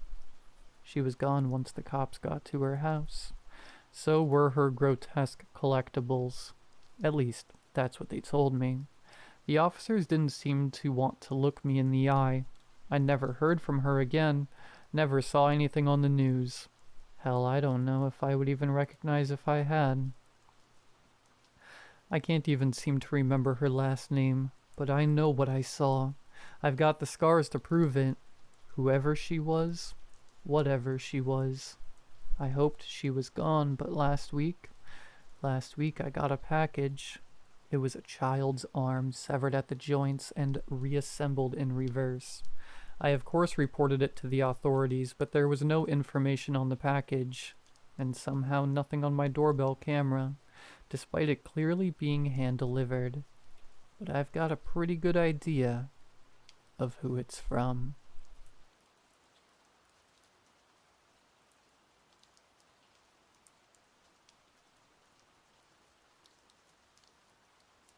Never in my life did I imagine having such a job as this, yet here I was.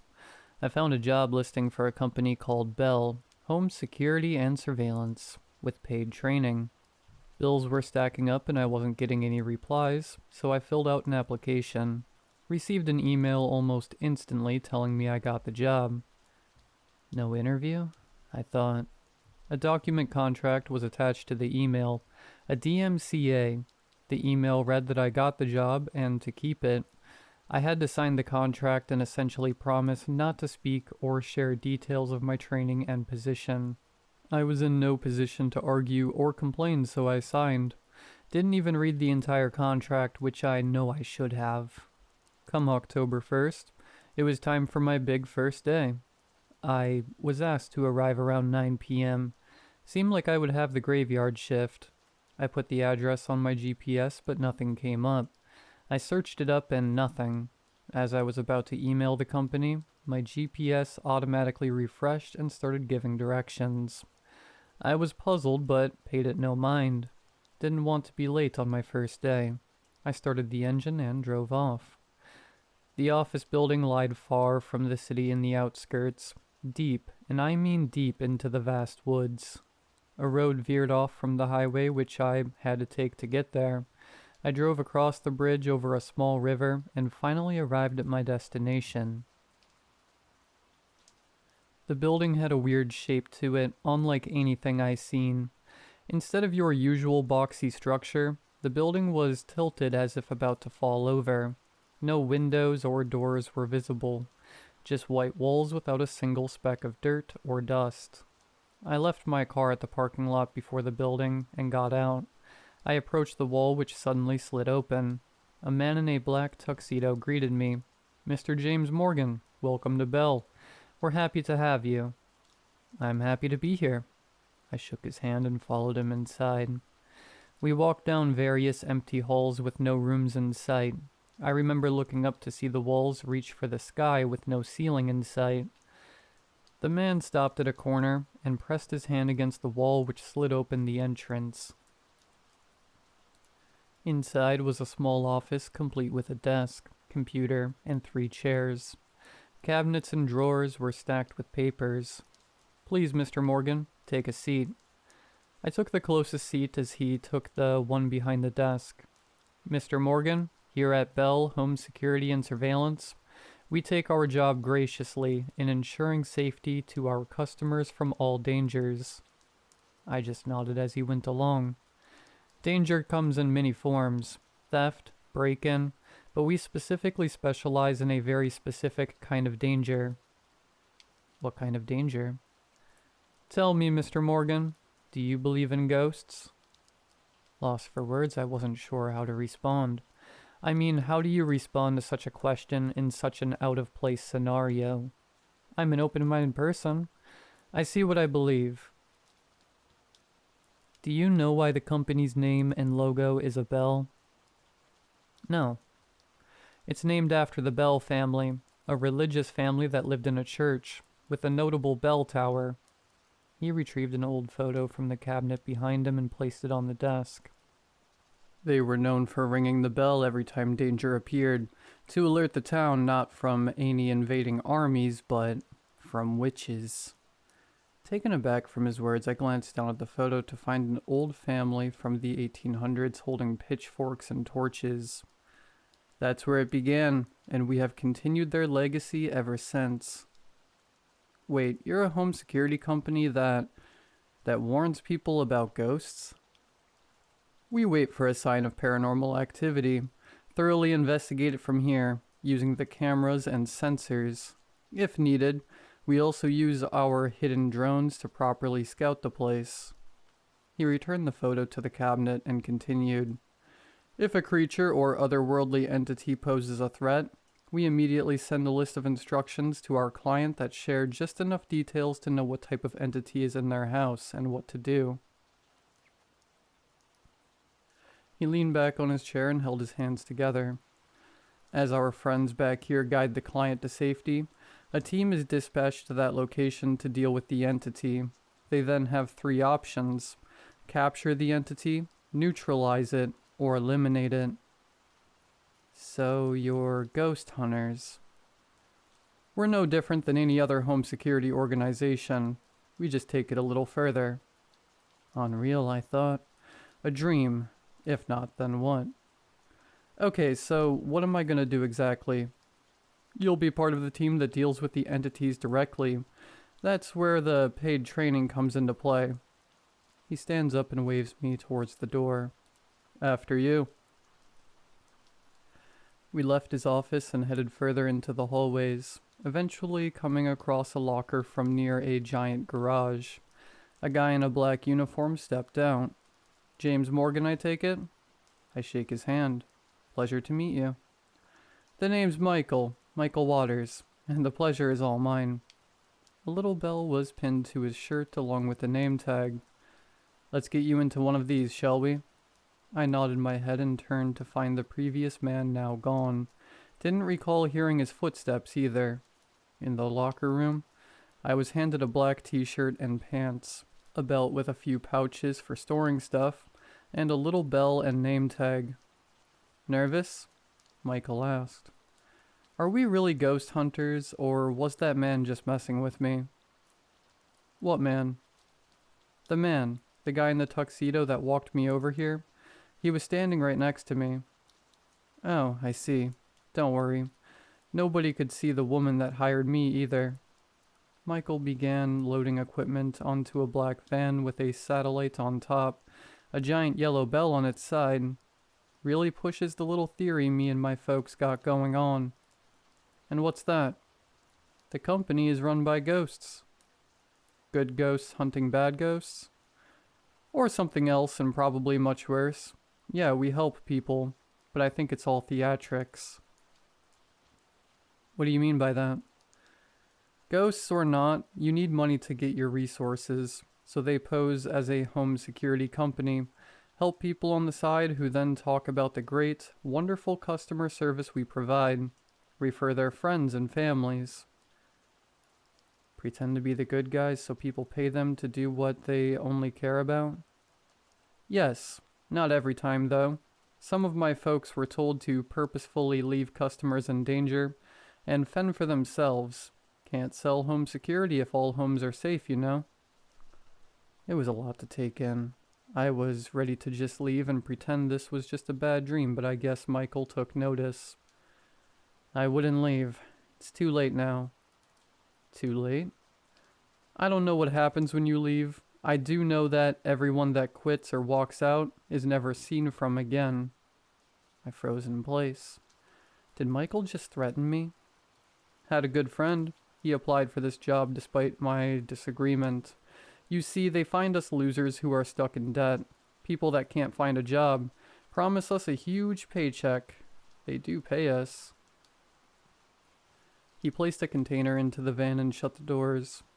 But when my friend decided he had enough, he walked out and couldn't find him anywhere. Never went home. Nobody's seen him. Michael takes the keys from the wall and heads towards the front of the van. I reluctantly stepped into the passenger seat as he took the driver's. We're in this together now, James. I got your back if you got mine's. I sighed, accepting my fate. Michael started the van and we drove off. We were driving along the highway when a female voice came over the radio. Agents Waters and Morgan, possible level 4 entity detected. Level 4 entity? An entity that can't be dealt with or handled. What about the other levels? A level 5 entity can be left alone. A level 4 entity can only be left alone under surveillance. Level 3 is an entity that must be dealt with right away. Level 2 is an entity that has a very specific way of dealing with. Level 1 is an entity that is out of our control. What levels are more frequent? Level 4 is the most common. I haven't been called to deal with any entities above them. We finally arrived at the address the female voice sent us and parked the van up front. Michael got out of the car and walked up to the house. I followed behind. He handed me an earpiece as he placed another in his ear. It's so Sharon can communicate with us. Sharon? The lady in the radio. Oh. Michael was about to knock on the door when we heard Sharon again. The client has vacated the premises. Proceed to enter. He carefully pushed the door open and stepped inside. I walked in after him and looked around the dark living room. I was ready to try the switch, but Michael stopped me. Even something as simple as the light turning on could upset or trigger these things. Best to leave it alone for now. He pulled out a tablet from the bag he was carrying and switched it on. It glowed a blue hue, bright enough to see the screen and nothing else. What are you doing? Just getting ready to gather some information. I glanced around and waited to see any sort of sign that a ghost was present. Nothing. Sharon, can you tell us what you got? Affirmative. Level 4 entity detected at 22:41 hours. Subject has the appearance of a female, 11 years in age. Subject is currently upstairs on the first bedroom to the right. Will do. I followed Michael upstairs to the mentioned room. When we entered, we did indeed find the girl Sharon was talking about. Up to this point, I was just playing along with everyone else. Was still having trouble believing everything I'd been told. But any and all doubts went away as I laid my eyes on the girl. She was normal in terms of looks. She just so happened to be standing on the goddamn ceiling. Michael? Sharon, we found the entity. He proceeded to approach the girl. Hey, sweetie, why don't you go ahead and come down to us? I stayed by the door and watched as Michael pulled out a piece of candy from his pouch. I got candy. You like candy? As he unwrapped and offered it to her, the girl started to slowly descend. My eyes widened and heart raced as red, bloody hands ripped through the girl's feet as the body lowered itself. The right hand inside the girl's left foot let go of the ceiling and reached for the candy. I can't even, nor do I want to describe where the head of the thing came out from. All I'll say is it came from between her legs. The thing snatched the candy out of Michael's grasp and shoved it in its mouth. Other parts of its body soon began to emerge out of the skin, like a person with no flesh who put on their clothes backwards, wearing the shirt as pants and the pants as a shirt. All you could make out from what parts were visible was that the thing had no skin and probably why it used the girl's corpse as clothing. Michael seemed so unfazed, yet I was starting to panic. I lost my cool and darted downstairs and towards the exit. James, no! I heard a piercing cry behind me, accompanied by a loud crash. I turned around to find the thing chasing me. The skin of the girl it was wearing started peeling away. I screamed and reached for the door when Michael opened fire on the thing. It stumbled into the wall and onto the floor. The thing was still breathing, but severely wounded. Sharon, we require medical attention. I checked for any injuries on myself and looked at Michael. I'm fine. It's not for you or me. He pressed his 2 fingers against the thing's neck. You want to save that thing? It tried to kill me. It's the job. Capture these things and keep them out of trouble. You're insane. You filled out the application and put on the uniform. You're part of this now, whether you like it or not. I'm leaving. I told you what happens if you leave. Coincidence, that's all. Okay, if you are so sure, go ahead. Walk away. I hate this job. I think the reason I get away talking about it is because no one would in their right mind believe such a ridiculous story. Still work there, of course. The pay is beyond great. I got my own house now, car of my dreams. Thought if I lived a good life doing what I always wanted to do, it would take my mind away from the horrors I have to live through working there. But every morning, after saying goodbye to Michael and heading home, I dread the day that we both encounter something beyond our control. The day we don't clock out. I write this now to anyone who may dare read and take my story to heart. Well, I still can tell that story, because tonight I go back to work. Michael called me in the late afternoon telling me to have a nice meal and do an activity I love. We survived this long, Michael. We can push through another night. It's a level 2.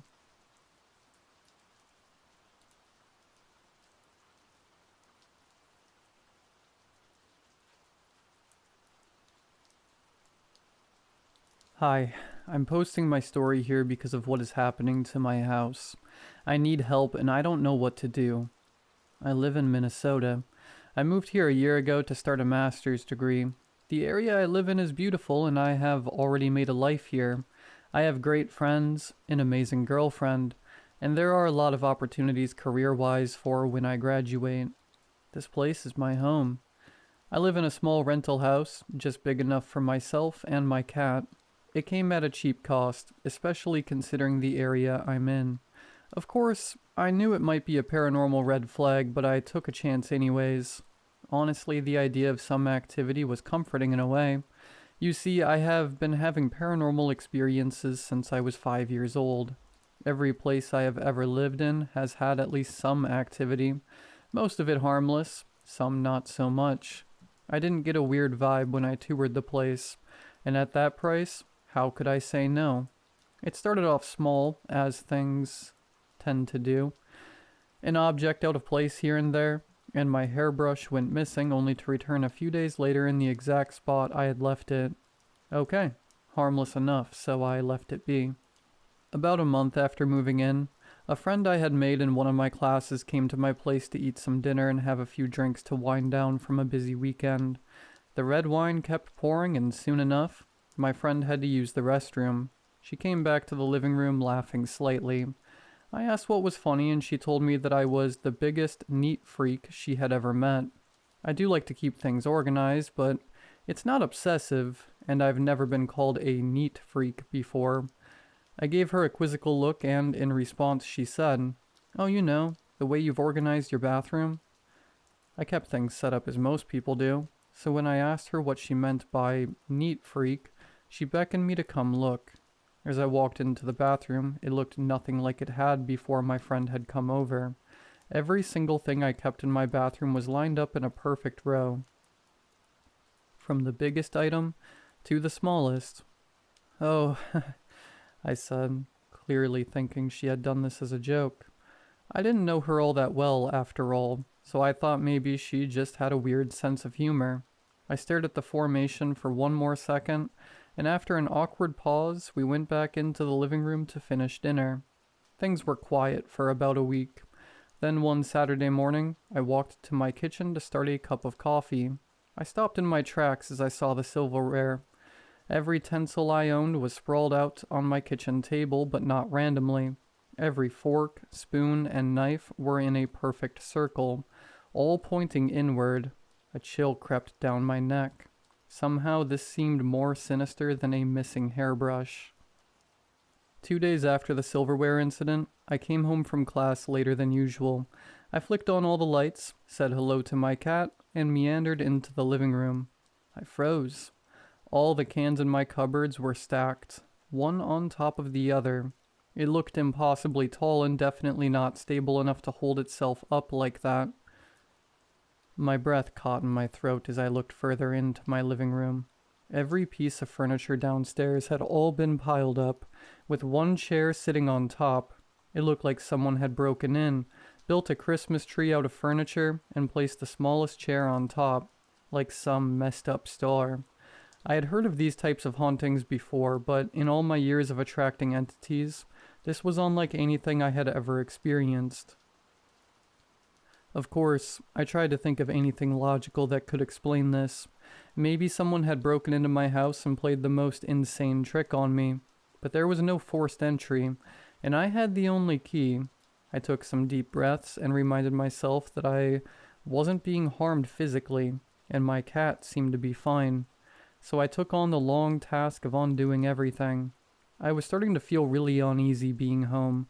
Either my cat sensed it, or he was noticing things too, as he started staring at random corners, tracking things with his eyes. Animals can sense things like that, and again, it wasn't doing any real harm, so I reassured my cat, and we went to bed. My cat always sleeps next to me, but when I woke up, he wasn't in the room. Unlike him, but not unheard of. I got out of bed and felt the strong urge to check on my cat. I called his name, looking in every room, until the only room that was left was the kitchen.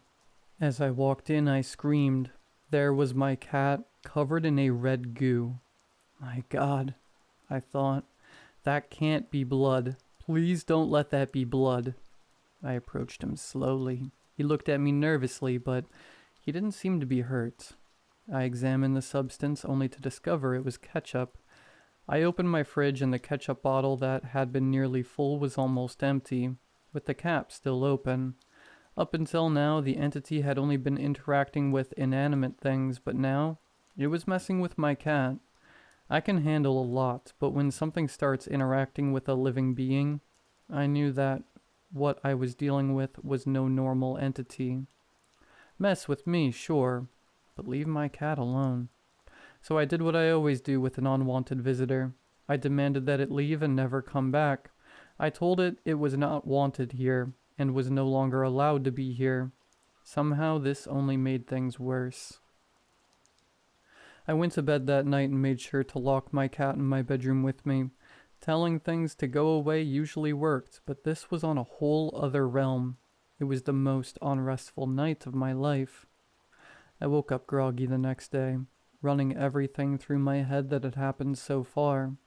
I needed help, but who could I turn to? As I was brainstorming who might be able to help, a priest, a psychic, I walked to my bathroom.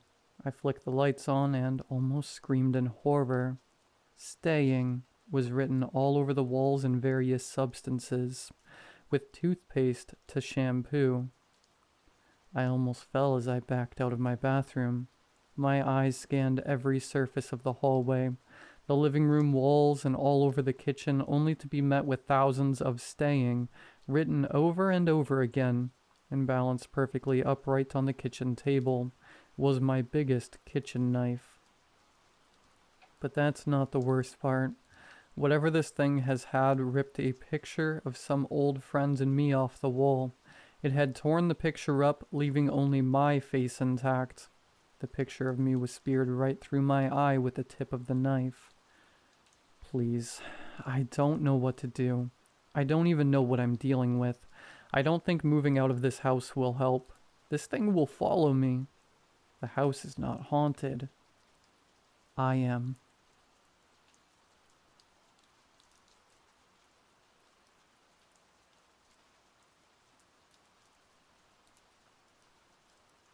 Until very recently, I worked for a company that manufactures parts for large medical equipment. For my own anonymity, I'm going to keep the details vague. All you really need to know is that I worked with big chunks of metal in a relatively small factory in the middle of nowhere. I've been in the metalworking field for quite a while at this point, and I've seen my fair share of industrial accidents over the years. I've long since come to terms with the fact that an occasional gnarly gash or painful abrasion is par for the course in my line of work. In fact, almost all of my coworkers at that factory had endured some kind of minor injury in their career. All except for one. One of my former coworkers was this guy called Lawrence. He was a loner, mid-30s, and quiet to the point of being antisocial. Although he didn't really engage with us other guys, he was pleasant enough. Never rude or anything like that, but not particularly friendly either.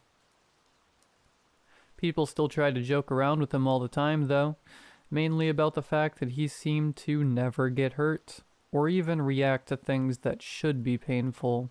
It became a running joke of sorts that he was indestructible. I think people were trying to encourage him to socialize, but it ended up annoying him more than anything else. Generally, he tolerated the joke with a wry sort of grace. There was clearly some amount of truth to the joke, though. Lawrence would regularly touch burning hot metal or chemical irritants without so much as a flinch. It was impressive what he could endure, albeit concerning. The running gag was only reinforced when, about a year ago, Lawrence had an incident with a milling machine. He was using the thing as he usually did, with no personal protective equipment whatsoever. I'm not exactly sure how it happened, but a thin hunk of metal about the size, thickness, and shape of a tortilla chip flew up from the metal sheet he was cutting and made its way directly into his eye. He didn't yell in pain, nor was there any blood. He didn't even seem concerned or freaked out about his apparent eye trauma. It turned out that he was completely fine, not even a scratch. Apparently the shard had wedged itself perfectly between his eyeball and tear duct, miraculously avoiding cutting either his eye or face. In light of recent events, however, I'm not so sure that explanation is entirely accurate. In the following months, Lawrence became more and more careless with his work. Not that he was doing a bad job per se. The issue was that he was entirely ignoring safety guidelines. Evidently, he was always a little more lax when it came to that sort of thing, and he seemed to lack the self-preservation instincts that most people have. We would consistently remind him of the safety precautions, but he never really listened, claiming that it was easier to do the job without protective equipment. He was doing good work, so the higher-ups didn't really care if he broke a few guidelines, and nobody wanted to press the issue with him. I sincerely regret not making more of an attempt to intervene. I still struggle to wrap my head around what exactly happened to Lawrence that week. The things that I witnessed don't sound possible even to myself, but I'll do my best to articulate the events of my last day working for the company. For the first 3/4 of my workday, absolutely nothing was amiss or even mildly out of the ordinary. It was a Wednesday. The project I was working on was unremarkable. I was on a bit of a time crunch due to some external factors going on in my life I won't get into here. So I decided to work late so I could finish up what I was doing ahead of schedule and have a bit more free time later.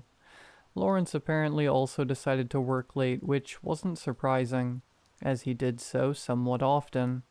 As one might surmise based on his description, he wasn't really the type of guy to go out for some drinks with the boys.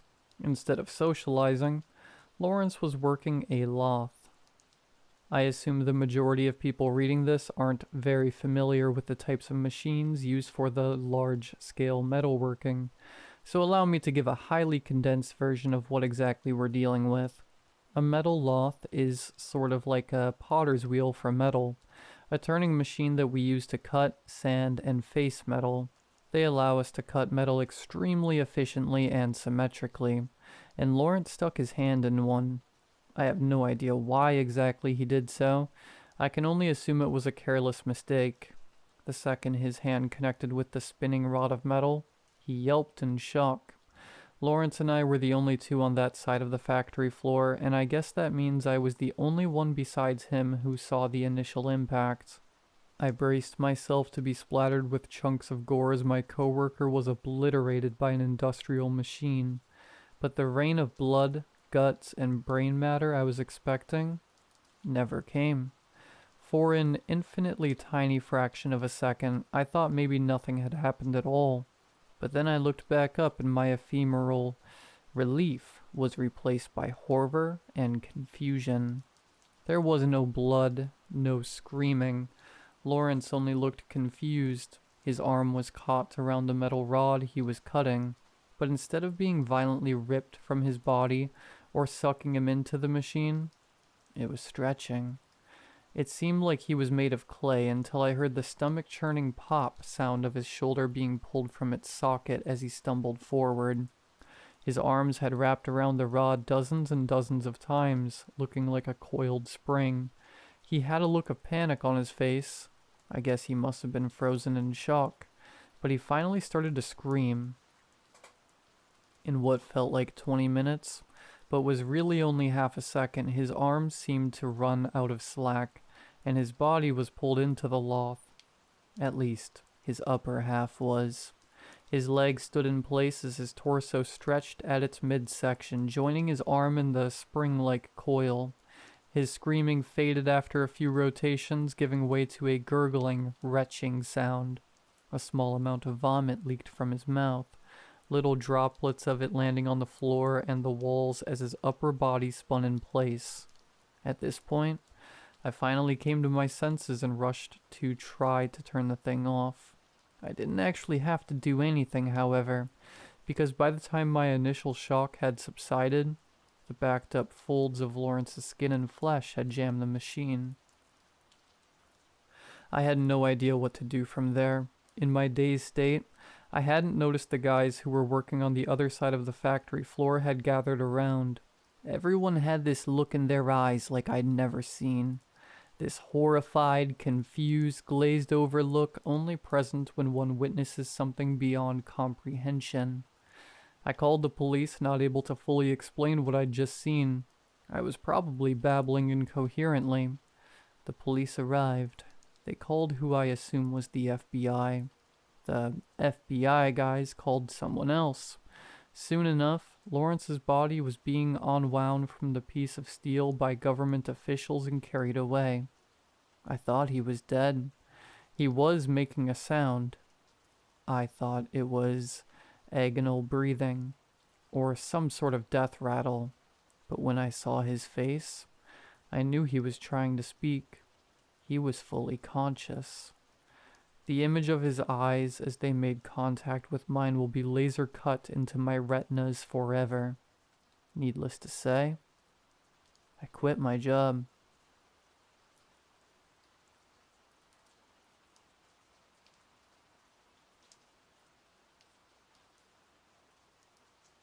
The first incident occurred a week ago, 3 days after the mirror arrived.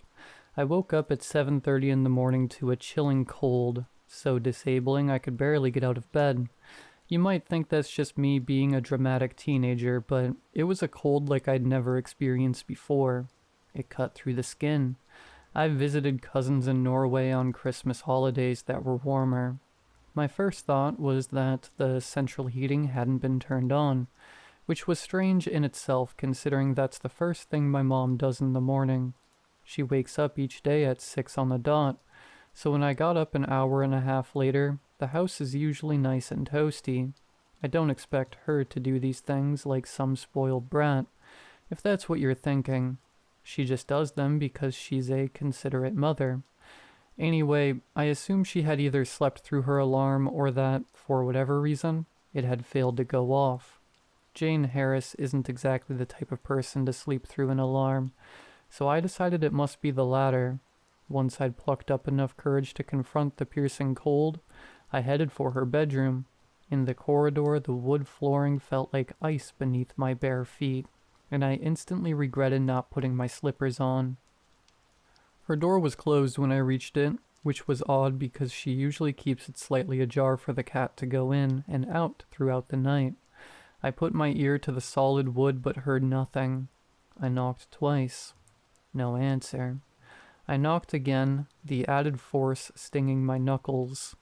Again, no answer. At this point I was quite worried, and a vicious image suddenly entered my mind of my mother in some type of danger. Hastily, I opened the door. However, when I entered the room, I saw that she wasn't in danger at all. In fact, she wasn't even asleep. She was sat in her chair, fully dressed, looking into the mirror. "Is everything okay, Mom?" I asked. At first she didn't notice me, but after a few seconds she caught my reflection and smiled. "Hello, darling," she said. I flinched. There was something about her voice, something that sounded off. I could feel my guts suddenly churn, and the sensation of a deep pit opening in my chest overwhelmed me. Inhaling deeply, I tried to gather myself, and then it hit me. I'd heard that voice before. It must be the cold, I quickly realized, shaking my head. God knows how long Mom has been sitting there wearing only her work clothes. She had probably caught the flu or something. "Are you okay?" I asked again. She didn't answer. "Mom?" I caught the hint of a frown in her mirror's reflection, so I called out to her again, and this time she turned around to face me. For a moment, it was like looking into the eyes of a stranger, and then she sprang to life. "Sorry," she said, color suddenly rushing into her face. "Something must have come over me." She pulled herself up from her chair, looked around the room and frowned. "Gosh, isn't it cold in here?" she remarked. The second incident happened yesterday. I woke up in the middle of the night needing to pee, accosted by the same violent cold. On my way to the bathroom, with my slippers on this time, I heard a noise from the end of the corridor. It was coming from my mom's room. Curious, I detoured towards the noise, my ears alert. It was dark in the corridor, so I tried flicking the table lamp on, and almost knocked a framed picture off the wall. It was my parents' old wedding photo, the only image of Dad Mom refused to take down. I turned on the lamp, readjusted the picture, and continued moving. I reached the end of the corridor and peeked my head around the corner. Again, Mom's door was closed, but I gathered she was awake from the thin glow beneath her door. And from the noises. They were louder now, and they were coming from her room. I crept silently forward, edging towards the door, turning my head to listen. It was a cry. Someone was in her room crying. A chill ran down my spine like a bolt. I wanted to run away, but my body propelled me forward, my hand reaching for the doorknob and twisting. I flung myself into her room. The cold was like a tundra. My mom was sitting in front of the mirror, staring into her reflection, her nightie barely covering her thin shoulders. Her body was still, but her mouth was open, and a deep cry, a man's cry, flooded out of it. A cry I'd heard before, but not from her lips. I screamed. I ran over to my mom and shook her. She remained still, completely unaware of my presence, her eyes hooked to the pair in the mirror. I reached beneath her arms and pulled her from the chair. Her body felt like the heaviest object in the world, and it took every inch of my strength to lift her. We both went crashing to the floor. The crying ceased. "What are you doing, Mom?" I said to her, still shaking. I helped her up off the floor, barely able to lift myself. Her face looked gaunt and frayed. "We need to get rid of that mirror," I told her. She turned to face me, her eyes like hollowed shells. "Your dad wouldn't like that," she said. And that's when I freaked out. My dad's been missing for almost 2 years. As soon as she said that, I left. I'm at my friend's house right now. I don't know how long I can stay here, but at some point, I need to return home. I don't know what to do.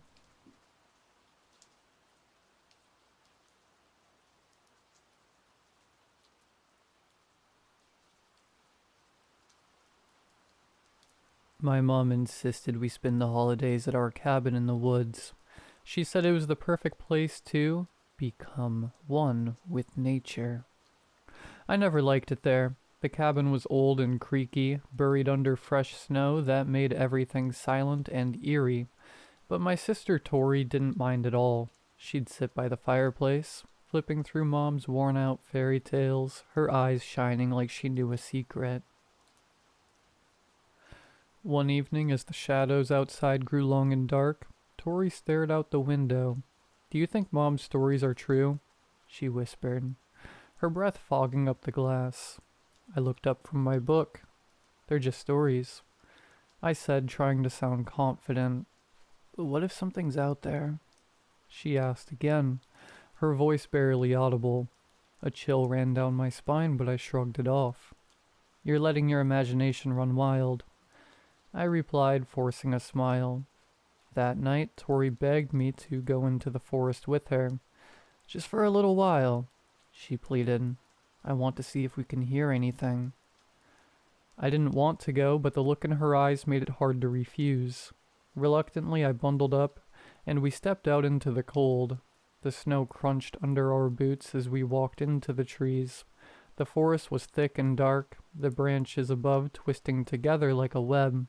The paths we knew so well seemed different, like the woods had shifted when we weren't looking. "See? It's just trees and snow," I said, rubbing my arms to keep warm. Tori didn't answer. She was listening intently, her head tilted to the side. "Wait," she whispered. "Do you hear that?" I stopped and strained to listen. At first there was only the sound of the wind sighing through the branches. Then, faintly, a whistle threaded through the air. It was a haunting sound, low and hollow, that sent a shiver through me. "It's just the wind," I said, but my voice shook.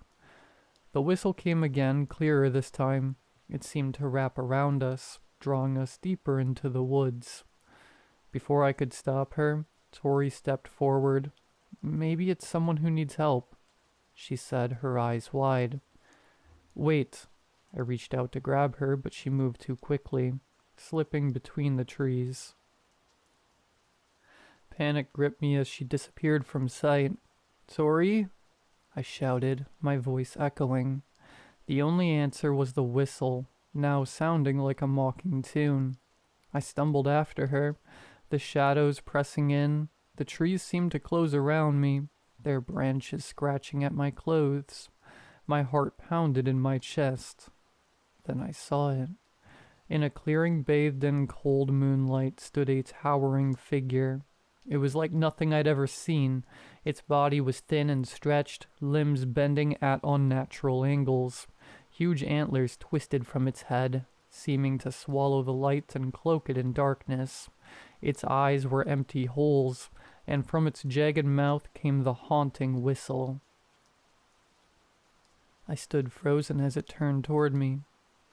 "Brooke," it whispered, my name distorted and echoing in the stillness. Fear rooted me to the spot. My mind screamed at me to run, but my legs wouldn't move. The creature took a step closer, its movements smooth and eerie. Somehow I found the strength to turn and run. Branches tore at my clothes and scratched my face as I fled. The whistle chased me, wrapping around me like a cold wind. I burst into the cabin, slamming the door behind me. "Mom?" I cried out, gasping for breath. The house was dark and silent. We need to, it's out there," I stammered, tears blurring my vision. A soft sound came from the back porch. Heart pounding, I crept toward it. Through the window, I saw her standing there, her back to me. Her body shook slightly, shadows swirling around her feet. "Mom?" I whispered, my voice barely audible. She turned slowly. Her eyes met mine, but they weren't the warm eyes I knew. They were hollow and empty, just like the creature's. A chilling smile spread across her face. "You're home, dear," she said, her voice layered with the haunting whistle. "We've been waiting for you." Behind her, Tori stepped into view. She moved stiffly like a puppet on strings. Her eyes were vacant, and as she opened her mouth, the whistle filled the room, echoing off the walls. I stumbled back, my stomach twisting with fear. The cabin seemed to close in on me, the shadows stretching into monstrous shapes. It hit me all at once. The creature wasn't just in the woods. It was here, inside my home, wearing the faces of my family.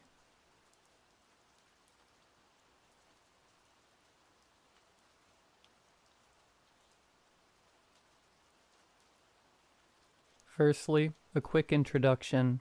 I'm Cheryl and my husband is Mark. We're a husband and wife couple who were planning to start the Natural World Adventure log, but my husband's injuries will make that impossible. We just want answers to what happened in the cave, but I think it's best to get everyone on the same page about Rockwell. Rockwell Caverns is a recently opened show cave somewhere in England. The exact location isn't something I can tell you right now, as news of this event seems to be getting removed for some reason. This might be tourism related, or it might be to prevent public paranoia. You'll see the caverns have a sort of spooky theme, with witches and skeletons and the like around the front entrance. This is sort of what attracted us to it, a new, unheard of location with a theme perfect for the Halloween season, which is when we planned of launching the channel. Okay, I'll speed up a little bit for Mark's sake. I'll get through the backstory in caves, then Mark can take over. With the condition his mouth's in, we have a system that allows him to dictate words to me using eye tracking software. We arrived pretty early. I think we were the 20th or so visitor into the caves. The mouth was pretty unassuming, just a crack in the side of the valley wall, barely squeezing the metal walkway between the jagged sides. We traveled in groups of 10 to prevent the cave getting clogged with visitors. It was like walking through a portal. The warm summer air of outside quickly became colder, almost slimier, once we entered the caverns. It smelled of limestone. The smell so thick, I was almost worried my nose would clog up with limescale. The group was ushered into a chamber, one lit with thick red lights that cast elongated shadows across the damp walls. This is where we were told the backstory of this place. According to local legend, plants and crops around the town started to die off 1 week after a supposed witch was executed in the town center. Their roots turned to stone and flaked away. People who drank the water from the well wouldn't fare much better. Some would pass, as our tour guide called them, intestine stones. Others would have their insides turned to rock. They'd fall to the ground with a bone-cracking thud as the petrified organs slammed into their ribs. This was believed to be nothing more than a morbid tale inspired by the town's name, until a cave explorer discovered an underground lake. A petrifying well. Maybe you know of the petrifying well in Mother Shipton's Cave, North Yorkshire. A thin trickle of water coats any object placed under it with minerals over the course of months. This lake is like that, but stranger. The body of water is stagnant, and perhaps because of that, the effects are much faster. It takes seconds to coat something, not months. Nobody knows why. The visitor attraction is partly a way to get funding for experiments on the lake, but the working theory is the water's lack of movement, as well as lack of exposure to weather, allows the process to happen faster. My husband and I disagree. Deeper into the cave, the tour guide pointed out inscriptions on the walls. They are apparently indecipherable, but they could be phrases in an ancient language eroded to incomprehensibility. Mark's telling me he took some close-up shots of these, but with the camera and the state it's in, they'll be unrecoverable. From memory, they seemed almost geometric. The erosion theory seemed like a stretch with how preserved the shapes are. Mark also tells me of the rocks found on the floor. Some child in the first group found a gemstone, barely reachable from the walkway. I can remember a conversation between tour guides about whether he could keep it. Management got involved, but we're not sure what came of it. Mark believes this detail is important, and I almost forgot to mention it. I was more shaken by the gust of wind from deeper in the caves. It smelled even stronger than the cave's natural atmosphere. It almost felt sandy. I remember brushing some kind of powdered rock. It felt like salt off my face. The next chamber of the cave is the petrifying well. I'll give you a description of the room before I let Mark give his side of the story. The chamber is a massive dome shape. A row of electric lights were supposed to illuminate the pool, but some were out, coated in some kind of sediment. The dim light illuminated a milky pool below, surrounded by beaches of rough sand. We were on a metal platform, 10 meters above the pool. Around the railings, a series of metal wires acted as safety nets in case anybody lost their footing too near the edge. The smell was the strongest. Even the tour guide suggested only having a brief look at the pool and regrouping outside the chamber. In hindsight, everything was leading to what happened. Before Mark takes over, I'll say right now that the doctors found no evidence of head trauma. He's in a relatively sound mind, and I believe everything he's told me. I'll let him talk now. Why me? I can't stop thinking that. I've been told that if I have a positive outlook, it'll be better for me. Well, finding shoes in my size was always a hassle. I'm glad I'll never have to do that again. Anyway, I'll start properly now. I had this feeling in my stomach when we entered the chamber. It was like I swallowed an entire ice cube, but I just chalked it up to the stench that place gave off. The best description I can give is, it smelled like an old, damp church in the rain. The walkway was thin, the water was bubbling, the lights were dimming. I should have run out of there, but I just needed some footage of the pool. Everyone else had left, and they were congregating around the tour guide as I slowly walked back towards the crack in the wall that formed the chamber's entrance. I didn't even get halfway when a powerful gust of wind blew me back. It forced my scream of fear back into my lungs. I think you, he's referring to me, Cheryl, were out of the chamber when this happened. I let you go ahead so you could hear what the guide was saying. Each backward step I took felt lighter than the last, until I was totally weightless. The camera I tightly held onto flew out of my hands as I was launched over the railing. It felt like it took several hours. Flying over the safety nets and several meters into the pool can't have taken long, but my head was racing. Nothing seemed real. I couldn't process what was happening as cold cave air rushed past my head. Then I felt a splash. Sound became muffled. Powered by nothing but adrenaline, I forced my head above the water. For a split second, I thought the stories of the petrifying pool were exaggerated, that I was safe in the water. I reasoned that the heaviness of my lower body was due to my clothes being waterlogged, and that the tingling feeling on my face was just sediment from the pool. Luckily, I hadn't fallen too far away from the walkway, and underneath it was a rocky outcropping, just above the waterline. I'm not sure how I made it there, but when I did, I flopped onto the rock. It felt strange.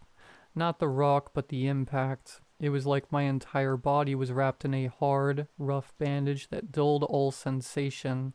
Something was on me. I could barely see it in the dim lighting, but my coat and trousers had turned to stone and fused with my body. My vision became hazy and filled with dark splotches as I began to panic. I could hear you, me, Cheryl, screaming my name as light scanned the pool, so I tried to call back, but pain surged through my body as I did. My coat crumbled away, and it must have taken some flesh with it.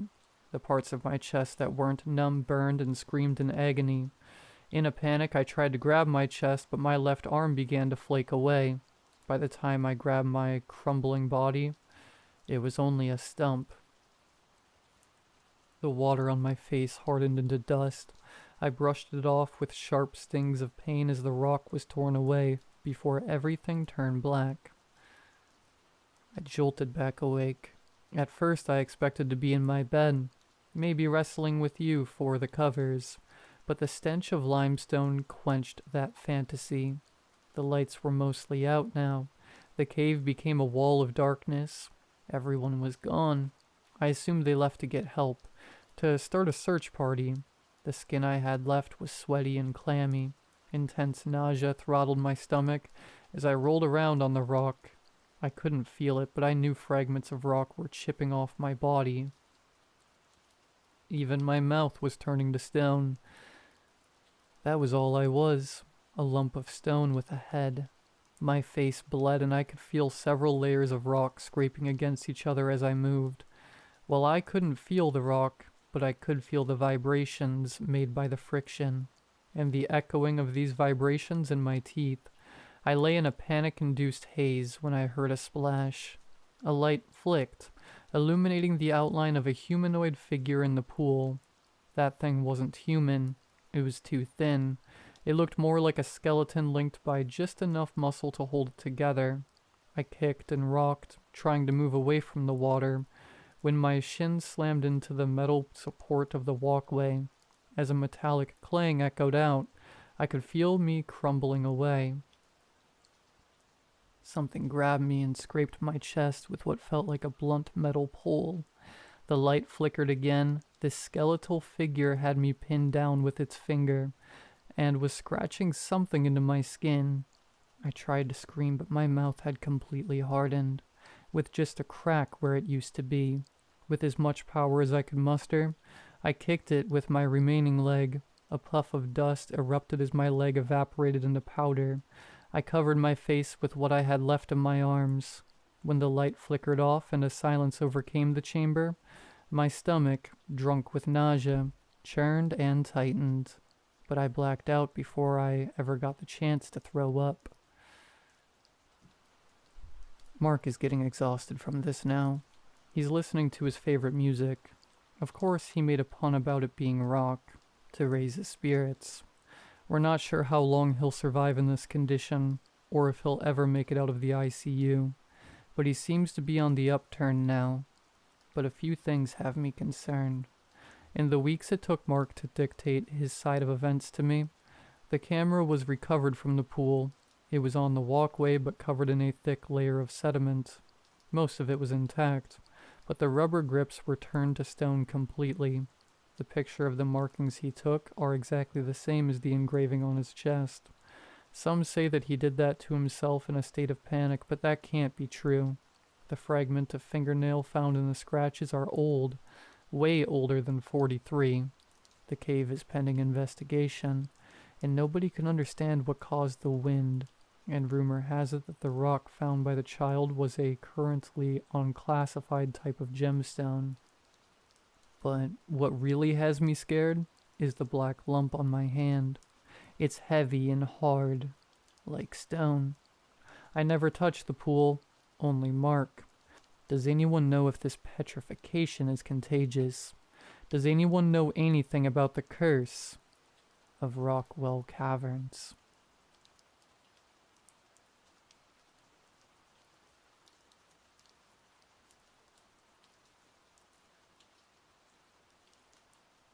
My eyes blinked open to the soft, pale glow of the morning light filtering through the curtains.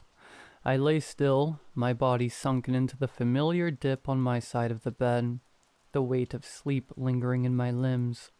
The silence was comforting, and I reached across the mattress, expecting to feel the warmth of my wife beside me. Her side was empty. I frowned, my fingers brushing the cold, undisturbed sheets. Lisa never woke before me on her days off. I pushed the thought aside, trying to shake off the lingering fog of sleep. Maybe she'd gone to the bathroom or been called into the ER last minute. They were always short-staffed these days. I glanced at the old wooden clock hanging above the dresser. 6:17 a.m. Too early for Lisa. My stomach nodded with unease, but I told myself not to worry yet. Maybe she was downstairs making breakfast. I sat up, rubbing my eyes, and was greeted by Middo, our cat. He wove between my legs, his purring loud and insistent. I reached down to stroke him absent-mindedly before stumbling into the bathroom, the chill of the house creeping into my skin. The stillness of the house unnerved me as I splashed cold water on my face. The only sound was the soft hum of the heater kicking on, filling the empty spaces with a mechanical, distant drone. I pulled on my housecoat and headed down the dimly lit hallway, Middo at my heels. Coffee first. The thought was comforting, routine. I moved toward the kitchen, but something stopped me. Middo's bowl was empty. Strange. Lisa was always the first to feed him in the mornings. A flicker of confusion passed through me, and my gaze fell on her purse, hanging from the back of the kitchen chair. Her car keys were still on the rack by the front door. A sense of unease prickled at the back of my neck. I crossed the room to the living room window, brushing aside the heavy curtains. The landscape outside was barren under the pale winter sky, the frost glistening in the early morning light. Lisa's car sat in the driveway, untouched. "Babe, you home?" I called, my voice sounding hollow in the stillness. No answer. I fed Middo, his purring louder than ever, as the coffee maker began to slow drip. I waited, tapping my fingers against the counter, trying to shake the creeping dread building in my chest. Something was off. I grabbed my phone from the bedroom, hoping for a message. Nothing. I hit the call button, but my heart sank when I heard her ringtone, a familiar melody vibrating from her nightstand. She hadn't taken her phone. Now the worry set in, sharp and sudden. I threw on yesterday's clothes, my fingers fumbling as I laced up my shoes and stepped outside. The cold air hit me like a slap, biting through my thin layers. The house stood alone on the outskirts of town, fields and forests stretching for miles. There was no movement, no sound but the whistle of the wind through the trees. Then I saw her. Lisa stood at the far edge of the property, just before the dark line of trees that bordered our land. She was still in her pajamas, her thin silk nightgown a stark contrast to the frozen landscape. Her back was to the forest facing me, unmoving. "Lisa?" I called, my voice quivering slightly. "What are you doing? It's freezing out here." She didn't move. She didn't respond. I took a few steps toward her, my heart pounding harder with each one. A strange sense of dread clawed at my chest. As I approached, she began to move backward. She was still facing me, but her steps were slow, deliberate, retreating into the shadows of the forest. The trees seemed to swallow her whole. "Lisa?" I yelled, breaking into a run. "Wait, stop." She disappeared into the trees. I stopped at the edge of the forest, the towering pines looming overhead, casting long, dark shadows across the frozen ground. The cold felt sharper here, biting deeper, as if the forest itself was colder than the rest of the world. I hesitated, my breath clouding the air in front of me. Everything about this was wrong. Lisa hated the cold. She wouldn't wander into the woods in a nightgown, not in this weather. I took a deep breath and stepped forward, crossing the threshold into the trees. The world changed instantly. The sounds of the wind and the distant hum of the house disappeared, replaced by an oppressive silence. My footsteps were muted on the frozen ground, the air thick with an eerie stillness. "Lisa?" I called, my voice small in the vastness of the woods. No answer. The trees crowded in on me, their dark branches like twisted fingers reaching toward the sky.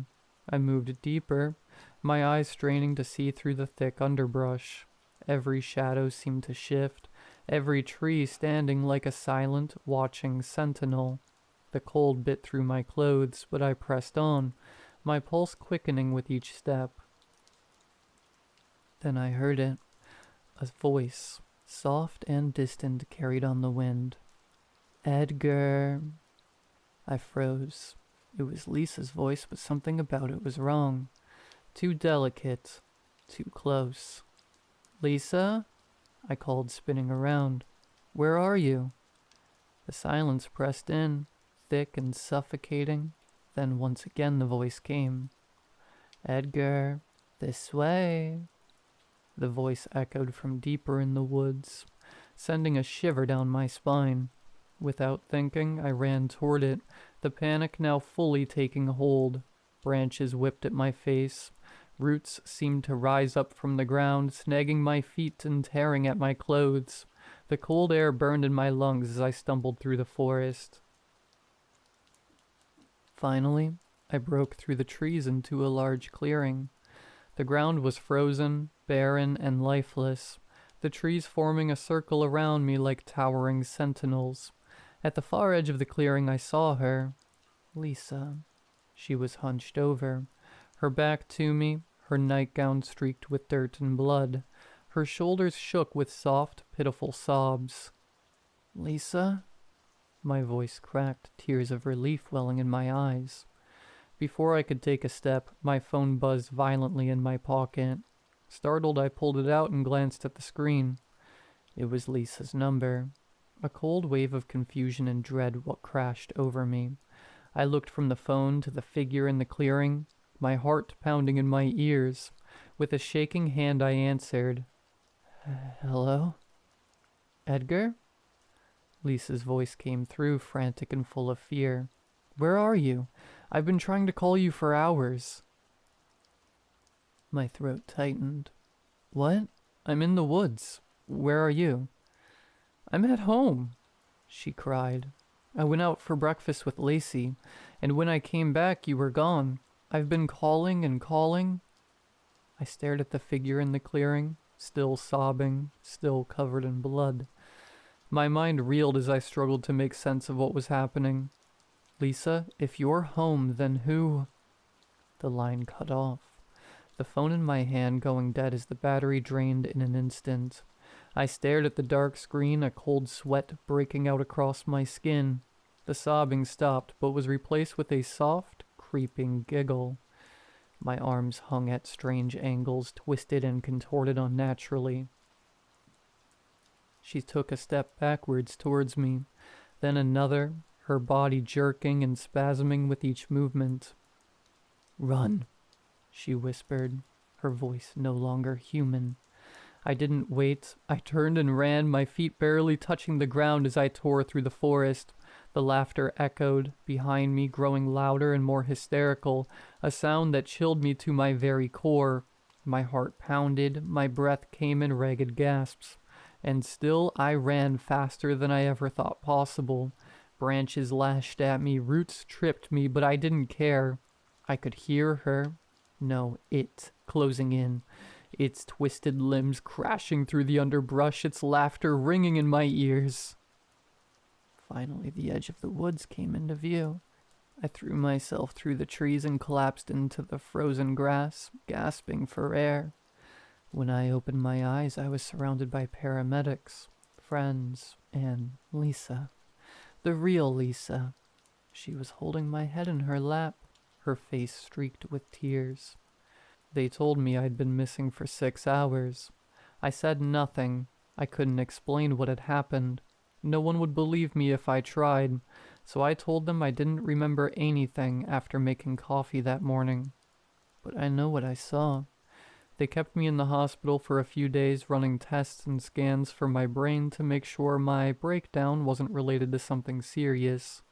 When the tests came back clear, I was prescribed some medication and ordered to see a psychiatrist once a month for 3 months. And then they sent me home with a note granting me 1 month of paid leave from work.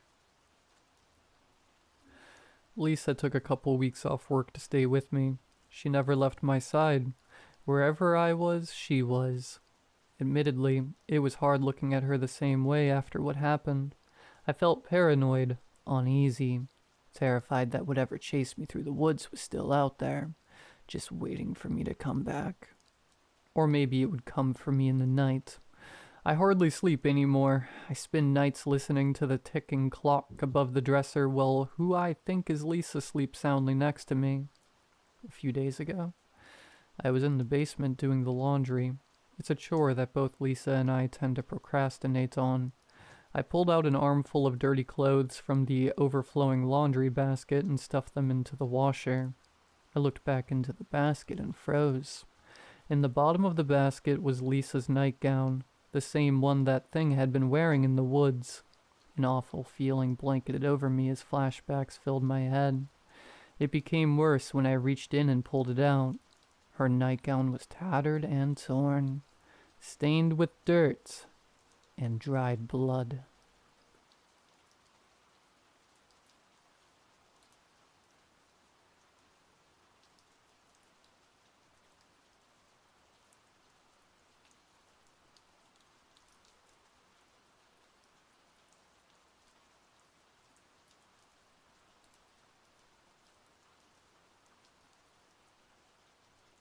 So a little context to this. I'm a young guy in a town that no one in the last century would be able to pick out on a map, and I met someone who I don't think was human. It all started out so very plain. I woke up on a crappy bed that should have been thrown out last year with springs that are killing my back. Went to work at 8 at the Home Depot on the only road that ever gets any traffic, but it's still just a 10-minute drive from my house. Work just passed by. A few customers would come in to get big loads for construction sites, but they mostly just need us for the forklift. They already know where pretty much everything is. And almost all the rest of the customers were looking for returns and refunds, or which aisle the bathroom seats were on. I clocked out at 4. Nothing exciting happened. No weird customer. Nothing. I went home and tried to make something resembling a stir-fry, but I realized a bit too late I was missing half the ingredients that made it any good. So I decided to go to the store to see if anything was on sale to make the food taste like food. Food prices are far too high for someone making barely 15 an hour. Basically robbery if you ask me. I must have sat there circulating my budget with my stomach for a good hour before deciding on some cheap frozen veggies, and the smallest bottle of soy sauce I'd ever seen. People don't appreciate the relationship they have with food nearly enough. I haven't eaten the same since that day. It happened while I was leaving the store. It was almost like a grunting and grinding sound mixed with weird muffled noises. I know I should have just minded my own business and kept it pushing, but something broke through. I couldn't see anything and couldn't hear it well, but I did recognize one thing. A cry being muffled by a hand is something that even if you've never heard it before, your brain just knows what it is. It makes you want to see what it was. So I put my stuff down in my car, and I go over to check what the noise was about. Dumb, I know, but what can I say? Habits are hard to break, and I don't know what else to do with them. I don't see it when rounding the corner.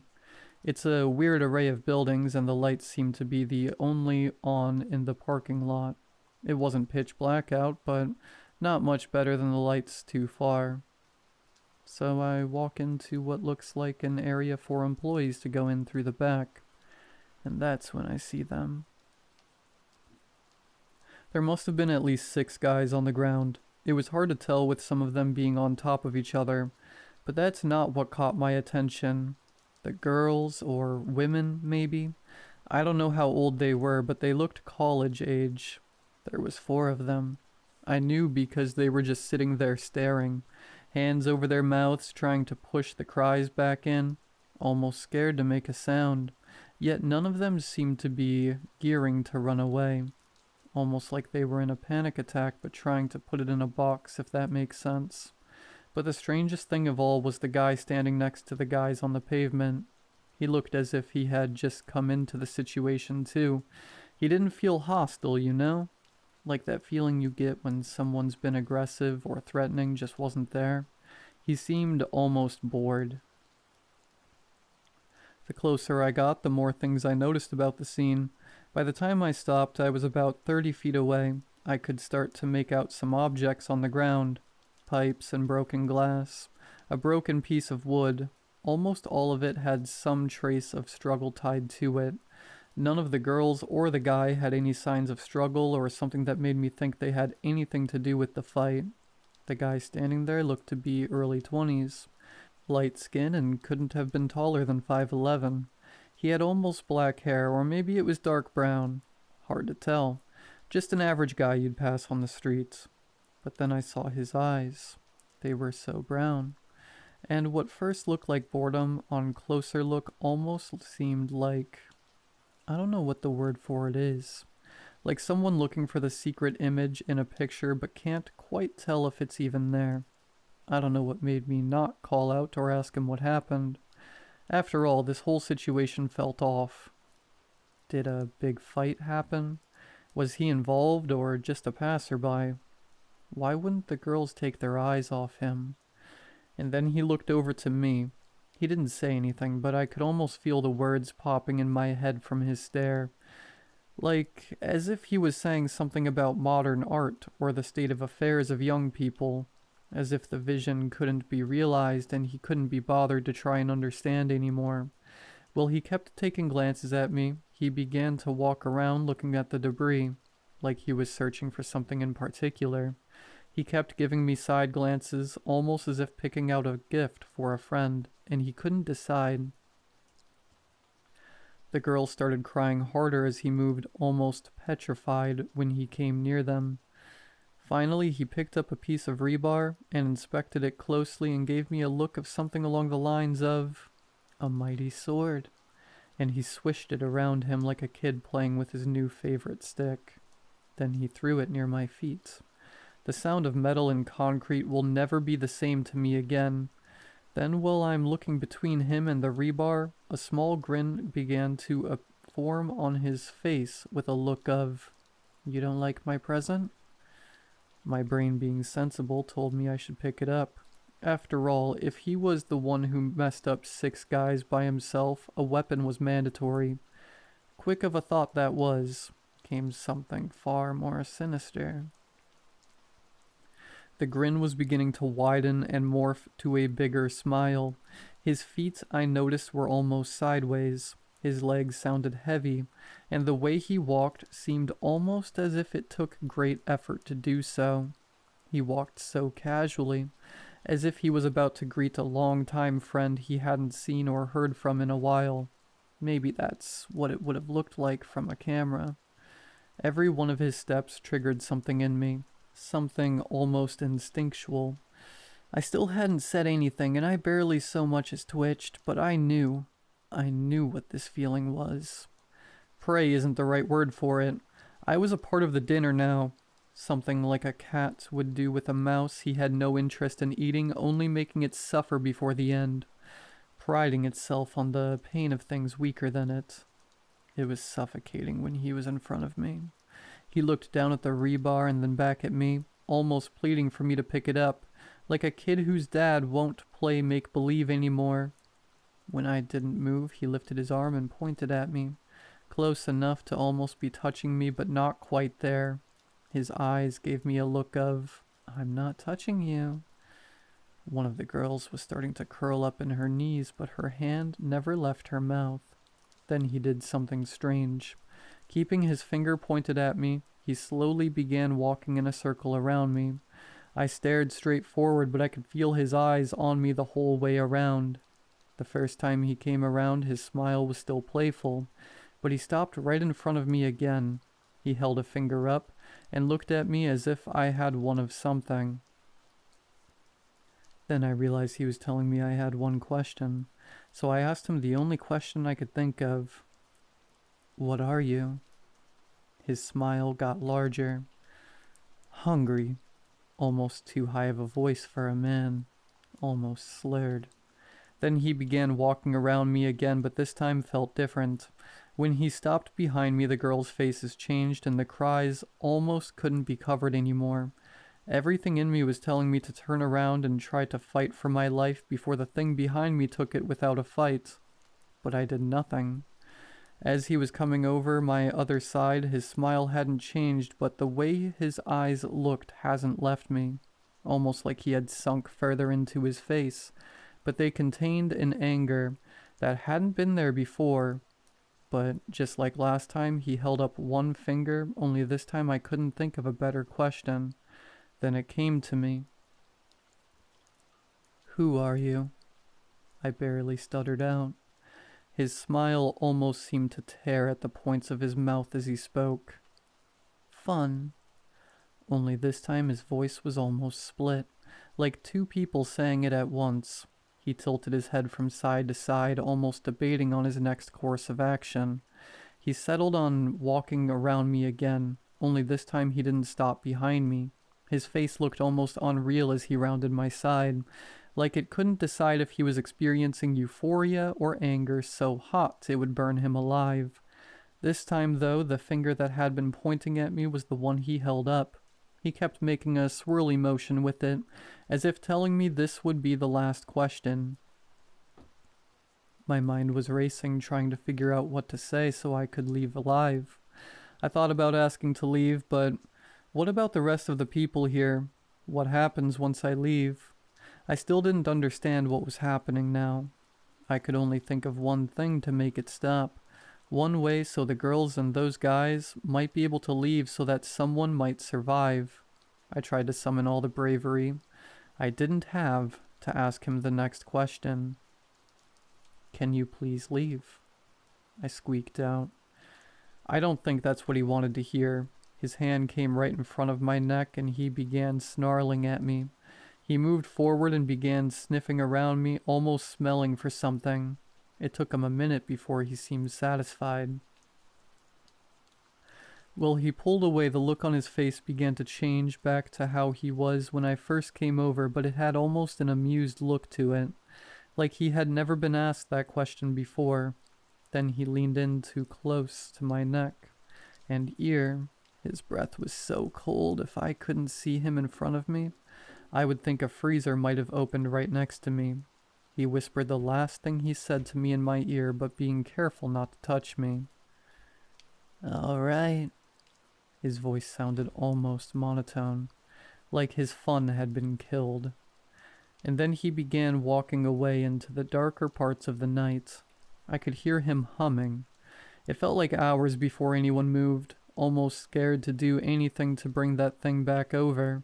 Finally, one of the girls crawled over to one of the guys and began sobbing on his chest. And that's all it took for everything to turn into a blur of motion. I checked my phone and it hadn't been 30 minutes since I first walked over. As the rest of the guys began waking up, I noticed something strange going on between them. One of the guys almost jumped up and about fell over again looking for something. He left. I told him, but it didn't seem to be the response he was looking for. "Where's Alice? Where's Jenny?" This made the girls break down sobbing, and what they said next broke my heart. I should have realized it sooner. There was 6 guys and 4 girls when I arrived. That didn't mean that's all who came. One of the girls spoke up and said something barely understandable through her crying. "He ate them. He ate them," she said as she screamed the last part before her forehead touched the ground and her back began to heave as she struggled to breathe. I tried to talk to one of them about what happened, but no one seemed to want to say what exactly happened. But then the guy who asked about the girls looked at me, and then he looked at the ground. We were just messing around, just talking about where we wanted to get something to eat that had enough space for all of us. He looked back up to me, tears in his eyes, almost pleading with me to understand him. Then he continued.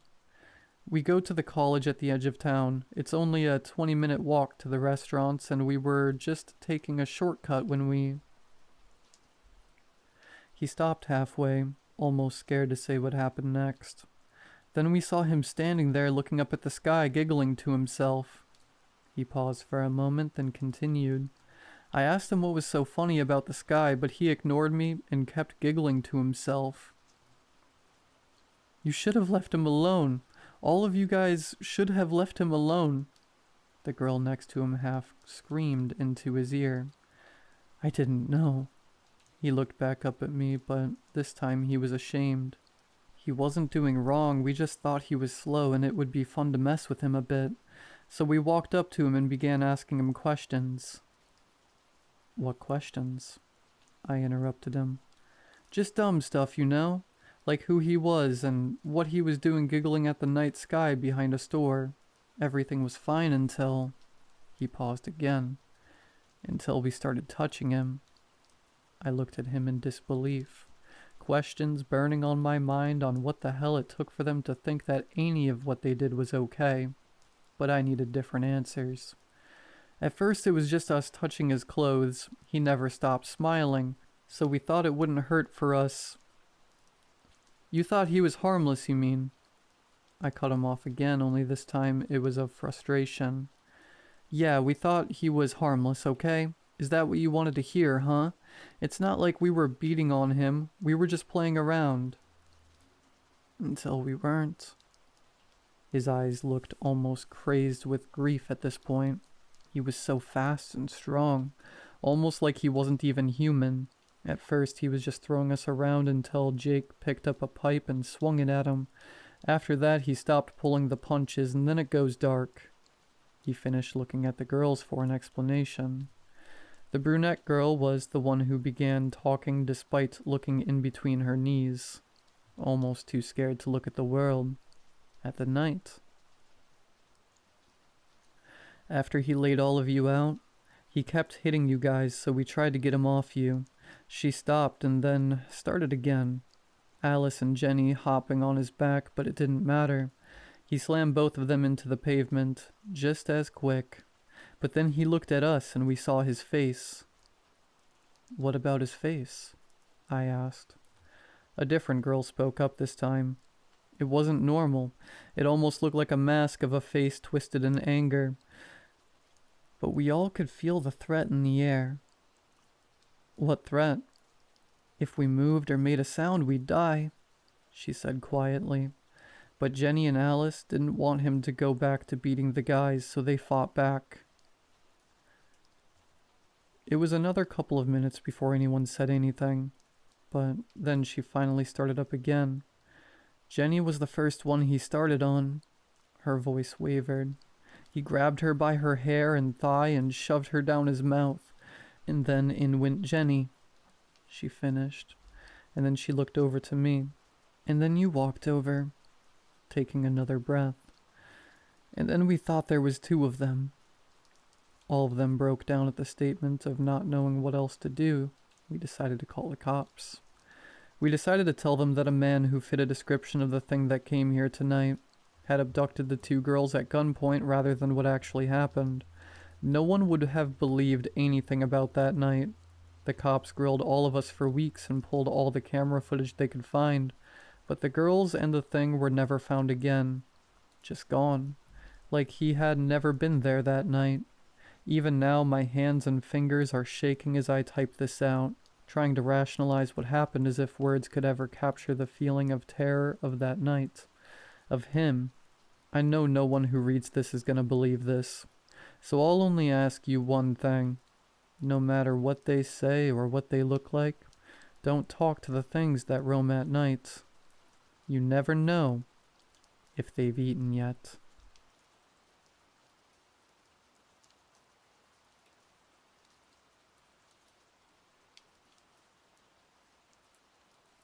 My group of friends has always liked the outdoors.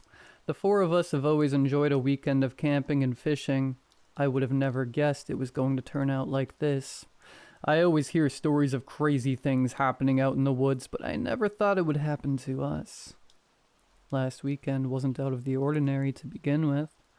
We packed up and headed out to do some backcountry camping. We heard of a new place near a lake where my distant friend had been once or twice.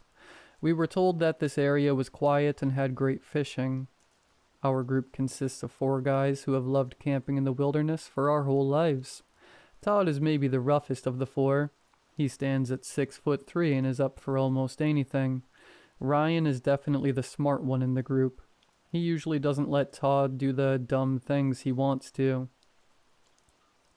I honestly think Todd might have been sent to the hospital a couple dozen times if it weren't for Ryan.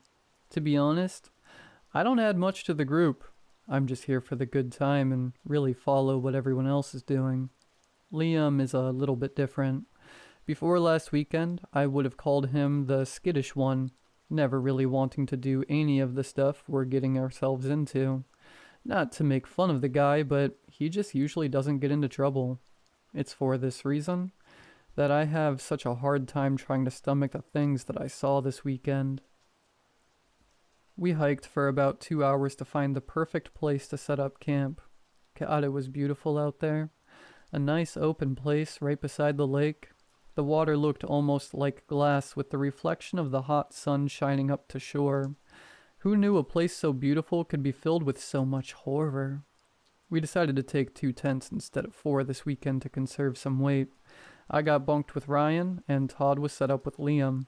Before we had even finished getting camp set up, Todd had started to blow up his inflatable kayak. Liam was trying to get Todd to help finish setting up their tent, but Todd didn't really care. I'm lucky I got set up with Ryan because he has a serious work before play mentality. Todd was already on the water by the time we had finished setting up. I was ready to join him as we only had a few hours of daylight left. Ryan and Liam weren't too keen about going fishing right away, and suggested going on a hike to check out the area. I'm not one for hiking, and Todd isn't either, so me and Todd set out on the water while Liam and Ryan went out to the woods. After about 2.5 hours of no luck on the water, we paddled back into camp. It was getting close to dark and we were hungry. Back at camp, Ryan and Liam were sitting by a newly lit fire. Before I even stepped a foot on that campsite, I knew something was wrong. A tightness in my chest that felt like a hand squeezing from the inside. As we walked up to camp, I got my first look at the source of the bad feeling. "Look what I found," Liam yelled with a smile. The volume of his voice startled me and I took a small step back. In his hand there was a small wooden doll. When I laid my eyes on it, my heart skipped a beat. I was frozen in place for a moment, unable to move. Hesitant, I walked up to get a closer look. It looked like one of those creatures from the movie Trolls, only slightly chunkier, and without the crazy hair. It fit in the palm of his hand and had an eerie feeling to it. Suddenly I had the urge to take it. It felt as if an unknown force had thrusted my arm outward to grab this trinket from the hands of my friend. Almost with the same force, Liam instantly pulled back his hand. His eyes filled with rage. Not just a joking rage you use when you yell at your friends about something stupid. A pure, real rage. "No," he said firmly with a voice that echoed across the lake. As quickly as the urge came to take the doll, it was gone. My lungs felt empty and my heart just the same. I took a deep breath and looked at Liam, hoping his rage had left him too. It hadn't. He looked at me with the same rage in his eyes, staring. "Sorry, I don't know what came over me," I muttered with a neutral tone. I had never seen Liam like this before. He was usually so kind. I looked at both Todd and Ryan. They looked both as confused as me. Eventually Liam's rage disappeared and he went back to normal. Well, not normal, there was something off with him. I knew it was because of that doll. We roasted some hot dogs and talked about the fire as the sun set. Liam was oddly quiet during our conversations. He didn't say a single word and ate in silence. He only perked up when we mentioned the doll. "So where'd you find that thing anyway?" Todd asked with his mouth half full of hot dog. Ryan looked at Liam to answer, but he just sat there silently staring. Ryan answered, "It was inside of a tree, maybe a squirrel hole or something, I'm not sure. I went to grab it, but Liam... It's mine." A chill trickled down my spine. After an hour of not speaking, the only words he says, "It's mine." 2 simple words. 2 words that chilled me to the core. He stared at the 3 of us with a deadly look in his eyes and didn't move a muscle. "What's going on with your eyes, man?" Ryan asks. He was right. There was something off. Liam's eyes were always bright blue, but now they seemed darker. A kind of gross yellow. Almost what I'd imagine a wolf to have. Liam didn't respond, just sat there clutching his doll so tightly in his hands that his knuckles were turning white. Something was terribly off with him. That doll was affecting him in some way none of us could comprehend. We took a second to grab our bearings and continued to talk. Somehow we shrugged off the odd things that were happening to Liam. I know now that we should have taken that doll away from him. If he had, I'd still see Liam as the nice guy I know he truly is. Once we went to bed, it was when the real terror started. Me and Ryan shut out the lights not long after we got in our tent. It was hard to sleep with the sound from the other tent. Todd and Liam were arguing about something, and it sounded pretty heated. I never asked Todd what the argument was about, but I assume it was about the doll. The argument went on for about a half hour until it suddenly stopped. All I could hear was the sound of the frogs croaking and the odd chirp from a bird. Then I heard footsteps going out into the woods from our campsite, slowly growing more distant and eventually out of earshot altogether. I assumed that Todd had gotten pissed off at Liam and went to take a pee or something. The only problem? I saw no flashlight go out into the woods. I looked over at Ryan, but he seemed to be asleep. I played there and thought for a few minutes. I figured I'd better check in on the other tent to see what was going on. I slowly climbed over top of Ryan to get out of the tent. I grabbed my flashlight and walked over. I zipped open the other tent and I saw Todd sitting there in his underwear alone. "Where the hell is Liam?" I asked quietly. "I don't know, he just got up and left," Todd said without a care in the world. "He didn't even take a flashlight." It only struck me then how out of character this was. Liam wouldn't even go out in the woods alone with a flashlight. Never mind in the dark without one. He must be really pissed or something is terribly wrong. "Don't you think we should go find him?" I asked with a hint of frustration. Liam does not want to talk to me right now. I could tell that Todd was afraid by the way he muttered his next words. Something is wrong with him, man. I don't think anyone should be near him right now.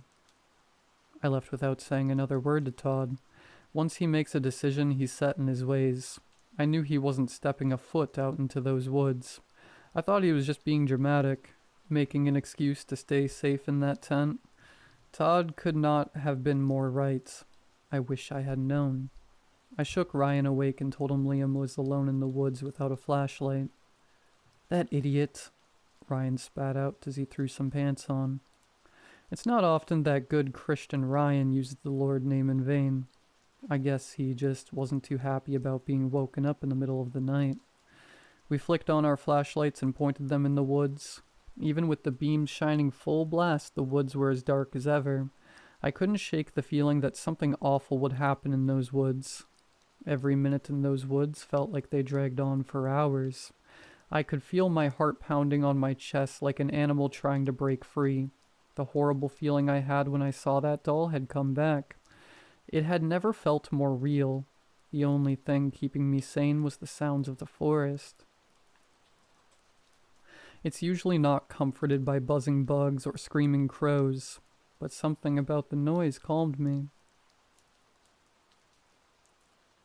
It couldn't have been more than 10 minutes when we found Liam.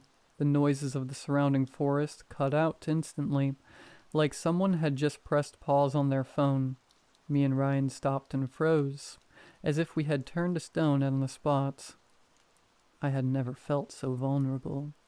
I had the feeling I was being watched. I could see Liam's yellowed eyes in the back of my head, piercing my mind.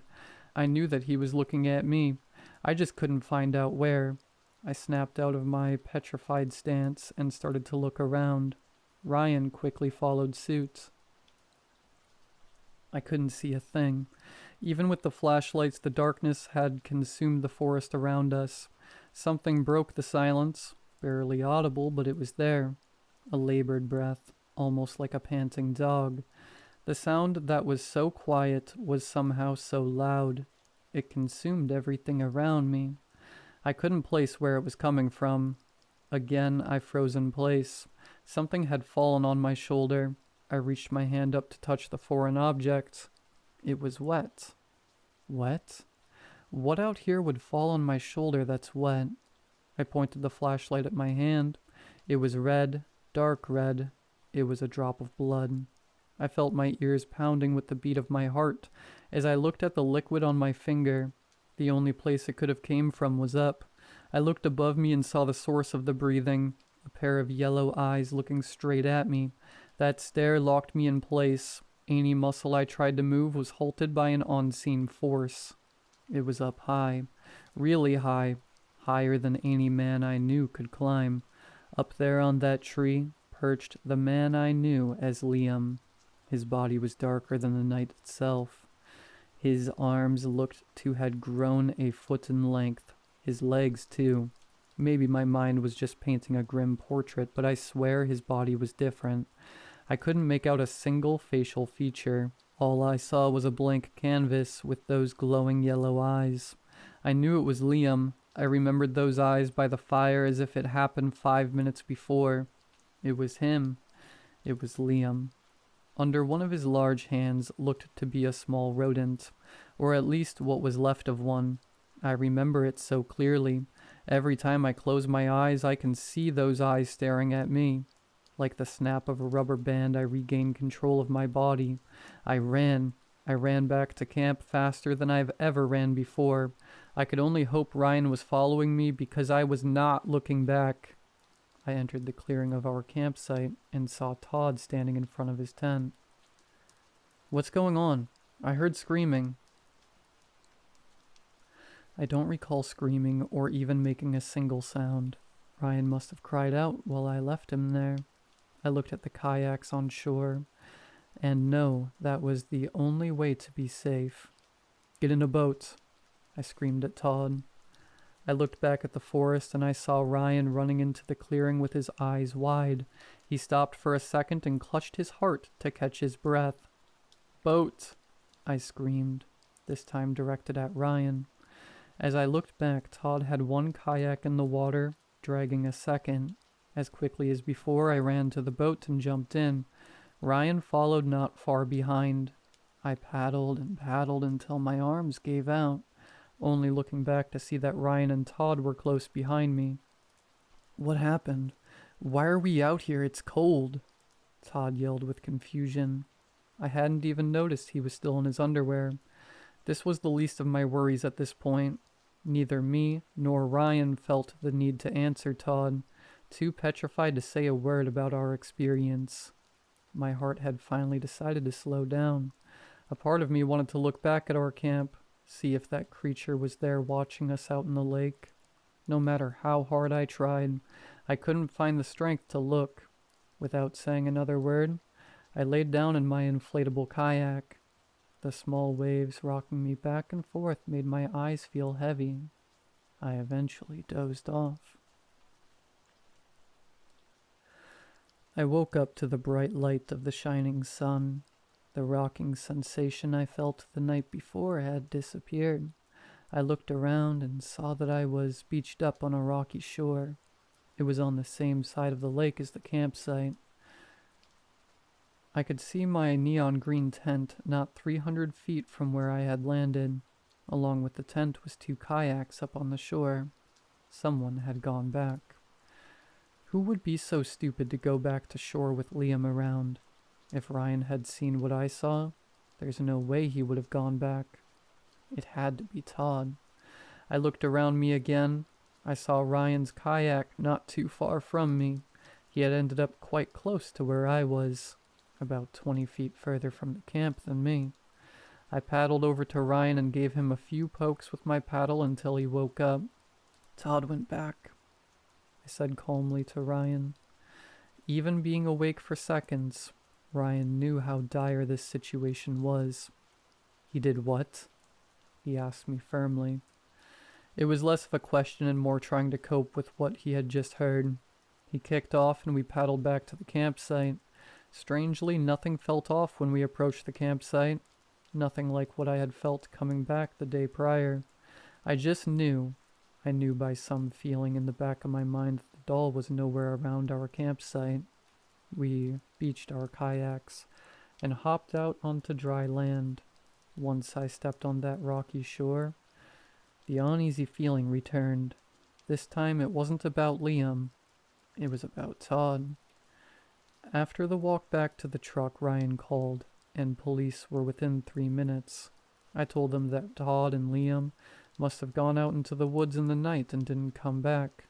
We woke up to find neither Todd nor Liam asleep in their tent. Ryan told them a similar story.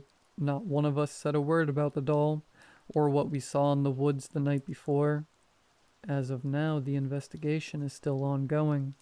It's Wednesday now. They went missing Friday night. I have no doubt that Liam is still out there somewhere. A little piece in the back of my mind, like a distant memory trying to pry its way out. I can hear what sounds like Todd screaming. Not a scream like I've ever heard from him. A scream of terror. I didn't mean to make a wall of text like I did here, but I couldn't really sum it up with less words. You have any questions about this experience? Maybe something I missed, please ask. I'm writing this late at night, and I'm far from an author. I apologize for any grammar mistakes or anything of the sort.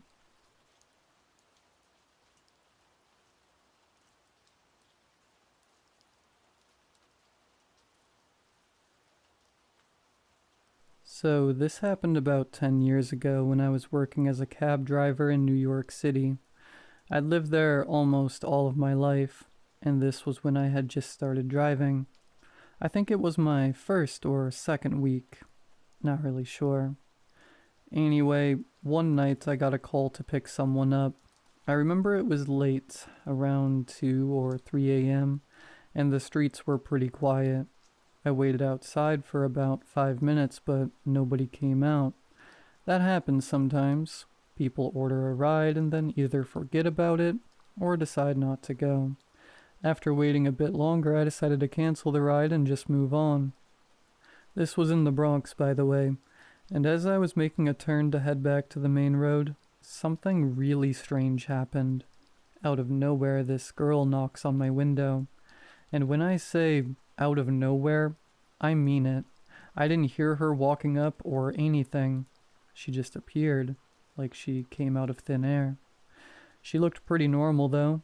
Young, maybe mid-20s, wearing simple clothes. She asks me if I'm working and I said yeah.